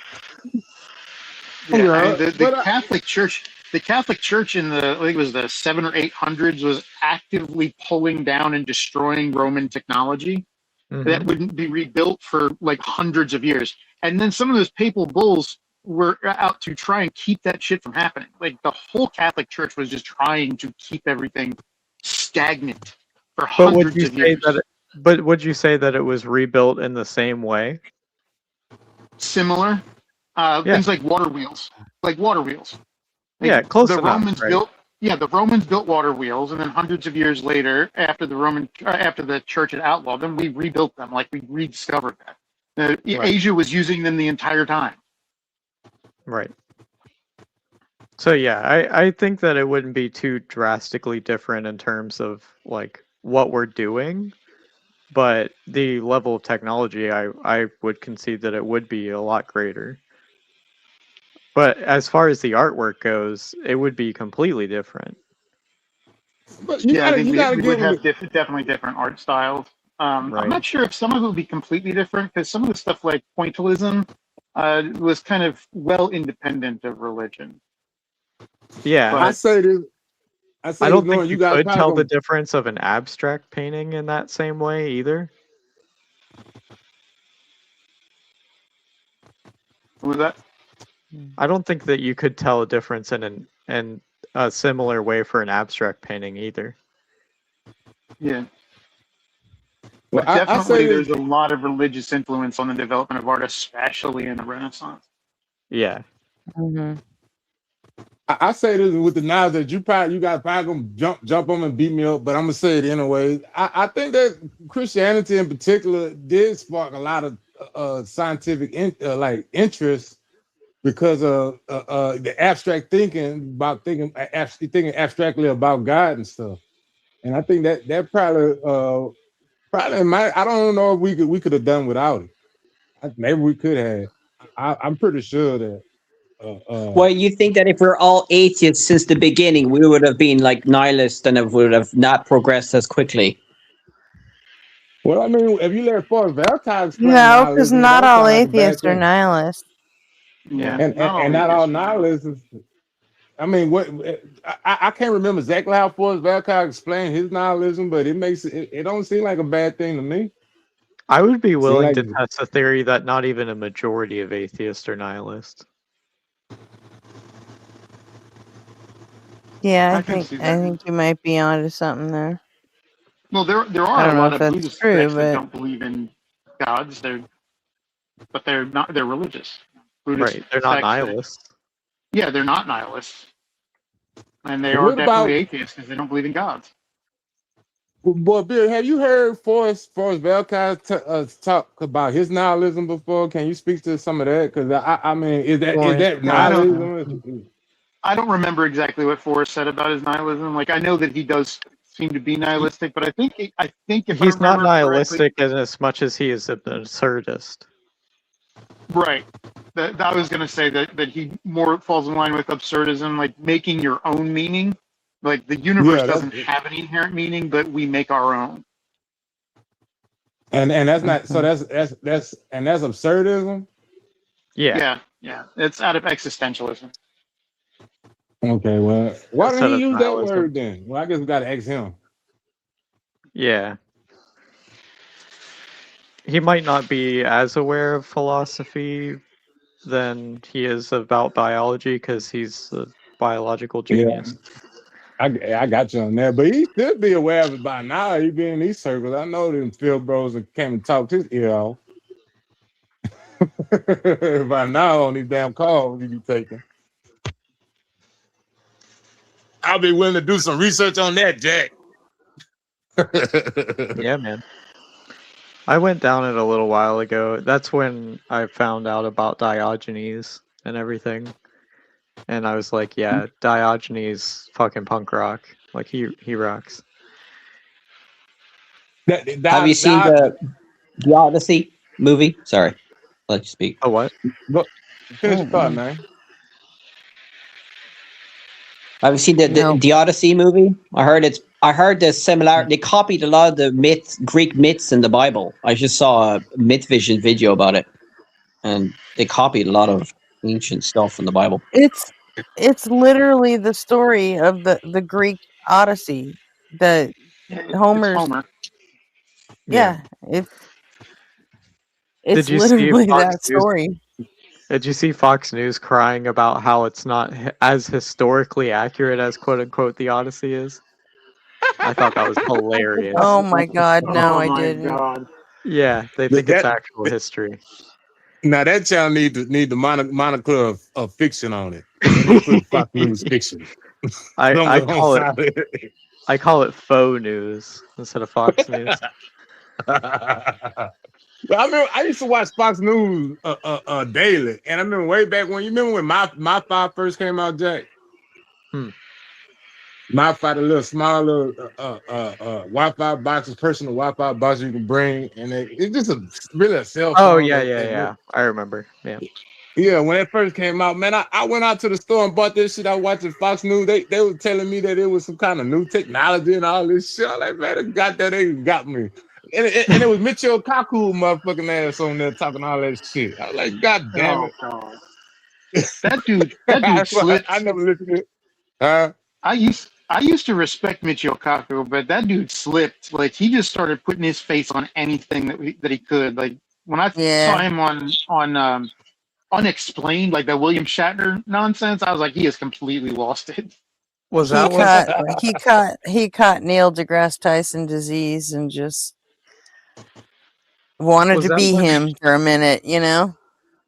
Was that when not as Tucker bad as he is, Carlson though. was on MSNBC? Well, no, it's like Neil deGrasse Tyson, like people love him, and you know he had all of his different shows and podcasts and all this shit. And at a certain point, Michio Kaku was like, "Fuck this Discovery Channel stuff. I want to be like that." And so he really kind of went squirrely with the shit that he was speaking for, to get himself on all kinds of different media, some of which turned out to be pseudoscience nut jobbery, Do you think Michio Kaku makes more money now than he did when he was doing actual science? Yes. Yeah. That's why he didn't lose his mind. He just don't care no more. He getting that money. No, he did post a picture of him. That's in not an like a hat. acceptable reason to submit to pseudoscience. Right. Oh, it's not. Especially if you've spent your You're whole selling. career doing actual science. I agree with you, Christian. It's not, but it's a reason. I look like from outside looking in, it look like that's probably his reason. I mean, they get paid more to be dishonest than they do to be honest. And I want to take that back. Mitchell Kaku, in my opinion, is not dishonest. He's just a sensation. He just sensationalizes stories more so than what they need to be. Well, when you're a scientist, that's dishonesty. Yeah, like Good morning, Cap. Michio Kaku lost me when he started promoting the Masaru Emoto water experiment bullshit. Good morning. water will freeze. Water will freeze in different formations based on the emotion that's being put into it when it's freezing. Like some nonsense. But Michio Kaku honestly said that on fucking air on a show once, and I was just like, oh my god. It's crystal magic. Yeah, No, she's on OnlyFans. She's on OnlyFans. Crystal Magic. Oh yeah. But no, like literally, why would the water crystals care how you feel about them or how they feel? Well, they don't have any consciousness, so I don't care about anything. Exactly. It's so dumb. Well, and another sensationalist is Max Tegmark. He never saw something that wasn't alien. Yeah, you guys familiar with Max Tegmark? No. He's the one. He's the one that's been, I won't say started it, but he's been pushing it. Oumuamua was an alien spacecraft. That was Avi Loeb. You know, that's why I say I don't know if he started, but he was in the chorus with him. He's a scientist, very well. Yeah, got a lot of credit. That's. I mean, nuts. he's straddling the line right now. But everything that comes to everything in outer space is aliens to Max Tegmark. Seems like. Yeah, same with Avi Loeb. When the They History got that Channel started spreading alien conspiracies, I was just like, how the mighty have fallen. Yeah, man. I knew History Time wasn't shit when they made that damn History of the Bible documentary and it had Obama as the damn devil. Do y'all remember that? It was a guy looked just like Obama and he was the devil. That's so ridiculous. I was like, I used to watch the History Channel all the time. But now I just call them all hillbilly channels. Because they got the hillbilly rocket scientists, they got the hillbilly pimple popper, the hillbilly It used to be different. people in Alaska. It used The to be hillbilly pimple popper, isn't she fucking Asian? Was she hillbilly? I don't know. I'm She's a watching the fucking show. I've never seen Korean it. lady from Orange County. What the She's fuck on makes her a TLC, not hillbilly? What you ain't she doing hillbilly stuff? Go to the doctor, man. Get your damn pimples popped. They don't need to make She's no a show fucking like that. dermatologist. Do they need to? Why don't they have shows on the Discovery Channel and History Channel like they used to? That with Discovery and History on it. Because they started to play things like that were pseudo-historical, like Nostradamus effect and shit, and found that people gravitated to that more than the World War II bullshit they were playing all And the then time. they found out that that they made more money off of Duck Dynasty and Deadliest Catch, so they Yeah. sold Yeah, out. hillbilly show. They sold their companies to fucking Time Warner, To the and hillbillies. to Disney, really. That's a shame. Yeah, now YouTube. I mean, TV is like going away. I'd say it's all going to be online, internet shit now. It pretty much is. I mean, basic cable is just online now. All the channels. It's gonna They're go to all AI streamed. slop. That's what we're gonna get. Only AI slop in the future, and you'll be happy with it. You don't think? I think the AI might make entertainment better. At least they won't be. Hopefully, they use it to do all the mundane stuff, and they can. No, they're gonna concentrate use on it for everything from the writing to the visuals. It's just gonna be AI. I'm hoping that they make it better because they can use it for the mundane and why they concentrate on the. Have the you seen complicated. Fruit Love Island? That's true. No, I don't It's even got watch like TV. millions of views. Mm-hmm. Is that's on YouTube? Yeah, it's Okay. garbage. I don't know if I want to see it now. It's AI slop. It's a spoof on Love Island with AI fruit characters. I have a hard time understanding AI music, like the lyrics when they let the lyrics right. I didn't I say have a hard time music. understanding. This is like an What I'm actual saying. fucking show. But hey, you don't think that with the advent of AI, if they use it right, that it could make your entertainment better? Because I mean, like the mundane stuff, the stuff that happens repetitively and all that stuff, and you can let AI do that part, and then you can put your focus and concentration on the complicated things, the climax, the exciting I don't know. parts. To be honest, like when it comes to music, I can't tell the difference between AI and not AI. I can. There's certain words that they can't say and stuff like that, or they mess it up or hallucinate or whatever. But whenever like someone actually writes the lyrics, it actually fixes that. But I would highlight Zap Rousdowner's comment. That's a really good point. What's that? Hang on. I'm What's taking a good lyrics point? down. Hold on. Did somebody select something I The said? Come on, Spotify thing? Yeah. Spotify deleted 75 million AI songs. Did they really? So like Goddamn. it's going to become Spotify. it's becoming a problem. Like yeah. Well, that's why I say like the future is just going to be filled with AI. That's just what it's going to be. In some areas, that's going to be really beneficial. I mean, I just was reading an article the other day about how they're trying to implement AI into prosthetics to help with more real-time motion, because that's going to be, the AI will be able to read more of the muscle movements more finely, and they can just have greater ways of manipulating things with prosthetic limbs, which I think is phenomenal. It'd be great. They That's did. entertainment. They used AI in my 3D scan of my body that they had to do. That is cool. The It hospital. seems like anytime they're using AI to add value to people, it's cool. But anytime they're looking to replace people, it's not so cool.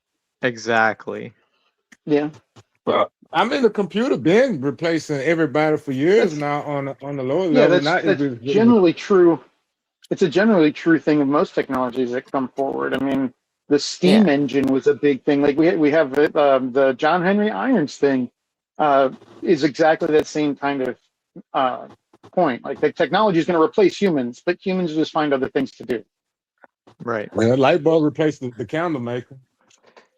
Yeah, but I think I asked the AI last night how many jobs you're going to take in the next 5 years, and it said 10 to 5%. And then I said, how many jobs are going to be created by AI? And he said, more jobs are going to be lost than created. But he did tell me the examples of created jobs.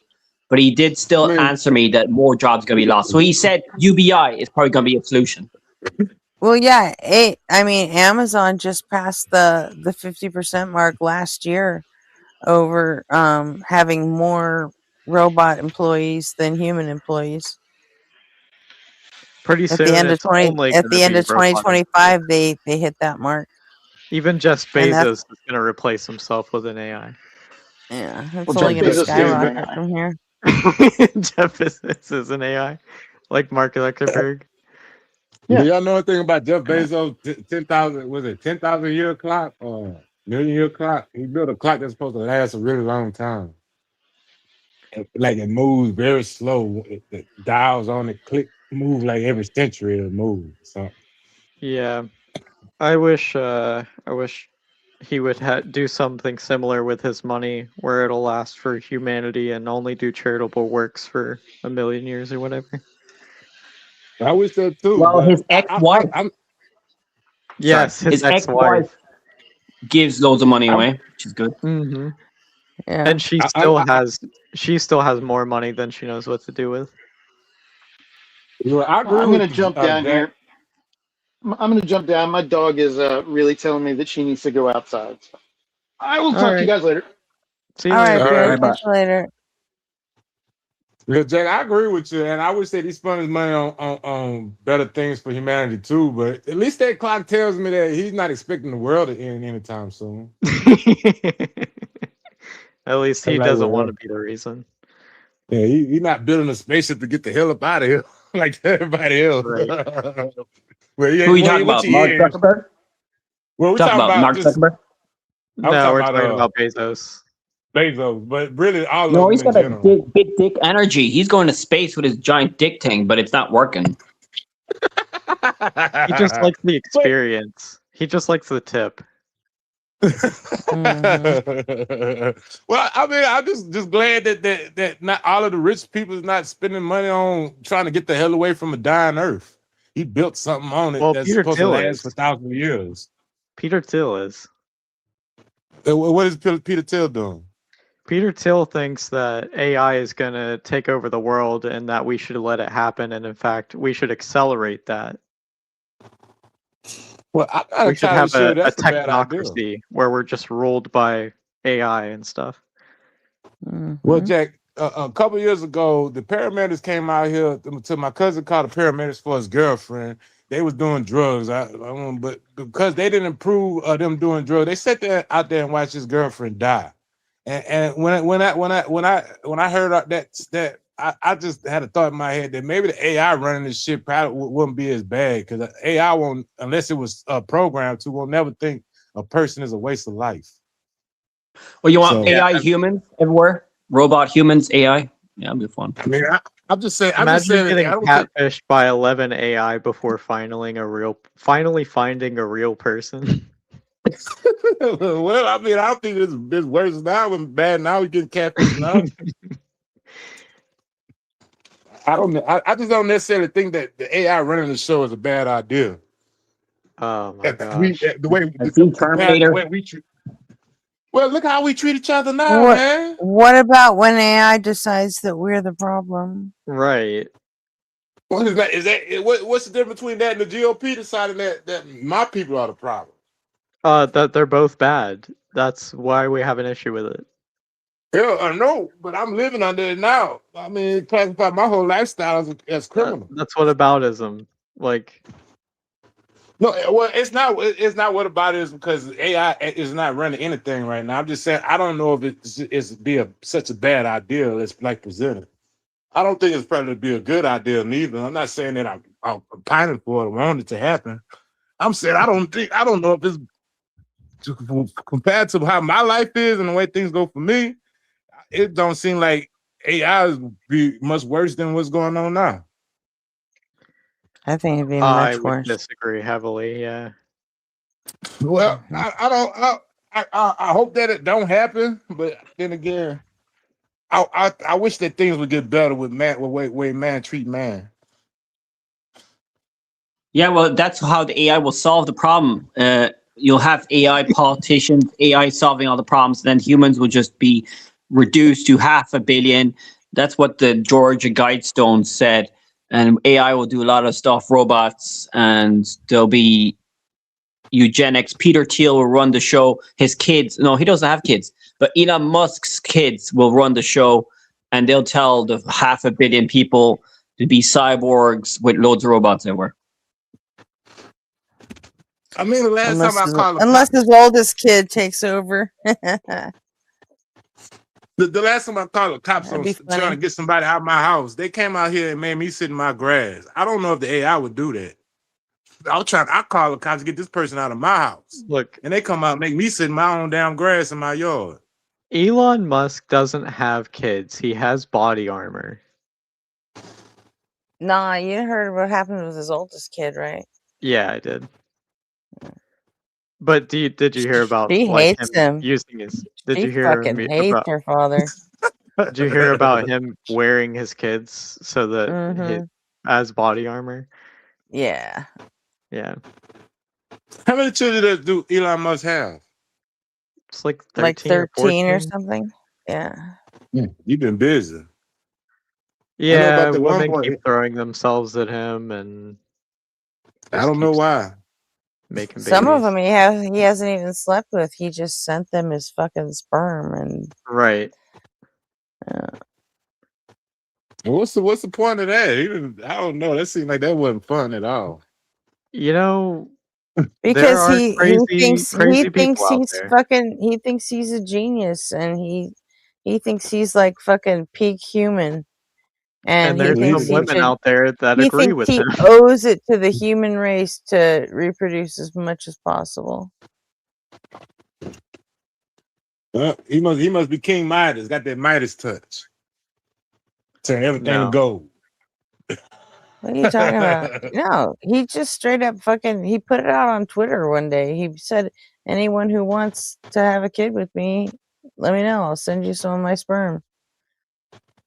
No charge." And a few women fucking took him up on it.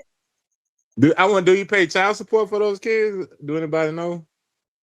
No, as far as I know, he does. Not all of them. He pays them off. He pays the moms off. Yeah.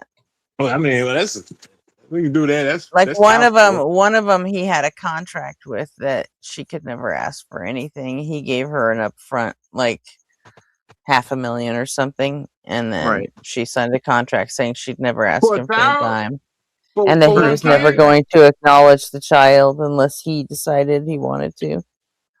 Let me see. $500,000. Because I've seen estimates that it could take $1 million to raise a child from beginning to end in this economy. Well, they took the $500,000 up front instead of But over it's 18 still- years.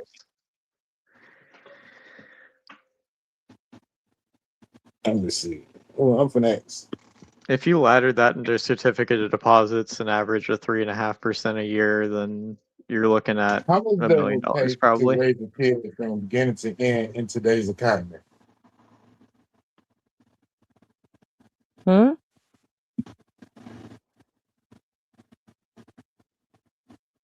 What'd you say, my No, friend?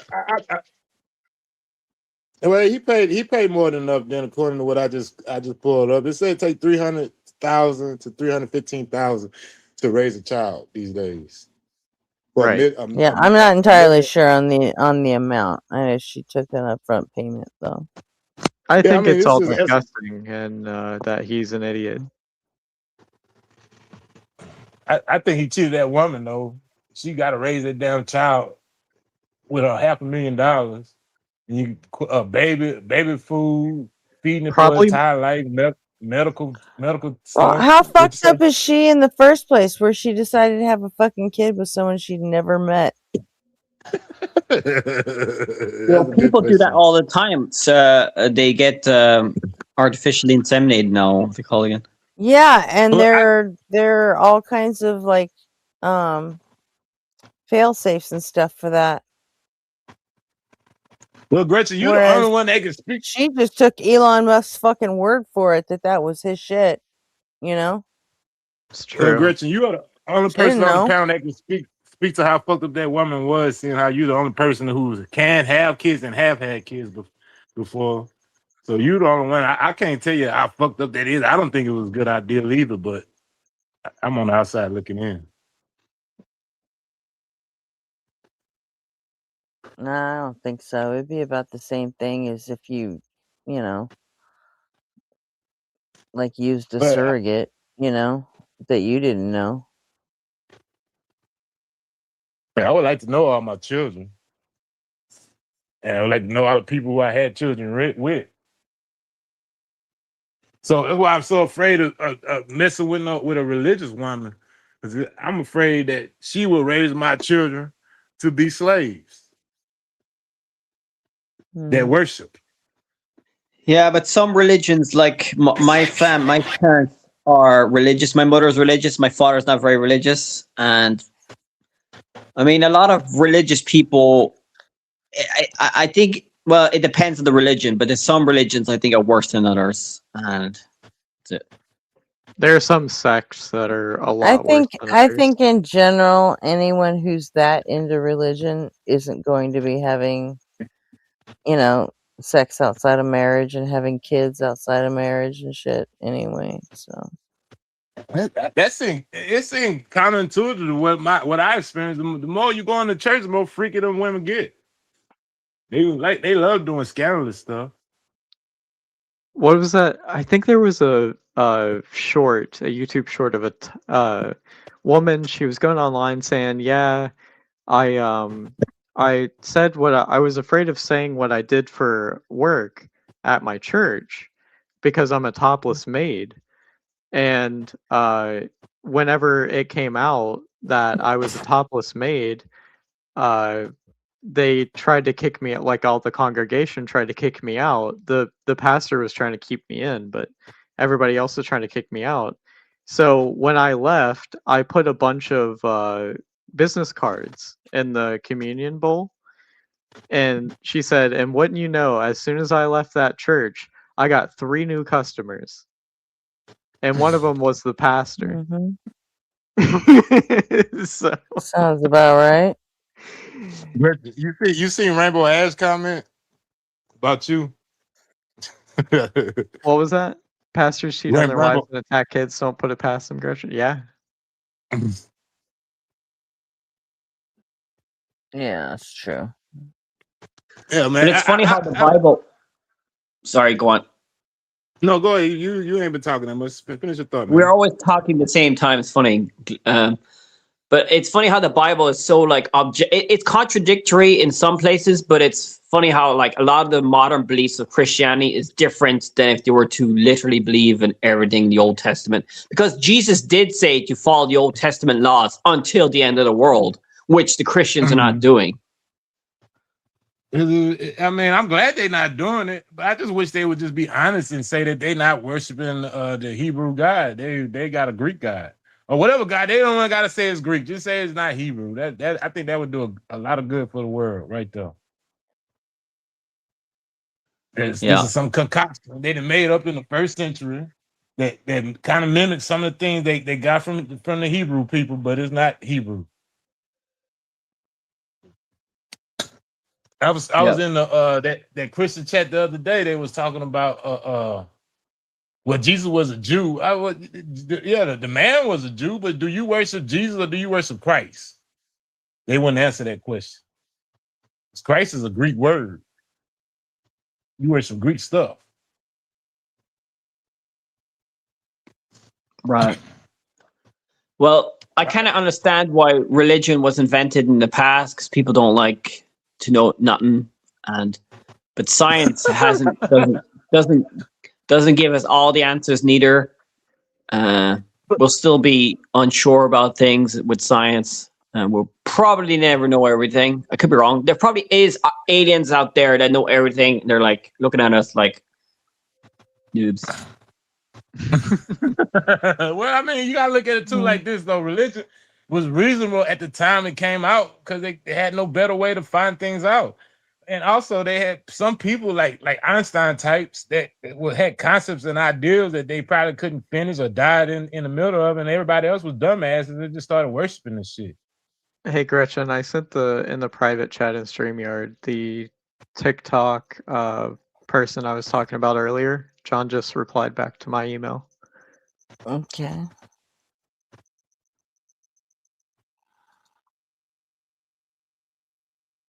But yeah, we've already gone over that with you, McTime. What?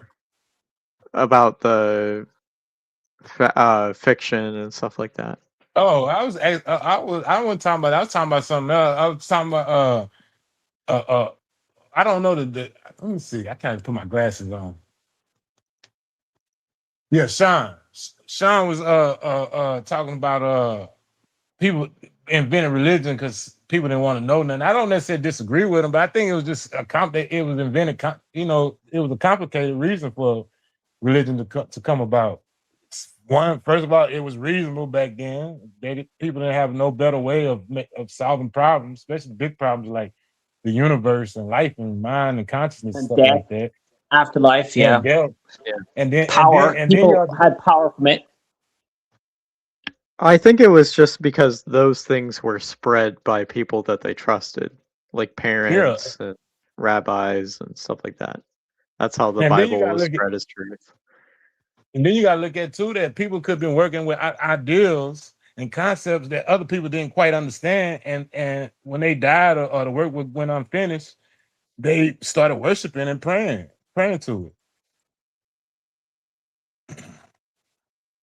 And it's a coping. It's also good. It feels good when you're doing prayer. It's like what's it called? The placebo. What's The Secret? You know the story of the book, The Secret, where if you believe in something, it happens or something. It's the endorphins and the dopamine you get from it. Well, yeah, I get the same thing. I get the same thing from concerts. Then you could Yeah, do I the get same the thing same with just thing from mindful large meditation. crowds, like football games and concerts and stuff. It's all the same. So like a lot of those holidays and stuff, they was created so people can know what time to start tilling the soil and stuff. And then later on, when agriculture wasn't so important anymore, people just worship the holidays and just use it for to base their mythology off of. Yeah, it's Yep. just to cope because people really hate when they don't know something, and especially things that impact their life tremendously, like natural disasters. And so they just decided that, oh, well, this at least gives some explanatory power, even if it may not be true. So we'll just use this for now. And then they just got taught that it was reality. I mean, do anybody can see like the person who invented the word spirit? Let's say they would. I mean, this is totally hypothetical, but let's say they invented the word spirit to encompass what they thought what the air was at the time. But they died, they couldn't finish their work, and then their children and the people around them picked it up and just started praying to it. Can anybody see that happening in the past? Huh? Like the person who invented the word spirit, when they invented that word in their mind, they was thinking it was, to describe air and things of that nature. But because they didn't get a chance to finish their work through death or whatever that may happen in their life, the people around them picked it up and just started praying and worshiping those words. See, where do you get all this shit from? Like, you just make that shit up?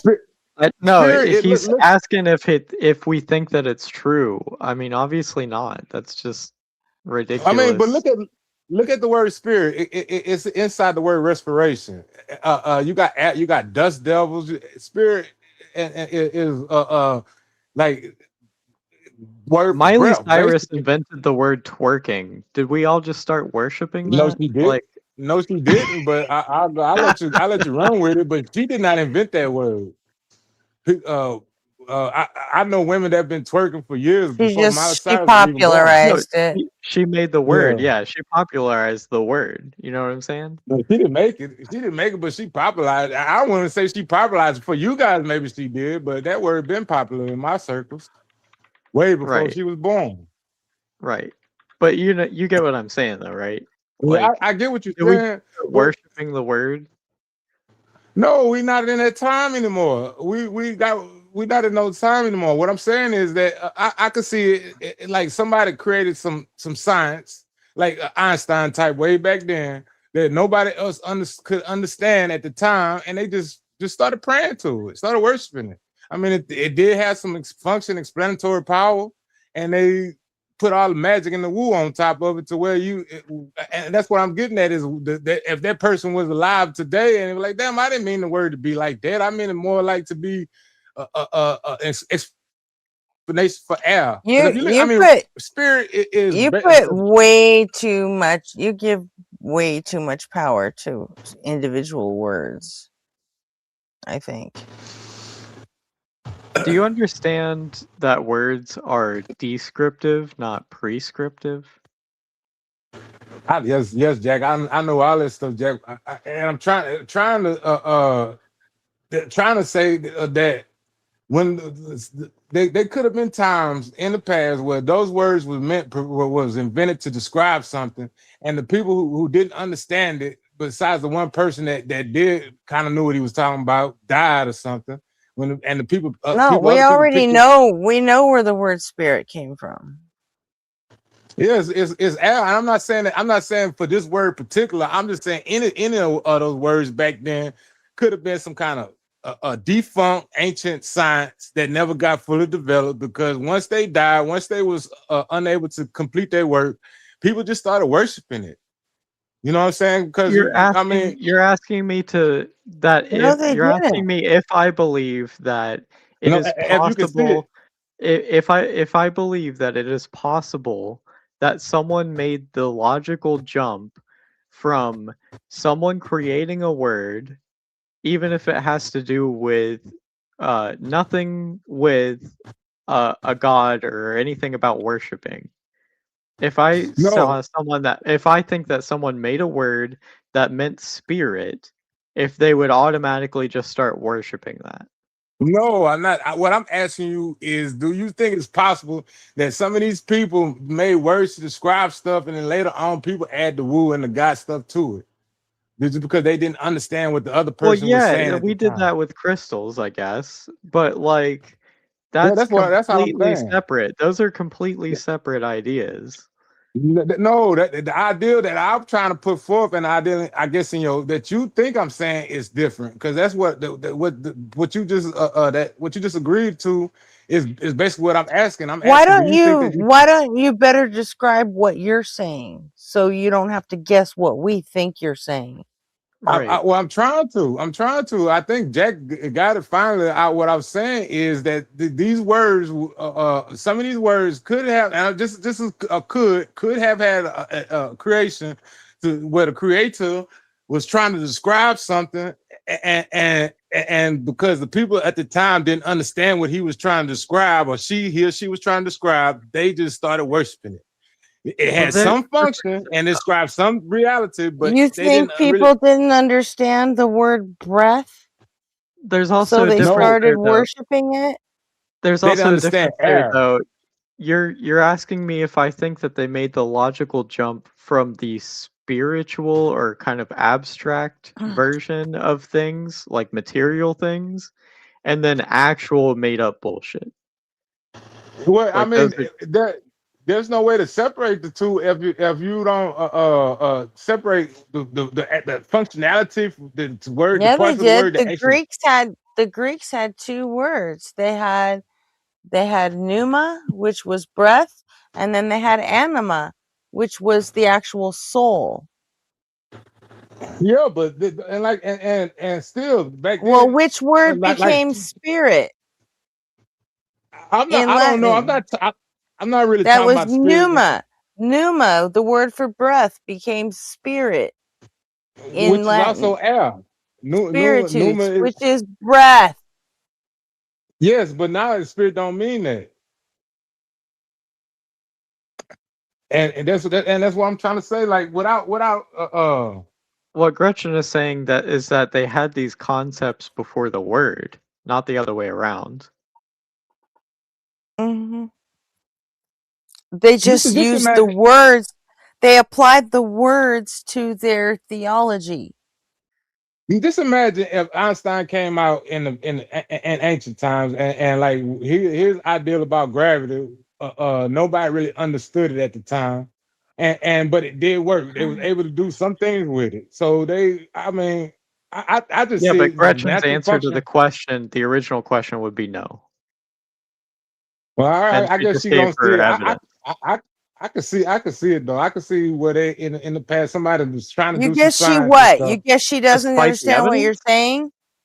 No, so I said I guess she don't see it. That's what I said. I guess she Yeah, don't you see guess it. But I Give don't you see it.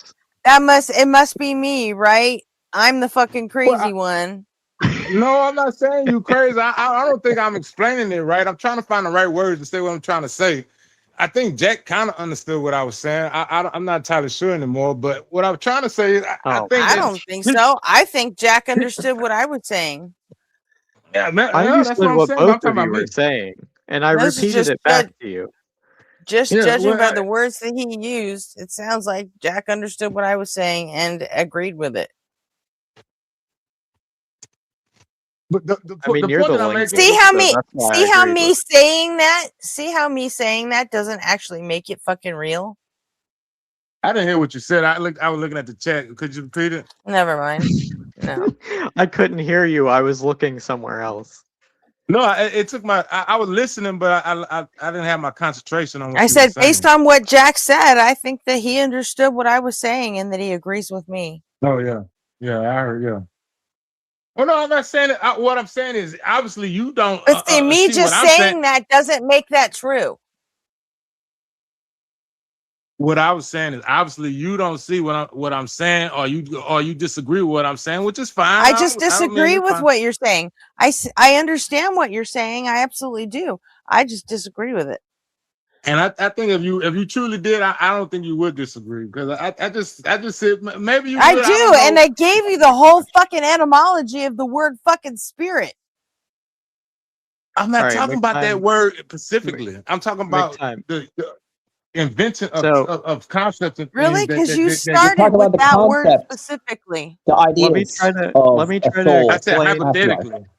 I think I see the disagreement here. Okay. I'll be right back. Big time.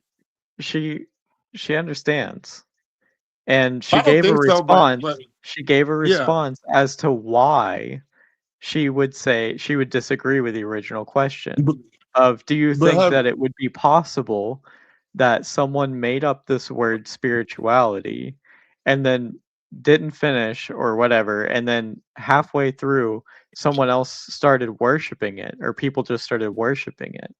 And then I gave an example of the crystals, about how crystals existed, something physical, and how then we applied certain attributes like spirituality to them.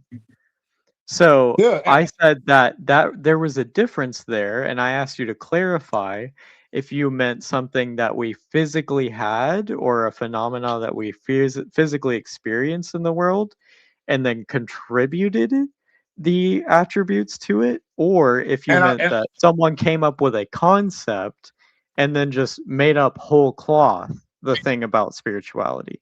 And then you said, yeah, the thing about whole cloth making up spirituality. And then I said, well, yeah, I don't think that that's exactly what people did. no. Well, And then Gretchen I said, yeah, misunderstood. I don't think that that's true either, because people had words for the things that they were experiencing. And then what I'm trying to, you didn't think that she understood because she didn't give you a no or a yes. She just gave you the maybe I reasoning for why misunderstood she because does. I don't, I'm not saying that whole cloth thing. What I'm saying is from from concepts to physical things to whatever that they were working on at those times. The people who invented them had some working understanding of some of the things they was trying to say or trying to do, from, like I said again, from whole cloth to a physical phenomenon to whatever they were trying to describe at the time.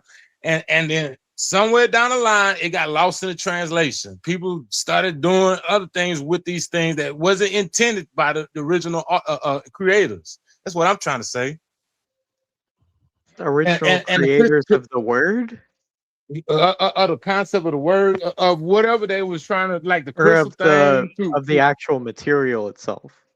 Yeah, like for instance, they have. I've seen people, they had certain processes that like make medicines and such, where people would pray over the medicine. And they thought that the prayers was important, holy power to the medicine, but really all the prayer was doing was giving them the right amount of time frame for the chemicals to mix and stuff like that.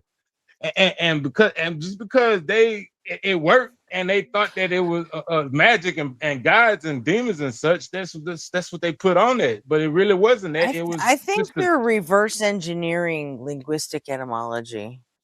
You know, I think you're starting with the after effect and then you're sort of like cherry picking the effects in reverse order back to where you're dreaming up some fucking story somewhere. You're mythologizing the etymology of a fucking word, and it's just That's weird. crazy. I'm not This is like talking the about second words. time you've done it tonight, dude. Yeah. I'm not talking about words, Gretchen. You talking about words? I'm talking You about. did it with the word fiction. You You're did. doing it with the word spirit now.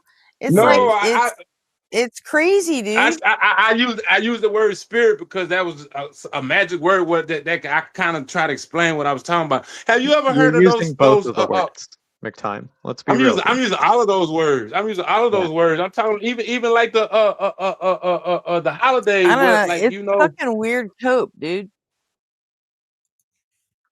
It's weird.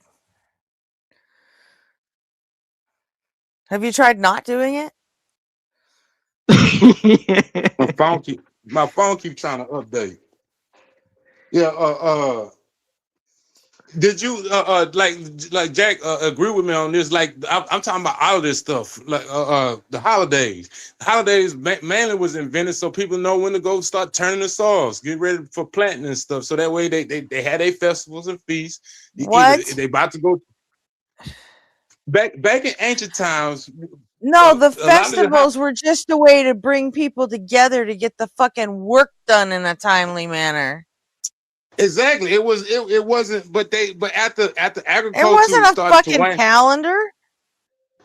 Who said anything about a calendar? I'm saying this stuff. Like, all You right. said to let them know when it was time to harvest their crops. That is using something with a harvest crops? calendar. No, Look it's a at time to Stonehan. bring everybody together to put them the fuck to work. And that's like a calendar too, ain't it?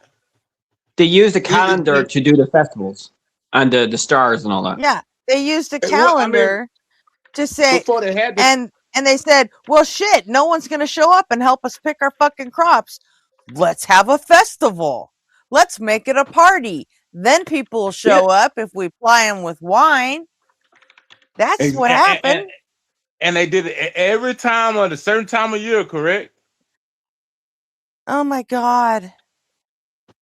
Did they not do it at a certain time of year? The point that I'm trying to make is that once agriculture starts to wane, they didn't need people to pick the fields like that anymore. That the reason for the holiday really went away, but people still worship it and started adding that stuff to their mythologies. And same thing like what I'm saying with the words, with the concepts, the different ways. Have you not heard of people using a magic? I mean, doing like a magic prayer or something over some medicine they making, and then come to find out that the prayer didn't do anything for the medicine. It just except giving them the right amount of time for the stuff to mix, right? That's what I'm talking about. The small little pieces of functionality in all these concepts and words. There's no functionality. Yeah. In that. I'm not following anything. It's just something to keep your fucking brain busy while chemistry did its fucking job. Well, I mean, that's functionality, because if you waited too late or you did it too early, this stuff wouldn't work right. It's superstition. It doesn't Exactly. change the chemistry at all. I'm not saying it changed the Functionality chemistry. would be changing the chemistry. I'm not saying it changed the chemistry. I'm saying that but the functionality was, if you sit there and you say this prayer over this thing, it'll give it the right amount of time for it to do its business, and then you can give it to somebody and it works. And therefore you would say, oh, the guys made it happen. This was something due to the guys. And then somebody else that said the prayer too fast. They would have said the gods made it happen no matter what, because they were superstitious morons. That's what I'm trying to avoid saying right there. I don't think it was all just superstition. You can avoid saying whatever you fucking want, but idiocy. I think they had some function. Them words serve some you function. like to dream up backstories for why fucking stupid people weren't quite so fucking stupid. It was superstition, but they didn't know that back then. They didn't know it back then, but it had a placebo effect. It had some benefit because they thought they were doing good, so it was kind of like placebo, or what's it called. But it wasn't fully correct though. So if hypothetically they didn't believe in all that, they didn't do any of that, they probably would have still done well without the self-delusional stuff. I'm not saying that they wouldn't have. I'm not saying that they wouldn't have. I'm saying that this is what then happened. it had no functionality. The chant had no cases. functionality. In some cases, some of this stuff it just got woo. You know what the chanting locked probably onto did? It probably alleviated some anxiety of the people that were waiting for the fucking chemistry to work.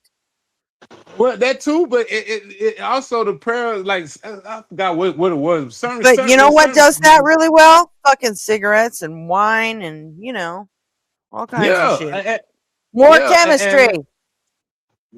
I mean, whatever. I'm not saying that they was right. I'm saying that this is what they took some concepts, not in every case, but some concepts, some procedures, some things that mixed it with woo, because it was working, and the woo made it kind of work better in some cases, like with that medicine thing. The woo did not make it work better in any cases. The woo, if they didn't, in it the made case it of actively medicine, worse. The woo in the case, I'm not arguing on that that it made it worse, because I know where you're going on that, Jack. But the woo, doing that prayer actually gave it the right amount of time for things to mix, and so that therefore the person that can say the prayer with the right cadence is considered holy. Stuff like that. Yeah, that was a quinky dink. That was a useful quinky dink that was accidentally figured out with smart humans finding out patterns. So they copied the thing that worked all the time and pattern recognition. But yeah, you're right. I mean, there's a lot of stuff that humans did pseudoscientifically that were useful, because we wouldn't have kept it going if it wasn't useful in some way. You know what I mean? Even though there probably are unuseful things in it, I think. And by the time they get to us today, these words have lost all of their meaning, because now we have science and we don't need none of that shit for any of that stuff in now these days. We don't need to do no prayer over no medicine. We just put a clock up and wait for the right amount of time for it to mix. We don't need to go to the field at a certain time of day to have a party so we can pick the damn fruit and vegetables, because we got people that do that, and we have a process for these things now. Yeah, because instead of having a festival, we just fucking pay people to do it. Exactly. But that's all I'm saying, is that this stuff, it had these things, some of these words, not all of them, not most of them. And you don't have to have a festival with the neighboring town so the fucking gene pool in your fucking town doesn't get so fucking thinned out. And, it's like, you don't have to, inspire trade with the nearest town, because we have fucking Amazon. We don't need it. Yeah, I'm right with you on that part, Gretchen. I'm just saying that some of this stuff could have had a functional beginning that lost functionality as time progressed, because people added bullshit to it. They added woo to it. They added magic to it. They added gods and demons to the shit. But they didn't end up worshiping the fucking festival because of, I mean, because it was time to pick a crop. Like I mean, everybody has this, almost in all the ancient world had a festival around December 21st, around the winter solstice, and it was mainly just because they know that the world was about to start warming up, getting ready to start planting and harvesting. This was like that's what the reason why, like the Jesus and stuff. It was getting ready to start warming up, because that's the coldest part of the year, usually that follows December 25th. Yeah, right. And then after that, the days after December 21st, the days get longer and the world start warming up. Seems like that would be the spring festival. No, the spring festival is Jesus crucifixion. Easter. Well, Easter is after you can start putting your plants the in the spring ground. equinox. You don't have to worry about frost anymore. Normally, after Easter, you don't get that many frost days, so you can start planting after Easter. Yeah, because weather. Yeah, exactly. I'm not arguing any of that stuff. All I'm saying is that the functionality. What are you arguing? I'm trying to say it, but you just interrupted me while I'm saying it. The functionality that was created when these stuff was first created, from the words to the concepts to the procedures, lost functionality as time progressed, because people started adding woo and magic to the shit. And now it gets to us today, and it has absolutely no meaning at all with the advent of science. Because now we know we don't have to pray over no stuff to mix it together to make it so we got the right stuff to mix together. We could just put a timer on it. We don't have to go to the thing to pick crops for the festivals and stuff now, because we got a procedure to take care of that thing, the stuff. You know what I'm saying? We know about germs and stuff like that, so we don't have to sprinkle bird's blood and stuff over things and stuff now. That's all I'm saying. And then the bird blood thing was absolutely wrong from the get-go, but I mean, it seemed like a reasonable solution at the time. I mean, they thought blood was life. It's not reasonable now. We know better.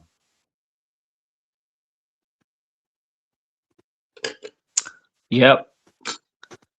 All right, guys, I'll let you go. Okay.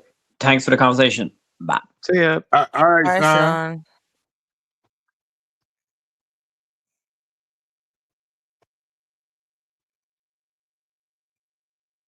Jill is in the chat. I just seen that too. Chuck. Mm-hmm.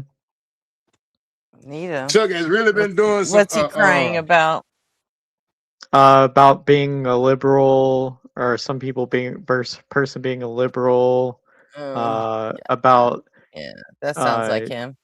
Yeah, defaming, publicly rejecting the Greco-Roman pantheon. Fuck off, Jill. I mean, do you Brent. accept it? Hey, what's up? Hey. Yo, bro, what it do? What's up, bro? I don't have the bandwidth to look at Jill's bullshit. So No one has the big Mac Jill's bullshit. I don't understand why is he talking about the Greek pantheon when I'm pretty sure he don't worship. I'm the writing Greek some pantheon important stuff here. Some song lyrics. Yeah. You About doing a song about necessary me wave this time? functions. No, No, this one's gonna be my song. The necessary being. Is that what you're calling it? Necessary being. I think it's gonna be called Necessary Gretchen. The necessary Gretchen. Mm-hmm. Henry Tom, I think your point would be a good one if you could find a specific example where you could say, hey, this is exactly how it happens. Like this amount of medicine was measured out, and so they had to wait this amount of time, and then thus emerged out of that a tradition of saying a prayer for a certain amount of time. Then it would be a good argument. But just saying, all right, hey, this probably came out of something real. Nah, come on, man. And the whole reason we made spirit into a woo-woo thing is because someone died before they finished inventing a word. I don't know. Like what? I don't know how all them words. I just use spirit as an example because it was one of the words that I knew that had meaning, functionality to it, as far as pneuma and respiration and all the other things with air. Because if you look at it, and Aaron Ross speaks to this a lot. He talks about they didn't know about particulate matter, and that's why they got things called dust devils and stuff like that, because they was trying to use what they had at the time to describe phenomena in nature.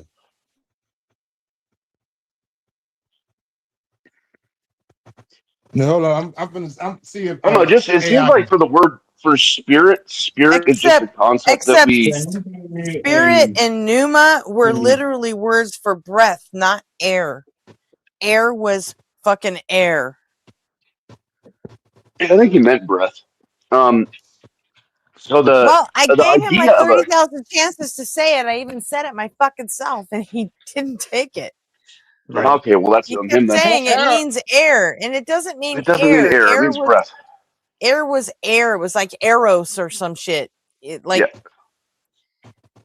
but they must know that breath was air. This is what I'm saying. This is kind of complicated, They man. fucking knew that breath was air. I don't think so. I don't think that they knew. And then you got to keep in mind. What? Go back to fucking Epicurus and ask him if he fucking knew that breath was air. I bet he did. I gotta say again, this is what I was saying is that look, this would be a great argument if you could provide us some specific examples and research, because making it all super vague is just like a bong hit theory. A lot of facts, not in evidence. A lot of magic in it now, but oh, I gotta go. See ya. What was that about? No idea. Those goddamn Sunday morning emergencies.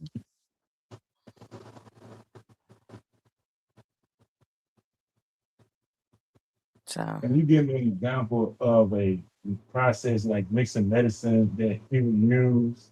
He's talking to ChatGPT. For chatting and things to make it work functioning, but come to find out the chat was actually made it functional because of. You're really gonna use ChatGPT? Yes. No, I don't use ChatGPT. Well, who are you fucking talking to? Gemini? Carbolic acid is a process that. Who are you talking to? Yeah, I'm talking to Gemini. I don't want to talk to an AI. I want to talk to a thing. McTime. All right. Well, let me Same go. thing as ChatGPT. You're talking to AI. Let me go to one of his sightings. Yes, please. Please do that. I would much rather you use it to search things and then look at the sources than you would just to take it at its word. Well, I'm just trying to. I mean, I was just trying to find an example of like what Brent said of an example of this being done where it come to find out that the prayer was functionality because of the timing, and it came back with carbolic acid. Why are you trying to It's write meanings on the carbolic words that acid. aren't there? Carbolic acid isn't a process; it's a fucking acid. It's right there in the name. It's an antibiotic. You got to mix that stuff up to make it, Gretchen, and you got to mix it right. It could be dangerous. Carbolic acid is not So in the I mean, that's I what got- it came back. I know, but that's it's what I just lying to got. you. It's lying to you. But why are It's you trying to hallucinated. write meanings for words that aren't there? Like I'm not trying. This is or not a word. This is a origins. process. This is not a word. He's This is a not even process. writing meanings. He's making up full-on backstories. Yeah, this like is- where is this coming from? Why are you making it up? Like that's not how we do history, my friend. It's because he This is he not- started when he first came up tonight. He started telling us about how we didn't have a word for fiction in the English language until the 1500s, and because we adopted the word fiction, all of a sudden we had a lot of advancements in writing and technology because what else? we finally knew the difference between fiction and real life. You know what else? One, I was wasn't telling. different in I the wasn't telling 1500s? about it. Correlation does not mean causation. Right. Do you know what else happened What? in the 1500s, McTime? What the whole Plague. the concept of fiction The plague was dying out. All right, but number one, I want to say because number one, I just actually what you guys started just brought this topic up, and I disagree, and I left it at that. Two, this what I'm doing here is not about meanings of word. This is about concepts, processes, procedures being invented that people may have lost the meaning of throughout time because they didn't really understand what the creator had in mind when they came up with these concepts and procedures and stuff like that. What is that? That's what I'm- What's that a definition of? Oh, old wives' tales. What is that? I'm just asking, do y'all see it? Do y'all see that could be a possibility? And I got some You just read a agreement, I got some definition for disagreement. something. What was the definition for? What definition? I didn't read. I read. I'm trying to ask Gemini for another example because I got off the page of people using like prayer and stuff in a procedure that at the time thinking the prayer was what made it work, but actually it was just the fact that the prayer took the right amount of time. You could come up with 100 examples, and it isn't going to make any of it fucking real. I mean, well, Brent said that if I could provide an example, then that would be more convincing. So that's what I'm trying to do. Yeah, if you can provide an example of it being of the prayer having any functionality whatsoever. The prayer did have functionality in the sense that it provided the people the right time for the stuff to do what it needed to do. How do you know that? Once you put the chemical in the body, they're going to get the fucking time. How do you know that? Unless they No. killed them first. Were they in the habit of Because killing I them mean, first? And those were people that would have been thought of as unholy, and they would never let them mix nothing else again. That's why they thought holy people was magical. I mean, healers and stuff was magical because they knew how to say the right prayer at the right cadence for the things to mix properly to do what they wanted to do. I know that from I can't remember exactly, but it was in this history class I took where they were talking about things like people saying prayers over medicine and over things that the prayer later on that science found out the prayer had no The history of effect on it. dosing regimens, you're going to say that has some sort of what? I believe you. I'm that trying you to say heard it what in I the was class. saying, but I can't finish what I'm saying. McTime, listen. Huh? I believe that you. McTime, listen.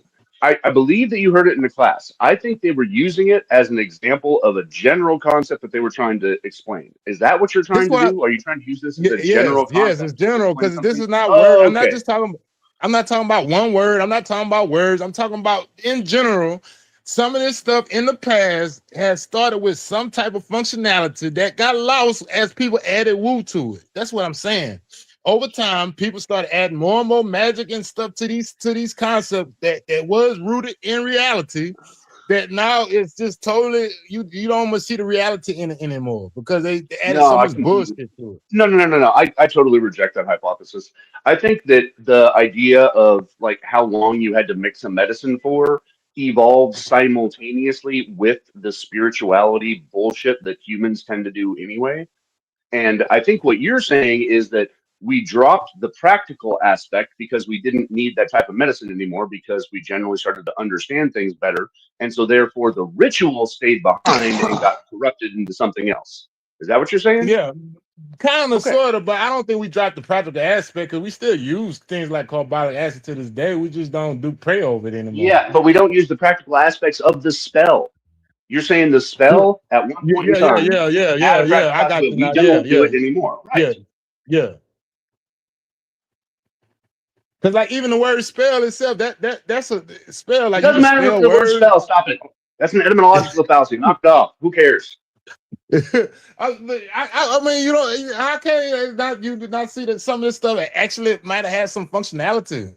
Sure, it had some functionality, but you can't go back to arguing from the origin of words because of it. That's silly. Is this going to be another 6-hour conversation? I mean, we're more than welcome to bring up another topic if you want. I'm just going with the flow.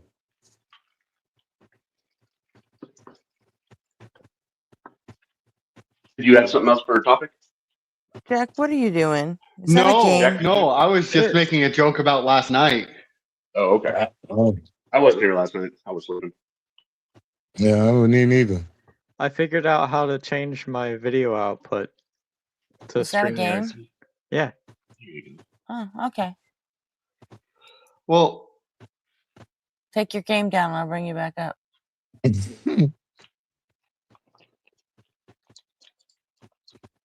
Well, last You night do that there shit was when I'm this not here. You don't long- do that shit when I'm here. I'm long not. I'm not just here and watch conversation. other people You- play games. Just not. You can ask Gretchen about it if you want, but like, it was a pain in the ass. Hi, sitting to Dave. watch. Hey, hi. What's up, Dave? How are you all? Awesome. How are you, Dave? I'm doing pretty okay. Yeah, just a bit. I just wanted to share that, like, the police over here is really harassing me, so it's like very, very weird. Hold on a second. Mick Time, I'm muting you. I don't want to listen to you fucking talk to AI. Maybe Someone else he's is trying casting to a talk. spell, Gretchen. Well, great. He can do that on mute. What if it doesn't work on mute, Gretchen? What if it has to be Sorry, unmuted? Dave. Then The you police just were broke the fucking with spell. you.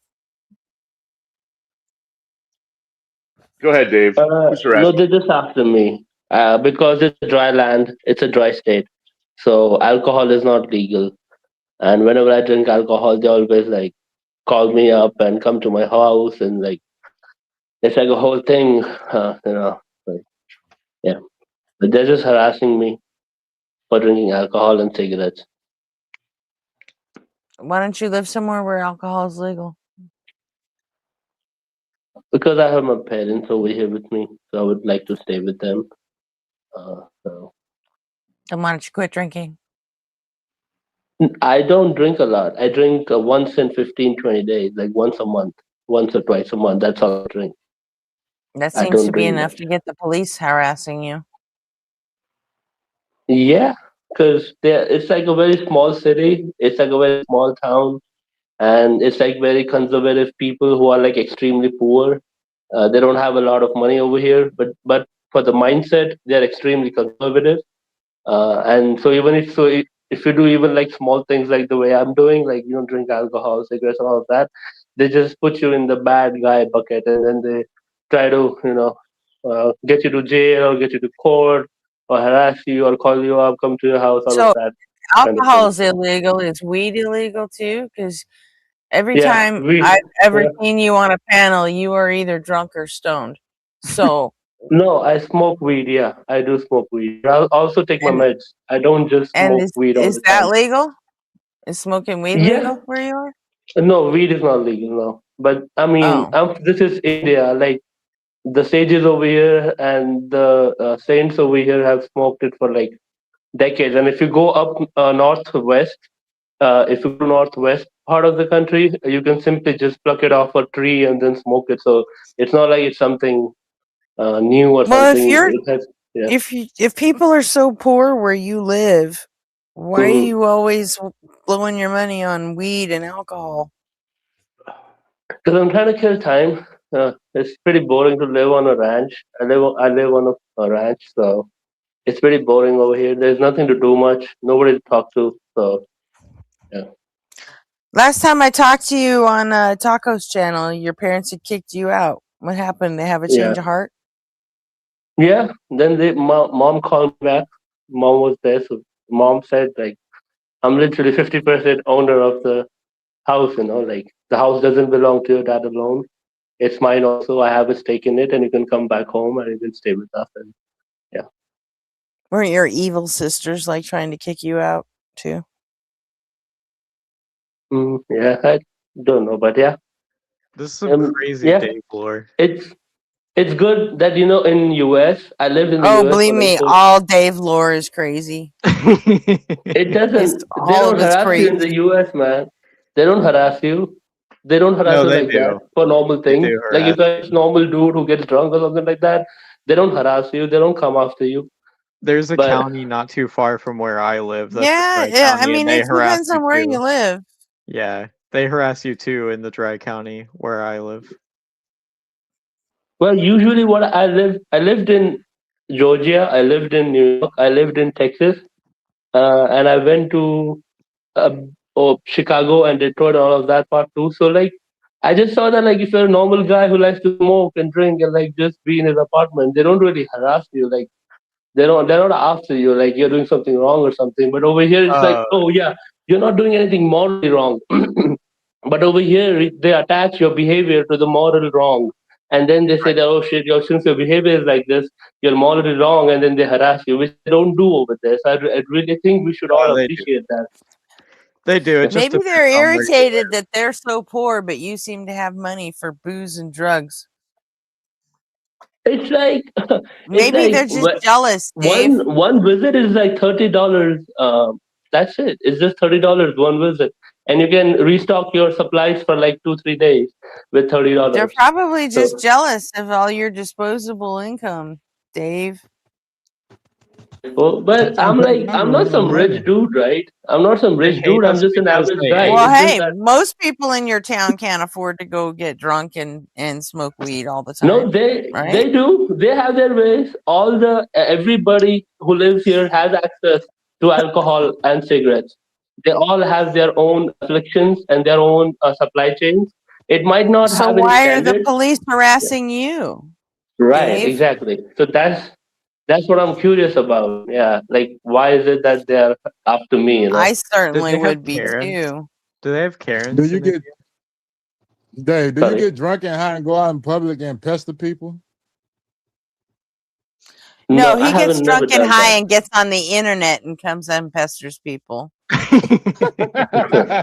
Man, I have not harassed anybody. Isn't that man. right, I have just lived Dave? my life. Yeah. Thank you. Anyway, so yeah, it's like God is kind of weird, right? God is weird in the sense that once you're trying to push P, or like you're trying to be above the Overton window, then they see you as something bad, and then they do this, like they make your life. Yeah. No, God's It's been not 4 weird. months since God's I've been not dealing with real. God this. or theists? Sorry. Is it just me, or at least I let you know, Dave, that you are kind of breaking up. I can hear you now, but your audio don't. Are sound you too a good, so. Hindu Catholic today, Dave? Now, and today I'm a unicorn. I'm a unicorn who sells Today software you're a marketing for unicorn. $50 a Got month. it. I sell you software for $50 a month. Yeah, I give you marketing. I get you 20 to 30% more sales than you normally would. So, yeah. Sales of Where what? you at again? So if you run the Meta ads, the Facebook ads, Instagram ads, and Google ads What directly, if I sold you like weed and booze? Would my sales go up like 100%? No, your sales will go up only by 20 or maximum 30% if you use my knowledge. So you can get an uplift of 30% if you use my knowledge. Yeah, so he's Hey, saying hey, yes, you can actually bribe him to give you marketing.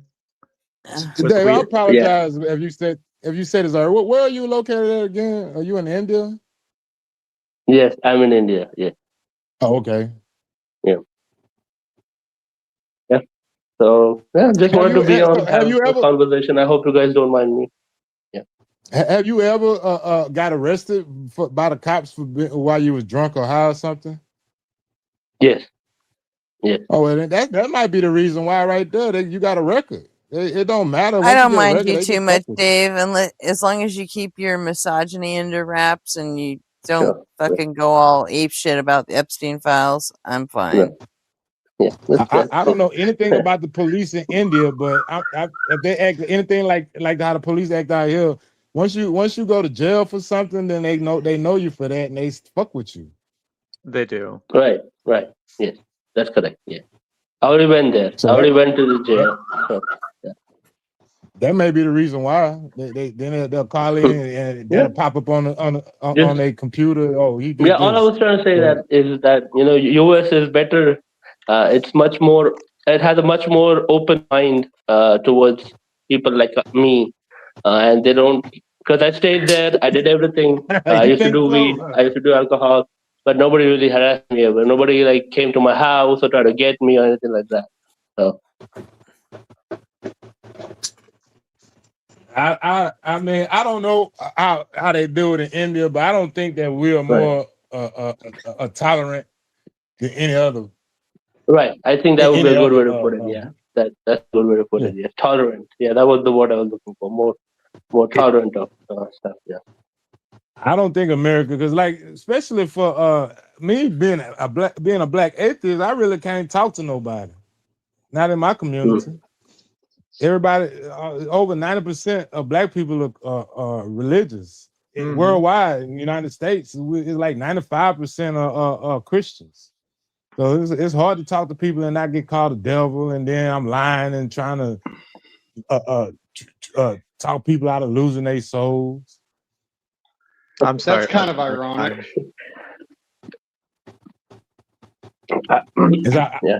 Why you say that's ironic? Because have you ever read a slave's Bible? That's how black people got into Christianity, and it's possibly the most hateful book I've ever read. In the United States. But they don't read that Bible anymore. They reading the Ethiopian Bible. They said it called people you could buy, beat, and buy, beat, and sell bondsmen. Right. I don't know why I think I know why, because I guess they didn't want to call them slaves because they figured a lot of black people gonna buy the Ethiopian Bible. But I mean, whatever you call it, that's people you can buy, beat, and sell. So I don't think Christianity was in Africa before Europe. So there is that. Yeah.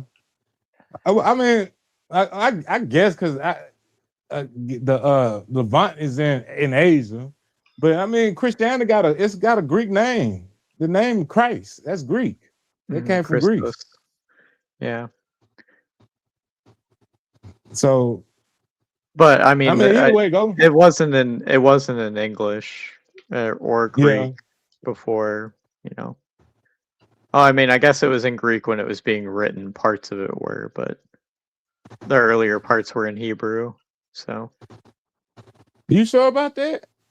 Because it seemed my take the Hebrew on that Bible, is, yeah. And it got Jesus in there because I think the Hebrews. No. Jews That's didn't what I'm like saying. Greek. That's what They I'm killed saying. them. That's the Greek part. The New Testament is the Greek part. Yeah. Oh, yeah. Well, yeah. But I mean, the New Testament is just like the Book of Mormon. The only thing that connects the New Testament to the Hebrew Bible is the lies that they tell on it. That's the only thing. Just like the Book of Mormon lie on the New Testament lie on the Hebrew Bible. I almost call it the Old Testament. I call it the Hebrew Bible because if you ask a Jew, they don't got no Old Testament. Right. Because God's word is not changing, according to them. Exactly. And they never worship men as gods. Well, Even not though like it how does not, change, even yeah. under their version, he does change his I mean, mind. the whole story of Jesus is a Greek story. He was born like Hercules, he lived like Perseus, and he died like Hades. Mm. That's all Greek. That's everything what the Greek people believed in. It's been contemporary, or it's been conformed to, well, it's included other religions into it so that people had a better time converting, and they didn't have to kill as many people to spread it. But What about this thought? I think we can agree on this thought here. Christianity, black people are just the latest victims of Christianity. They pretty much whipped everybody. I call it miracle whip. They miracle whipped everybody into believing it, except for a few people that started it and a few people that just jumped on the train without having to get beaten and put into slavery to believe it. Because didn't they do that the same thing to the Druids and up north in the Britannia and all that stuff? yeah, they did. Yeah, so it's just that. But then they also incorporated Yule into Christmas, so they did both. Well, so it's a two-way street then. Yeah. But it seemed like to me, like the slavery and the slave Bible and all that stuff with the black people experience, it pretty much happened to almost everybody worldwide who are now Christians. They just don't read the old scriptures and read about scripto. What is it, scripto scholars? What do they call it? Theologians. Well, I'm just talking about people in general. Scribes. No, what? Scroller scriptores. Scroller scriptores. Where they take your culture and mix it with their cultures and lie to you to say that Jesus Well, Sola fulfilled things. Scriptura is just that the Bible is literally true. Is What- what you what- think? what- No, that's not correct. That's not what Well, sola scriptura is. Is it? Oh, yeah. No. Oh, No. what is What it? is sola scriptura does not mean the Bible is literally true. Sola scriptura means that you only use the Bible to understand the Bible. That you don't use all of the ancient church fathers or the church or the Pope or anything else. Gotcha. Literally, you can read and understand the will of God solely from the Scripture. But what do they call that practice where like the Catholics will come in and absorb your culture and use and try to put it in frames Cultural of appropriation. Yeah, basically. But they had a word for it, something like the scriptorius or something like that. Where they would incorporate your culture into their telling of the Bible and stuff. You never heard? Nobody heard of it? No, I don't know the term. I know what you're referring to. Okay. It's basically like when they would take when the priests would go to Ireland, and so they would see the Irish trefoil knot, and they would say, "Oh, look, see, you guys already understand the Trinity. Here's the knot that you've been carving into stones forever. That's just like Father, Son, and Holy Spirit." So you actually that were right secretly Christians all along. Yeah, that practice right there. And they did it worldwide. Yeah, because it works. That's why. That's part of the reason why everybody Christian is different worldwide because it's mixed in with their cultures. Agree with that too. Well, I got somebody to agree with me on something. I'm gonna be quiet for the rest of the night. Take the win and leave. Good idea. I'm taking my ball and going home. There you go. There you go. This is the first time that I've been on with Espresso Jack. How's it going? Not too bad. Yourself? I'm all right. Not What's on looking your forward mind? to Monday. That's it. Fair enough. Espresso, that's what I forgot to do. Yeah, coffee. Yeah, I could use some coffee too. Dave, do y'all talk much about what y'all doing in India on the moon race? Because y'all done got into the moon race too. Dave still Oh, here? my coffee machine needs clean before it can be used. Yeah, I ain't got that much coffee left.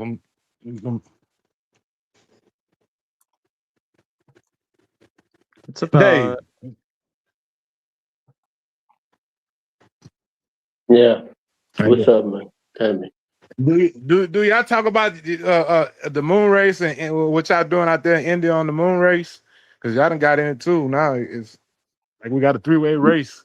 Yeah. I think. Yeah. Russia. Yeah. What they do is they get the design, and then they try to do cheap material science on that, so it's scalable, and usually come up with a cheap solution. I think y'all capable out there in India to do it. Y'all got a whole country full of engineers. But I guess the amount of capital required for something like SpaceX, Anthropic, Claude, or ChatGPT, that is the next level, right? So they're not able to do that over here. They have like tight budget constraints, and we did it in the Well, yeah, 60s before all that. So I think you guys are quite capable. Sorry, my bad. I didn't Right hear now that. is Could the you race to repeat? get a colony up there. I said we did the moon thing in the 60s. So I think you guys are more than capable of doing it. Yeah, they capable of doing. They already went to the moon. They spilled tardigrades all over the moon when they crashed their rocket into it. But they're just innovating, right? They're remixing. They're not the producers. That's my point. That I mean, they're basically a remixer. Yeah. But Dave, as far as getting to the moon, they may be remixing that. But when they get on the moon, that's gonna all be innovation. Whoever gets to the moon first gonna have to innovate. Yeah, but like the US did it in 1950s and 1940s, right? It's almost 80 years ago. The US already did it. Yeah, around that time, 1950 something. Yeah. The goal right now. Yeah, but we is to didn't build stay colonies. there. Yeah, that's what I'm talking about. But like, so like once the foundations have been laid, it's all about technical play then, right? So US laying down the foundation for it. Yeah. The foundation haven't been laid for a colony up there, man. That's where the innovation gonna come in at. And there's a race right now to get a colony up there. Okay. Right, because silicon is extremely valuable, right? Right. You get those chips, I guess. See, I'm very curious. What's the point of going and staying on the moon? Like, what is the actual point of a moon colony? What do we gain? Well, like for one, they want to build they got a crater on the dark side of the moon that the science already spotted out. They want to build a telescope in that crater to do to peer at the universe using different wavelength of light other than what they're using with the Hubble and the James Webb. That's a pretty good idea. Yeah. And it's about getting real estate. Now, whoever get real estate can claim the land up there because once you get it, nobody else can move in on you. Well, I mean, they got to make changes to the laws because the way the law written it now is that somebody can go up there and make a house and then other people just can move in because everybody owns celestial bodies in outer space. But you bring enough guns. Nobody can own space. Yeah, exactly. So if you build a house, They can only on the own moon, pieces of Earth. Yeah. And so if you build a house on the moon, I can just move in your house right now with the law written. But if you go up there with some Can guns, I say one thing? Go ahead. Yeah, so that's I just saw this online. That's how helium was discovered. Helium was not really discovered on Earth, but we were watching it through a telescope, and then we observed the wave pattern being emitted from the sun, and then we got to know helium, and then we realized, even on Earth we have helium, and that's how helium was found. So, yeah, that's what you're trying to say, right? Basically, like we go to the moon, we set up a telescope, we look at the different wavelengths, and then we get new particles which we can't really get from here, even though they're still right there, right? That's a good. I don't know if I agree with it about helium, but I understand the concept. Yeah, But, he's not talking specifically about helium. He's saying we don't know what other kinds of elements are out there that we haven't been able to recreate here on Earth, but exist out there. Yeah, I was watching Antrop Petrov yesterday. He was saying that they found we do. sugar. But we do. The table of elements is complete. It's not complete. I mean, we could theoretically find some place that's constantly being bombarded by neutrons that change the atoms, and then we can observe that. They do expect to find a stable island of elements that we don't have the means to find right now. That is because after so many, once atoms get heavy and get so many neutrons in the nucleus, they start to wanting to to start be radioactive and turn into other elements. But they think there's another island of elements that possibly could be with the right technology we can find that's more stable and they're going to be heavy elements. Like kind of like the periodic table is not quite. This is the best way I could think of to explain it. It's kind of like it resets itself at another higher, more heavier thing. But this is all theoretical, and I'm probably explaining it wrong. Well, who knows? Who knows if that's the reason for dark energy? Right. And then you gotta look like at the extra mass. Yeah, well, yeah. I mean, that is one of the solutions for the dark matter. Is, Right. These Dark- heavier dark particles. energy.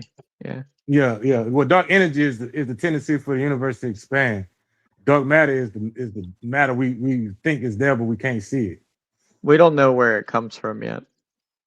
Yeah, I mean, and it's still all hypothetical, but the only reason why they sticking with the dark matter explanation is because it explains so much. It explains all the observations that we see. You know what I'm saying? But it's still theoretical. They don't know if it even much exists. It could be something Well, we else. know that dark matter exists. We have actual samples of dark matter. I don't think we have any samples. Yeah, we do. No, we don't. Are you? We have I we don't- have dark matter. We have dark matter. No, we don't. Or sorry, I'm thinking antimatter. Damn it. That's what I'm Yeah, I don't think we have no dark. That's my bad. Someone claimed to have synthesized dark That's matter like back saying in your like the phone taking 2010s. is better than the 200-mile river they dug out. So.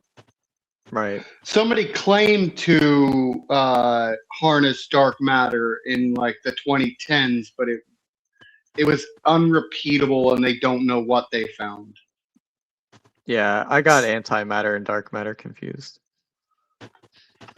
Yeah, we're We gonna do create so have much antimatter. antimatter. Yeah, we do have Yep. antimatter. Yeah, all that- antimatter we can synthesize, but dark matter, only one person has ever claimed to synthesize it. Yeah. And it probably was a lie. I mean, and I agree. I'm not saying that it's wrong. It's the best explanation we got thus far, but we don't have no way to test it. We don't have no way to get out there and catch it, any of this stuff. We think that if it does exist, it's going through your body right now, and you can't see it, don't feel it. The So- best explanation, in my opinion, to dark matter is the multiverse. That's Well, my that's opinion. another- It's not what science says. Well, I mean, I have heard, and this was another Mitchell Cockle story. He was talking about the gravity bleeding in from other universes could be a dark matter, but that's another hypothetical theory, man, that we don't have no way to test right now. Is the multiverse? Maybe it's spontaneous density or some kind of effect from some unknown phenomena. That's I was all looking I at can Lin- think of. I was looking at Leonard Susskind video last night, and he was saying that it could be that gravity acts different at bigger ranges.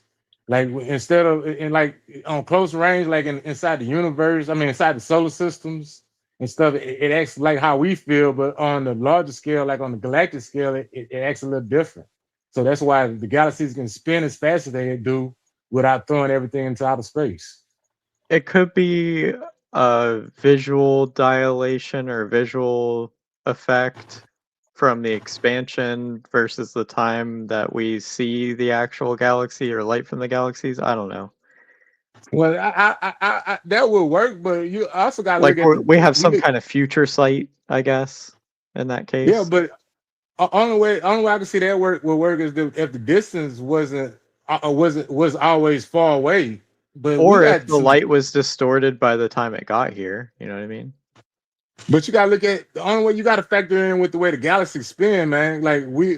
They say they think the galaxy spins so fast that it would fling everything out of it without dark matter being there. That's one of the main reasons why they keep it, and they don't know no other way to explain why the galaxies stay together as fast as they spin without dark matter. We'll figure it out eventually. Yeah, it might not must be a part. It might not be anything. Just an effect that we see, or it could be that we just haven't seen enough yet. Right. That's why I disagree with the Kalam, because the first premise is they talking about everything in the universe. Well, I don't know if what you saying it sound reasonable, but I don't know what you're saying is true because I haven't seen everything in the universe, so I don't know if everything had a cause.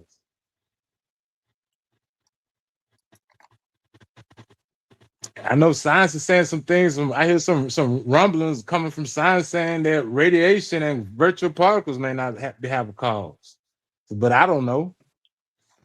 And then premise Do two, you have to see it for yourself to learn it? well, I think mankind need to see it. I'll take somebody. I'll take the word for somebody who I But think you is said credible. I haven't seen it for myself, so I don't know. Yeah, I mean, so I can That's agree with it. fucking Now, flat Earth logic, man. Gretchen, He's not what I'm making. saying, Just saying it is.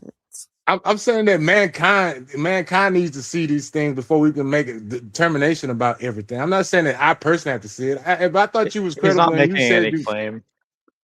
yeah, if I thought you was credible, I would just believe you. But I don't think that anybody can be credible about saying they know how everything works.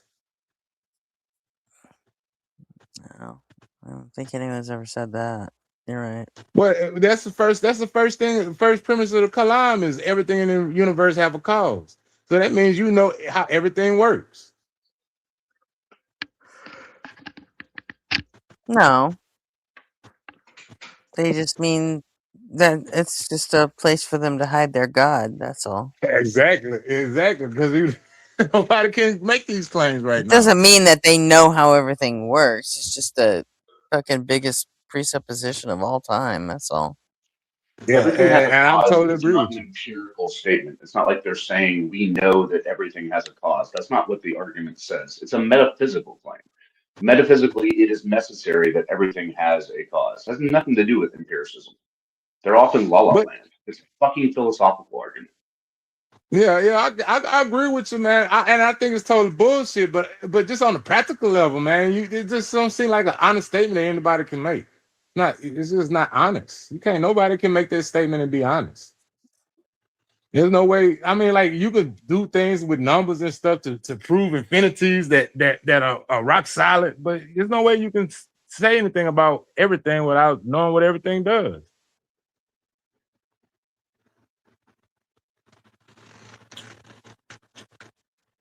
And then the second premise that's for those who say the universe came out of nothing, then you got to show me a jar full of nothing, so that way we know nothing is possible. Right now, we think nothing is impossible. Nobody says that the universe came out of nothing. Nobody. Yeah, not even Well, precepts. They say it came from God, which is magically coming from nothing. But there's still Well, magic there, I guess. I guess the God. Well, I guess the God being there, but don't if you take the God out of there, aren't they basically saying the universe came from nothing? God created the universe from nothing, right? That's what they're saying, yeah. Roughly. Yeah, and science is saying nothing can't exist. So in order for them to even much make that a possibility, they got to show nothing, and then they got to show God. They usually say that God wills it into being. Kind of like manifestation. Yeah, that's one when I get to the clown and say, well, on your premise 2, show me a jar of nothing. That way I know nothing is possible.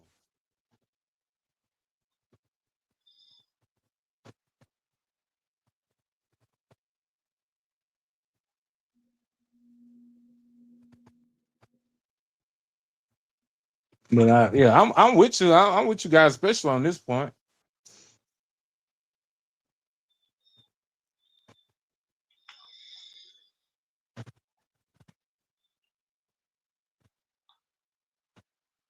Yeah.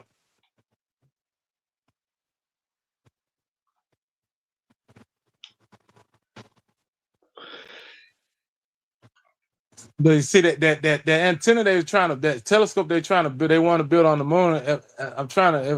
I think what they want to do is they want to make it a radio telescope, a big ass radio telescope in one of those craters, and that way they can peer at the beginning of the universe using radio, because they think they can see more things.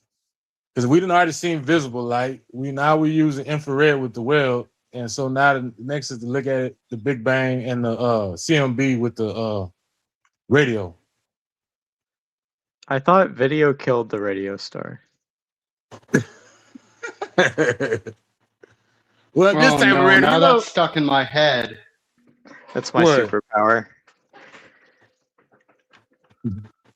Getting songs stuck in people's heads. Yeah, my superpower is controlling the science demons. I've been working with Maxwell Demon lately. I'm gonna stick him on somebody. Like, get him, boy, get him. Okay. Don't mess with Nick Time. Yeah, I got demons. I got control over all of science demons. Brent Henry, I got his demon. It's in my back pocket. Laplace demon, he floats around. Yeah, I got them all. It's kind of like this, that in over here we have a saying, if you don't do macro, macro will do you. So, yeah. I don't understand. If you don't do macro, what does that mean? Yeah, you gotta pay attention to the big stuff. You gotta be on point with your politics, Oh, gotcha. with your news, Gotcha. yeah, health, everything. So, Seems like a smart saying. You don't pay attention to the big picture gonna pay attention to you. right, yeah. Because there was a stat out there that said that whenever there is some pain point in the information that would affect people, 70% say, yeah, it will affect. Only 30% believe that it will be them, So that's where the disconnect, I think, is happening, that losing jobs to AI is normal. That is going to happen to people. So.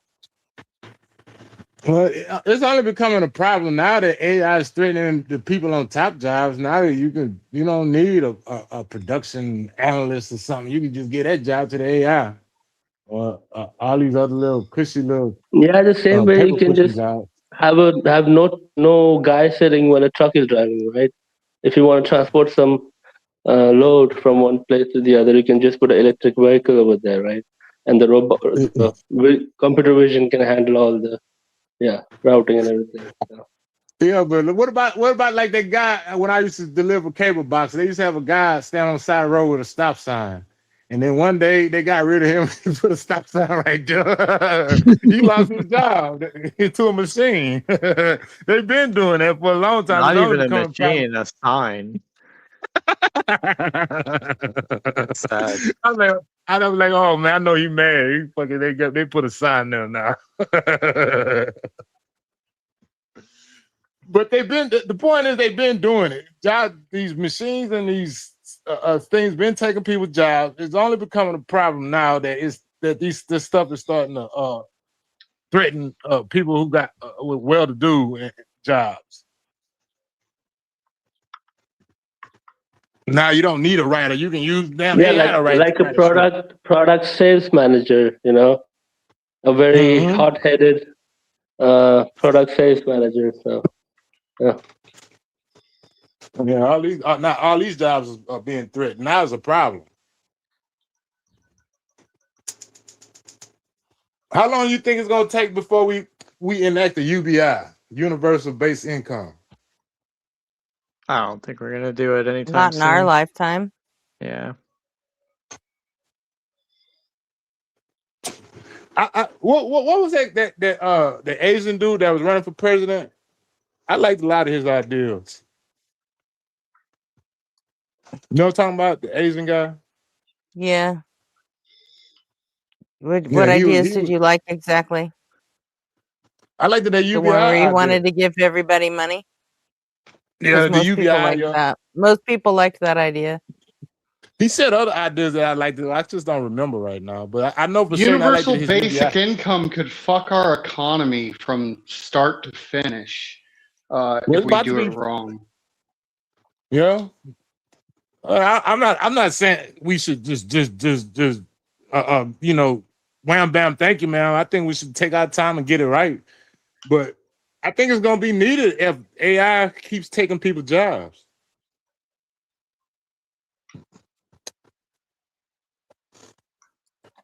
Especially those not in the field, working with machinery and working on the technology, there won't be that many jobs left. So I know we're not at that point yet, so I don't think we need it now. But I mean, economy without it and AI is going to be nothing but kidnappings and robberies.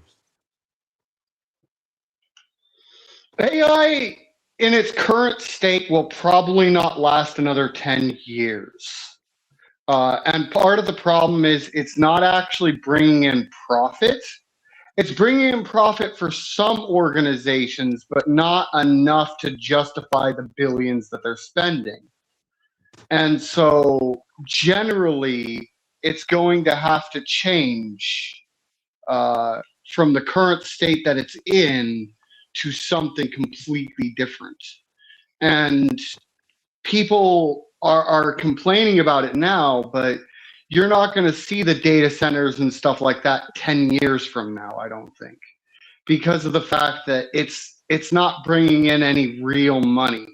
It's not creating income. It's more redirecting income from places where it would be better used. Stuff like the RAM shortage that we have now won't be a thing in 10 years. But do anybody know anything about this new leap we done made with quantum technology? Because I heard, I don't know how true it is. I heard somebody was telling me that quantum technology is now been figured out to the point where it can be run a data center cheaper and more power effective than our current technology. We don't have the infrastructure for that kind of implementation yet, but we do have the technological but the prowess in CPU order didn't to really make it go happen. away, right?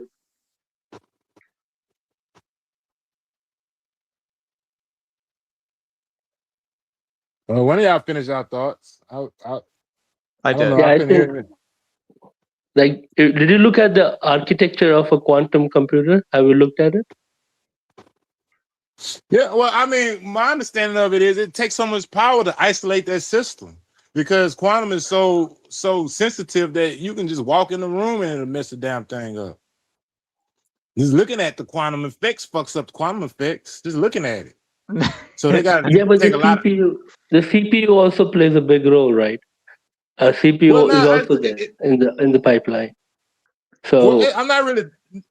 I know they didn't figure out how to make that all that stuff, but I'm just looking at how much power it takes to isolate the system. How can they build these data centers with that type of technology without using more power? I don't see how, because the way the person explained it to me is that they got the technology now to build a quantum computer data system that rivals what we got now going with the current technology.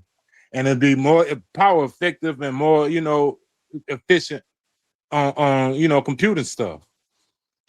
And Jack probably could speak the best to it, but Jack, am I right in thinking that they still got to use a lot of power to isolate quantum systems from the regular environment?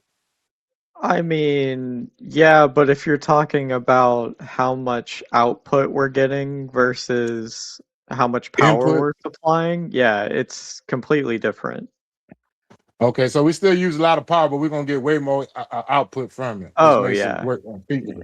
Okay, right. But that's still if they are using all this water and power now on these data centers, them down The quantum water data is centers completely different. The water is completely different. they're gonna need it to cool it down, right? You can theoretically have, and they're actually doing this in practice, you can have AI data centers without water cooling. You don't need it. What? It makes it a lot more well, efficient. and less power hungry, but you can do it. All right, well, we'll put the water to the side then and just go with the power. If these data centers now are using this much power and people are complaining, what you think they're gonna do with the quantum? Even though they putting out more output, do you think the people gonna be more happier that they got they bills are McTime, going up? the only people who like change are babies with wet diapers. Well, that's enough there.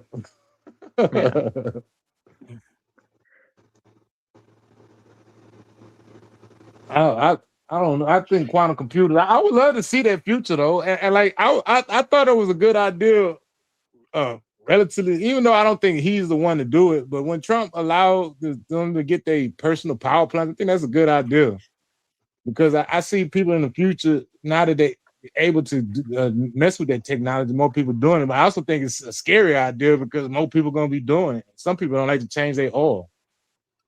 You get it down. Nuclear power plant in your backyard, and you don't want to go out there and change the oil and the water and things that you need. I don't do want to to change out the oil in my nuclear reactor. I pay someone else to do it. I think that would be a problem, but That's I think more people doing it is going to spark innovation. That's true, Brittany. That's another moment when humanity will throw itself into a technology without proper reflection. What's that? The nuclear power thing? No, it's just that's an example of one, but quantum computing. Yeah, I don't necessarily think that if they do it, well, now that you kind of assuaged my my fear. I mean, I never really necessarily thought it was a bad idea. I just think it's going to be a power intensive idea. I mean, like we all the time forgo power efficiency for performance. I mean, I do it myself in my laptop or my desktop as well. So like I'll just keep it plugged in, you know what I mean? Yeah, people the thing is how are we going to continue to maintain the electrical grid with as fast as we're expanding these AI data centers, and that's kind of a political topic. We put the power generation on the AI data center. You can do that, but then it becomes an environmental concern. Yeah. Well, I mean, Where it's they all are an environmental concern. If we have more electricity put out, then we're going to put out more CO2. So, right. I mean, So that's why I always say it's a political issue because it's multifaceted. I mean, everything's a political issue in that sense. I'm with the personal nuclear thing. If I can get assurance that only responsible people will use it. I mean, as responsible as the government is, I guess. You can't be partly okay with nuclear in everyone's backyard, and the reason is there's going to be an issue at least once, kind of like the what is the Hyperloop or Hypertube or whatever Elon Musk tried to put in. Thunderfoot pointed out that any bee could actually like destroy the seal, and then the moment that seal's busted, that thing is shooting down like a bullet all the way down, and then it's going to be like a nuke hitting a town or a city, you know. And it's going to happen at least once, which is why they didn't end up going with the Hyperloop design as it was, and they went with this and they wanted to put it right down the San Andreas fault line. What is it? Yeah. What is the Hyperloop? That's which type of like That's a a train stroke or of something? fucking genius right there. That's incredibly stupid. It's like adding moving feet to the bottom of a refrigerator so that you can move it across the floor, except for earthquakes. It just makes it easier. Well, I mean, but what is it? Is it a Hyperloop? Is that like a train, a subway system? What is that? It was meant to be the North to Southern the North to South California train line. Oh, that's that thing they were trying to build when Obama was Well, president, right? It was supposed to be. They a were never space where you trying could to put- build it. Elon Musk tried to get us to build it. Yeah. Oh, okay. It was supposed to be a tube that you put your car in, and it rockets it all the way across the state. Or, They should have called or it the in some Springfield monorail. cases, in some cases, the country in what he was trying to do. But it was possibly the stupidest thing that we could have ever done because it would have very quickly destroyed our cities. Well, They I'm should have just called it the not. Springfield monorail, man. And then we all could sing the monorail song. That's about how fucking smart it was. Well, I know that it's gonna take some boldness to enact some of these innovations, though, man. We're gonna have to be bold about what we do, because some of this stuff all this stuff gonna have risks to it. Right. And I'm not saying that they was wrong for shooting down that idea. It sounded like they was right for doing that one, but some We of the stuff gotta we're gonna break have a to, few eggs here and there. yeah, and we're gonna have to be smart about how we do it. There might So that's- eventually be some futuristic transportation system, but the problem is we're not being wise about how we do things. Right. Like, if the data centers go down because they're not profitable after 10 years, then everyone's going to be nervous about investing in AI. You know? It's not even going to be 10 years. That bubble's going to burst before 10 years. I'm trying to give it a little bit of time. You know what I mean? I don't want to get 5 years down the road and be told that I was wrong. There's You know not what I enough mean? money in the world to support a bubble this big. I know. You want to gamble like that? That's on you. But Because the you know, guy's already been even cashed. Tesla's own reporting shows that they're a solid cash burn company for at least until like 2032. And that's not even counting all the extra bond debt they've taken on. Nvidia is the And they're largest still trying to beneficiary. raise more money. Yeah, and Fuck Nvidia is Nvidia. the largest beneficiary of this money that is fueling the AI bubble. That's 100% right. So Nvidia The is chip makers, getting the chip makers are the ones who are making all the money right now. Absolutely. Yeah. I think the one interesting thing is I agree that it's a bubble. It's going to burst. It's just, yeah, it's guaranteed. But this bubble came with actual material benefits of these data centers. And so if there's no longer a need for the data centers, it's not like the data centers are just going to disappear. They'll still be there. The infrastructure is still there. The only question is, what the hell are we going to use it for after that? Maybe we could form Well, pirate the problem is they've never had like the youngest, like the current generation, like so dead set against the technology. Like, you know, in the 90s, Gen X wasn't dead set against the fucking internet, and even that burst. Oh, You know? oh no, Whereas- you've never met my mom. Whereas You've never met my mom. I don't have to meet your fucking mom. that's not a generational Gen sentiment. Z, but Gen Z is dead set against AI. Right. They are not. Yeah, until you fucking bake having the it. AI into things they already use, and then they just don't care anymore. Yeah. This is how Google is not losing money on AI. They're just secretly slipping their AI into everything else so they can cover it with their giant profit umbrella and distribute the costs all around the corporation. It's the same Oh. thing that Microsoft is doing too. Yeah. Yeah. So, yeah, no, Gen Z hates AI when it's AI explicit. They're fine with AI as soon as the AI is baked into the technology they're already used to, which is exactly what Right. they're doing. Because they have no other choice. But you know, It's not an ideological stance. I it's mean, an aesthetic stance. I honestly wouldn't be surprised if we had a you know, like in the 80s we had eco terrorists, you know. I gonna get them wouldn't be again. surprised if Gen Z spawned some like techno terrorists Nah. because they're fucking sick of it. Nah, it's an it ideology would of not- it would aestheticism. not It's not an shock me. ideology itself. Or maybe Gen Alpha, but Nah. it's Gen Alpha. They're fucking built different. I don't know about those fucking kids. Gen Alpha, that's the current generation. They're Uh, kids. Yeah. Gen Alpha's Well, still kids. is that what but they call in the current generation, Gen Alpha?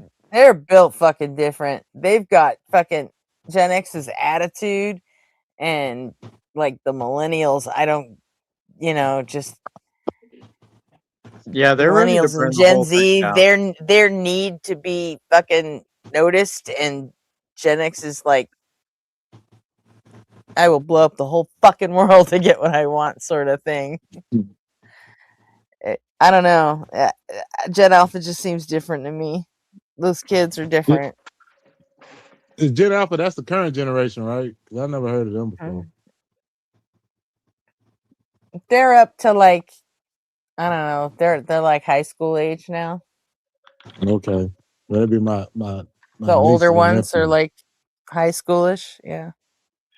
I feel like they're calling generations way sooner now because there's been like 3 generations and I'm only 30 and it's supposed to be 20 years. Gen Alpha is defined as those who were born from 2010 to 2024. Mm-hmm. Okay, so it's current. Yeah, I feel. Yeah, I agree with you. they've on been ever since they they redid. Originally, Gen X was 20 years too, and then they cut us down to 15. And ever since then, it's been going in 15-year intervals for the cohorts. Really? But they could always go back and historically, change that too, because they tend Yeah. to group people in, with pop culture and technology and all this different kinds of stuff. So Yeah, I was about Then to say they're that not generation. doing it. They're not drawing the lines where the generation that they just labeled is starting to breed. well, they draw the lines at like, but What? they're using 15-year gaps right now. Yeah. And then in 20 years, a team of sociologists will decide where the line should really be. Yeah, that stuff not written in stone. Because I've been It's watching not my generation. sociology, Gretchen. That's the issue. It's not sociology now, and it won't be sociology later. It's always been driven by the marketing. That's why generations were created in the first place. It was to sell things to people. That's also why they kept No, it breaking it up into wasn't. smaller and smaller chunks. It's also why they broke No, generations it up into wasn't. smaller. Yeah. Okay. What's the first You labeled about to get generation? your idea run through the brow patch, Brent. But yeah, When did they? Hey guys, I when gotta did they go. start What's the first keeping? labeled generation? I'll talk to you guys later. See ya. All right, peace out, Jack. See ya. Bye, Jack. Last year I looked up when was Oh the cutoff shit! day for. Hang on, I gotta check something. So the first labeled Last year, generation was the baby boomer generation, and they labeled it that generation so that they could sell them cars and No, other it stuff. wasn't. Yes, No, it is. it It's wasn't. historic. The greatest generation and the silent generation existed before the baby boomers. But they weren't labeled that way until afterwards. Yeah, they were labeled by letter. They were labeled after the baby boomers. The silent generation did not attain that label until after they labeled the baby boomers. The greatest generation did not get that label until after they labeled the baby boomers. It is a marketing ploy to sell more That shit to more label, people. that label, sure, but they had letters well before that. What are you talking about? What letters? You think it's an accident that Gen X is Gen X? That the millennials are Gen Y? I That think Gen that Gen Z X is were Gen called Gen Z? X because it made for really good marketing content, like the X No, Games. we and the were X. literally Generation X. No, it was created to sell shit to people, Gretchen. Okay, sure, Brent. Yeah, thank you. Then I guess my sociology class, my professors were wrong. I would love to hear from a sociologist how the labels of the generations came about. That would be lovely. Well, you know what? Go back fucking 20 years to Northern Arizona University and go ask Professor John Merrick. I'm sure he'd love to tell you all about it, just like he did with me and our whole entire class. I mean, what the fuck? Well, I mean, this generation stuff is not written in stone. Last year, I looked up the cutoff date for Generation X, and it said No, none of it's 1983. written in stone. That's why they can go back and fucking monkey with it later. Yeah, that's what I'm saying. And this year I went and checked it out. It said 1980. So in 1 year, it went from 1983 to 1980. Next year, I suspect that I would probably won't be able to claim Gen X anymore. I'm gonna have to claim a millennial, but that's okay because I'm gonna be 1 year older. So I might as well get the younger generation now. Y'all getting too old for me. I think Gen X is past the point where they're gonna keep moving the years for us. Well, it happened last year though. Last year I checked it and said, because I was like, what generation I'm in? And I checked and said, well, I'm a Gen X because it said cutoff date was 1983. And then No, that's not true. It's never been like that. It's always been even numbers on the fives. Always. I'm telling you, Gretchen. The source I Okay, had was just you can AI. tell me. I'm just telling you what I saw, Gretchen, and I'm telling you that where the source came from. It was AI, so take with that what you will. But last year when I checked, it said That means it's 1983. probably fucking wrong. Well, maybe so, but I'm just saying that's what I saw. And then this year it was 1980. The same AI told me it's something different this year than it did last year. It's been 1980 for about 10 years. But okay. Anyhow. So, all right. Let Brent cook. Go ahead, Brent, cook. Hurry up. You got like 3 minutes. What you cooking? I'm trying to read and educate myself, Gretchen. Okay. You said go back in time, which I can't do, but I'm looking up the sociological usefulness of generational You're splitting punching and where the it clock actually now originated because from. I'm about to play my 3 songs and then fuck off to them unapologetic. Well, good. I'll fuck off with you then. So, okay. All right. Well, y'all have a good night. Y'all All have right. a good night. Yeah, you too, McCon. See ya. I still think you're wrong, but I'll educate myself. I could be wrong, and I will listen to you tell me that I'm wrong. Cool. Well, I mean, I'm looking it up first. I got to educate myself first, then I'll come back with I more don't have a information, and problem then I'll being own you. wrong. I know you just don't. know what That's I was why I'm fucking looking it up. taught. I know. what That's I was why taught I'm in looking it up. college. But you know what? It was the 90s, so whatever.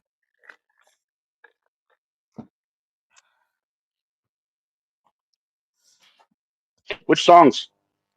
Baby Boomer as a label goes back to 1941. Funny, huh? Oh, see? That's not my opinion. That was in chat. That was Beard. So what songs? I'm gonna do M's, Earth the Fildos, and Welcome to Async. Sweet. Cool. Thank you for letting me on. Bye. All right, Dave. See you later.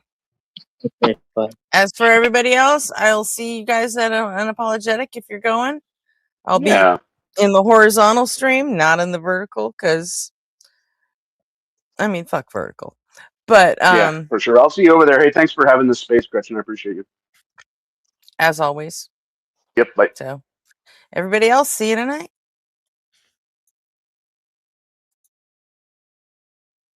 No.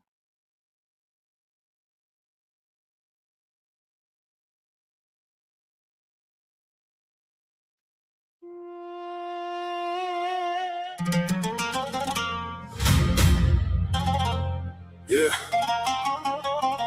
Somewhere on the internet again. Another apologist talking wild. Dr. M's report to the scene.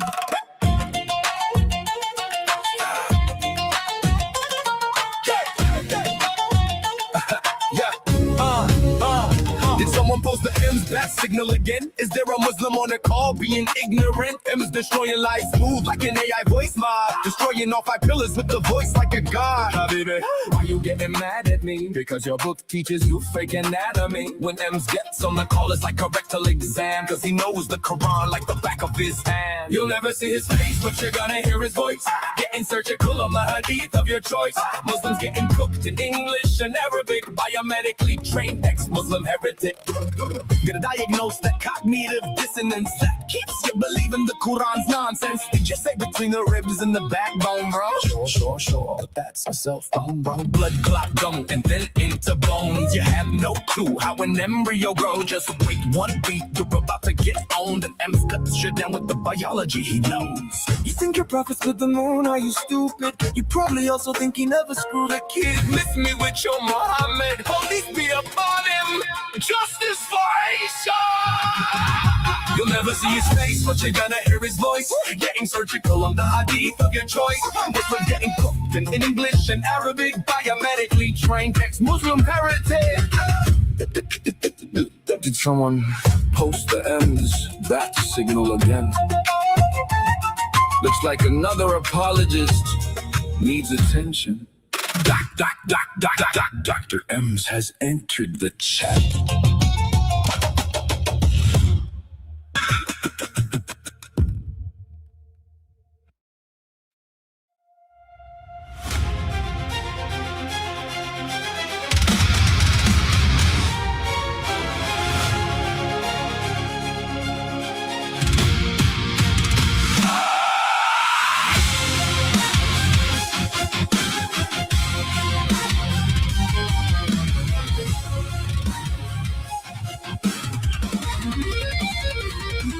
Is it wrong or right for the fascist right to vote away our rights? But it's late at night, you're eating gummy bites and your J's are a light. How the fuck you all suck the fucking meaning out of right and wrong? It was inevitable you were gonna make me write this fucking song. It's like you're arguing from a very own kingdom on the clouds. The rest of us are anchored here with the boots on the ground. You think we're down here missing the forest for the trees, but we're just trying to avoid getting caught up at the net. Your forests don't actually mean much when you talk so far above them. You miss the facts on the ground and don't know how to overcome them. You're light years away and 13 billion years behind, but tomorrow we'll be stuck here in a crystal fascist line. Zoom out higher, fuck that. Look around below. History's not a parable, it's a warning that we know. When the boats start marching on your freedom and we'll be in power, we'll ignore your fucking agency and leave you bleeding. Morality is objective, reactive, protective. After all the word salad, it's probably just reflexive. Okay, you adorn us with thesaurus words that bore us to death. New rabbit trail appears and you grab it like a habit on math. Now it's so far past the original path, blasting out into the vast. Semitic etymology, erratic ontology, systematic cosmology, romantic ideology, pedantic methodology, frantic epistemology, erratic terminology, making problematic toxicology into a frantic pathology. Argue while you reach beyond the ceiling for a perfect place to stand, pondering that a timeless way function makes a universal plan. But every time you leave this world to chase what's in your head, you miss the battles we're really fighting and lose reality instead. Deal with the world we're in, not the one inside your head. You get lost and fight your rhetoric, but you can't escape the dread.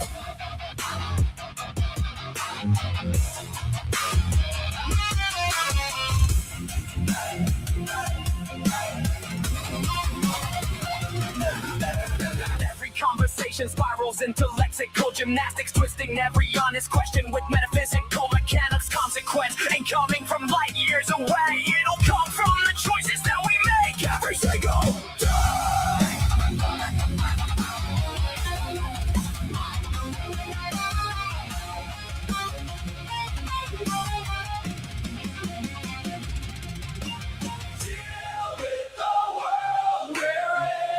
Not the one inside your head. You get lost and find your rhetoric, but you can't escape the dread.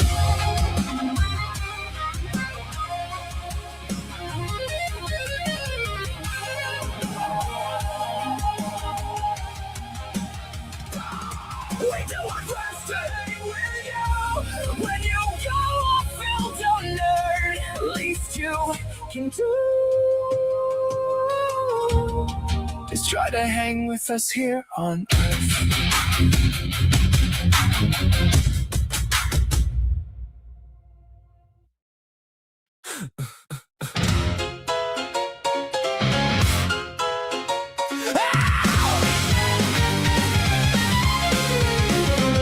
You dress up doubt in velvet robes, throw dead men's quotes like holy stones, name drop Plato and wave your hands like a mystery will make us understand. You sell transcendence cheap online with cherry-picked and twisted lines, a sermon built from smoke and mirrors, preaching louder cause the truth gets nearer. You claim spirituality, philosophy and historicity, but all you got is sophistry. We don't believe your silly fairy tales, but we're ready to talk about it if you want to. We'll even fight about it if you need to.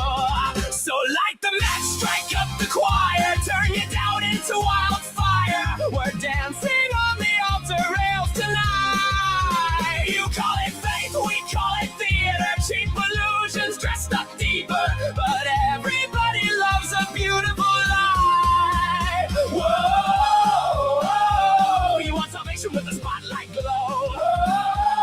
Whoa, but the house always wins the holy show. You wear gullibility like couture, but every answer sounds rehearsed. You quote the saints, ignore the science, then call your contradictions guidance. A martyr complex in high heels, selling wounds that never healed. You need an enemy to justify the glitter in your bloodshot eyes. You claim spirituality, philosophy, and historicity, but all you got is sophistry. We don't believe your silly fairy tales, but we're ready to talk about it if you want to. We'll even fight about it if you need to. So light the match, strike up the choir, turn your doubt into wildfire. We're dancing on the altar rails tonight. You call it faith, we call it theater, cheap illusions dressed up deeper, but everybody loves a beautiful lie.